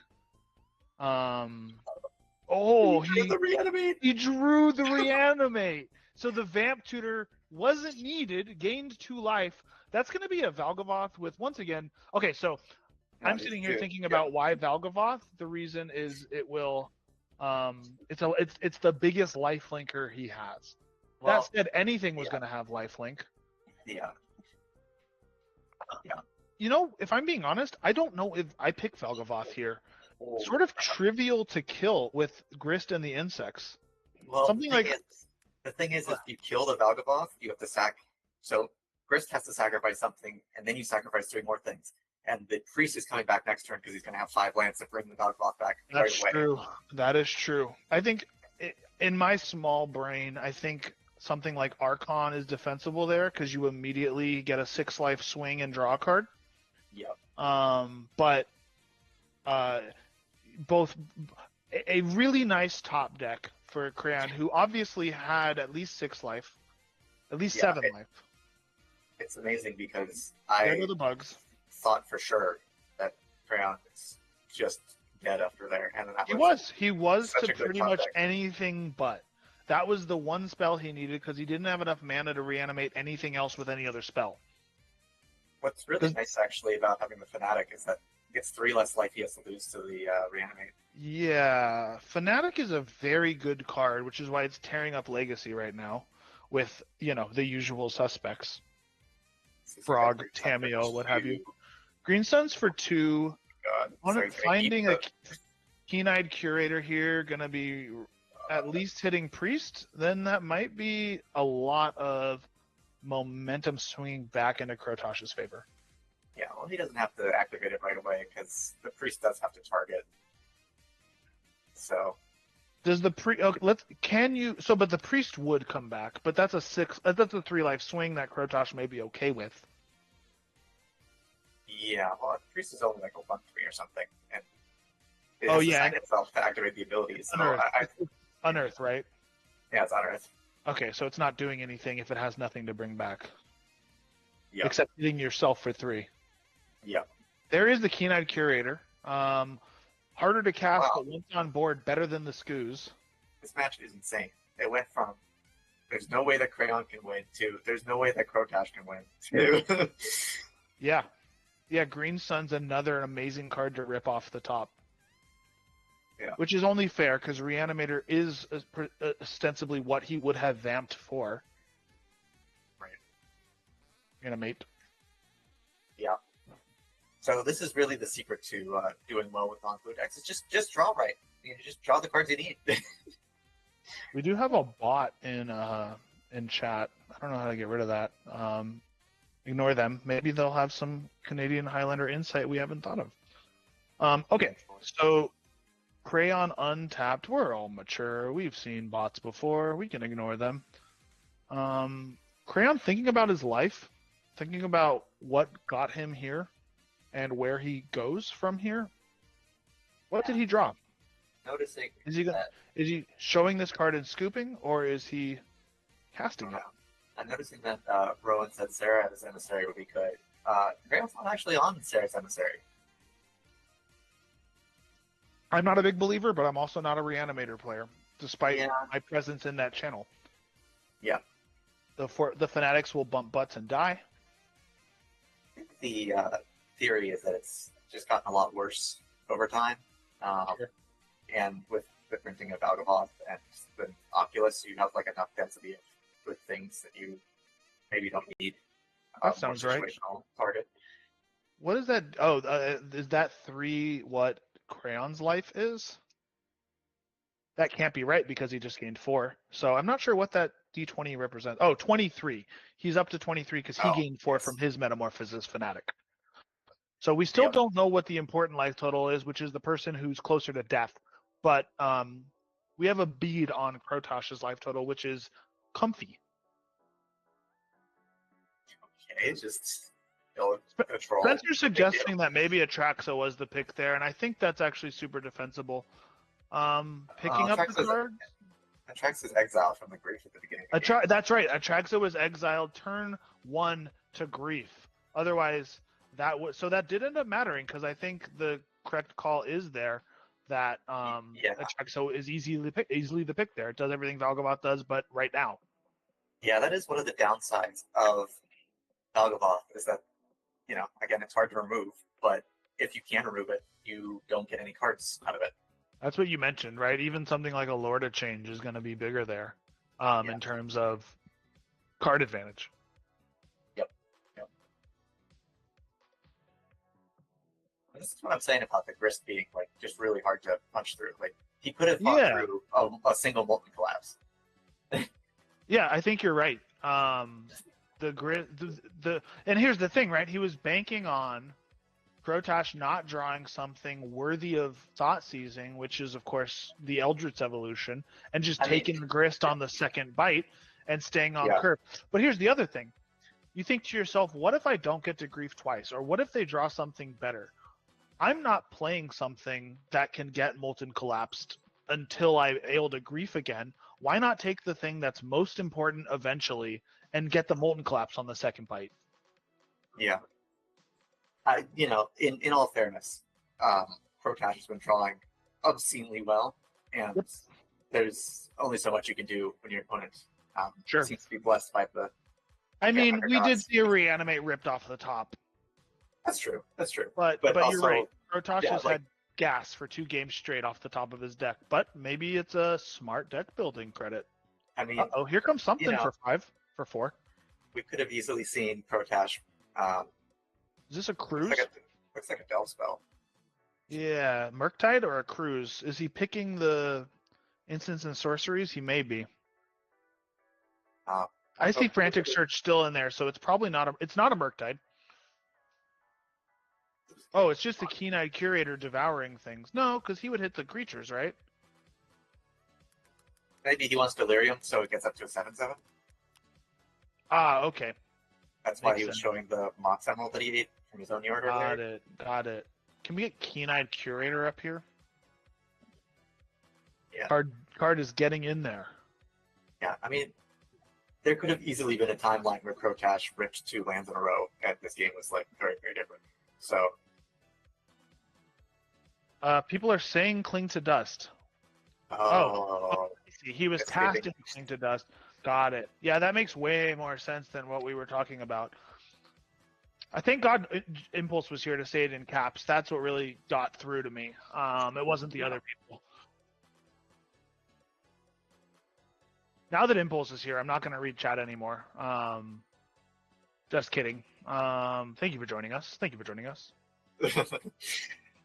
Yeah, we're desperately clinging to draw cards, to hope. 7/7 Trample. This raccoon getting in there. It's a real tough spot.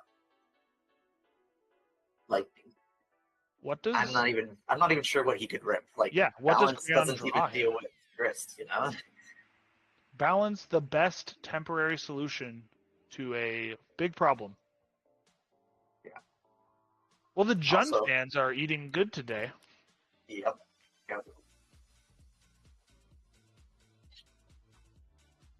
I will say, hard to shake the no Crotash is actually my profile picture allegations when we have Elvish Mystic Hatsune Miku here.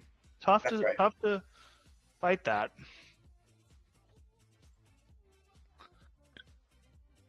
Well, I think they normally have the anime profile pick. It's the Crush pick that keeps showing up randomly.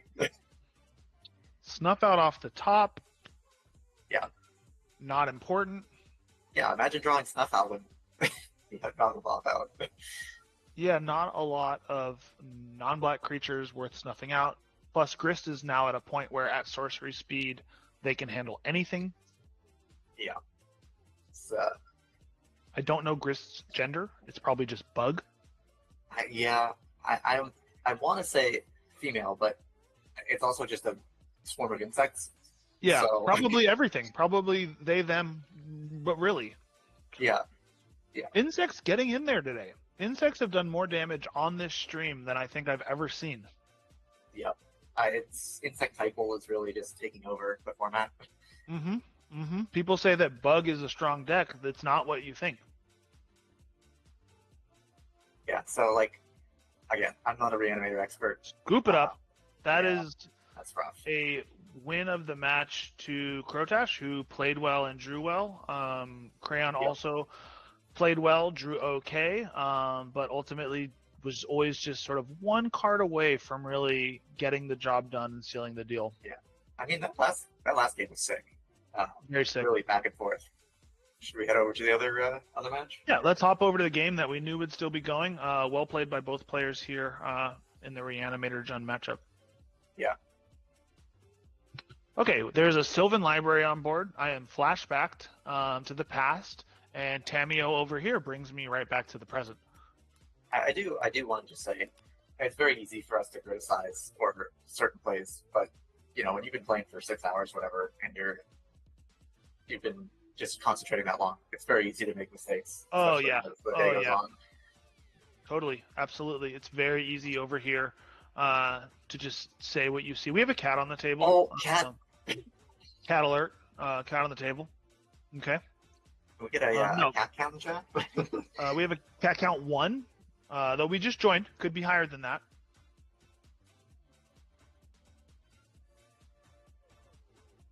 Funnily enough, Sylvan Library doesn't get a lot of play these days, but if there's any matchup for it, this is definitely it.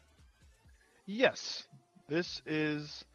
I would love to know where we're at in games, but that's okay. Here we are in this one.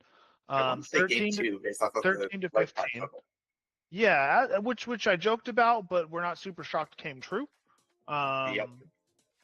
I do love this playmat. Oko has elked everything he can see, as he does, Yep. and they're duking it out. And once again, this red panda, not strictly a panda, has the dumplings, all you can eat and dim sum. So I would say Genghis is winning the fashion aspect, but he does I think that Tristan is representing Czech a lot better with the playmat. Yeah, and he's got there's something written on his sweater. If we knew what it was, we could properly evaluate, the fit. As it stands, though, the drip award goes to Prawn clearly. Yep. But we don't see the Oko. We don't see. I can't even identify these critters. But they're messed up, and that Czech's all about that. I think the thing that are This is game 3. His hand is an elk that was elked. So allegedly, this is game 3, which makes it all the more exciting. Yep. The mirror match should go to game 3. It's the same deck, but different. Yep. So this must be the exile zone over here to the left. We're seeing a fiery islet and a preordain. Ragavan died. We love that over here as a combo player. You don't think it's just revealed cards?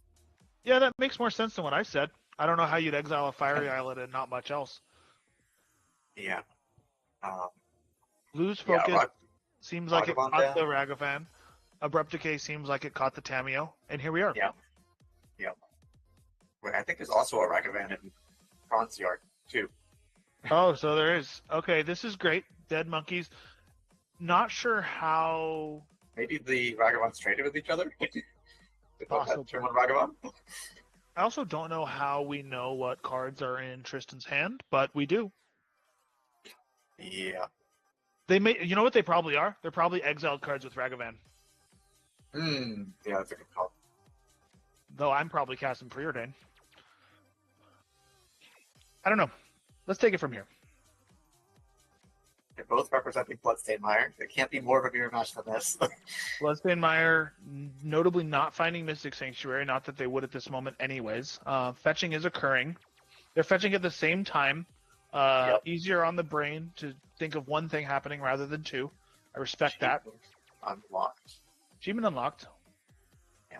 Fetchland's notably good with Sylvan Library, but you just take one, shuffle the rest away. Surveil. Oh, we have a Triumph versus an untapped Underground Sea. Yeah.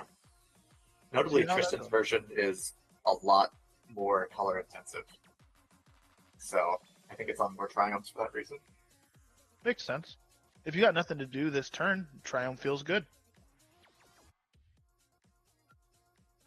Yeah, we don't see them as much with the Surveils being printed, but still pretty useful in these 4-color decks. Absolutely. Or if you're Doomsday. We don't talk about that deck. Definitely appreciated by the Tariel Kavus of the world, if you're on that, but seems like that's the kind of green card Prawn would shave off. I don't know if Tristan's on it. Yeah, I don't think either of them are on it, although I do love me a Territorial Kavu. It loves where it lives. Yeah.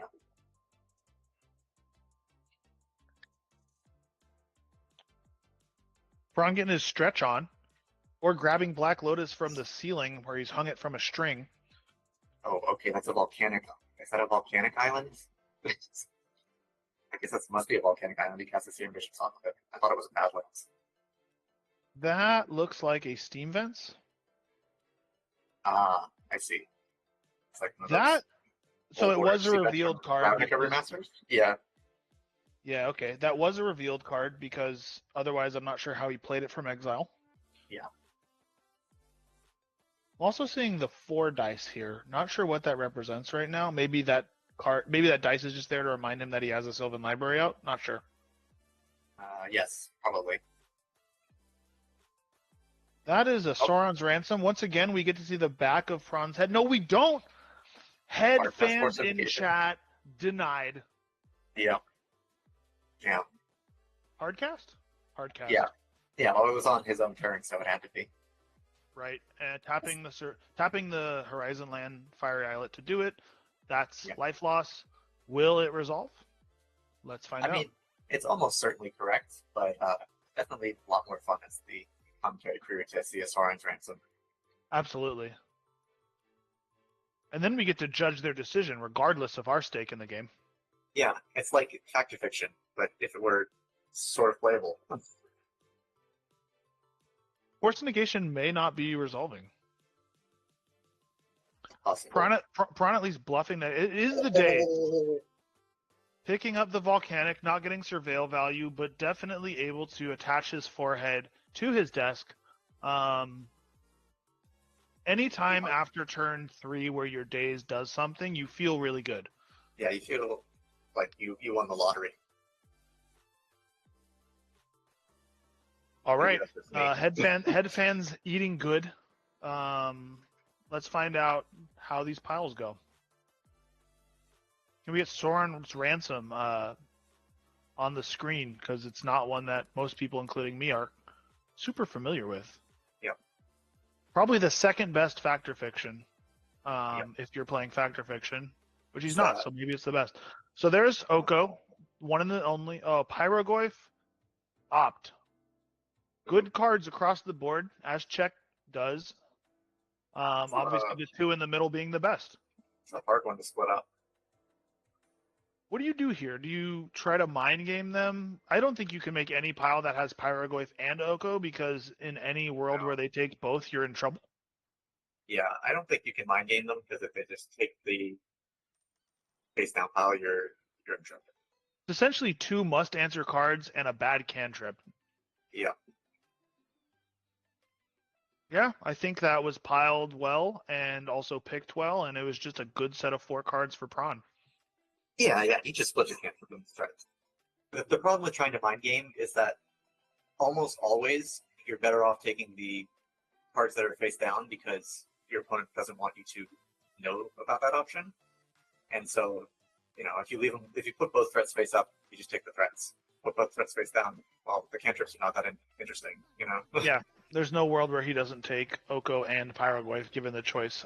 Here comes the big 8/8 for 2. We will see if it resolves. I'm thinking It's like it does. 7/7. Oh, one of the smallest Murktides I've ever seen. Yep. Yeah, clearly it's just below rate. It's only a 7/7. Yeah, not a good card, really, at a 7/7 for 2 mana. Unless I'm getting at least 4 times value out of it with flying. I don't think about it. We are Sylvan Librarying here. Over time, that should be good. But we are also looking at both a Murktide and a Pyrogoyf. It looks like he's maybe taken one extra card off of this Sylvan Library this game, which is really kind of shows why Sylvan Library doesn't see a lot of play anymore. Yeah. If it's really got to get you 2 cards to even be card advantage compared to like a cantrip. Sure. And nobody's And- out here running Miri's Guile. Yeah, right, exactly. 2 mana just to know the top cards. Like, it's not the worst, but it's This is a good one. If it resolves, not only because it's Ancestral Recall, but at least in some small part, it shrinks the inevitable Pyrogoyf because Yep. instants and sorceries were just ripped out of the graveyard to cast the Murktide as big as possible. Now, Cruise will still be in there, But that's the kind of stuff that might matter when you're in a mirror with 11 life to 13 life. Yeah, the So- Power Ghost still 4 power because of the Planeswalker creature Yeah. land in Ron's yard. It's rough. Also, can we get a recall count? Deluge for My 7 God, that's a with the that's a rough Pyroglyph deluge. waiting in the wings. He must. I'm thinking he drew counter magic if he's willing to blast this now. Then again, Yeah. not casting this means you're taking 7 anyways. Yeah, right. It's not going to be useful. But yeah. Also, Not- a card we don't see too often anymore is Deluge. One of the worst Swords of Plowshares you'll get at this stage. Oh, You're brainstorming, boy. taking 1 in the process, which matters. He's at 3. Yeah, going to 3 and tapping out. So, Basically is on Force of Will or Bust. which takes 1 life from him as well. Otherwise, this Pyroglyph just does it. I guess a Daze is live if Braun doesn't have a land, but Yeah, big if. it's- Play your outs. Yeah. Let me ask you this. If Tristan passes and you have a Pyroglyph and you don't find a land, that is better than a Daze. If Yeah. he also has the Daze, he feels very smart. Yep. Does he? And does Braun even have a land? You think he must. He has a land. No? Not going for the Goyf, though. No, playing around Daze. Thinking about playing around Daze. He's thinking about it. I You was gotta faced like with Braun's position regardless, though. 3 to 13. Oh, it's the other one. Yeah. Well, this Yeah. can't get dazed. Well, I was definitely playing around that sort of dilemma earlier this tournament of go for the win now, potentially get blown out, or be safe. But granted, I was against a combo deck, so I just lost. I don't think he's in any danger of losing right away to Tristan. We've been seeing also, unfortunately for Tristan, a lot of librarying and brainstorming and little to no library shuffling. So he's been looking at the same cards a lot, Yeah. which is fine, but not optimal. Yeah, this is. This is gonna be He's gonna tough. need something. Gonna need something real good to get out of this. Yeah. How many? Is there anything that gains him life besides perhaps Cling to Dust in the deck? He's got Uro. Sure. Did unfortunately just exile most of his yard. Well, all of it.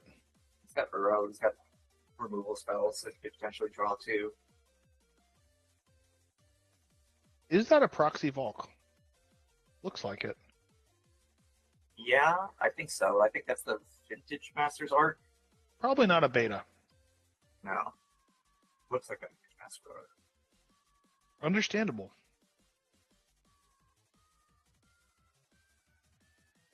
Braun using his computer. Interesting. He's got.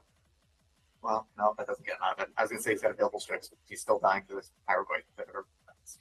This Baragorf is getting removed, or else Tristan has already conceded. Yeah. Well, it's still Tristan's turn because Braun has an untapped. What does he have in the bag, and will it get there?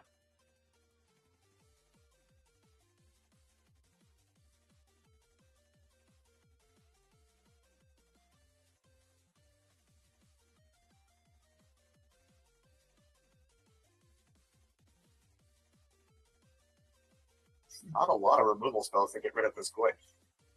No, one of the problems of not running white, which is exactly what these decks are not running, is you can't cleanly exile the big guy.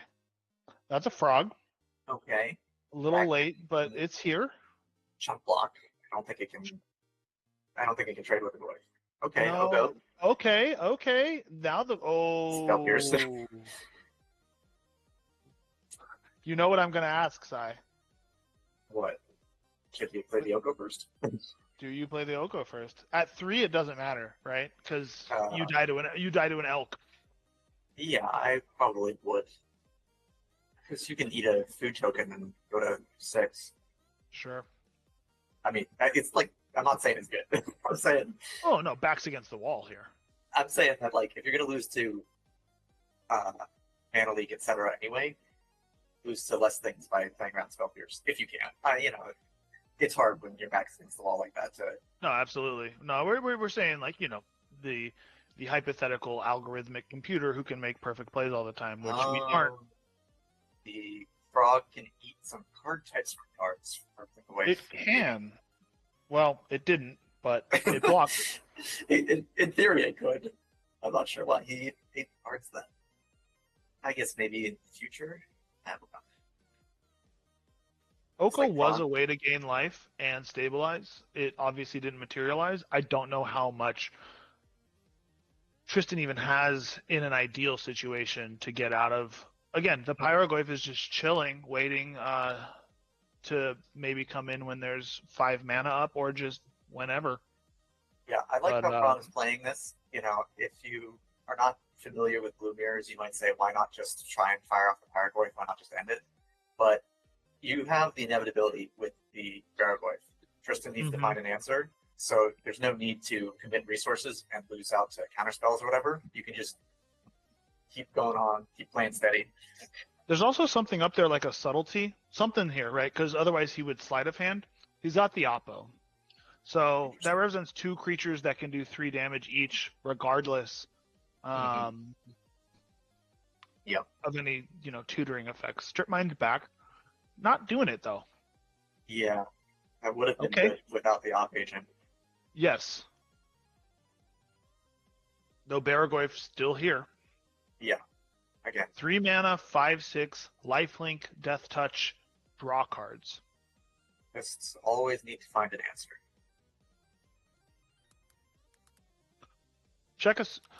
Prawn assuming the power stance, arms crossed. Like an anime bully on the playground. He's got like the strongest legs alive. I feel like he's been standing the entire event. I read recently some article saying standing desks aren't great for you either for circulation reasons, which leads me to believe that no matter what you do, your body is suffering. Yeah, That I is agree. a Snappy, which can cast Brainstorm, but more importantly, block the spell snare on turn whatever, finding something. Oh, having more mana? Maybe there's something? No. Nope. That is like it was an intuition in his hand. As a spell cat snare. Count 2. Cat count is 2. We appreciate the cat getting in to comfort the loss. Well played by both players. Ultimately, Prawn's cards were just a little bit better when they needed to be good. A very good Saren's Ransom as well. Chat, we're going to throw to a quick break here. Give the players, I think, a few minutes between the semifinals and the finals, and we'll be back in a few minutes. See you then.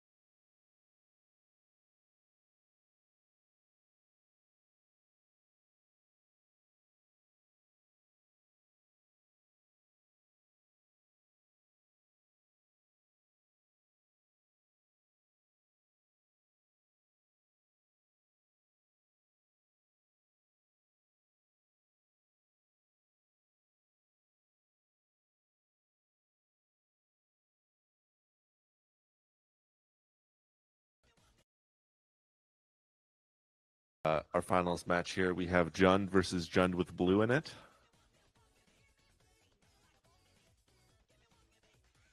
So what I'm hearing is point Jund.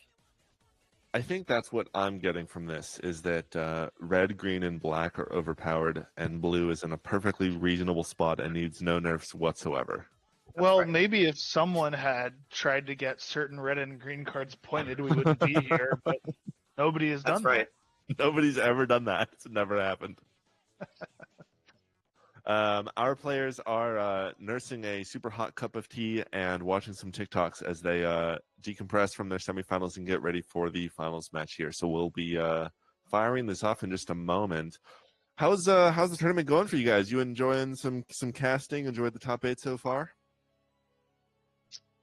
Yeah, my boss didn't let me take today off to scrub out, but I was able to, not do my job on the clock and watch while I was, quote, working. It's been a lot of fun. There's been a lot of variety among the decks. I will say the combo hasn't been the non-artifact, non-reanimator variety, which is a little interesting. Everything's been very board-based, right? Which I think is a modern Magic sort of characteristic. But we have seen a lot of really sharp plays from a lot of really sharp players, and it's been fun. Yeah, it's been great. I mean, if I had made it into the top 8, maybe it'd be a little less board-based, but, I ended up scrubbing out, so. Something I was The top 8's noticing... been great, though. Yeah, there's been a lot of mid-range. It seems to me that, half of the decks here are mid-range, and then, 25% combo and 25% mid-range combo, and that's kind of it. I don't know if I've seen any, pure aggro decks. Nothing that I could call aggro. I think I saw Goblins. There was a Goblins player that I think scrubbed out 0-4. Yeah. But it's and the just Goblins mid-range players will otherwise. yell at you saying, we're combo, but, it's also Goblins. Yeah. Interesting. Yeah, I mean, we've also funny. seen a lot of... Go ahead. It's funny because Krotash's deck I definitely would describe as mid-range, except when it was playing against me and opened up on 5 mana on turn 2. Right. Yeah. I mean, I've seen a lot of Barrow-Goyfs. I've seen a lot of Metamorphosis Fanatics. And that card's trying to great. run B&T, mono red, or something in between into things like that, it's tough, right? We have people here that can tell you just how tough that is, which is why they didn't bring that deck here today. Or why they 0-5 stopped playing. Sure. Yeah, well, it's also kind of just why be pure aggro when you can be range and also have these really super strong 3-drops broadside and that sort of stuff. What was there was a match that popped on that was basically just a player playing hasty threat after hasty threat 4 turns in a row, and it was might have been the Naya player. Yeah, that sounds right. And it was it didn't really matter that much that you weren't you're a mid-range deck technically, but all of your threats have haste also, so it just kept beating you down. Didn't really matter. Yeah, and that might be what. I briefly saw that. I thought it was interesting to see a slick shot show off in a deck that's presumably that's right 30 creatures. Yeah, the slick shot show off. Yeah, and then it just keeping your opponent on the back foot, whether they are combo, control, mid-range, with these hasty design mistakes that can throw other hasty design mistakes, pretty good strategy. That's just which is a large reason why we have 2 red decks here in the finals. One obviously more blue than the other, but Ragavans have been performing. Bombardiers have been performing. Bolts and Galvanic Discharges have been performing, until the Goyf shows up.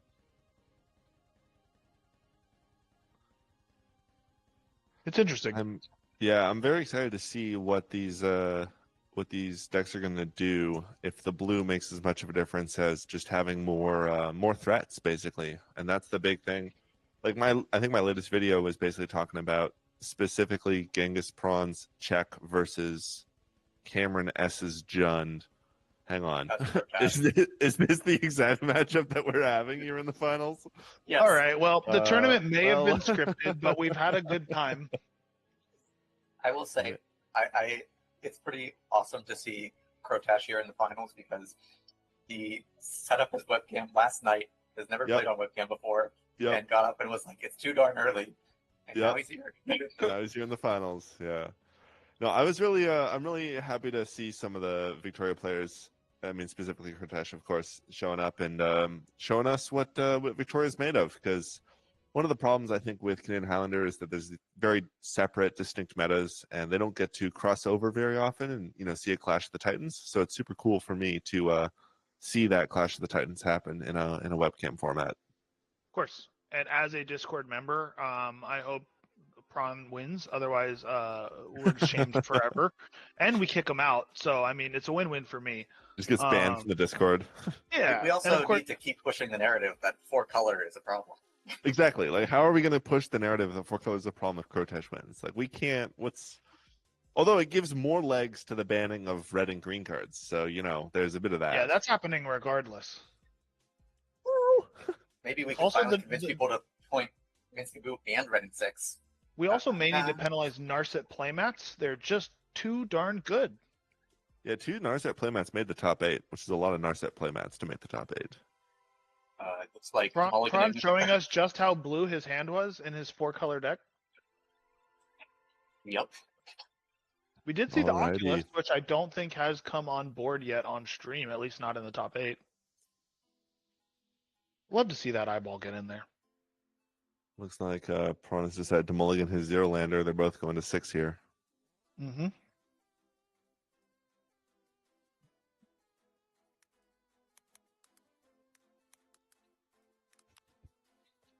So yeah, two some of the epitome of fair decks, be it the quick, hard-hitting blue deck, and then of course actual factual Jundam out deck. There are big fans of decks like this, and you like to see it. They are decks that people understand, and they are decks that people enjoy playing.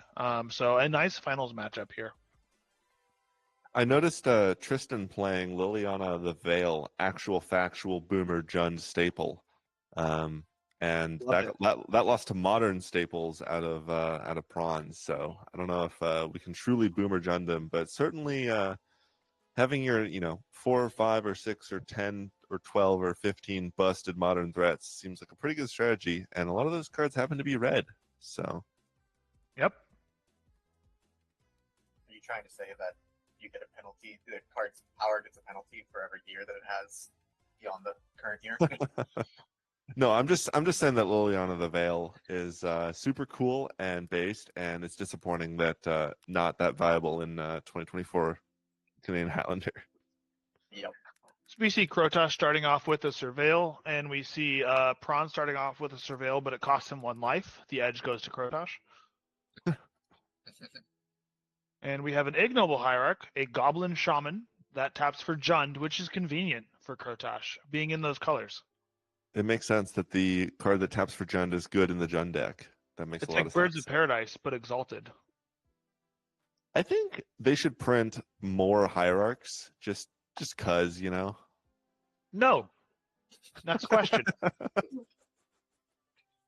Green has been the best color today. I think most consistently green decks have been here and they have been thriving. Obviously, with other colors, at least 2, but green's in a decent spot. I feel like black has been the standout. They got the frogs, Sure. They got the goits, they got that hand attack that keeps coming out of nowhere, they got the metamorphosis fanatic. And Well, let me ask you this. Have we seen any green or black decks? Well, let me see. Have we seen any green decks that don't have black? So Golgari, champions of the day. true. I mean, there was Murktide in the bin because it doesn't have things in there already. Let's see what kind of action the check deck is. Either deck here could be the beatdown. With check, it's going to be a fewer threats protected, and Jund with more threats, just outvaluing. Here comes the Wasteland. I mean, I think Pawn is more likely to be the controlling in the setup. New card alert. Ursine Ursine Monstrosity. What does this card do? It's a 3/3 with trample. At the beginning of your combat, you mill a card, and then it gets +6/+X. It's like a Goif. It gets +6/+X for all the card types in your yard, and it has to attack and gets indestructible. You might want to tell them that he has to mill if he played that in his pre-combat main phase. I believe it always. Is it a May or is it a must? I believe it's a trigger, which means it can be missed. The may or must component of it is irrelevant. Okay. Remind me, Ursine Mon. It Dude, is, they it print is so not many a May. cards. Burger, can we get the Ursine Yeah, monstrosity on it's the up on screen? stream. I'm What do you also looking at it on Scryfall, but At because the it's beginning a of combat on your turn, mill a card. That part's not optional. it's a beneficial trigger, which means that the player who controls it is allowed to miss it, and if they do, they don't get to mill the trigger. Okay. Is it a beneficial trigger? I think generally speaking, making the creature better and giving it indestructible is a beneficial trigger, especially in this format where cards being in the graveyard generally tend to be good for things like Goifs. I would consider it a beneficial trigger. So it can be Regardless, it missed. looks like he milled the card. Looks like he put an overgrown tomb into the yard after the Soldier's Edict hit the hierarch. Cool.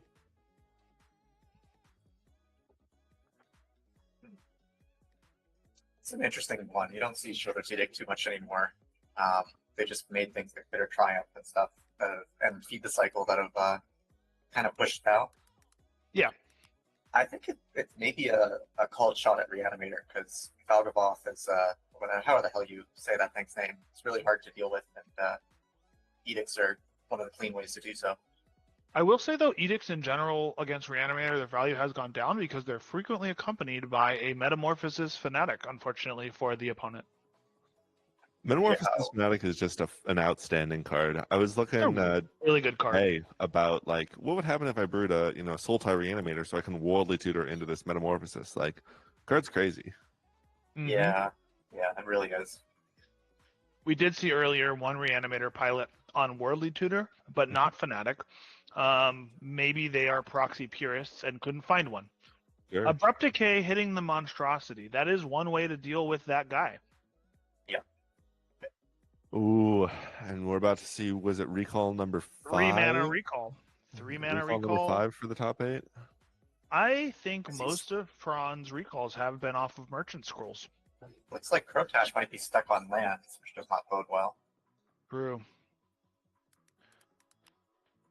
You One of can't the- expect in this matchup your dorks to survive. At least not the first one. Dropped early. Yeah, that's one of the risks of running a dork deck, is that they sort of count as part of your mana base, but they're not reliable in the heavy interaction matchups like this. Yep. I have a suspicion that if Crotash is stuck on 2 lands for 2 more turns, the game is over. Like, you do not have the luxury of time when it comes to check accumulating value, and if you're not interrupting or putting pressure on, it's going to quickly spiral out of hand.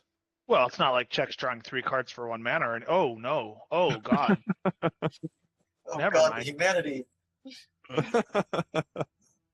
In a strange twist of events, Prawn also misses his 3rd land drop, and they're Unlikely just, after the recall. I mean, ignoring days.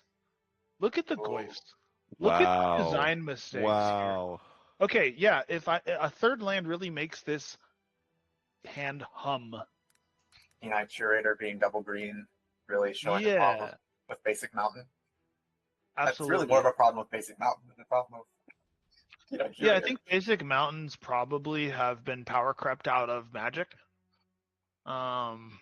Just kidding. I mean, you need them to play around Blood Moon. Absolutely. I need to make sure that my basic mountains become basic mountains when there's a blood moon in play. Ron is Although, typing something, probably telling his mom how much he loves her and he's thinking of her. Good guy, Prawn. Him off the top. There's also a That's good Tameo. thought. Surprise on it. Bombardier, here we go.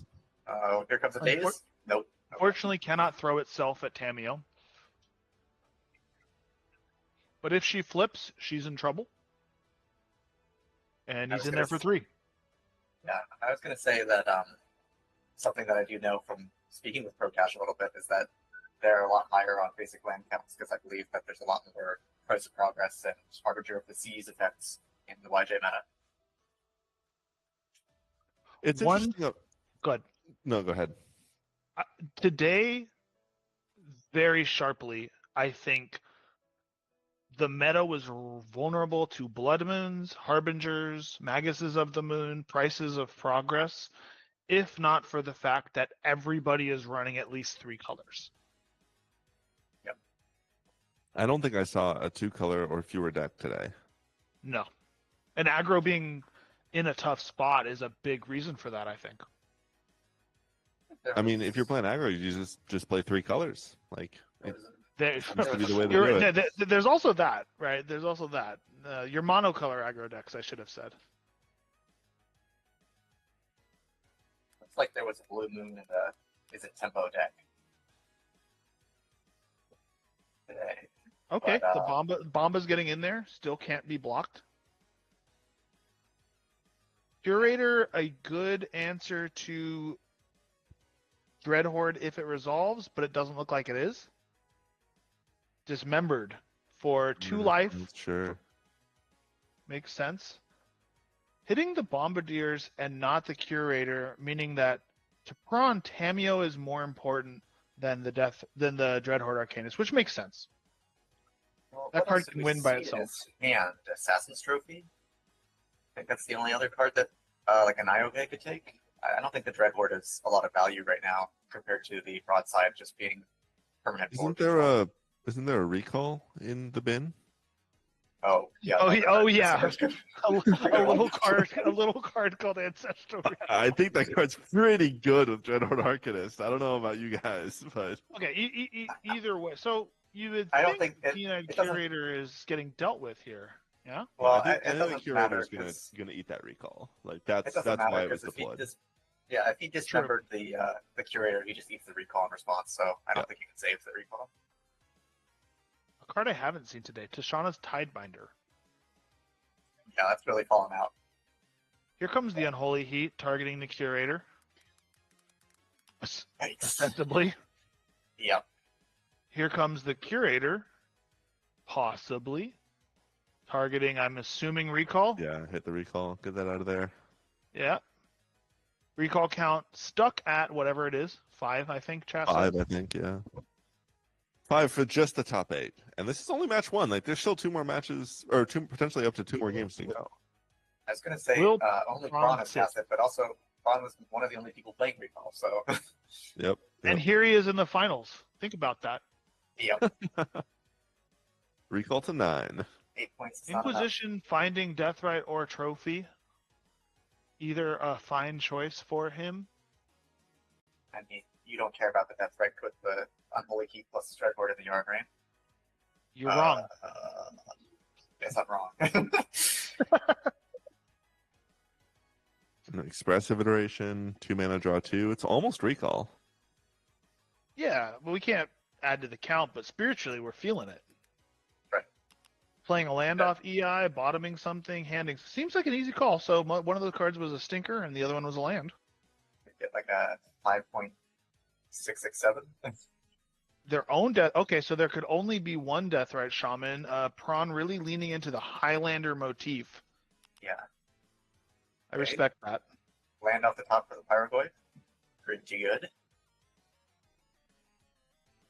Yeah, I'm sure it's got like everything in terms of plays. lands are what he needed. Lands are what he found. It's still an uphill battle, but he certainly wasn't getting there without the lands. Right. What are you targeting here with your Pyroglyph? There's just 1 card left in Kortesh's hand, right? Just the Assassin's Trophy, and Uber's got, or Just the trophy, yeah. Braun's got Just 3 or the 4 trophy. now. Just I mean, the trophy. you have to hit the Dreadhorde, right? I think that Braun has Delirium. He just kills the Pyrogoy. Surely. You have to. And, Yeah. and leaves the Tameo up to get flipped on the next turn. Like, Well, oof. I mean, Doesn't yeah. feel good. Yeah, what choice do you have? You're between a rock and a hard place. At the very least, Pyroglyph is a good creature to be attacking Tameo. Isn't one of those 1-power creatures that never gets there. But, Tameo is dominating Legacy for a reason. A little end-step surveilling, as we do. We got to maximize the fetch land value. They're not strong enough, so we thought we'd make them stronger. Totally. Yep. Is that 2 clues for Prawn? So looks like it. Can flip it relatively easily with 2 mana up afterwards Yeah, if he wants to. if he wants to. He also has some pretty easy graveyard hate, which I'm sure John doesn't appreciate. Yeah, I don't know if he's able to get off of any card types to nerf the Paragoyf, but Mm-mm. Yeah, and I'm sure he'd trade all that for Treasure Cruise anyways. Here comes Tamio. She's getting in there. No blocks. 0 damage connects. I guess just so now, much damage. yeah, I guess now looking at it, that taking that Ponder? Death Right was good because the Dreadhorde Arcanist didn't get to stick around anyway. Sure. I'm a little worried about the trophy being able to just kill Tamio. Textless Ponder, Venser Preordain. We are here. We are seen. He knew what that was. Saved us time by bottoming it. No time on this round, by the way, but flip Tamio. Guess he She wanted is one here. card, huh? She's probably going up. It's the only direction she can go right away. Yep. Boom. What's it? Is it -3 -0? And what do we think? Is Yeah, the growth a 4 or a 5 right now? It's -1, -0 for all creatures. Oh, -1. Thank you. It's just a tiny shrink. I'm thinking of the flip Jace that is -3. Sure. Yeah. I get my flip planeswalkers confused. Don't think that creature was registered quite so much as this one. I think it may have not been registered at all, but remains to be seen. I would We'll love have to see. Of course, the numbers. I would love to see after this, and I'm talking to people who would do the work, which aren't me, so it's easy for me to say. Sort of a list of most played cards in this tournament, and how they did. I think you're But- speaking to the two people most likely to do that. Yeah, it's easy for me to say. Assassin's Trophy. Now, Highlander being Highlanded, Tamio dead, Pyrogoyf dead, Deathrite Shaman remains. Let's find out how many untapped basics. At least one island. I gotta say, Wizards really did not nail the flavor on printing Assassin's Trophy well before they printed the Assassin's Creed set. So true. It did get a reprint, at least. That would be a crime if it didn't. What is the Assassin's Trophy? Is it the prize for successfully assassinating something? I think it's the basic land. I think that's the trophy. Oh, okay. I feel like It's not a very good trophy. It's kind of Yeah. a mid trophy, honestly. Exactly. Yeah. I feel like I wouldn't have wanted that to happen in the first place. Right, yeah. Raska, you are now in real estate. What? We can confirm Prawn is standing. This is both to improve circulation, fix his posture, and intimidate his opponent, which so far working for him. You can't say Yeah, it isn't. In the finals, for sure. It doesn't seem like he has an Apple Watch, but otherwise it would make sure to match that little Apple Watch notification stand every hour. Yeah. Apple Watch havers get that reference. Shout out to my Apple Watch havers in chat. This one's for you. Okay. Prawn untapping with a lot of cards, a lot of decisions, and Dr. Shaman in chat. I wonder if you went back to what the heck is that, Origins, where JDP came out? You show Yes. them Cameo, probably make people lose their minds. You can This- show Tamio this is due to in 10 people years. today and they lose their minds. Here comes Renan. Speaking of planeswalkers that make people lose their minds, here comes Renan 6. It's There's really no. good with This isn't a particularly impressive Renan. Well, Here I think comes Oko. Yeah, speaking of planeswalkers that make people lose their minds. Okay, so pulling up Prawn Renan is 6 playing and Oko is, a design little bit mistakes scary. that have loyalty kindred, Yeah, I and mean, doing this, great at it. yeah, I mean, this is really the reason that you splash green instead of just being pure Grixis. What we are seeing are what we see on the table right now are 3 extremely powerful multicolored cards. And that So was when enough. we sit here, and that was enough. When we That sit was here enough. thinking, That's why it. aren't people playing lower colors, playing Blood Moon, playing Harbinger, etc.? Look how many good cards there are in all these colors. Yeah, it's just green planeswalkers. It's just all these cards that are general. It's all right, 1 or 2 colors. And then it's like, well, what if you just play 3 multicolored planeswalkers in a row? That seems sufficient to win a game. There were 4, in fact, with Deathrite Shaman. Right, exactly. Okay, Notably, didn't need recall to win that game. That's a lie. Recall. He did resolve winning a again. recall. That was a it long did time happen. ago. Yeah, recall wins again. No other card contributed. Recall to 9. What Yeah, was he went- what's Crotash's spread? I actually haven't taken a look at it. Triple Mox Ancient. Triple Mox Ancient Tomb? Sure. If I were Crotosh, my strategy this game is to draw one of those cards, maybe 2. Yeah. Yeah, I think that's a really good idea. Yeah. I hear that drawing your points is really good. Is there a mystic? is there a merchant scroll for Ancient Tomb that costs 0 mana? I was about to say, what's the merchant school equivalent to find you a Moxen? I guess that's Urza Saga, eh? A little off curve, but yeah, it gets there. Yeah. I'm hearing from chat that Impulse says Thoracle should actually go to 5. Okay, good to know. For YouTube, write that down.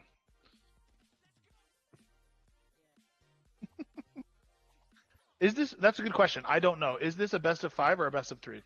It is a best of 3. Standard best of 3 competition. Maybe someday a best of 5 will will make sense, but you got to be kind of pro tour level, and I'm not going to make our players play a 3-hour match for just a plateau or a scrubland. Ron has been standing long enough. Let him sit. Dude, he's the one who put the standing desk together. That's not on us. Like that's not our true, yeah. fault. So we're hearing that Crotash does have a Magus of the Moon. That would be a backbreaking card. Czech hates those cards if they resolve. So Ancient Tomb, Mox Ruby, Magus of the Moon. We can go to game 3. Just get that out of Yeah. the way. for content's sake, I've got to the viewers at home got to be rooting for Crotash here. We always root for the third match. Absolutely. It's definitely easier for me if Prawn wins because I know I know approximately where he lives. Versus if Crotash wins, I have to mail it for sure. But They're both fairly close to you, right? They're both northwest. I mean, it's all the same region. The last one I mailed to Iowa, so. Yuck! Is that even a real Middle place? of nowhere. It's like I mailing it to don't think- Narnia. The Lion, the Witch, and the Zoe. Like it's actually a crazy. Those are 3 Crazy how that scary works. things that I don't want to see in real life. Yeah. They're all very good at Magic. Okay, game 3. I don't think I saw any mulligans unless I just wasn't paying attention. You step through the clock or closet or whatever and end up in a cornfield. Yeah, field of corn, covered in snow 2 weeks a year. Looks like Prawn's either going to 6 or to 5. Good Yeah. signs for Crotash. So do we know what Zoe was on today? I mean, we do. What was Zoe on today? She was I on think she was Jund. playing Jund. Yeah. Not registering Kellen Daring Traveler. Good to know. Yeah. He has really fallen off. Well, I mean, maybe And what that does she was have to what she prove? needed. Yeah, I mean, maybe that's what she needed. It's She true. didn't. It's true. She didn't top cut. She didn't have Kellen. She was wearing ankle weights to make sure everyone had a chance. Registering Kellen would just not be fair after the last win.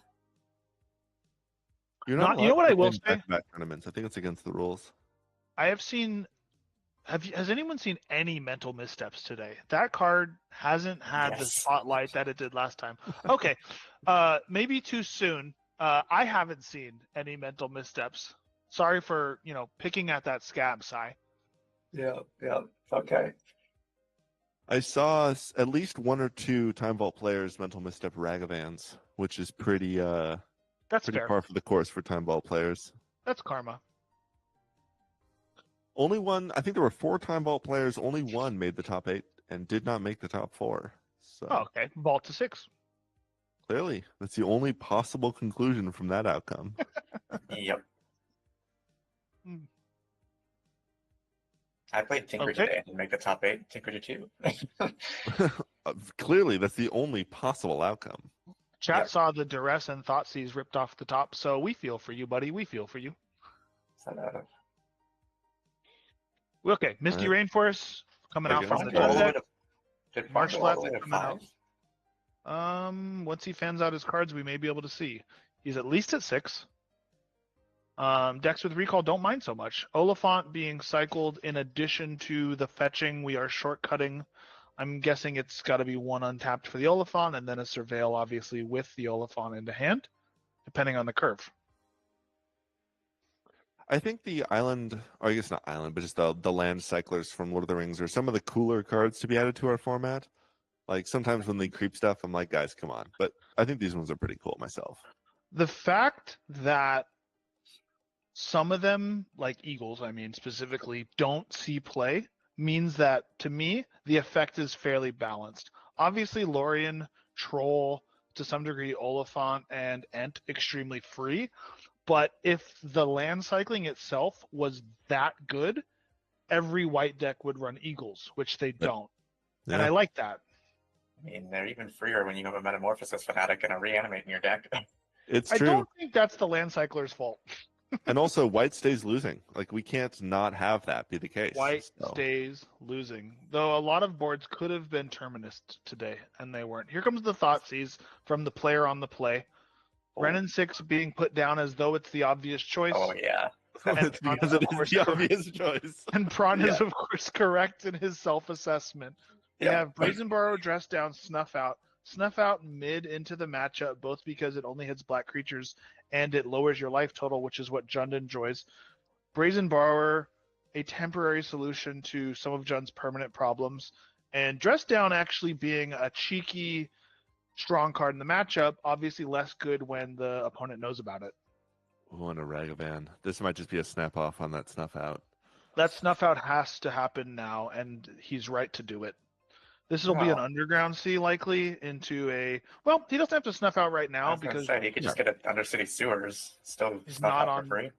Yep, he's got some time on it, but I would be surprised if we didn't see that That's a trial. Ragavan eating Interesting. the Snuff Out.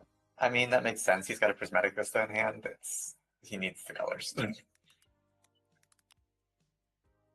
Yeah, especially with the Renin 6 gone, not being guaranteed another land drop, there might be interest in deploying the Dress Down, even just as a cycle and blank the Ragavan. Getting rid of the Renin 6 means this is a Triome and not a Surveil land, and adding more value to the Thoughtseize. So seeing fewer cards. Here's a question. Is Renin 6 problematic because Renin 6 makes that hand work? Or is Renin 6 not problematic because it fooled Genghis Braun into keeping that terrible hand off the back of Renin 6? I think Island recall hands getting stripped on the draw doesn't make recall bad. Yep, sure enough, the Snuff Out blows out that Ragavan. It was not going to be connecting. It's not worth the upside of recall off the top. The Dress Down definitely stronger when you don't know it's there. And with Kurtash having that knowledge, it definitely makes some of these early plays a little bit less strong. Yeah, Naked Goyf's not nearly as good. It's also not really a card you want to draw early in this matchup. True. He may just fire it off to cantrip. Hard to say. That's what I'm thinking, especially if there's anything to get value off of, which is why I was considering potentially just blanking the Ragavan trigger to get the fresh draw to dig to something hopefully a little bit more relevant. Makes a lot of sense.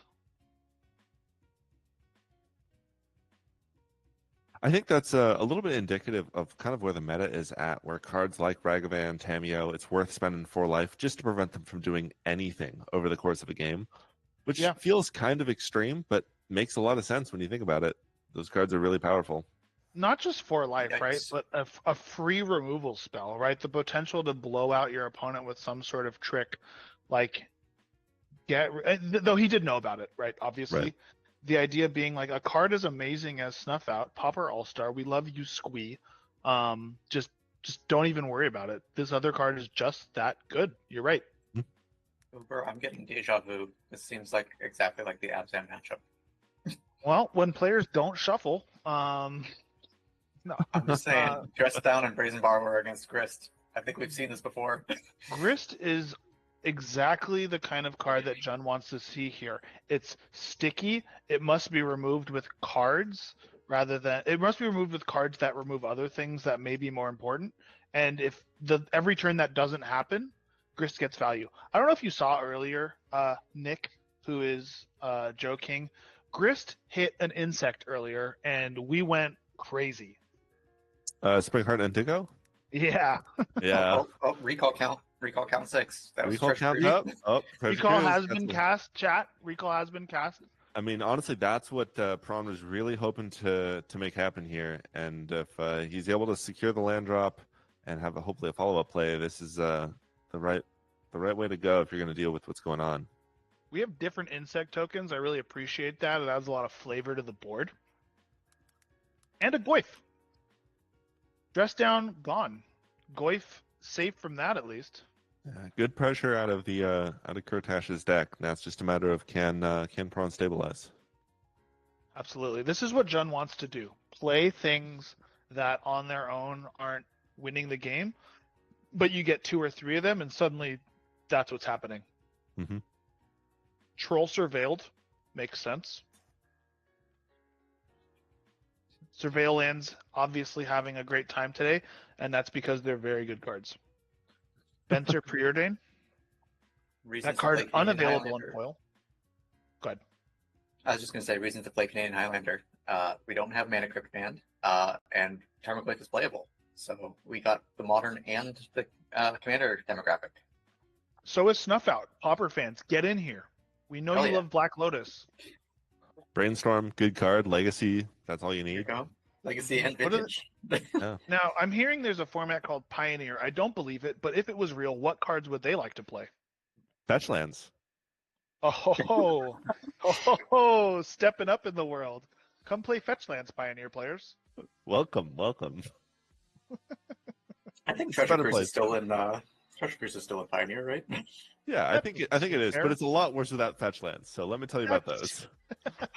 Yeah. Okay, Kurtash yeah. almost turning the grist sideways to deal some damage. Unfortunately, it is not a creature once it's in play. Okay, for the fellow combo players in chat, can we get Grist on the stage? What does Grist Ultimate look like? The One Ring. Have we seen the One Ring today? Other than you, Sai, whose deck is named after it. That We doesn't saw a resolve. couple. We saw a Not couple One important. Rings out of Time Vault players, but then they died to their own One Ring. So Well, fortunately for Krotash, he won't have to die to his One Ring because it got countered. Lucky for him. very fortunate for Kurtash here. Huge Card's really tournament. bad. You might die to it. Yeah, it's just smart. Really getting helped out of a hole Yeah. there. Prawn Just going being with the Tempest counterspell, one of the better counterspells. Can't fault him for that. Here comes the Reanimate from OTJ, targeting Control? the Oh. Oliphant actually. Did he cycle does- Troll or was that last game? What does Troll Oliphant? is in- no, there's, Troll there's is a in the troll in the graveyard. bin. Yeah, it got surveilled. went But what does for actually the Oliphant do? It's a 5/7. I know that. When it Wow, it's a attacks, 6/4. when it attacks, it gives +2/+0 to another creature. So And trample. Gotcha. I see. technically representing more damage. Yep. Let's see if he tries to give it to Grist. Let's see if he learned from his mistakes. I was going to say that it also helps prevent chunk blocking, except that Troll has unblockable, so that's also... Yeah.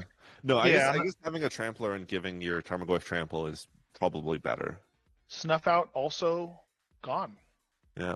It's the Ent that's a 5/7, right? I just got my Yes. my creatures mixed Yeah. up. Okay. I feel That card put on the battlefield, so I don't know. Oliphant notably okay. Well, Okay, Oliphant here comes the probably Goy. better. This takes out the Oliphant. I was going to say It Oliphant sure does. notably dies to Flame Slash, which is one of the reasons why it's a little more vulnerable. I don't know how big this Goyf is, but it was obviously big enough to kill Oliphant. Don't know if it was big enough to kill Troll. I still think that's a fine play from Krotash because the upside is more damage being pushed. We definitely have land, instant sorcery, Creature. enchantment. So it's at least a 5/6. Which enchantment are you thinking of? Just down. That's exiled. We have You're Artifact with One Ring. That's kind of Oh it, yeah, I there you think. go. It is still 5. I was right, but for the wrong reason. Yeah. I We are mean, sacking here, an insect, we build a see- Goyf, as one Yeah, I mean- does. just see why Grist is such a nightmare for blue decks. Yep. Your 1 to 3 threats die to Grist every time.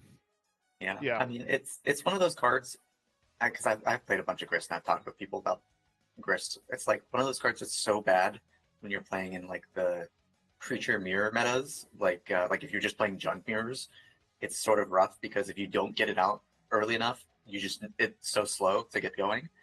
But against stuff like blue decks, where they're not able to pressure it very well, it just takes over a game. Grist feels a lot like Fable in matches like this, where if you stick it, you're doing things, and it feels good even if they remove it, because you've Yeah. made them use things on that. Yeah. All right, who do we like here? I think Um, Prakash is massively favored. Yeah, I think that they're both obviously nice one has people. more permanence in play, but here comes the Shoulder's Edict. Okay, there we go. There goes We'll get the Goyf. Oh no, actually making No, him that's sack a Planeswalker. yeah, Yeah. that's that. All Okay, right, game so 3. Prawn Going to must game have 3. been at least insect kill life, because those removal spells didn't Yeah, the get stream there. says 3 question mark, which I think sounds right. Yeah, and so insects again, the unsung hero of the day. They've been getting in there, be it Grist or other insect generating creatures. I didn't see any Nadu in this event. I don't know if either of you guys Oh, did. I haven't either. Probably Have because not. everyone would be worried about going to time. A lot of players went to time today. That was a big theme from the day was players going to time. And I don't know how much of that is just mid-range mirrors and how much of that is just webcam being a little bit slower. You know, it's the slowest of all the forms of playing Magic. If you I don't know. feel uncomfortable resolving your Nadu quickly enough to not go to time, like and subscribe. Joe King 101 will show you how to resolve Nadu in a concise and effective way. Subscribe now. Not in True. Commander though. Not in Commander. He's not allowed there anymore. I only played a little bit of Nadu, but it was always in Commander and it was really good. So They should ban that. fine. Yes, we will. Yeah, I didn't have any trouble going to time today, but I also was playing a deck that was trying to win on turn 2 or 3, so Yeah, and if you don't win on turn 2 or 3, you die on turn 4 or 5, which really, expedites the process. Yeah, as a Doomsday player, no one's ever complained about slow play because even when I'm in the tank, the game's about to end. Yeah, you can tank for 5 minutes and there's still 45 minutes left in the clock. Like, Absolutely. I play Doomsday for the people. It's an unselfish choice. I did get to I think- Yogg-Will kill people twice today. we love a good Yogg-Will Shut up, combo. Yogg-Will. Recently to 0. And still I not didn't- winning. Yeah, I was gonna say I don't think there was any storm, either Yogg Storm or Breach Storm in this event. Yeah, no slushy either. I think there was a lot of slushy in the last. True. Yeah, there was no Breach, I think, at all. No Flash, no Thoracle, just Time Vault, Reanimator, and mid-range piles, and then a single lone Turbo Ring, and Other Goblins. than Cyclops, every deck here pretty much loses to Chain of Vapor if it's a combo deck. Well, including yours. Very board based. Very board based. None of those boogeyman, Flash Hulk things that people, Thoracle things that people, are afraid of. You can answer them. And they got answered because here we are with a Jund check finals. And a double check semifinal. Yep. And a triple check quarterfinal. Don't worry about it. All right, No, we're getting it's some fine. stretching Blue out from mid-range Prawn. is fine. A little bit of lower back pain. Let's see how that affects him here. Yeah, I was playing against Prawn a few weeks ago, and his chest cracked. So I think he's slowly dying. Can you say again what The old man words you just debuff. picked? Did you say chest cracked? Yeah. Holy crap. All right, I hope he wins. He needs to fund his medical insurance. No. Say, he has Prawn's to- Canadian. He doesn't have to worry about that. Oh, It's free okay. up there. Never mind. Yeah, no, you're Fuck fine. him. Is Crotash also Canadian? Yes, I think they both Okay, live well, this is- in Canada. The unspoken story of the day, a big dub for Canada. Yep. Massive dubs for universal healthcare. Shout out to Canada. Shout out to Universal Healthcare. We are playing Canadian Highlander after all. Like the format has universal healthcare. Absolutely. Alrighty, we're Okay. kicking it off here. On Surveils, keeps it there. That's It's really the one he interesting. didn't want to drop. It's really interesting to me seeing all these hands by Crotash because I've talked with him a little bit, and he likes the dork openers a lot. And I've seen so few dork openers. I feel Do like I saw a couple of them in the quarterfinals and the semifinals. He just hasn't had it much in the finals here. do you feel differently as the Jund player about your dorks versus Czech, or is it same as every other matchup? Uh, I mean, you just have so many threes and stuff in the deck. You want the mana. Like the deck is mana hungry. Yeah, and I guess if they're bolting your elves, they're not bolting your questing beast, which they shouldn't do. It wouldn't Yeah, I kill was it, gonna say but that's they a could. classic maneuver, bolting questing beast. It's a legal play.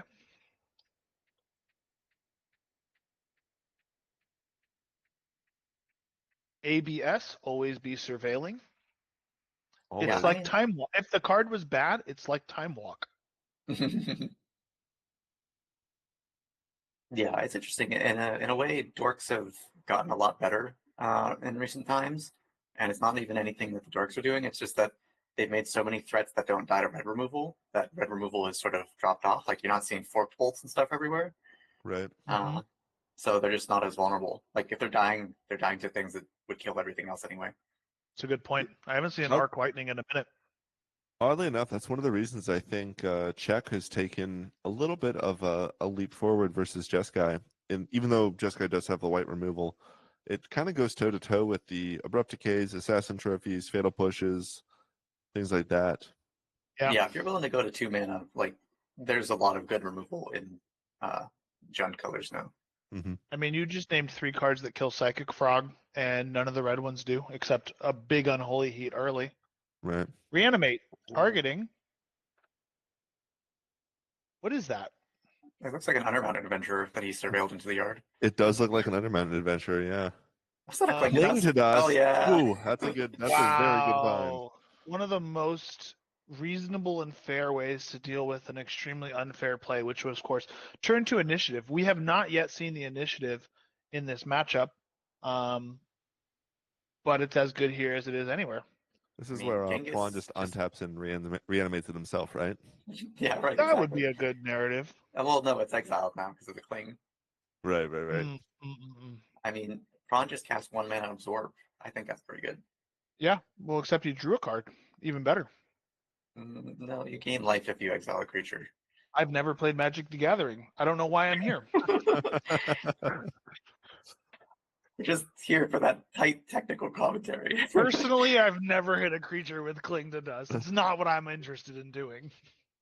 I'm surprised you've cast Cling to Dust, man. I thought you just played past his Oracle and lost the game. Like, It cantrips.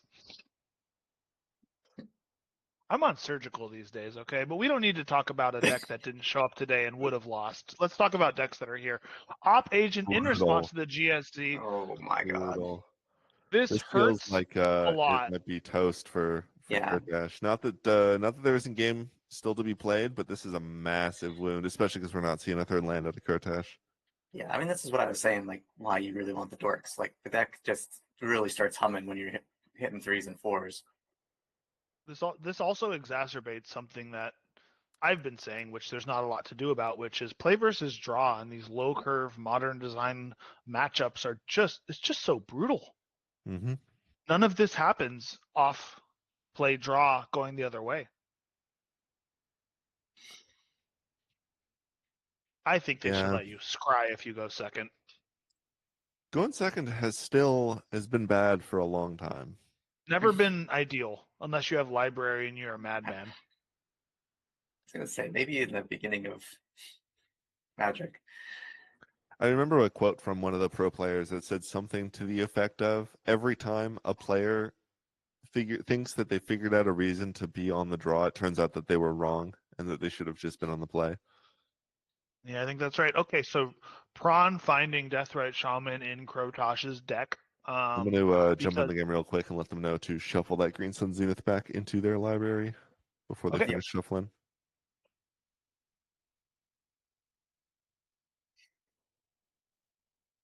Yeah, I wish I could provide more insight, but unfortunately, I think that this is likely just lights out. I mean, there's yeah. just nothing that he can cast in his hand. Like, he can cast Scavenging Ooze. That's not going to do a lot. And approximately a third of his lands are also turned off because of the Op Agent. It's extremely So- reasonable to keep a turn 2 initiative, turn 3 dork or I don't even know. graveyard hate, and here we are. I don't know if he had turn 2 initiative because he surveilled the thing into the yard. Oh, true. Yeah, I think the double surveil was to try to find the third land and found a great line of play, but just happened to lose to the one mana interaction. And oh well, Okay, that or just draw 18 off the top. that's Okay, a so good one. points have appeared in the Jund board, which we like to see. Everybody should have them. That's why we play this format. Will this The resolve? Minsk? Yeah, I that's mean, the like, question: is do you slam the Minsk into potentially the counterspell, or slam something slightly worse with the knowledge that you can follow it up with the Minsk and Boo? no, you I play Minsk. think you have to Oh, something okay. less good. He must have interaction. Yeah, because if this is something like invert polarity, excuse me, and This you resolve a Minsk and Boo, you're toast. That's the game right That's there. true. That's true. Though I think an inverse polarity getting the pyroglyph is probably also toast, but I do It's less think toast. that, It's slightly less toast. and this I'll be might, honest, and I forgot he had Paraglyph. if this resolves, it potentially kills the op agent, which helps. Ooh, Zoran's hell Ransom. yeah. Okay. Head enjoyers eating good in chat. Head down, cards up. That's the way we play Canadian Highlander. Oh, man. The first time I walked in on, and by walked in I mean was called as a judge to go look at Genghis resolving Sauron's ransom, I was like, "What is happening here?" And then realized that the mass on top of his playmat was his head, and he was looking at the ground during the resolution of this spell. Yeah. This card has 2 times in a row now, because I wasn't there for any other ones, seen good cards such that the opponent did not have any piles that were perfect. So let's see if he flips 4 more pretty good cards, leaving the Well, opponent with a no-win situation. Also, the opposition agent bringing the ring to Mordor. Hard right. to gauge the loyalty of that creature, but hopefully it does the right thing once it gets there. Boop. We get a little shot of the PJs from a different angle. We like that. There oh my is a god, 3-mana Merchant Scroll recall, again. Steam Vents, Lightning Bolt, and Lorien Revealed. So one of the things that I've been seeing the players with the Sauron's Ransom do is they're not trying to really mind game their opponent. They've been just doing essentially the closest to fair split. Sometimes what you want to do is, give your opponent two things that seem good face up in the hopes that they think there's something worse or something equivalent underneath, and you just sort of are able to, convince them to tuck it away. But We talked we'll see about what they this a little decide to bit. do. The piles weren't conducive to mind games prior. The idea being that, though, like, if you don't love the cards face up, you take the face down ones, assuming your opponent doesn't want you to have them. Now, here we see Speaking of mind the games, I best think that card this was actually face quite down. good. Yeah, Merchant Scroll, probably the best card here because it finds recall, but Lorien and Lightning Bolt being no slouches either. Yeah. Lorien also Ancestral Recall, just 4 more mana for it. Well, chat would love that. I think you have to take the face up pile here Yeah, because face Lightning Bolt up. just answers Minsk and Boo so cleanly. Yep. Yeah. But yeah, All right. I definitely Well done. I think that was a good attempt Mhm. because it's sort of a weird thing, but just sort of on a game theory perspective, it's like you almost always want to take the face down pile because whatever they have face up is almost certainly worse than what's face down. But Unless. yeah, I mean that's sort of the hard part with going against the 4-color quality piles. That every card's just good. Yeah. It doesn't matter that much. My deck think has no bad cards, Kaiba. Okay, Baleful Strix. Everybody loves this card. Has shown up. Unless you play aggro, you probably don't That's like it. that's a Thundering Falls, right? Oh yeah, it is. Yes. Yeah. He's keeping up Strix. that Lightning Bolt for good reason. Here comes Strix Tamio. Yeah. Strix is another card that's had a resurgence with the drop off in Forked Bolts. Tamio looking great with this Lorien. Bolt looking not great into Pyroglyph, but obviously great into Minky Dinky. Minsk and Boo, that is. It's also really good into the Carnage Interpreter because you bolt it before its trigger goes off and they still That's have cards true. in hand. That is true. Forgot about that card. We haven't seen that card show up today. Yeah. I'm not a huge fan, but I know some people swear by it. I think that It card is does. super good, but not that good right now. Well, I it's like just that card on turn 3. I don't know. You get a lot of situations like this where it's like your hand is just filled with good cards, and so it's just so awkward to try to deploy it. This does look like a game where the blue card advantage cards are drawing cards, and Jund is kind Yeah. of anemically holding on to what it has. There is a recall in Minsk and Boo, but we know Bolt and more is waiting for it. Yeah, I wonder if Tucken finding a way to keep that bolt not resolving would have been pretty relevant because that was the only answer that we saw for the Minskimbu. Yeah, I mean the other options weren't great. If you showed it was a land as well. If you showed land Lorne revealed, it probably takes a face down pile. If you show They Lorne revealed Merchant Scroll, it's like 2 recalls, so it's like I'm taking wondering about 6 a to cast Merchant Scroll top. Dismember. That's a lot of damage.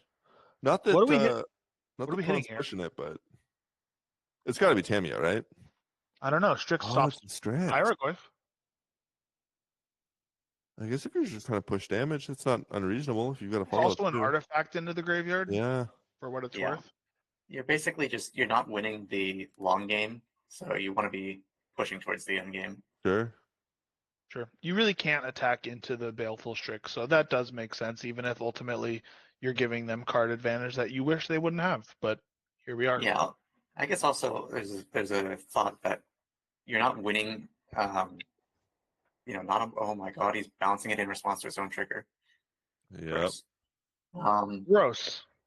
yeah, you're not winning the card advantage war, so pick the axis that you want to win on, and if you want to win on the board, then that's how you do it.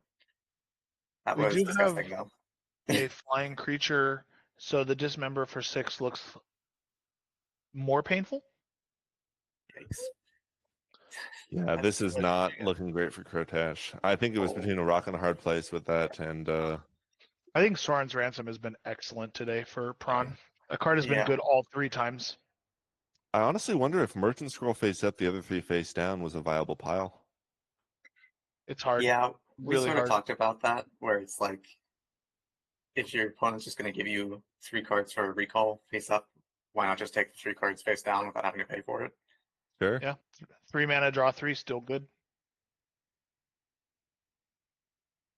Yikes. Yeah, that's brutal. I thought about the Lightning Bolt. I didn't think about Brazen Borrower in response to his one trigger, so it discards itself. The Yikes. bolt is still there, which is now pretty lethal looking at face if we get down there.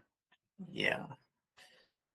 Oh, right, and there's this op agent that's been crashing in still. Carrying the ring to Mordor.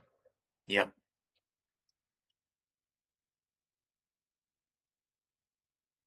Is that an end step island cycle from Lorien revealed? Correct. Looks like it. Yeah.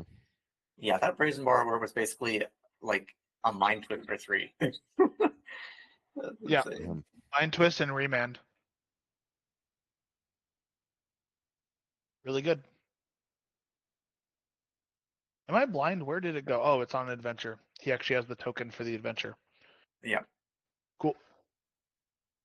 And you can tell that he's played in cockatrice tournaments and stuff because he actually attached the card to the adventure token instead of the other way Right. around. Yeah, put it underneath instead of on top.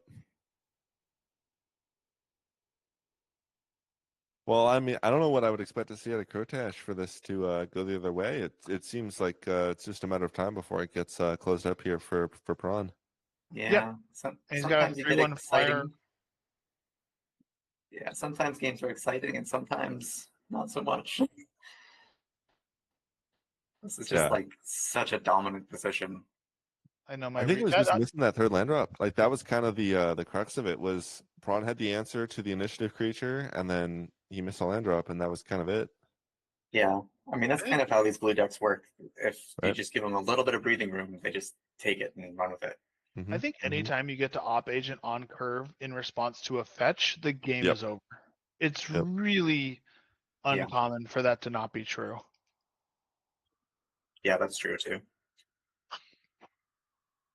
Like you spent the mana that you had available on that turn. You deny them not just the value of a Delight Halfling per se. Are we gonna get to see another recall? Yeah. Oh, chat would love that. Yeah, one more. Come on. One more for the road. But then Tamio can't attack anymore. What about the life totals? Oh no. I think it'll be all right. You might just take a force here. Yeah, I mean, actually, like speaking in terms of He highest did win tap. percentage. He tapped 3 for that merchant scroll. I think it's direct to recall. Yeah, I'm pretty sure. Coming soon to Ono video and DVD. And Toomey recall in exchange for 3 cards. There we go. Yep. Recall count 6 at least. I think Yeah, I've talked. Which flips the Tamio, who in a turn can get recall again. Yeah, I've talked poorly about Merchant Scroll for recall a lot because I'm not a huge believer, but it has performed exceptionally well today for Prawn. Yes. 3 mana draw 3 confirmed, still playable. Yeah, And you get to do something with the recall afterwards, which he's been doing a great job of achieving. Mm-hmm. Well, I mean, literally next turn he's casting it again unless that Tamio gets bonked, and if he does, then the pressure on the life total is not there. He's still at 13. Got plenty of breathing room. Smothered by the blue difference. yeah. I guess 8-point card is good, eh? Yeah, Turns but out. like again, I don't think you even need to recall there to win this game. No. Op agent on curve because you're on the draw. Sauron's ransom just being a draw 2 for 3 at instant speed, really solid. Is he blocking with the op agent? Oh. Interesting. I guess he just wants the Tamio to rebuy the recall to more recall. Yeah, I guess At he this figures stage- like, yeah, Consume red. What are you worried about, right? You just want to make sure that there's nothing you can lose to, and the best way to do that is draw as many cards as possible. I guess so. Yeah. You heard that talk about the second recall being the one you lose to and trying to get there. We have a Sentinel. These are nice stunned cards. I just don't know if they can beat a full grip of design mistakes on check side. Did he lose 2 life for tapping Ancient Tomb? I thought he was at 8 before. Is there a I wonder Yabi if he. Meyer board? I don't see one. I wonder if he got written down on the notepad, but hasn't made it to the dice yet. That is possible. Or He you also know could be what? picking up Maybe it his didn't card matter. because- Well played by both players, but Prawn takes it. Prawn takes it down. GG's. GG's. GG's. Wow, I can't believe it. Prawn check, still Hey. winning, still tournaments Not Not level. helping the check is too good narrative, not helping the Discord players are the best narrative that no one is pushing. I do just want to shout out that Crocash really did make a hell of a run for absolutely. setting up webcam last night to join today. All the way He to never top played. two. Yeah, never played webcam before this. Was like, I'm just gonna show up and make the finals. How does that sound? Hell yeah.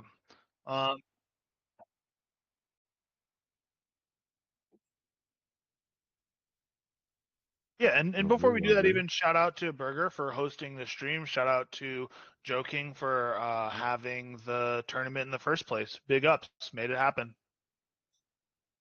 Thank you. Very happy to be here. Very happy to be doing this.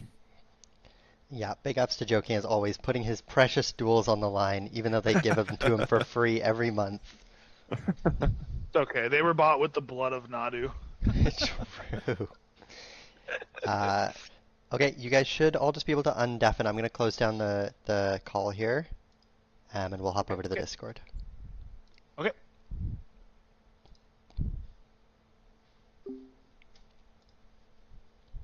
Accelerant hands are like more explosive, but like welcome players. You guys are now live. We wanted to congratulate you both on the finals and maybe do a little bit of a winners interview here with Genghis Prawn. Sure, I can turn the light on now too. Now that I won't be glared. Lovely. Horrible this is. The chat has been demanding. How do you stand up for so long? I have back issues that keep me from sitting. Wow, truly blessed. Wow.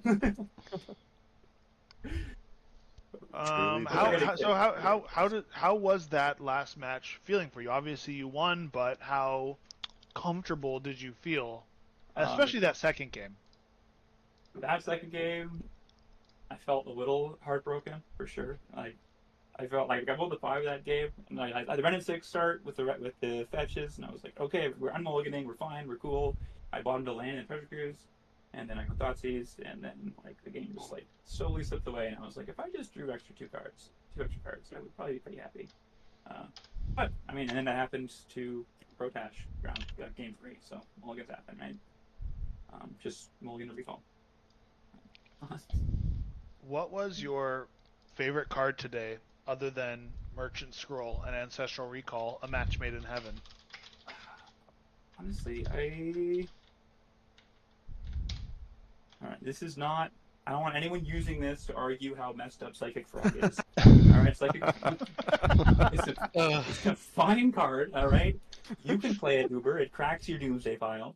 I had a game, I think game 3 of the... In the quarterfinals, I had a game where I like my opening hand was like 2 fetches, Inquisition, Renin 6, Psychic Frog, and then like whatever, and I was like, oh, this hand's never going to lose to anything, and it didn't. Yeah, it was great. What else? Sauron's Ransom. Okay, sorry. You know? Yeah, I gotta we say, were talking about that. I'm so good. I am number 1 in the world people who are resolving Sauron's Ransom on webcam. 100%. the first time you called me, I was like, "What the hell is happening right now?" And then the second and third and fourth and fifth and sixth time I saw you resolve Sauron's Ransom, I was like, "All right, he's got this one figured out." No, I know. Like, it's all the playing on cockatrice. You learn how to do these janky interactions with Krampus and cast and triggers. So I have a really important question for you.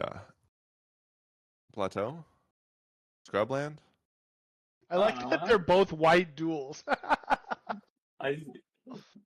Both of these are very playable in your deck.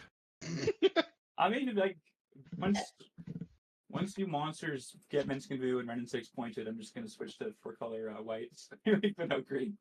Let me think. I'm not sure. I do own a copy of each already. So all right. All right. I mean, send them to me. I'm just Send them to me. consulting.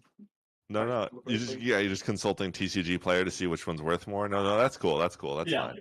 No problems with that. It looks like Scrubland. Yeah. If You got it. Scrubland it is. Yeah. The one that casts Sauron's Ransom. The true. You can't cast Sauron's. I mean, you could with the colorless pip, but otherwise, it's all. Yeah, I think Esper is secretly really good, actually. I don't know if it's much of a secret. I think we had at least one Esper player top 4ing. Yeah, so for that Psychic Frog game, we were Cyclops before the game was like, okay, so what Prawn wants to do here is stick a very good early threat and then just protect it. And then you played Psychic Frog on turn 2, and it never died, and you won that game. That's pretty good. Yeah, I'm pretty good at that. Yeah, like I just like Renin 6, like uptake lands, put a counter on Psychic Frog, and like just all stuff missing land drops. That's my favorite combo. Very good. Bayou and Volcanic Islands, like a match made in heaven. So that's beautiful. It's such a hideous start. If there was a wasteland that game, I'd lose. I'm pretty sure. But there wasn't. So just gotta dodge the wasteland. That's all you gotta do. Easy enough. Yeah, this was great. This is barely check, to be honest. It is check. Like, don't get me wrong. I'm not gonna like say I'm not a war criminal or whatever. But just on 5 green cards now. No Uro, no Goyf, no Kabus, just Planeswalkers and the removal. You did elicit a scoop when you had Deathrite Shaman into Renin 6 into Oko. So I don't know how much of that I'm not green narrative I'm buying. Deathrite Shaman is I hear what you're saying. It's the historically purchased card in Legacy, and it's it is green though. Like it does have green on the card. You're such a Commander player, Nick. Such a green identity. The Deathbite won the game wasn't even mine. Actually, it didn't really matter. But yeah, no, deck is sweet. Have you won an event before this? Is this your first sort of big event win on check, or do you use this a second or a third in a long line of victories? 4th, I think. Wow, there you go. Counting the MXP like top 8 or people top 8'd, and people were like, the prize is all the same all the way through top 8, so no one played it off. And then I took down a Cosmic Games a while ago. There was like a really small Laughing Dragon. It was like a 16-player one. Sure. It was like supposed to be a big event. And then this one, finally. And for the record, my winning streak, or like not winning streak, my like series of doing well, did start at the first Joe King. What can I say? I'm a good luck charm. You I can top you eight can it. do really well in events that I don't play in. Top 8 at Foster Reanimator, and then Just I dodge lost. Reanimator second time round. I You lost beat to Reanimator casting Life from Life Death Nice. for lethal. That was, Oh, You played against Crayon in the Swiss though, right? You beat him 2-0 if my memory serves me correctly. yeah. His draws were both doing one thing, and Reanimator is so hard to beat when they're doing two things. Like game one, sorry. What's the second thing that Reanimator does? like psychic frogging or barrel goifing or Okay. like when it Got has like stuff to do reanimation stuff and then like a mid range plan and you can't. It's very hard. Like in like the legacy deck, right? That's why the Black Frog legacy deck is so messed up because it pivots. Obviously, the Reanimator can't like do it as well. But like those plays are brutal. Like game one, he had Merchant Scroll, of course, on 2 for Ancestral Recall. For the record, Crown is the one who convinced me to actually like sleep it up again because I was off it for a while. You did that a lot today. Yeah. I drew Recall on my opener once, and I drew Merchant Scroll like probably 9 times. So that's why you play Merchant Scroll, people. Get your recalls. But I Merchant Scroll for Recall, and then after I like misstepped his Careful Study, so I was like, like this is fine. I can probably tap out a little bit. Then he untaps and casts Frantic Search, and I'm just like, oh, I'm so dead right now. And he casts a Born Oculus, and he makes his guy. I untap Flame of Fenora 5 damage, and like that was the game. Like he didn't have a game where he got to like bin a fatty, reanimate that. I answer the fatty, and then he plays Oculus. Like those reanimated draws genuinely feel unbeatable. They're like really, really good. It's a really good deck. Today though, not today. Not today. Today you're the champion. You're the one standing on top. Yeah, I got to just as cheeky shout out to Reanimator players. I got to finals game 3. I got to have a very crucial thing to dust. We were looking at that Surveil trigger been in the it was in the Underground Adventurer. Yeah. And I think if it resolves you die. Like that's the game. Yeah, like I had Op Agents and then I just play that 3-2 and then he has a 3-4 and I lose. Yep. Yeah, that was the fact that Surveillance are allowed to exist with Reanimate is insane. That's nice. Now, didn't win, but let's take a moment to give Crotash his flowers. Set up webcam yesterday. Mm-hmm. Had not played webcam before. If you're like me, you play less than ideal on webcam because it's not normal. Yet makes it to the finals. Pushes check and a good pilot on check to the limits. And almost takes it. You know, how was the day for you, my man? You are muted. Thank you for that. It was exciting. It was fun playing the first and getting to experience a different metagame. There was a lot of time vault, a lot of blue. I think there were 4. There were 4 time vault players today out of 20. Out of my 7 matches, 3 of them were time vault. Wow. So yeah, that was interesting. What else? Yeah, it was exciting. I had some like really great hands at the beginning. I think my round 1 opponent, I mockstrawed them both games.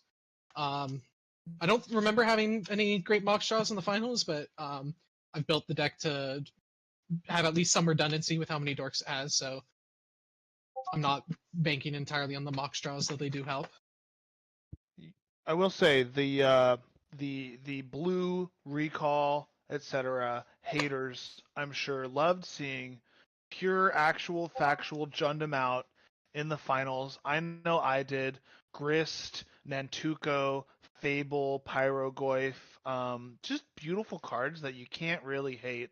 How did you feel about your deck today? Obviously you made it, but how'd you feel? Yeah. So I'm a YJ player, and so I've been grinding this deck for about 3 years now. I normally feel I've built the deck to be more against the blue players. So I'm trying to be a bit more aggressive than the usual mid-range deck. I'm trying to get under the blue players with like a fast dork or mock start and then some aggressive 3-drop and just kind of trying to snowball the advantage from there. we've gotten a lot of like great additions in that regard. Like Arena of Glory has been great for sneaking out wins that you wouldn't expect. The deck is pretty adaptive. There's a lot of green creature tutors these days, so you can build it kind of toolboxy. I don't believe we saw it in the finals, but there's a Magus of the Moon that can sneak out wins occasionally. Would have been nice, yeah, to have that for you. Yeah. Yeah, I noticed the bombardiers. Is there like a Lelia or other sort of hasty threats, or is it just sort of the bombardiers and the arena? Yeah, so for hasty threats, we have Squee, Dubious Monarch. Yep. He's my favorite Rebel Master. He's great in the blue because he's recursive and difficult to deal with. You have Broadside Bombardiers, you have Lelia, and we have the new Duskmourn card, Screaming Nemesis, which is a lot of. Yeah, how's that performed for you? It's interesting seeing a lot of the. There's a decent amount of Duskmourn cards that people have been starting to sleeve up, including there's a green one I think maybe you put in that mills and makes stuff indestructible. How's that been doing for you? Yeah, so I have from Duskmourn I have Ursine Monstrosity, Screaming Nemesis, and Metamorphosis for now. Of them, I'm liking Screaming Nemesis a lot. It's very aggressive. It's really hard. Really messes up people with life gain. I know I Renin 6 pinged my own Screaming Nemesis one game to prevent my opponent from having life gain. Wow.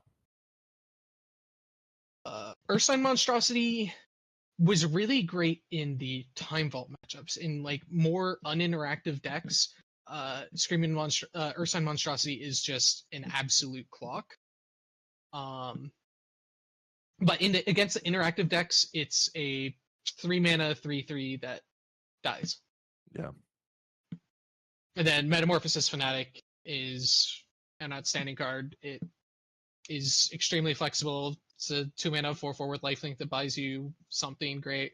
I've built my deck with all the land cyclers in mind and like Fury and Harvester of Misery, like a small value reanimation sub package, and being able to play Worldly Tutor to go and find him is Yeah, we Yeah, noticed. No, go ahead, Uber.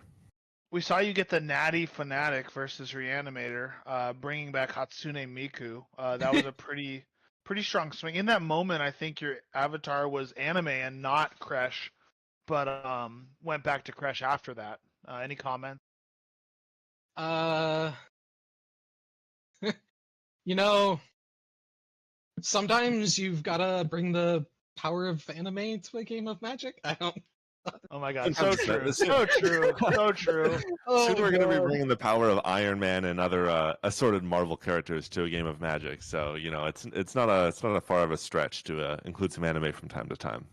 Yeah, I've got the Narset playmat. You weren't the only one. I think there was at least 2, possibly 3 players who brought the Narset playmat today. Nice. Yeah. Awesome. Well, thank you so much for congratulations again on making top 2. Congratulations on the finals performance.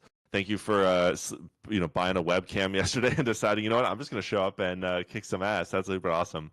It's really heartwarming to me to have a bunch of people from a bunch of different metas decide that they're going to take some time to jump on and give this a shot and play some webcam. And it's very cool to see all these metas clash in a way where we're all able to see what people are able to bring. So I'll be getting your PayPal information or e-transfer and sending you some money. Congratulations again on your second place.